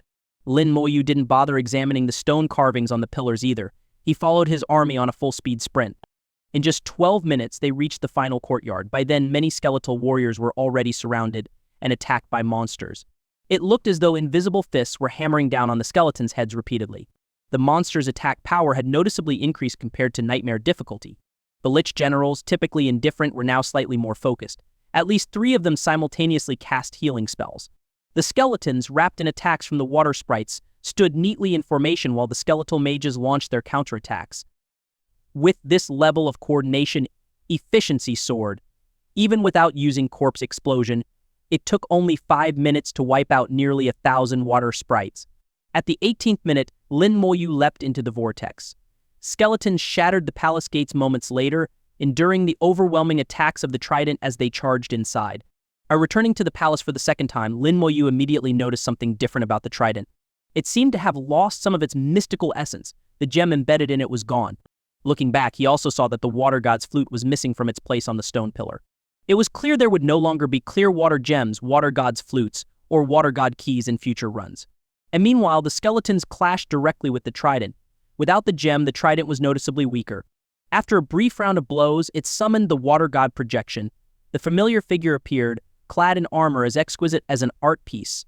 And once again, the skeletons thoroughly dismantled and ravaged this so-called masterpiece. As a level 37 dungeon boss on Hell difficulty, the Water God projection was fairly standard. Its skills were undeniably powerful, especially its freezing ability, which could potentially annihilate or even wipe out an entire party. But it had the misfortune of going up against Lin Moyu's undead army. Not only could the skeletons break free from the freezing effect themselves, but the Lich generals were there to dispel all negative statuses. The Water God projection didn't last beyond 3 minutes. When Lin Moyu's new record time was displayed, the entire dungeon hall erupted with excitement. 22 minutes and 58 seconds. The speed was staggering. It completely shattered Dongfang Yao's understanding of what was possible. She didn't particularly care about the 10,000 points she had lost. What truly left her in disbelief was Lin Moyu's record. Soloing a Hell difficulty dungeon was already extraordinary. Achieving this kind of time on top of that, in her logical mind, it seemed utterly impossible. Could it be that after the dungeon upgrade, the monsters in Hell difficulty aren't actually that strong? That must be the only explanation. No, I need to see for myself. Carrying her suspicions, Dongfang Yao entered the dungeon. Less than 2 minutes later, she stumbled out in a sorry state. As soon as she stepped into the dungeon, she was greeted by 3 water sprites. That alone was enough to force her retreat. If she hadn't retreated quickly enough, she might have lost her life right there. Heart still racing, Dongfang Yao couldn't help but laugh at herself. Hell difficulty was still Hell difficulty, it had never been weaker. She couldn't even solo Nightmare difficulty, and yet she had dared to dream of soloing Hell difficulty. How ridiculous. What happened to you? A calm voice came from nearby. Turning her head, she saw Lin Moyu. His expression was calm and composed, as if he had just taken a leisurely stroll instead of clearing a dungeon. There wasn't the slightest trace of exhaustion or battle weariness about him, not even a hint of a change in his aura. Dongfang Yao's face was still pale from her narrow escape. She shook her head, nothing. Hey, she began, wanting to say more, but Lin Moyu had already re-entered the dungeon, cutting her off. Her words were stuck in her throat. Dongfang Yao's eyes darted back and forth before she suddenly smiled. I have to figure out how you clear dungeons. Determined, she decided to wait by the dungeon entrance. Sure enough, a little over 20 minutes later, Lin Moyu emerged again. Dongfang Yao stood in front of the entrance, blocking his path. Lin Moyu, can you do me a favor? Lin Moyu looked at her, puzzled. What could a princess of the empire possibly need his help with? Dongfang Yao's voice softened slightly, almost coquettish. Can you take me through the dungeon? Just once. Lin Moyu was even more confused. Can't you just find a team? Dongfang Yao explained. I just want to see what the upgraded water element dungeon is like. Please? My father and the war god are good friends, so technically we have a connection just once, I promise. I won't take anything. Little did she know that the water god's courtyard dungeon didn't drop anything valuable aside from clear water crystal shards. And this was the plan she had come up with. No amount of information could compare to seeing Lin Moyu clear the dungeon with her own eyes. Determined to uncover his method, she set aside her pride and lowered herself to make this request for the first time ever. Lin Moyu stared at her. Bringing someone along didn't really affect him, it would only cost him an extra 20 minutes to run another dungeon. Seeing that Lin Moyu hadn't agreed yet, Dongfang Yao added, if you take me through once, I'll let you into the Empire's archive. It has many records you can't find elsewhere, some not even the war god knows about. Lin Moyu's eyes lit up slightly. That offer seemed worth considering. Noticing the change in his expression, Dongfang Yao pressed on, this time with a hint of playful pleading, please. You won't lose anything? Just once? Lin Moyu asked. Dongfang Yao nodded vigorously, just once. All right then. When Lin Moyu agreed, Dongfang Yao practically jumped for joy. They formed a party, reset the cooldown, and entered the dungeon together. Dongfang Yao's eyes never left Lin Moyu. She was determined to see for herself how he cleared the dungeon. Where exactly was the gap between them? Their levels were similar, so why was the difference so vast? The next moment, her expression changed dramatically. Her eyes widened, her mouth opened in shock, and she looked as though she could fit several eggs in her mouth. Lin Moyu's undead army appeared in the courtyard, a dense and overwhelming force. Dragging the dungeon's monsters along with them, the skeletons charged straight through. Lin Moyu glanced at a stunned Dongfang Yao. Don't just stand there. Let's go. Snapping out of her daze, Dongfang Yao mumbled. Oh, watching the undead army rampage ahead, she still couldn't believe what she was seeing. These are all your summoned creatures? She asked, her voice trembling. Lin Moyu gave her a strange look.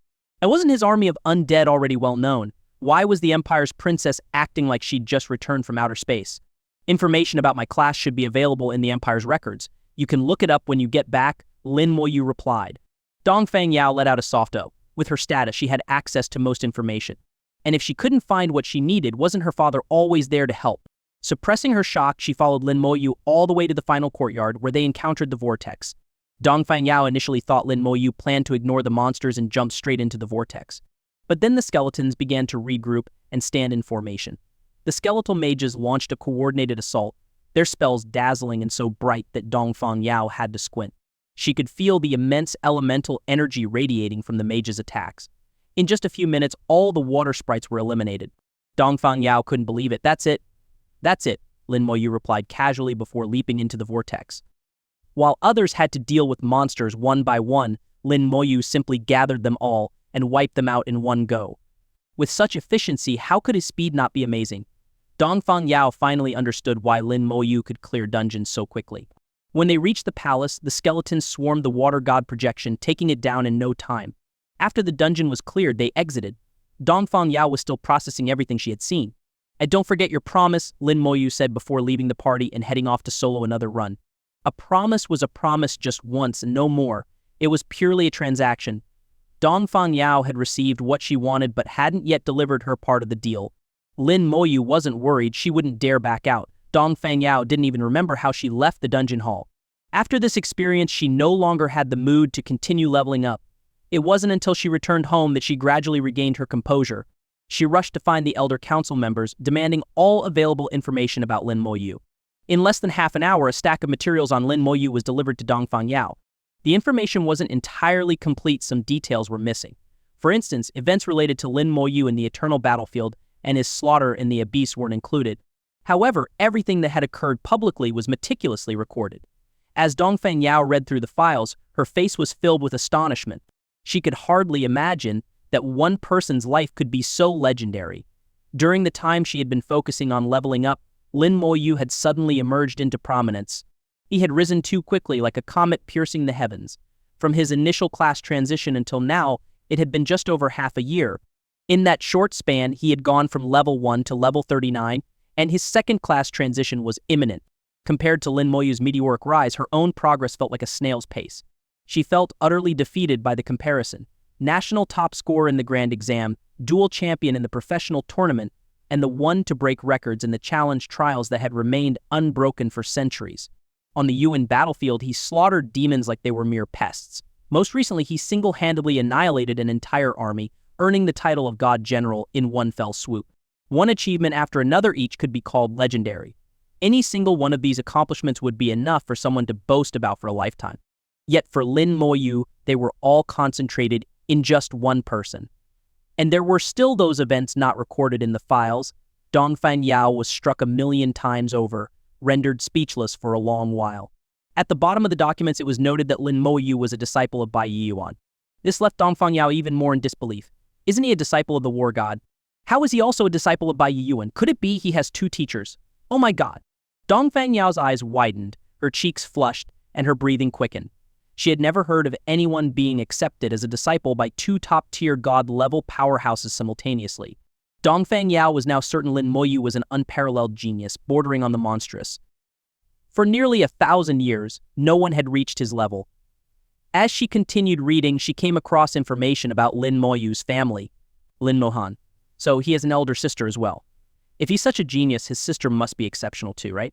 Fueled by curiosity, Dong Fangyao immediately had someone fetch information about Lin Mohan. After reading through Lin Mohan's file, she was left utterly stunned. If Lin Moyu was already abnormal, his sister was on an entirely different level. What kind of monstrous family is this? Dong Fangyao muttered to herself. Lin Mohan's file was relatively simple. It stated that she had joined the Xia Capital Academy a year and a half ago and was then promoted to the Divine Creation Academy on an exceptional basis. Half a month ago, she had already reached level 69 and returned to the Divine Creation Academy to prepare for her third class transition. In just a year and a half, she had gone from her initial class transition to preparing for her third. Dong Fangyao was utterly dazed. The file slipped from her hands, scattering onto the floor, but she remained in a trance, unable to regain her composure. Yao Yao, what's wrong? The voice of a man interrupted her thoughts. A tall, noble figure dressed in regal attire strode toward her. His features bore a 5 to 6 part resemblance to Dong Fangyao's, with heroic brows and striking looks, a truly handsome man. While his strength might not rival Bai Yiyuan's or Yan Kuangxing's, in terms of appearance he could easily outshine both, leaving them in the dust. Dongfang Yao's beauty also clearly owed much to him.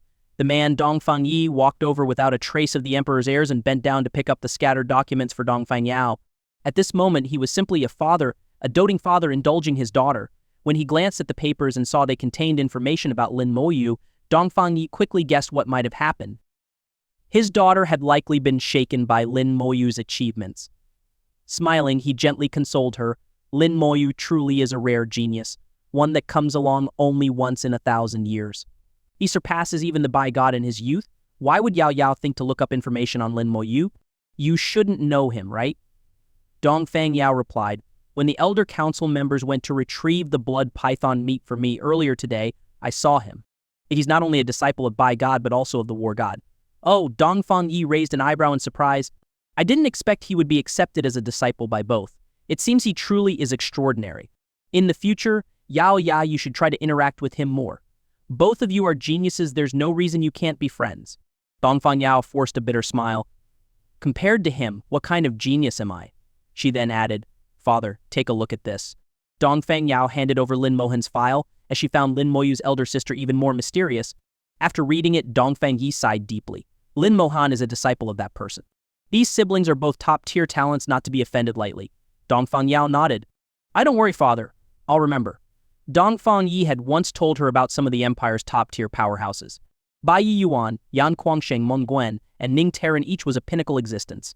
But above them all, there was one more.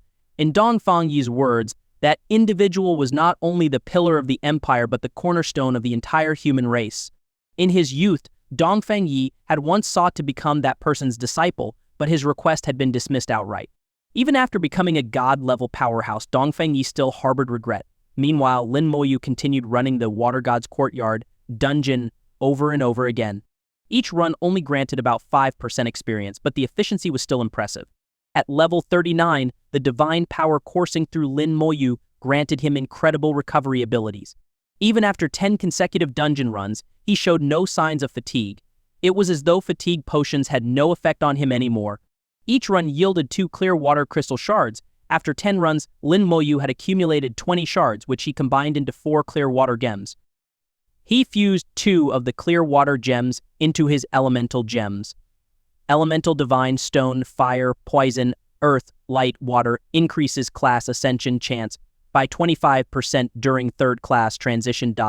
Elemental Divine Stone, Fire, Earth, Light, Water increases class ascension chance by 20% during 3rd class transition. For every additional element added to the Elemental Divine Stone, the class ascension chance increased by 5%. Lin Moyu planned to continue searching for elemental crystals, aiming to fuse as many as possible to maximize his ascension chances. The 3rd class transition was the most challenging. Many legendary class professionals managed to achieve class ascension during their 2nd transition, but attempting a 2nd ascension during the 3rd transition, the odds were abysmally low. To date, fewer than 10 people were known to have achieved dual class ascension. The difficulty of dual ascension was second only to those born with 3 innate talents. Inside the dungeon, Lin Moyu glanced at his experience bar. Level 40, 0.00%, finally level 40, he murmured, a faint smile of satisfaction forming. Clenching his fists, his body trembled slightly with excitement. At last he could undergo his 2nd class transition. His experience was now locked. No matter how many monsters he killed, he would gain no further experience. His attributes also remained unchanged, frozen at their level 39 values. The only way to improve further was to complete the class transition ritual. Until then, no amount of effort would yield any progress.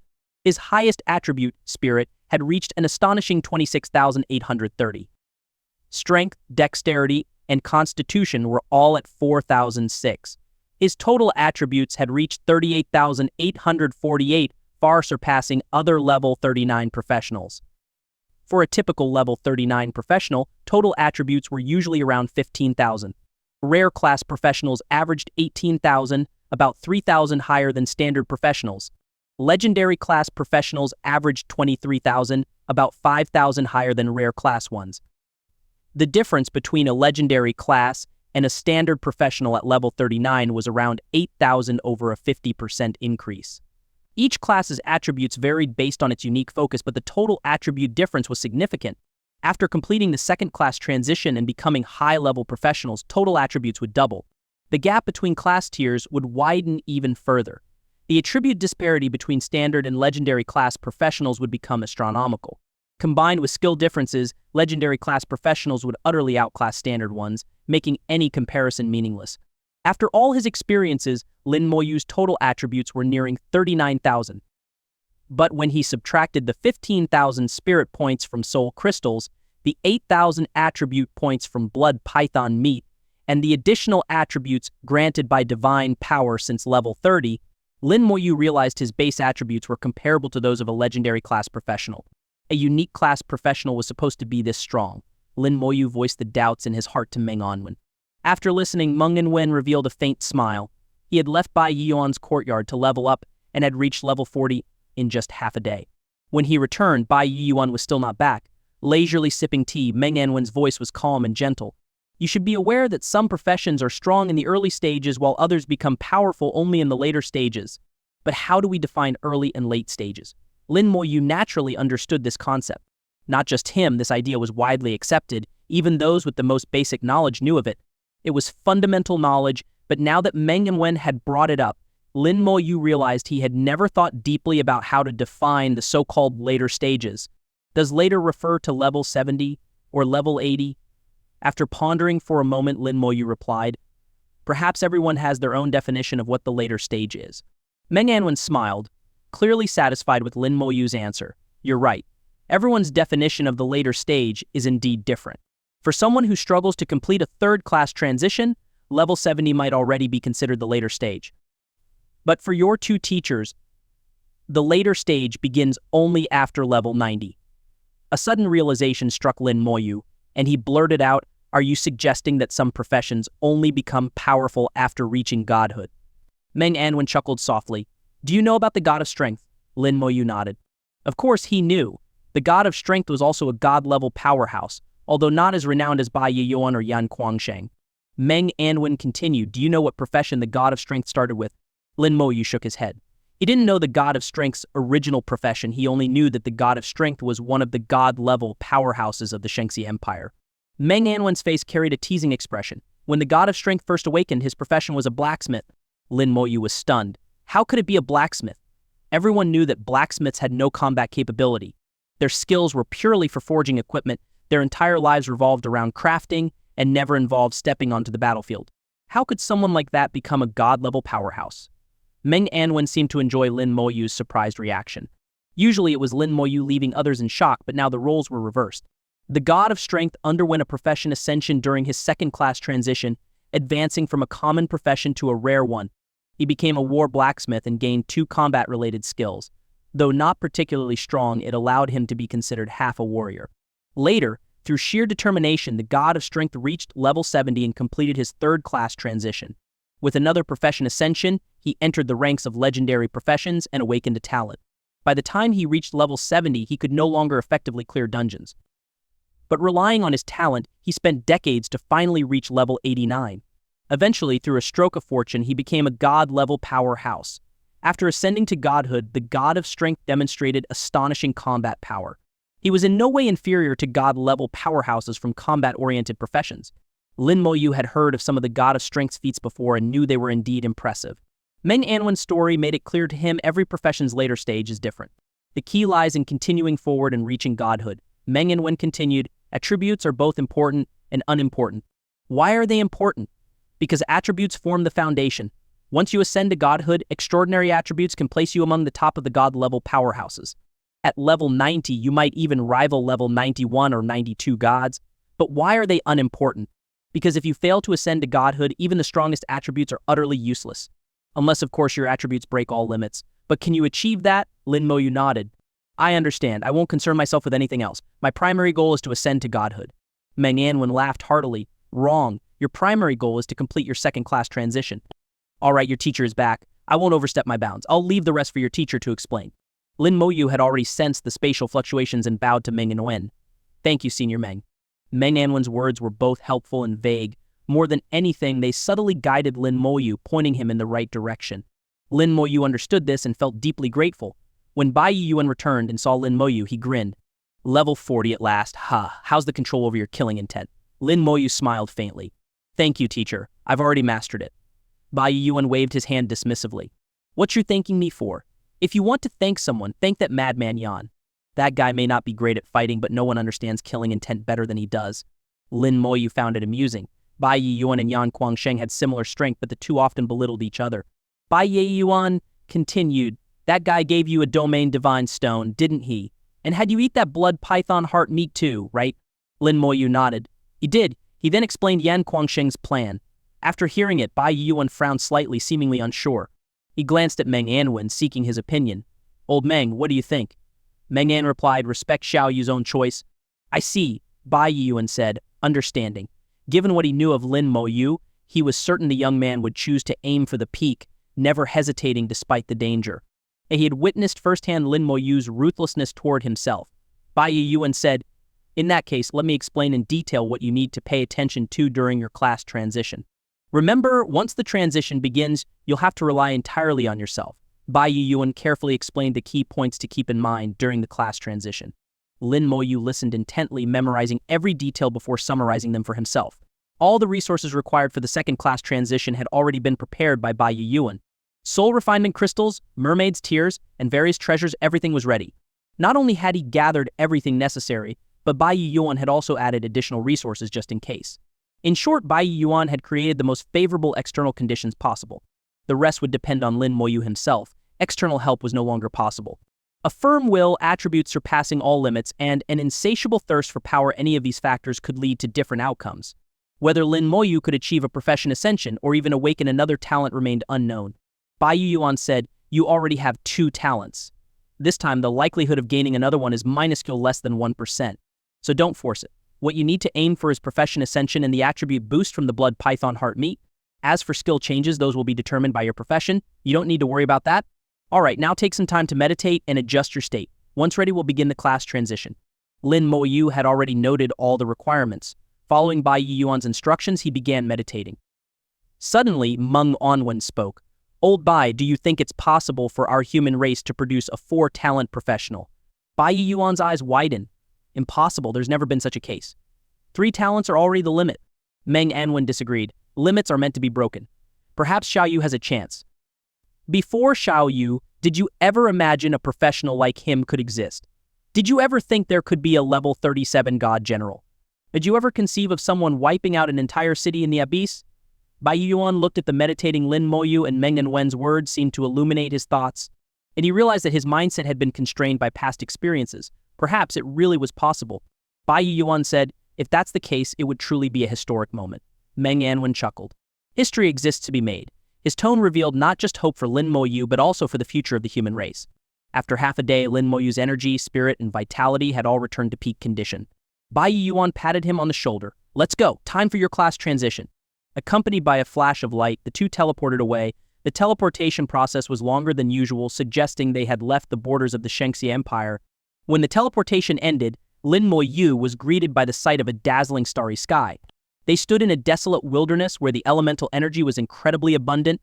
Every type of element was present: wind, fire, water, lightning, and light. In addition, Lin Moyu sensed other elements as well: earth, poison, and even the dark elements from the abyss.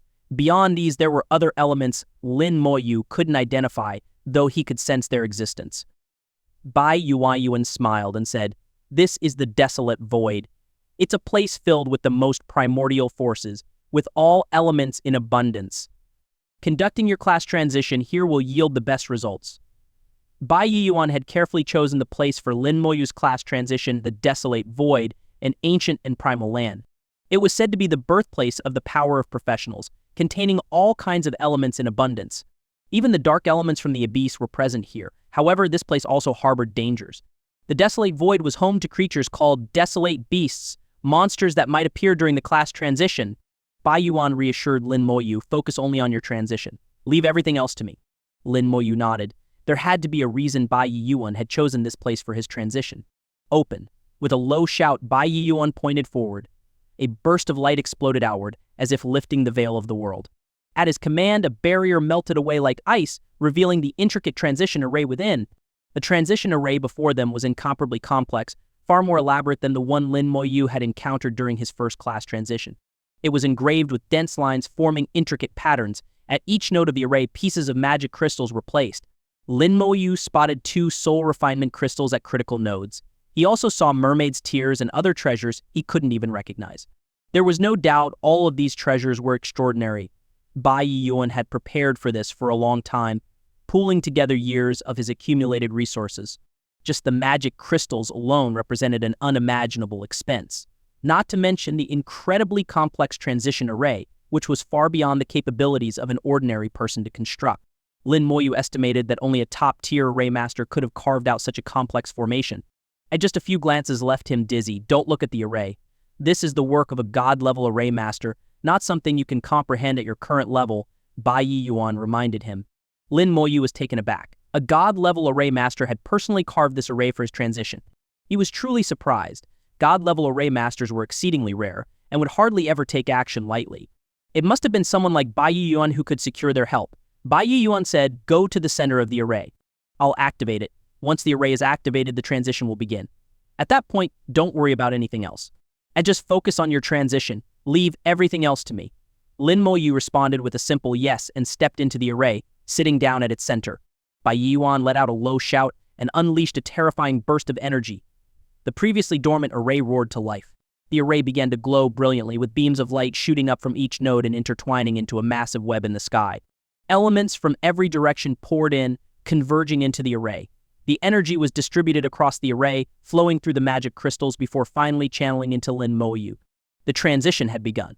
A tremendous surge of power coursed through the array and into Lin Moyu, causing him to groan as he felt his attributes begin to show signs of growth. As the vast energy continued to flood in, he would soon break past his limits and ascend to a new level, a new round of growth. His base attributes before the transition now served as the foundation beneath his feet. The higher his base attributes had been at level 39, the higher he could climb now. With that thought in mind, why not raise his base attributes even further before stepping onto the next level? Why not turn others' endpoints into his starting point? With this ambition in mind, Lin Moyu, at the very start of his transition, pulled out the blood python heart meat. Without hesitation, he consumed it. Boom. A massive tremor rocked his entire body. External forces surged violently into him, while an equally terrifying power erupted from within. The two forces clashed, nearly tearing Lin Moyu apart. Grimacing, Lin Moyu felt blood bursting from his body. Bai Yiyuan's eyes narrowed. The transition had already begun. Everything now depended solely on Lin Moyu himself. The blood python heart meat was immensely potent after all. It was the essence of a god-level beast's flesh, and it came from near the heart. If he absorbed every bit of it without losing anything, his attributes could increase by 20,000 points. But absorbing it was no easy feat, and the process came with excruciating pain. The elemental energy drawn in by the transition array and the energy from the blood python heart meat intertwined and collided inside him, threatening to tear Lin Moyu's body apart. It was agonizing, incredibly agonizing. The blood bursting from his body vividly illustrated the damage he was enduring. Yet Lin Moyu was astonished to discover something. Though his body was covered in blood, making him look horrifying, he wasn't actually injured. The wounds were superficial, barely even skin deep. 99% of the damage was being absorbed by his undead legion. Aside from the searing pain, he felt no real harm. The array grew stronger, and the energy it absorbed became even more intense. With the double effort from the array and the blood python heart meat, he finally broke through his limits. Lin Moyu's attributes began to skyrocket. The desolate void, the site of his transition, felt the immense energy and caused a ripple effect for 1,000 miles. Beastly roars echoed from above. Bai Yiyuan sneered, clenching his fists as a pair of gauntlets appeared on his hands. "So they've finally arrived. Old Meng Xiaoyu is in your hands now." He let out a loud shout, his eyes blazing with fighting spirit. Above the array, the Shengsha Tower appeared. This was no mere projection, it was the actual Shengsha Tower descending. The tower exuded an awe-inspiring aura, scattering rays of light that enveloped Lin Moyu in protection. With the Shengsha Tower guarding him, Bai Yiyuan could focus entirely on the fight. Within seconds, the desolate beasts had arrived. Resembling tigers with deer-like features, they had thick fur and long tails. Flying at incredible speeds, they reached the scene in the blink of an eye, drawn by the energy. They charged directly at Lin Moyu. "Get back!" Bai Yiyuan roared, launching himself skyward and throwing his fists. His punches struck the abdomen of one desolate beast, sending it flying. But in the next moment, more approached from another direction. This time it wasn't just one, it was a group of 5. The one Bai Yiyuan had struck also returned, seemingly unharmed. Despite taking a direct hit, it showed no signs of injury, a testament to its sheer power. The desolate beast's eyes burned with killing intent as they roared and charged at Bai Yiyuan. At this moment, they ignored Lin Moyu, identifying Bai Yiyuan as their primary target. The desolate beasts weren't highly intelligent, relying on basic instincts. If you attack them, they'd attack you in return. Bai Yiyuan laughed heartily. Good. That's exactly what I wanted. His goal was to draw all their attention. This wasn't Bai Yiyuan's first encounter with desolate beasts. He knew he couldn't kill them. All he could do was buy time until Lin Moyu's transition was complete. Bai Yiyuan's fists moved like lightning, delivering hundreds of punches per second, each one landing solidly. The desolate beasts were repeatedly knocked back, only to return within seconds. Meanwhile, more beastly roars echoed in the distance. The commotion from Lin Moyu's transition was attracting even more desolate beasts. Bai Yiyuan didn't let a single one pass. He intercepted every beast, battling fiercely without holding back. His terrifying power raged across the desolate void, yet, despite the ferocity of his attacks, he couldn't kill the beasts or even injure them. Within moments, over 20 desolate beasts had surrounded Bai Yiyuan, launching a coordinated assault. Bai Yiyuan's combat prowess was on full display as he unleashed a flurry of skills, sending the beasts flying again and again. Suddenly, his ears caught an unusual roar. His expression changed instantly. Damn it! A desolate beast lord. In his sight appeared a beast that was noticeably larger than the others. The moment it arrived, it roared continuously. The other desolate beasts were immediately surrounded by glowing auras. Under the beast lord's influence, the desolate beasts became frenzied, their attack power and speed greatly amplified. Bai Yiyuan's pressure increased dramatically. The desolate beast lord acted like a support profession among humans, enhancing the others and displaying a certain level of intelligence. With its buffs and leadership, the desolate beast's combat strength surged. Moreover, the desolate beasts were unkillable. Even wounding them was impossible for Bai Yiyuan. The mysteries of the desolate void remained largely unexplored by humanity. No one knew its true size. What was known, however, was that it contained unkillable and uninjurable desolate beasts, along with an abundance of diverse elements. The pressure on Bai Yiyuan continued to mount as more beasts responded to the Beast Lord's calls. Bai Yiyuan was nearing his limit. "Old Meng," he shouted. The Shensha Tower erupted with brilliant light, its body slowly rotating. Bands of light shot forth, knocking all the desolate beasts away. Unfortunately, even the Shensha Tower couldn't injure the beasts, it could only push them back, buying Bai Yuan a few seconds to catch his breath. The sky lit up as a 1,000-meter-long blade of light sliced through the heavens, carrying an overwhelming aura of killing intent. The blade light swept through, sending all the desolate beasts flying. At the same time, these beasts appeared to be gravely injured, shrouded in killing intent, wailing in agony. They were nothing like before when they could be knocked away and return unharmed.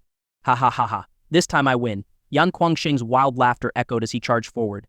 With several more slashes of his blade, the desolate beasts were all sent flying. Even the desolate beast lord scurried far away, not daring to approach. It seemed as though Yan Kuangsheng's killing intent terrified it deeply. Bai Yiyuan frowned. "Yan madman, what are you doing here?" Yan Kuangsheng chuckled. "You idiot, why can't I be here? Xiao Yu is also my disciple. Of course, I have to be present for his class transition." Bai Yiyuan asked in a low voice, "How did you know we were transitioning here?" "Ha, if I want to know something, I'll find out." Simple as that. Yan Kuangsheng had no intention of explaining further. Bai Yiyuan snorted but didn't press the matter. At that moment, the desolate beast lord let out a series of howls and more desolate beasts responded from the distance. Bai Yiyuan said, "More desolate beasts are coming." Yan Kuangsheng dismissed it casually. "Let them come. My killing intent may not be able to kill these creatures, but injuring them isn't a problem. This round is mine." Bai Yiyuan could see that Yan Kuangsheng could indeed injure the desolate beasts, whereas he could only knock them away. Yan Kuangsheng wasn't wrong this time, he had the upper hand. Bai Yuan didn't argue, silently acknowledging the truth. Sensing this, Yan Kuangsheng didn't push further, and for once the two refrained from quarreling. As a swarm of desolate beasts charged in, Yan Kuangsheng's blade light rained down, infused with terrifying killing intent, sending them all flying. It wasn't that Yan Kuangsheng's combat strength surpassed Bai Yiyuan's, but in this particular situation, dealing with the unkillable and uninjurable desolate beasts, Yan Kuangsheng had the edge.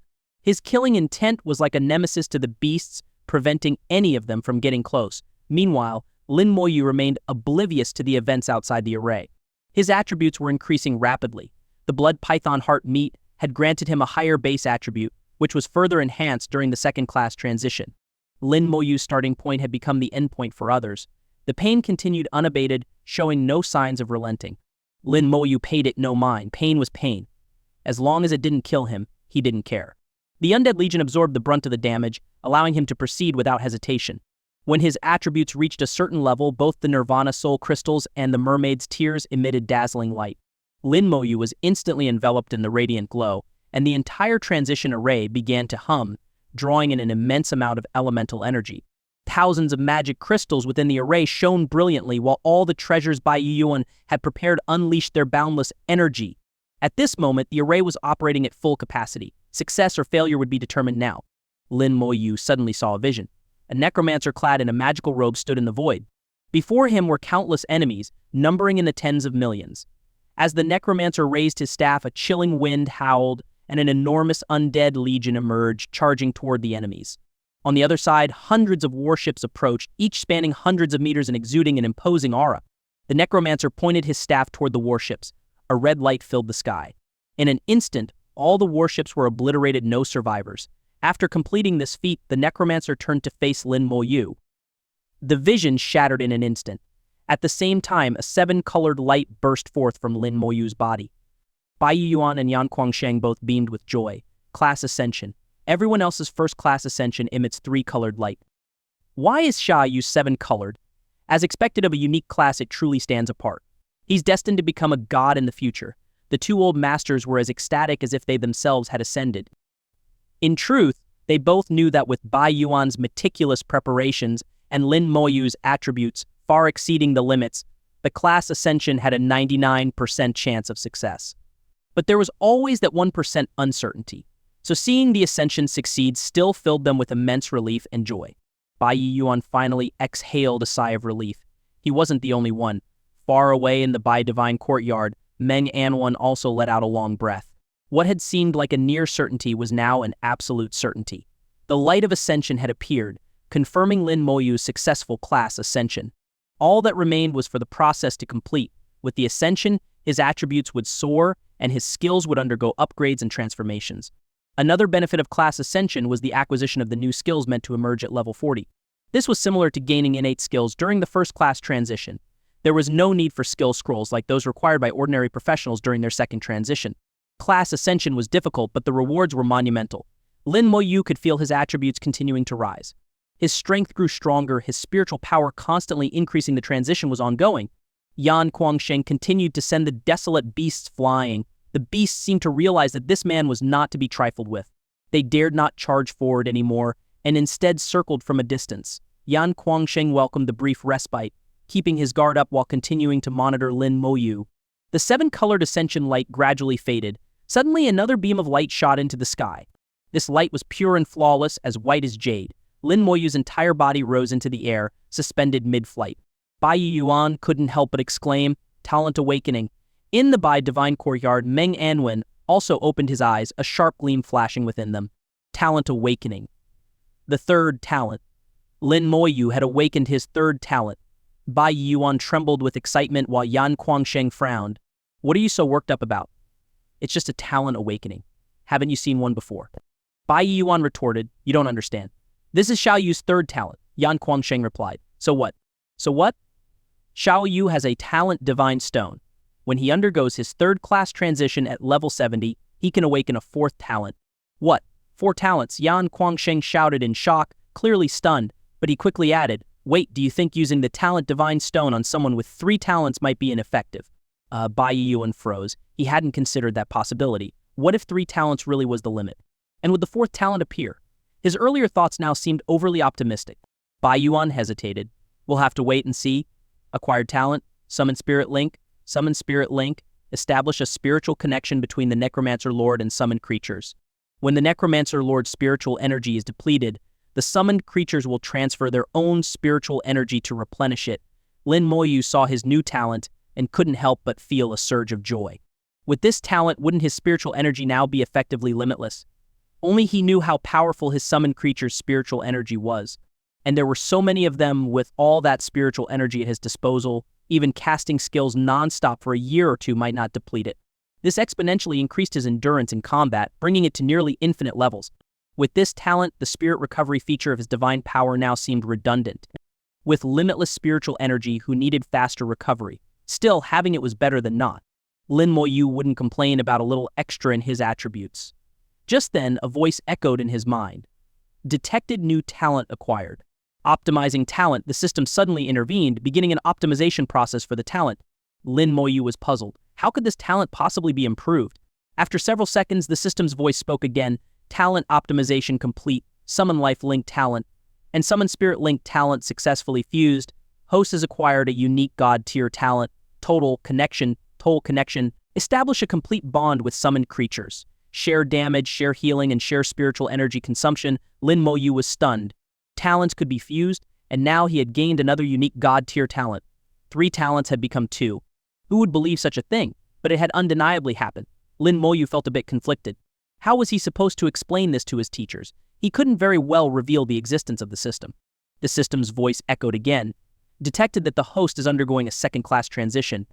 Acquired new skills. Beginning optimization and fusion of new skills. Acquired bleed curse.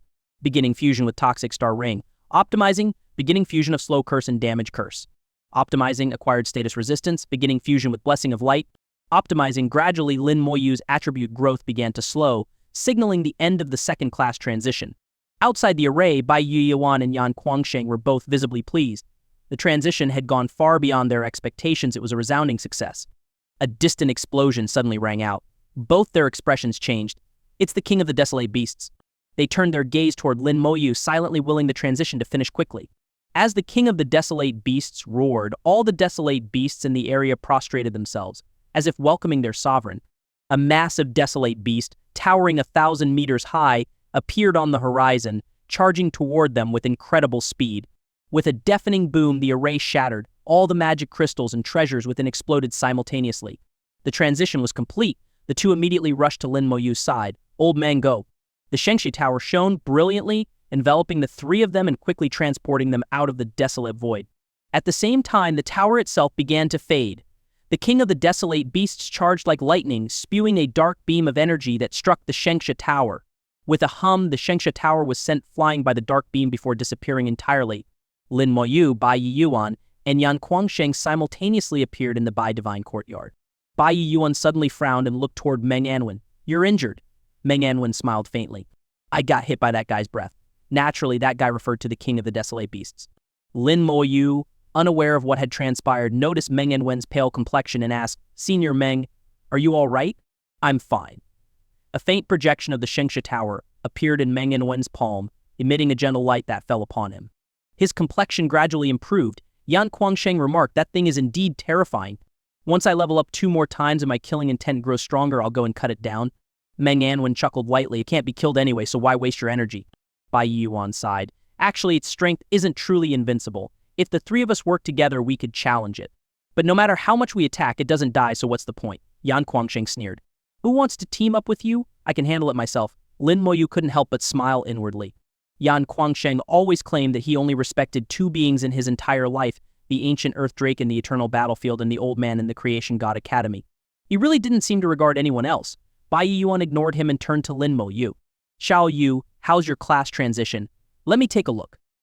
Lin Moyu hadn't yet examined his post-transition attributes, so he immediately began reviewing them carefully. Name, Lin Moyu, class Necromancer Lord, unique, level 40, 0.00%, strength 47, 850, agility 47, 850, spirit 106, 510, constitution 47, 850, equipment none, special attributes, physical damage reduced by 50%, poison element damage reduced by 50%, fire element damage reduced by 50%, light element damage reduced by 50%, water element damage reduced by 50%. Summoning space 396 hundredths, skeleton warriors quantity 200, skeleton mages quantity 190. Undead legion 1920, traits divinity power level 40, talents comprehensive amplification level 5, unique total connection, unique passive skills, status immunity, damage transfer, element resistance, level 1 physical resistance, level 1 active skills, soul flame, level 40 corpse explosion, level 6 bone armor, level 40 bone fangs, level 40 summon skeleton berserker, level 40 summon skeleton archmage, level 40 Summon Skeleton Sharpshooter, level 1, Summon Leech General, level 40, Aging Curse, level 40, Toxic Starburst, level 40, Reinforcement, Slaughter Domain, unavailable, Divinity Power, level 40. When leveling up, all attributes increase by an additional 40%. Spirit Recovery Speed is increased by 4,000%.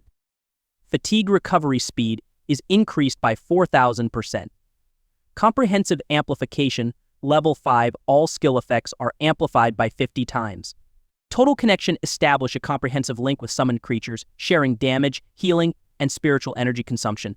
Status Immunity immune to all negative statuses. Damage transfer, all damage taken by the caster is absorbed by summoned creatures. Element Resistance, level 1 increases resistance to elemental attacks for both the caster and summoned creatures by 10%. Physical Resistance, level 1 increases resistance to physical attacks for both the caster and summoned creatures by 10%. Soul Flame, level 40, burns the target's soul. Attack power scales with spirit and skill level.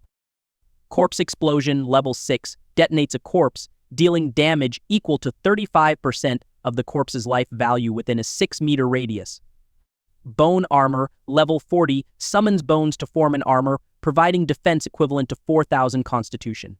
It can also be applied to others. Bone Fangs, level 40, releases Bone Fangs to attack enemies. The number and power of the fangs scale with spirit and skill level. Summon Skeleton Berserker, level 40, summons a Platinum tier Skeleton Berserker. Summon Skeleton Archmage, level 40, summons a Platinum tier Skeleton Archmage. Summon Skeleton Sharpshooter, level 1, summons an Iron tier Skeleton Sharpshooter. Summon Lich General, level 40, summons a Lich General to form an Undead Legion. Each Lich General can command members equal to the summoning space. Aging Curse, level 40, curses all enemies within a 100-meter radius, reducing their speed by 200% and increasing damage taken by 30% for 1 minute. Toxic Starburst, level 40, unleashes a poison attack on all enemies within a 100-meter radius, dealing damage equivalent to 400 strength per second for 100 seconds. Reinforcement for 30 seconds, all base attributes of the caster and summoned creatures increase by 200% and all attacks deal 500% additional damage. Cooldown 1 hour. The class ascension was a success. He had evolved from a Necromancer to a Necromancer Lord. Seeing the attributes before him, Lin Moyu was momentarily taken aback. Strength, agility, and constitution, each of these core attributes, had reached a staggering 47,850. The sheer magnitude of the numbers was shocking. Most legendary class professionals, after completing their second transition, had total attributes ranging between 46,000 and 47,000. Lin Moyu's single attribute had already surpassed the total attributes of those individuals. Even someone like Mo Yun, who had ascended her class and become a mid-tier legendary professional, had total attributes of only about 60,000. Lin Moyu's combined strength and agility already exceeded 100,000, far outclassing her. Not to mention his spirit attribute, which alone surpassed 100,000. His total attributes combined had already reached 250,000. Lin Moyu felt like a walking boss-level entity. The Earth Drake God at level 58 had a total attribute of only 440,000. By the time Lin Moyu reached level 58, his total attributes were very likely to surpass it. To be able to compare attributes with a world boss, Lin Moyu understood that he had once again set a precedent for humanity. This was something that could go down in history. Though excited, Lin Moyu's mind remained clear. His current state was the result of multiple factors coming together. The Blood Python Heart Meat had added 20,000 to all attributes. What's more, he had consumed it right at the start of his transition. In essence, he had used an item meant for high-level professionals well before reaching that stage. The increased attributes were further amplified during the transition, nearly doubling in value. On top of that, the Divinity Power trait had once again amplified the increased attributes. Reflecting on it, Lin Moyu realized how risky his actions had been. If not for his damage transfer passive skill, he might have died in the process. For any other professional, this would have been a near-certain death scenario. Seeing the excitement on Lin Moyu's face, Bai Yuan couldn't help but ask eagerly, "How is it?" Lin Moyu remained silent, still immersed in reviewing his attributes. Yan Guangsheng interjected, "What's the rush?" The second transition brings massive changes. Let Xiao Yu finish checking. Bai Yuan realized his impatience and calmed himself. After reviewing his attributes, Lin Moyu began examining his skills. The first thing he focused on was his talents. He already knew during the transition that his newly acquired talent had fused with his previous talents, forming a new god-tier talent, Total connection, establish a full connection with summoned creatures, sharing damage, healing, and spiritual energy consumption. At the time, Lin Moyu hadn't had the chance to think about it in detail. Now, upon closer inspection, he realized this talent was far more profound than it initially seemed. The shared spiritual energy consumption, on the surface, suggested nearly unlimited spirit. However, upon deeper reflection, Lin Moyu understood its greater implications. With this trait, he could summon a massive number of skeletons in a short time. Even if his skeletons were hit by fatal attacks and wiped out, as long as he remained alive, he could quickly rebuild a fully equipped undead legion. As long as his undead legion stood, killing him would be no easy task. No wonder it's called a god-tier talent. Its power is undeniable. Having reviewed his attributes and talents, Lin Moyu finally turned to his new skills. Like a commanding general inspecting his troops, he carefully examined each skill's transformation. After undergoing his class ascension, Lin Moyu automatically mastered level 40 skills without needing skill scrolls. As new skills awakened, the system also optimized and fused some of his existing skills. Lin Moyu reviewed his abilities carefully. Most skills had remained unchanged but had grown significantly stronger. The first noticeable change was to Blessing of Light, a skill originally obtained through the Light Gem. It had disappeared and merged with a newly acquired ability, transforming into a passive skill, Status Immunity, immune to all negative statuses. The negative statuses referred to by this skill included curses, control effects, seals, and other similar conditions. Originally, Blessing of Light was an active skill that lasted for 30 minutes per use, with a cooldown of 30 minutes. While useful, it still required manual activation. Now, as a passive skill, it no longer needed to be activated and instead provided constant immunity. As far as Lin Moyu knew, no other profession possessed such a passive ability. Even the dragon race, naturally resistant to negative statuses, couldn't achieve complete immunity. The second change involved two of Lin Moyu's most frequently used curse skills, Slow Curse and Damage Curse. These had fused into a new ability, Egging Curse. Egging Curse level 40 casts a curse within a 100-meter radius, reducing all enemies' speed by 100% and increasing the damage they take by 30% for 1 minute. After merging, the slowing effect from Slow Curse was slightly weakened. However, the new skill had a much larger range of 100 meters, and while the speed reduction was halved, the damage amplification from Damage Curse remained unchanged and its range significantly increased. With the boost from the Comprehensive Amplification talent, enemy speed would now be reduced by 50 times, while the damage they received would increase by 15 times. This fusion offered a dual curse effect, compensating for the previous limitation that curses couldn't coexist. In battle, Lin Moyu no longer had to choose between the two effects. The third change was a new skill awakened during his second job transition, Bleeding Curse. This skill had merged with Toxic Star Ring, forming a new ability, Toxic Starburst. Toxic Starburst, level 40, deals poison damage to all enemies within a 100-meter radius. Enemies take damage equivalent to 400 strength per second for 100 seconds. The new skill retained the original power, but greatly increased in range and duration. For large-scale damage, particularly in situations without corpses to utilize, this became Lin Moyu's strongest area of effect attack. At 400 strength per second, totaling 20,000 strength, with his attributes, the damage persisted for 100 seconds, resulting in truly staggering total damage. If combined with the reinforcement skill from the Primordial Rune, the destructive power of Toxic Starburst would become utterly terrifying. After reviewing these three modified skills, Lin Moyu turned his attention to his new skill, Summon Skeleton Sharpshooter. Summon Skeleton Sharpshooter, level 1. Summons an Iron Tier Skeleton Sharpshooter. The addition of this skill signified that Lin Moyu now had the capability for ranged physical attacks. With this, the members of his Undead Legion were complete melee, magic, and ranged rolls all accounted for.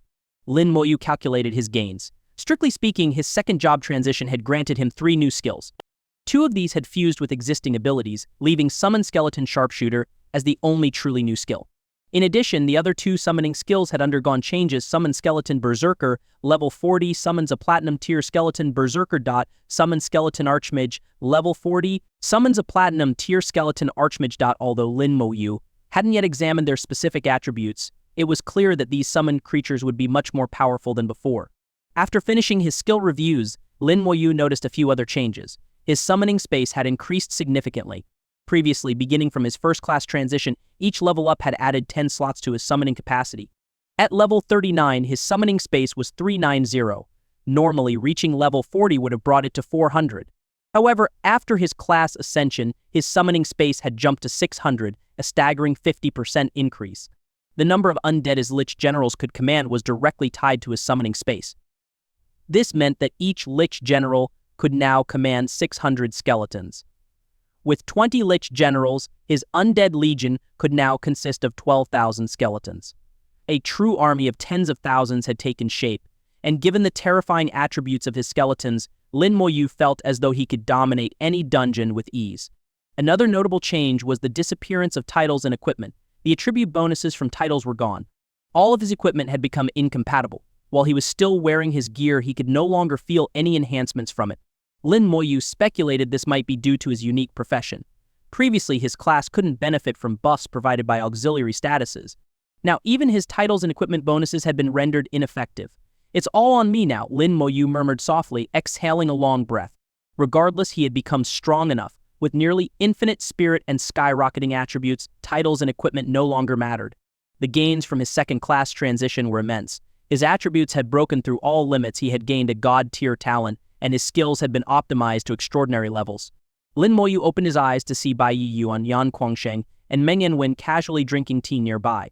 Although they outwardly seemed unconcerned about his transition, Bai Yiyuan's occasional furtive glances betrayed his true feelings. Lin Moyu noticed but didn't comment. "Teacher Senior Meng, my transition is complete," Lin Moyu announced.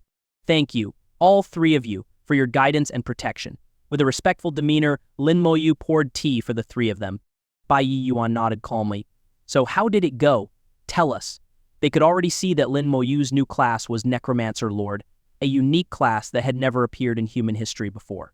Lin Moyu explained the talents and skills he had gained. When he mentioned that his new talent had fused with the one he previously gained from the Dragon Crystal to form a god-tier talent, Bai Yiyuan and Yan Guangsheng looked utterly shocked. Both exclaimed simultaneously, "That's impossible." Only Meng An remained composed, coughing lightly. "No need to make a fuss. Talent fusion has happened before in history." The two immediately turned their attention to Meng Anwen. Bai Yuan said, "How come I've never heard of this? Don't mess with me, old Meng."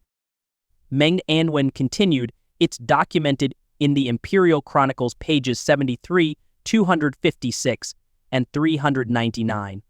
Go look it up yourselves. Not only can talents fuse, but skills can also merge. This just proves you two haven't read enough. You're making a big deal out of nothing."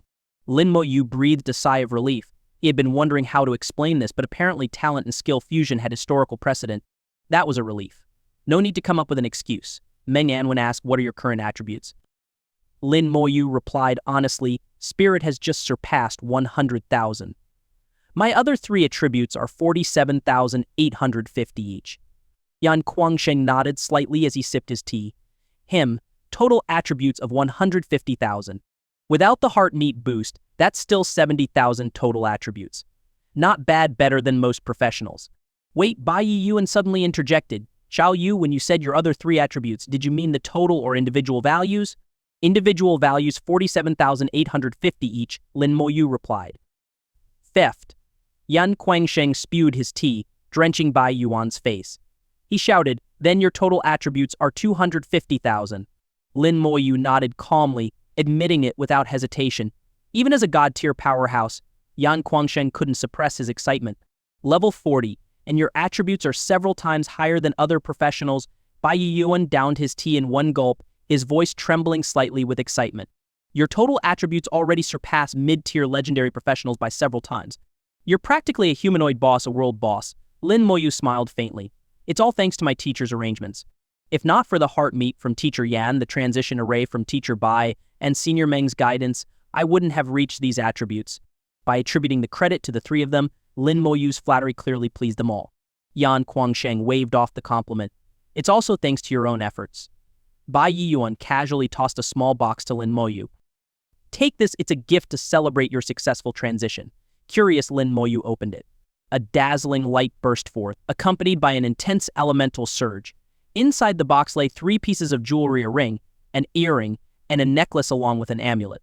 Boss-tier accessories. Walking out of Bai Shen's courtyard, Lin Moyu held the small box that Bai Yiyuan had given him. Inside the box were 3 Boss-tier accessories, along with a mid-tier cooldown amulet. Mid-tier cooldown amulet removes cooldown for dungeons below level 70. Remaining uses: 30/30.Bai Yuan had thoughtfully prepared the cooldown amulet for Lin Moyu in advance. While it wouldn't be particularly useful within the dungeon hall, it could come in handy elsewhere. Lin Moyu gratefully put away the amulet before turning his attention to the 3 Boas tier accessories. Core Ring, Platinum tier accessory. Increases all attributes by 10%, increases resistance to negative statuses by 50%. Reduces duration of debuffs by 500%. Enhances all skills by 1 level. Zycon Earring, Platinum tier accessory. Increases all attributes by 15%, reduces all damage taken by 5%. Increases all skill damage by 30%. Felin Necklace Platinum tier accessory. Increases all attributes by 20%. Increases all skill damage by 30%. Reduces skill cooldowns by 20%. All 3 accessories were Platinum tier and incredibly powerful. Rather than directly adding fixed numeric values to stats, they provided percentage-based attribute increases. The stronger the wearer's base stats, the higher the boost these accessories would provide. Even at level 70 and beyond, their effects would remain relevant, suitable even for divine tier professionals.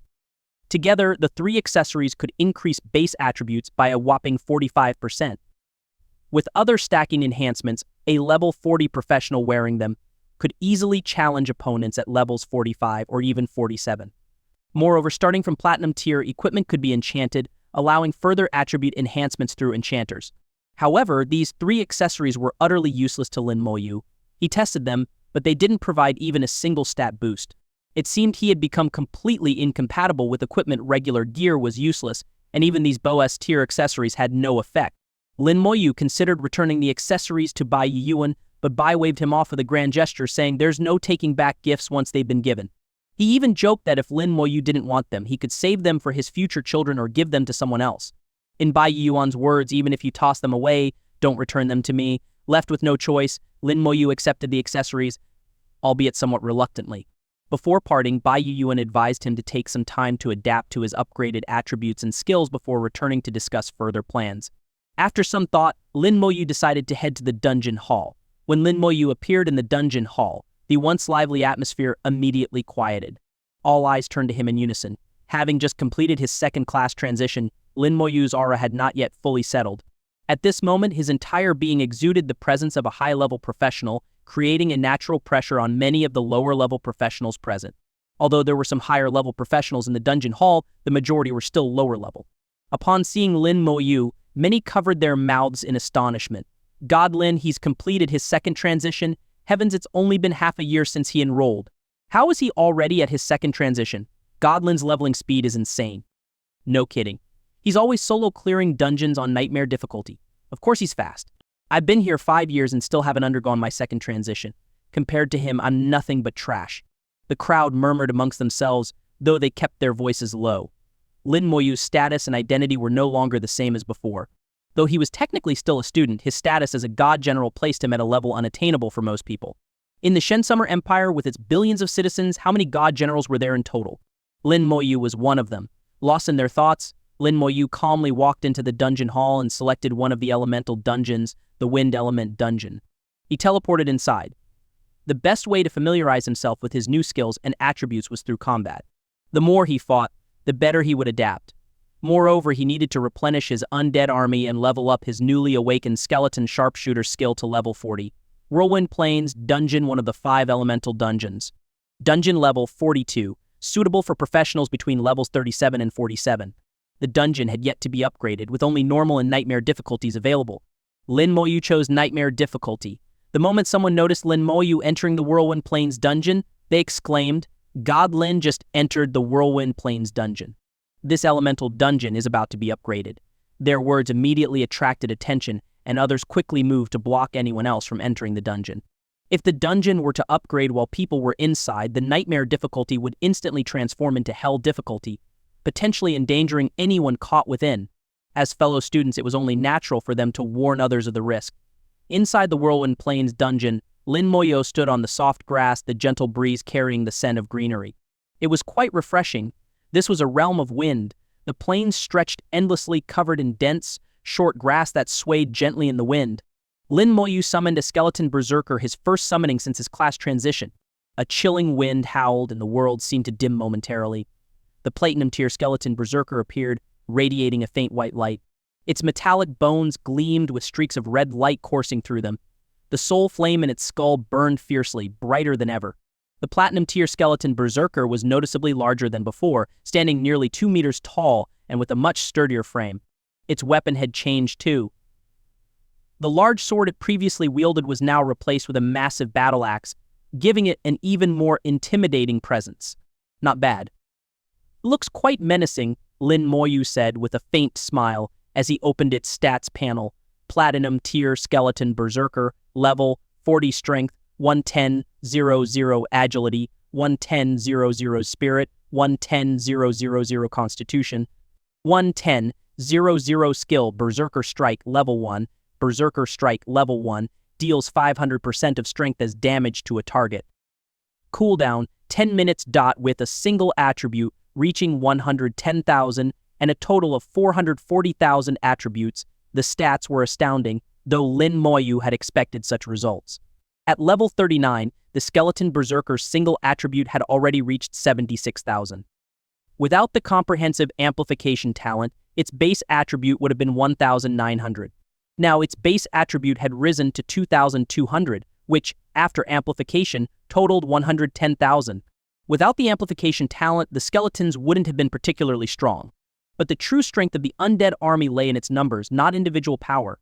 Even without the talent, Lin Moyu's undead army would still overwhelm professionals of the same level. After all, even if a single professional had higher attributes than a skeleton, how could one individual possibly contend with an army of tens of thousands? Even legendary tier professionals would be forced to flee.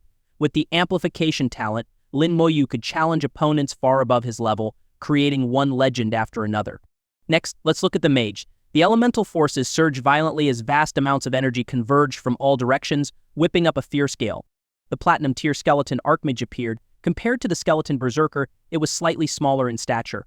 It carried no weapon, but in its hands, swirling vortices of various elements continuously formed and spun. Lin Moyu's eyes narrowed as he observed the changes in the skeleton archmage. It was no longer the same as before. Platinum tier skeleton archmage, level 40 strength, 25-0-0 agility, 25-0-0 spirit, 150-0-0 constitution, 25-0-0 skill, elemental explosion. Elemental explosion deals mixed elemental damage to a target.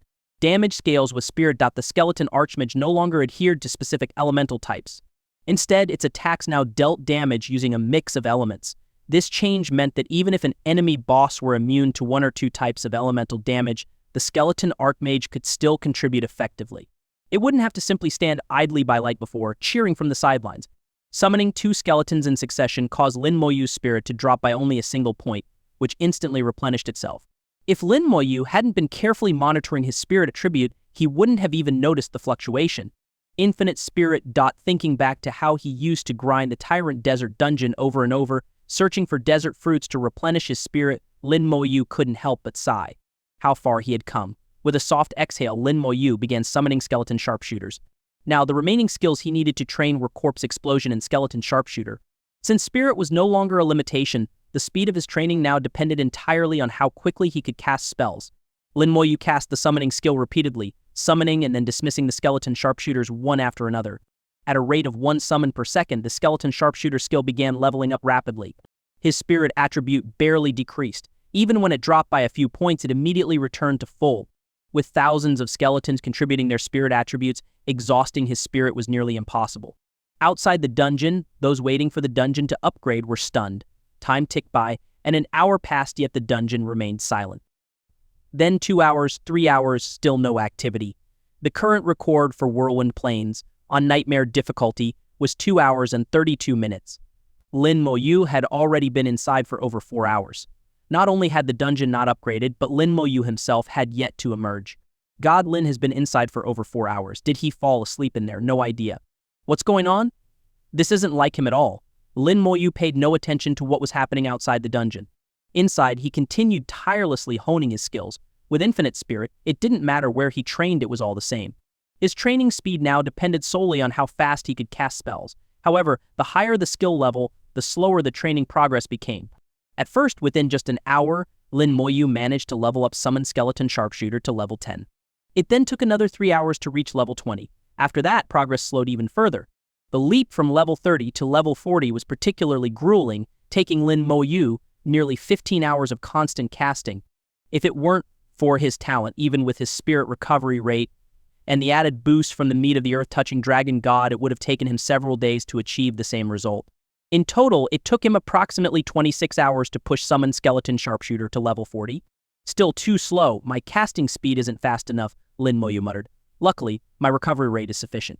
After more than a day of uninterrupted skill casting, Lin Mo-yu didn't feel the slightest bit of fatigue. Thanks to his 40x recovery speed, his energy remained at peak levels the entire time.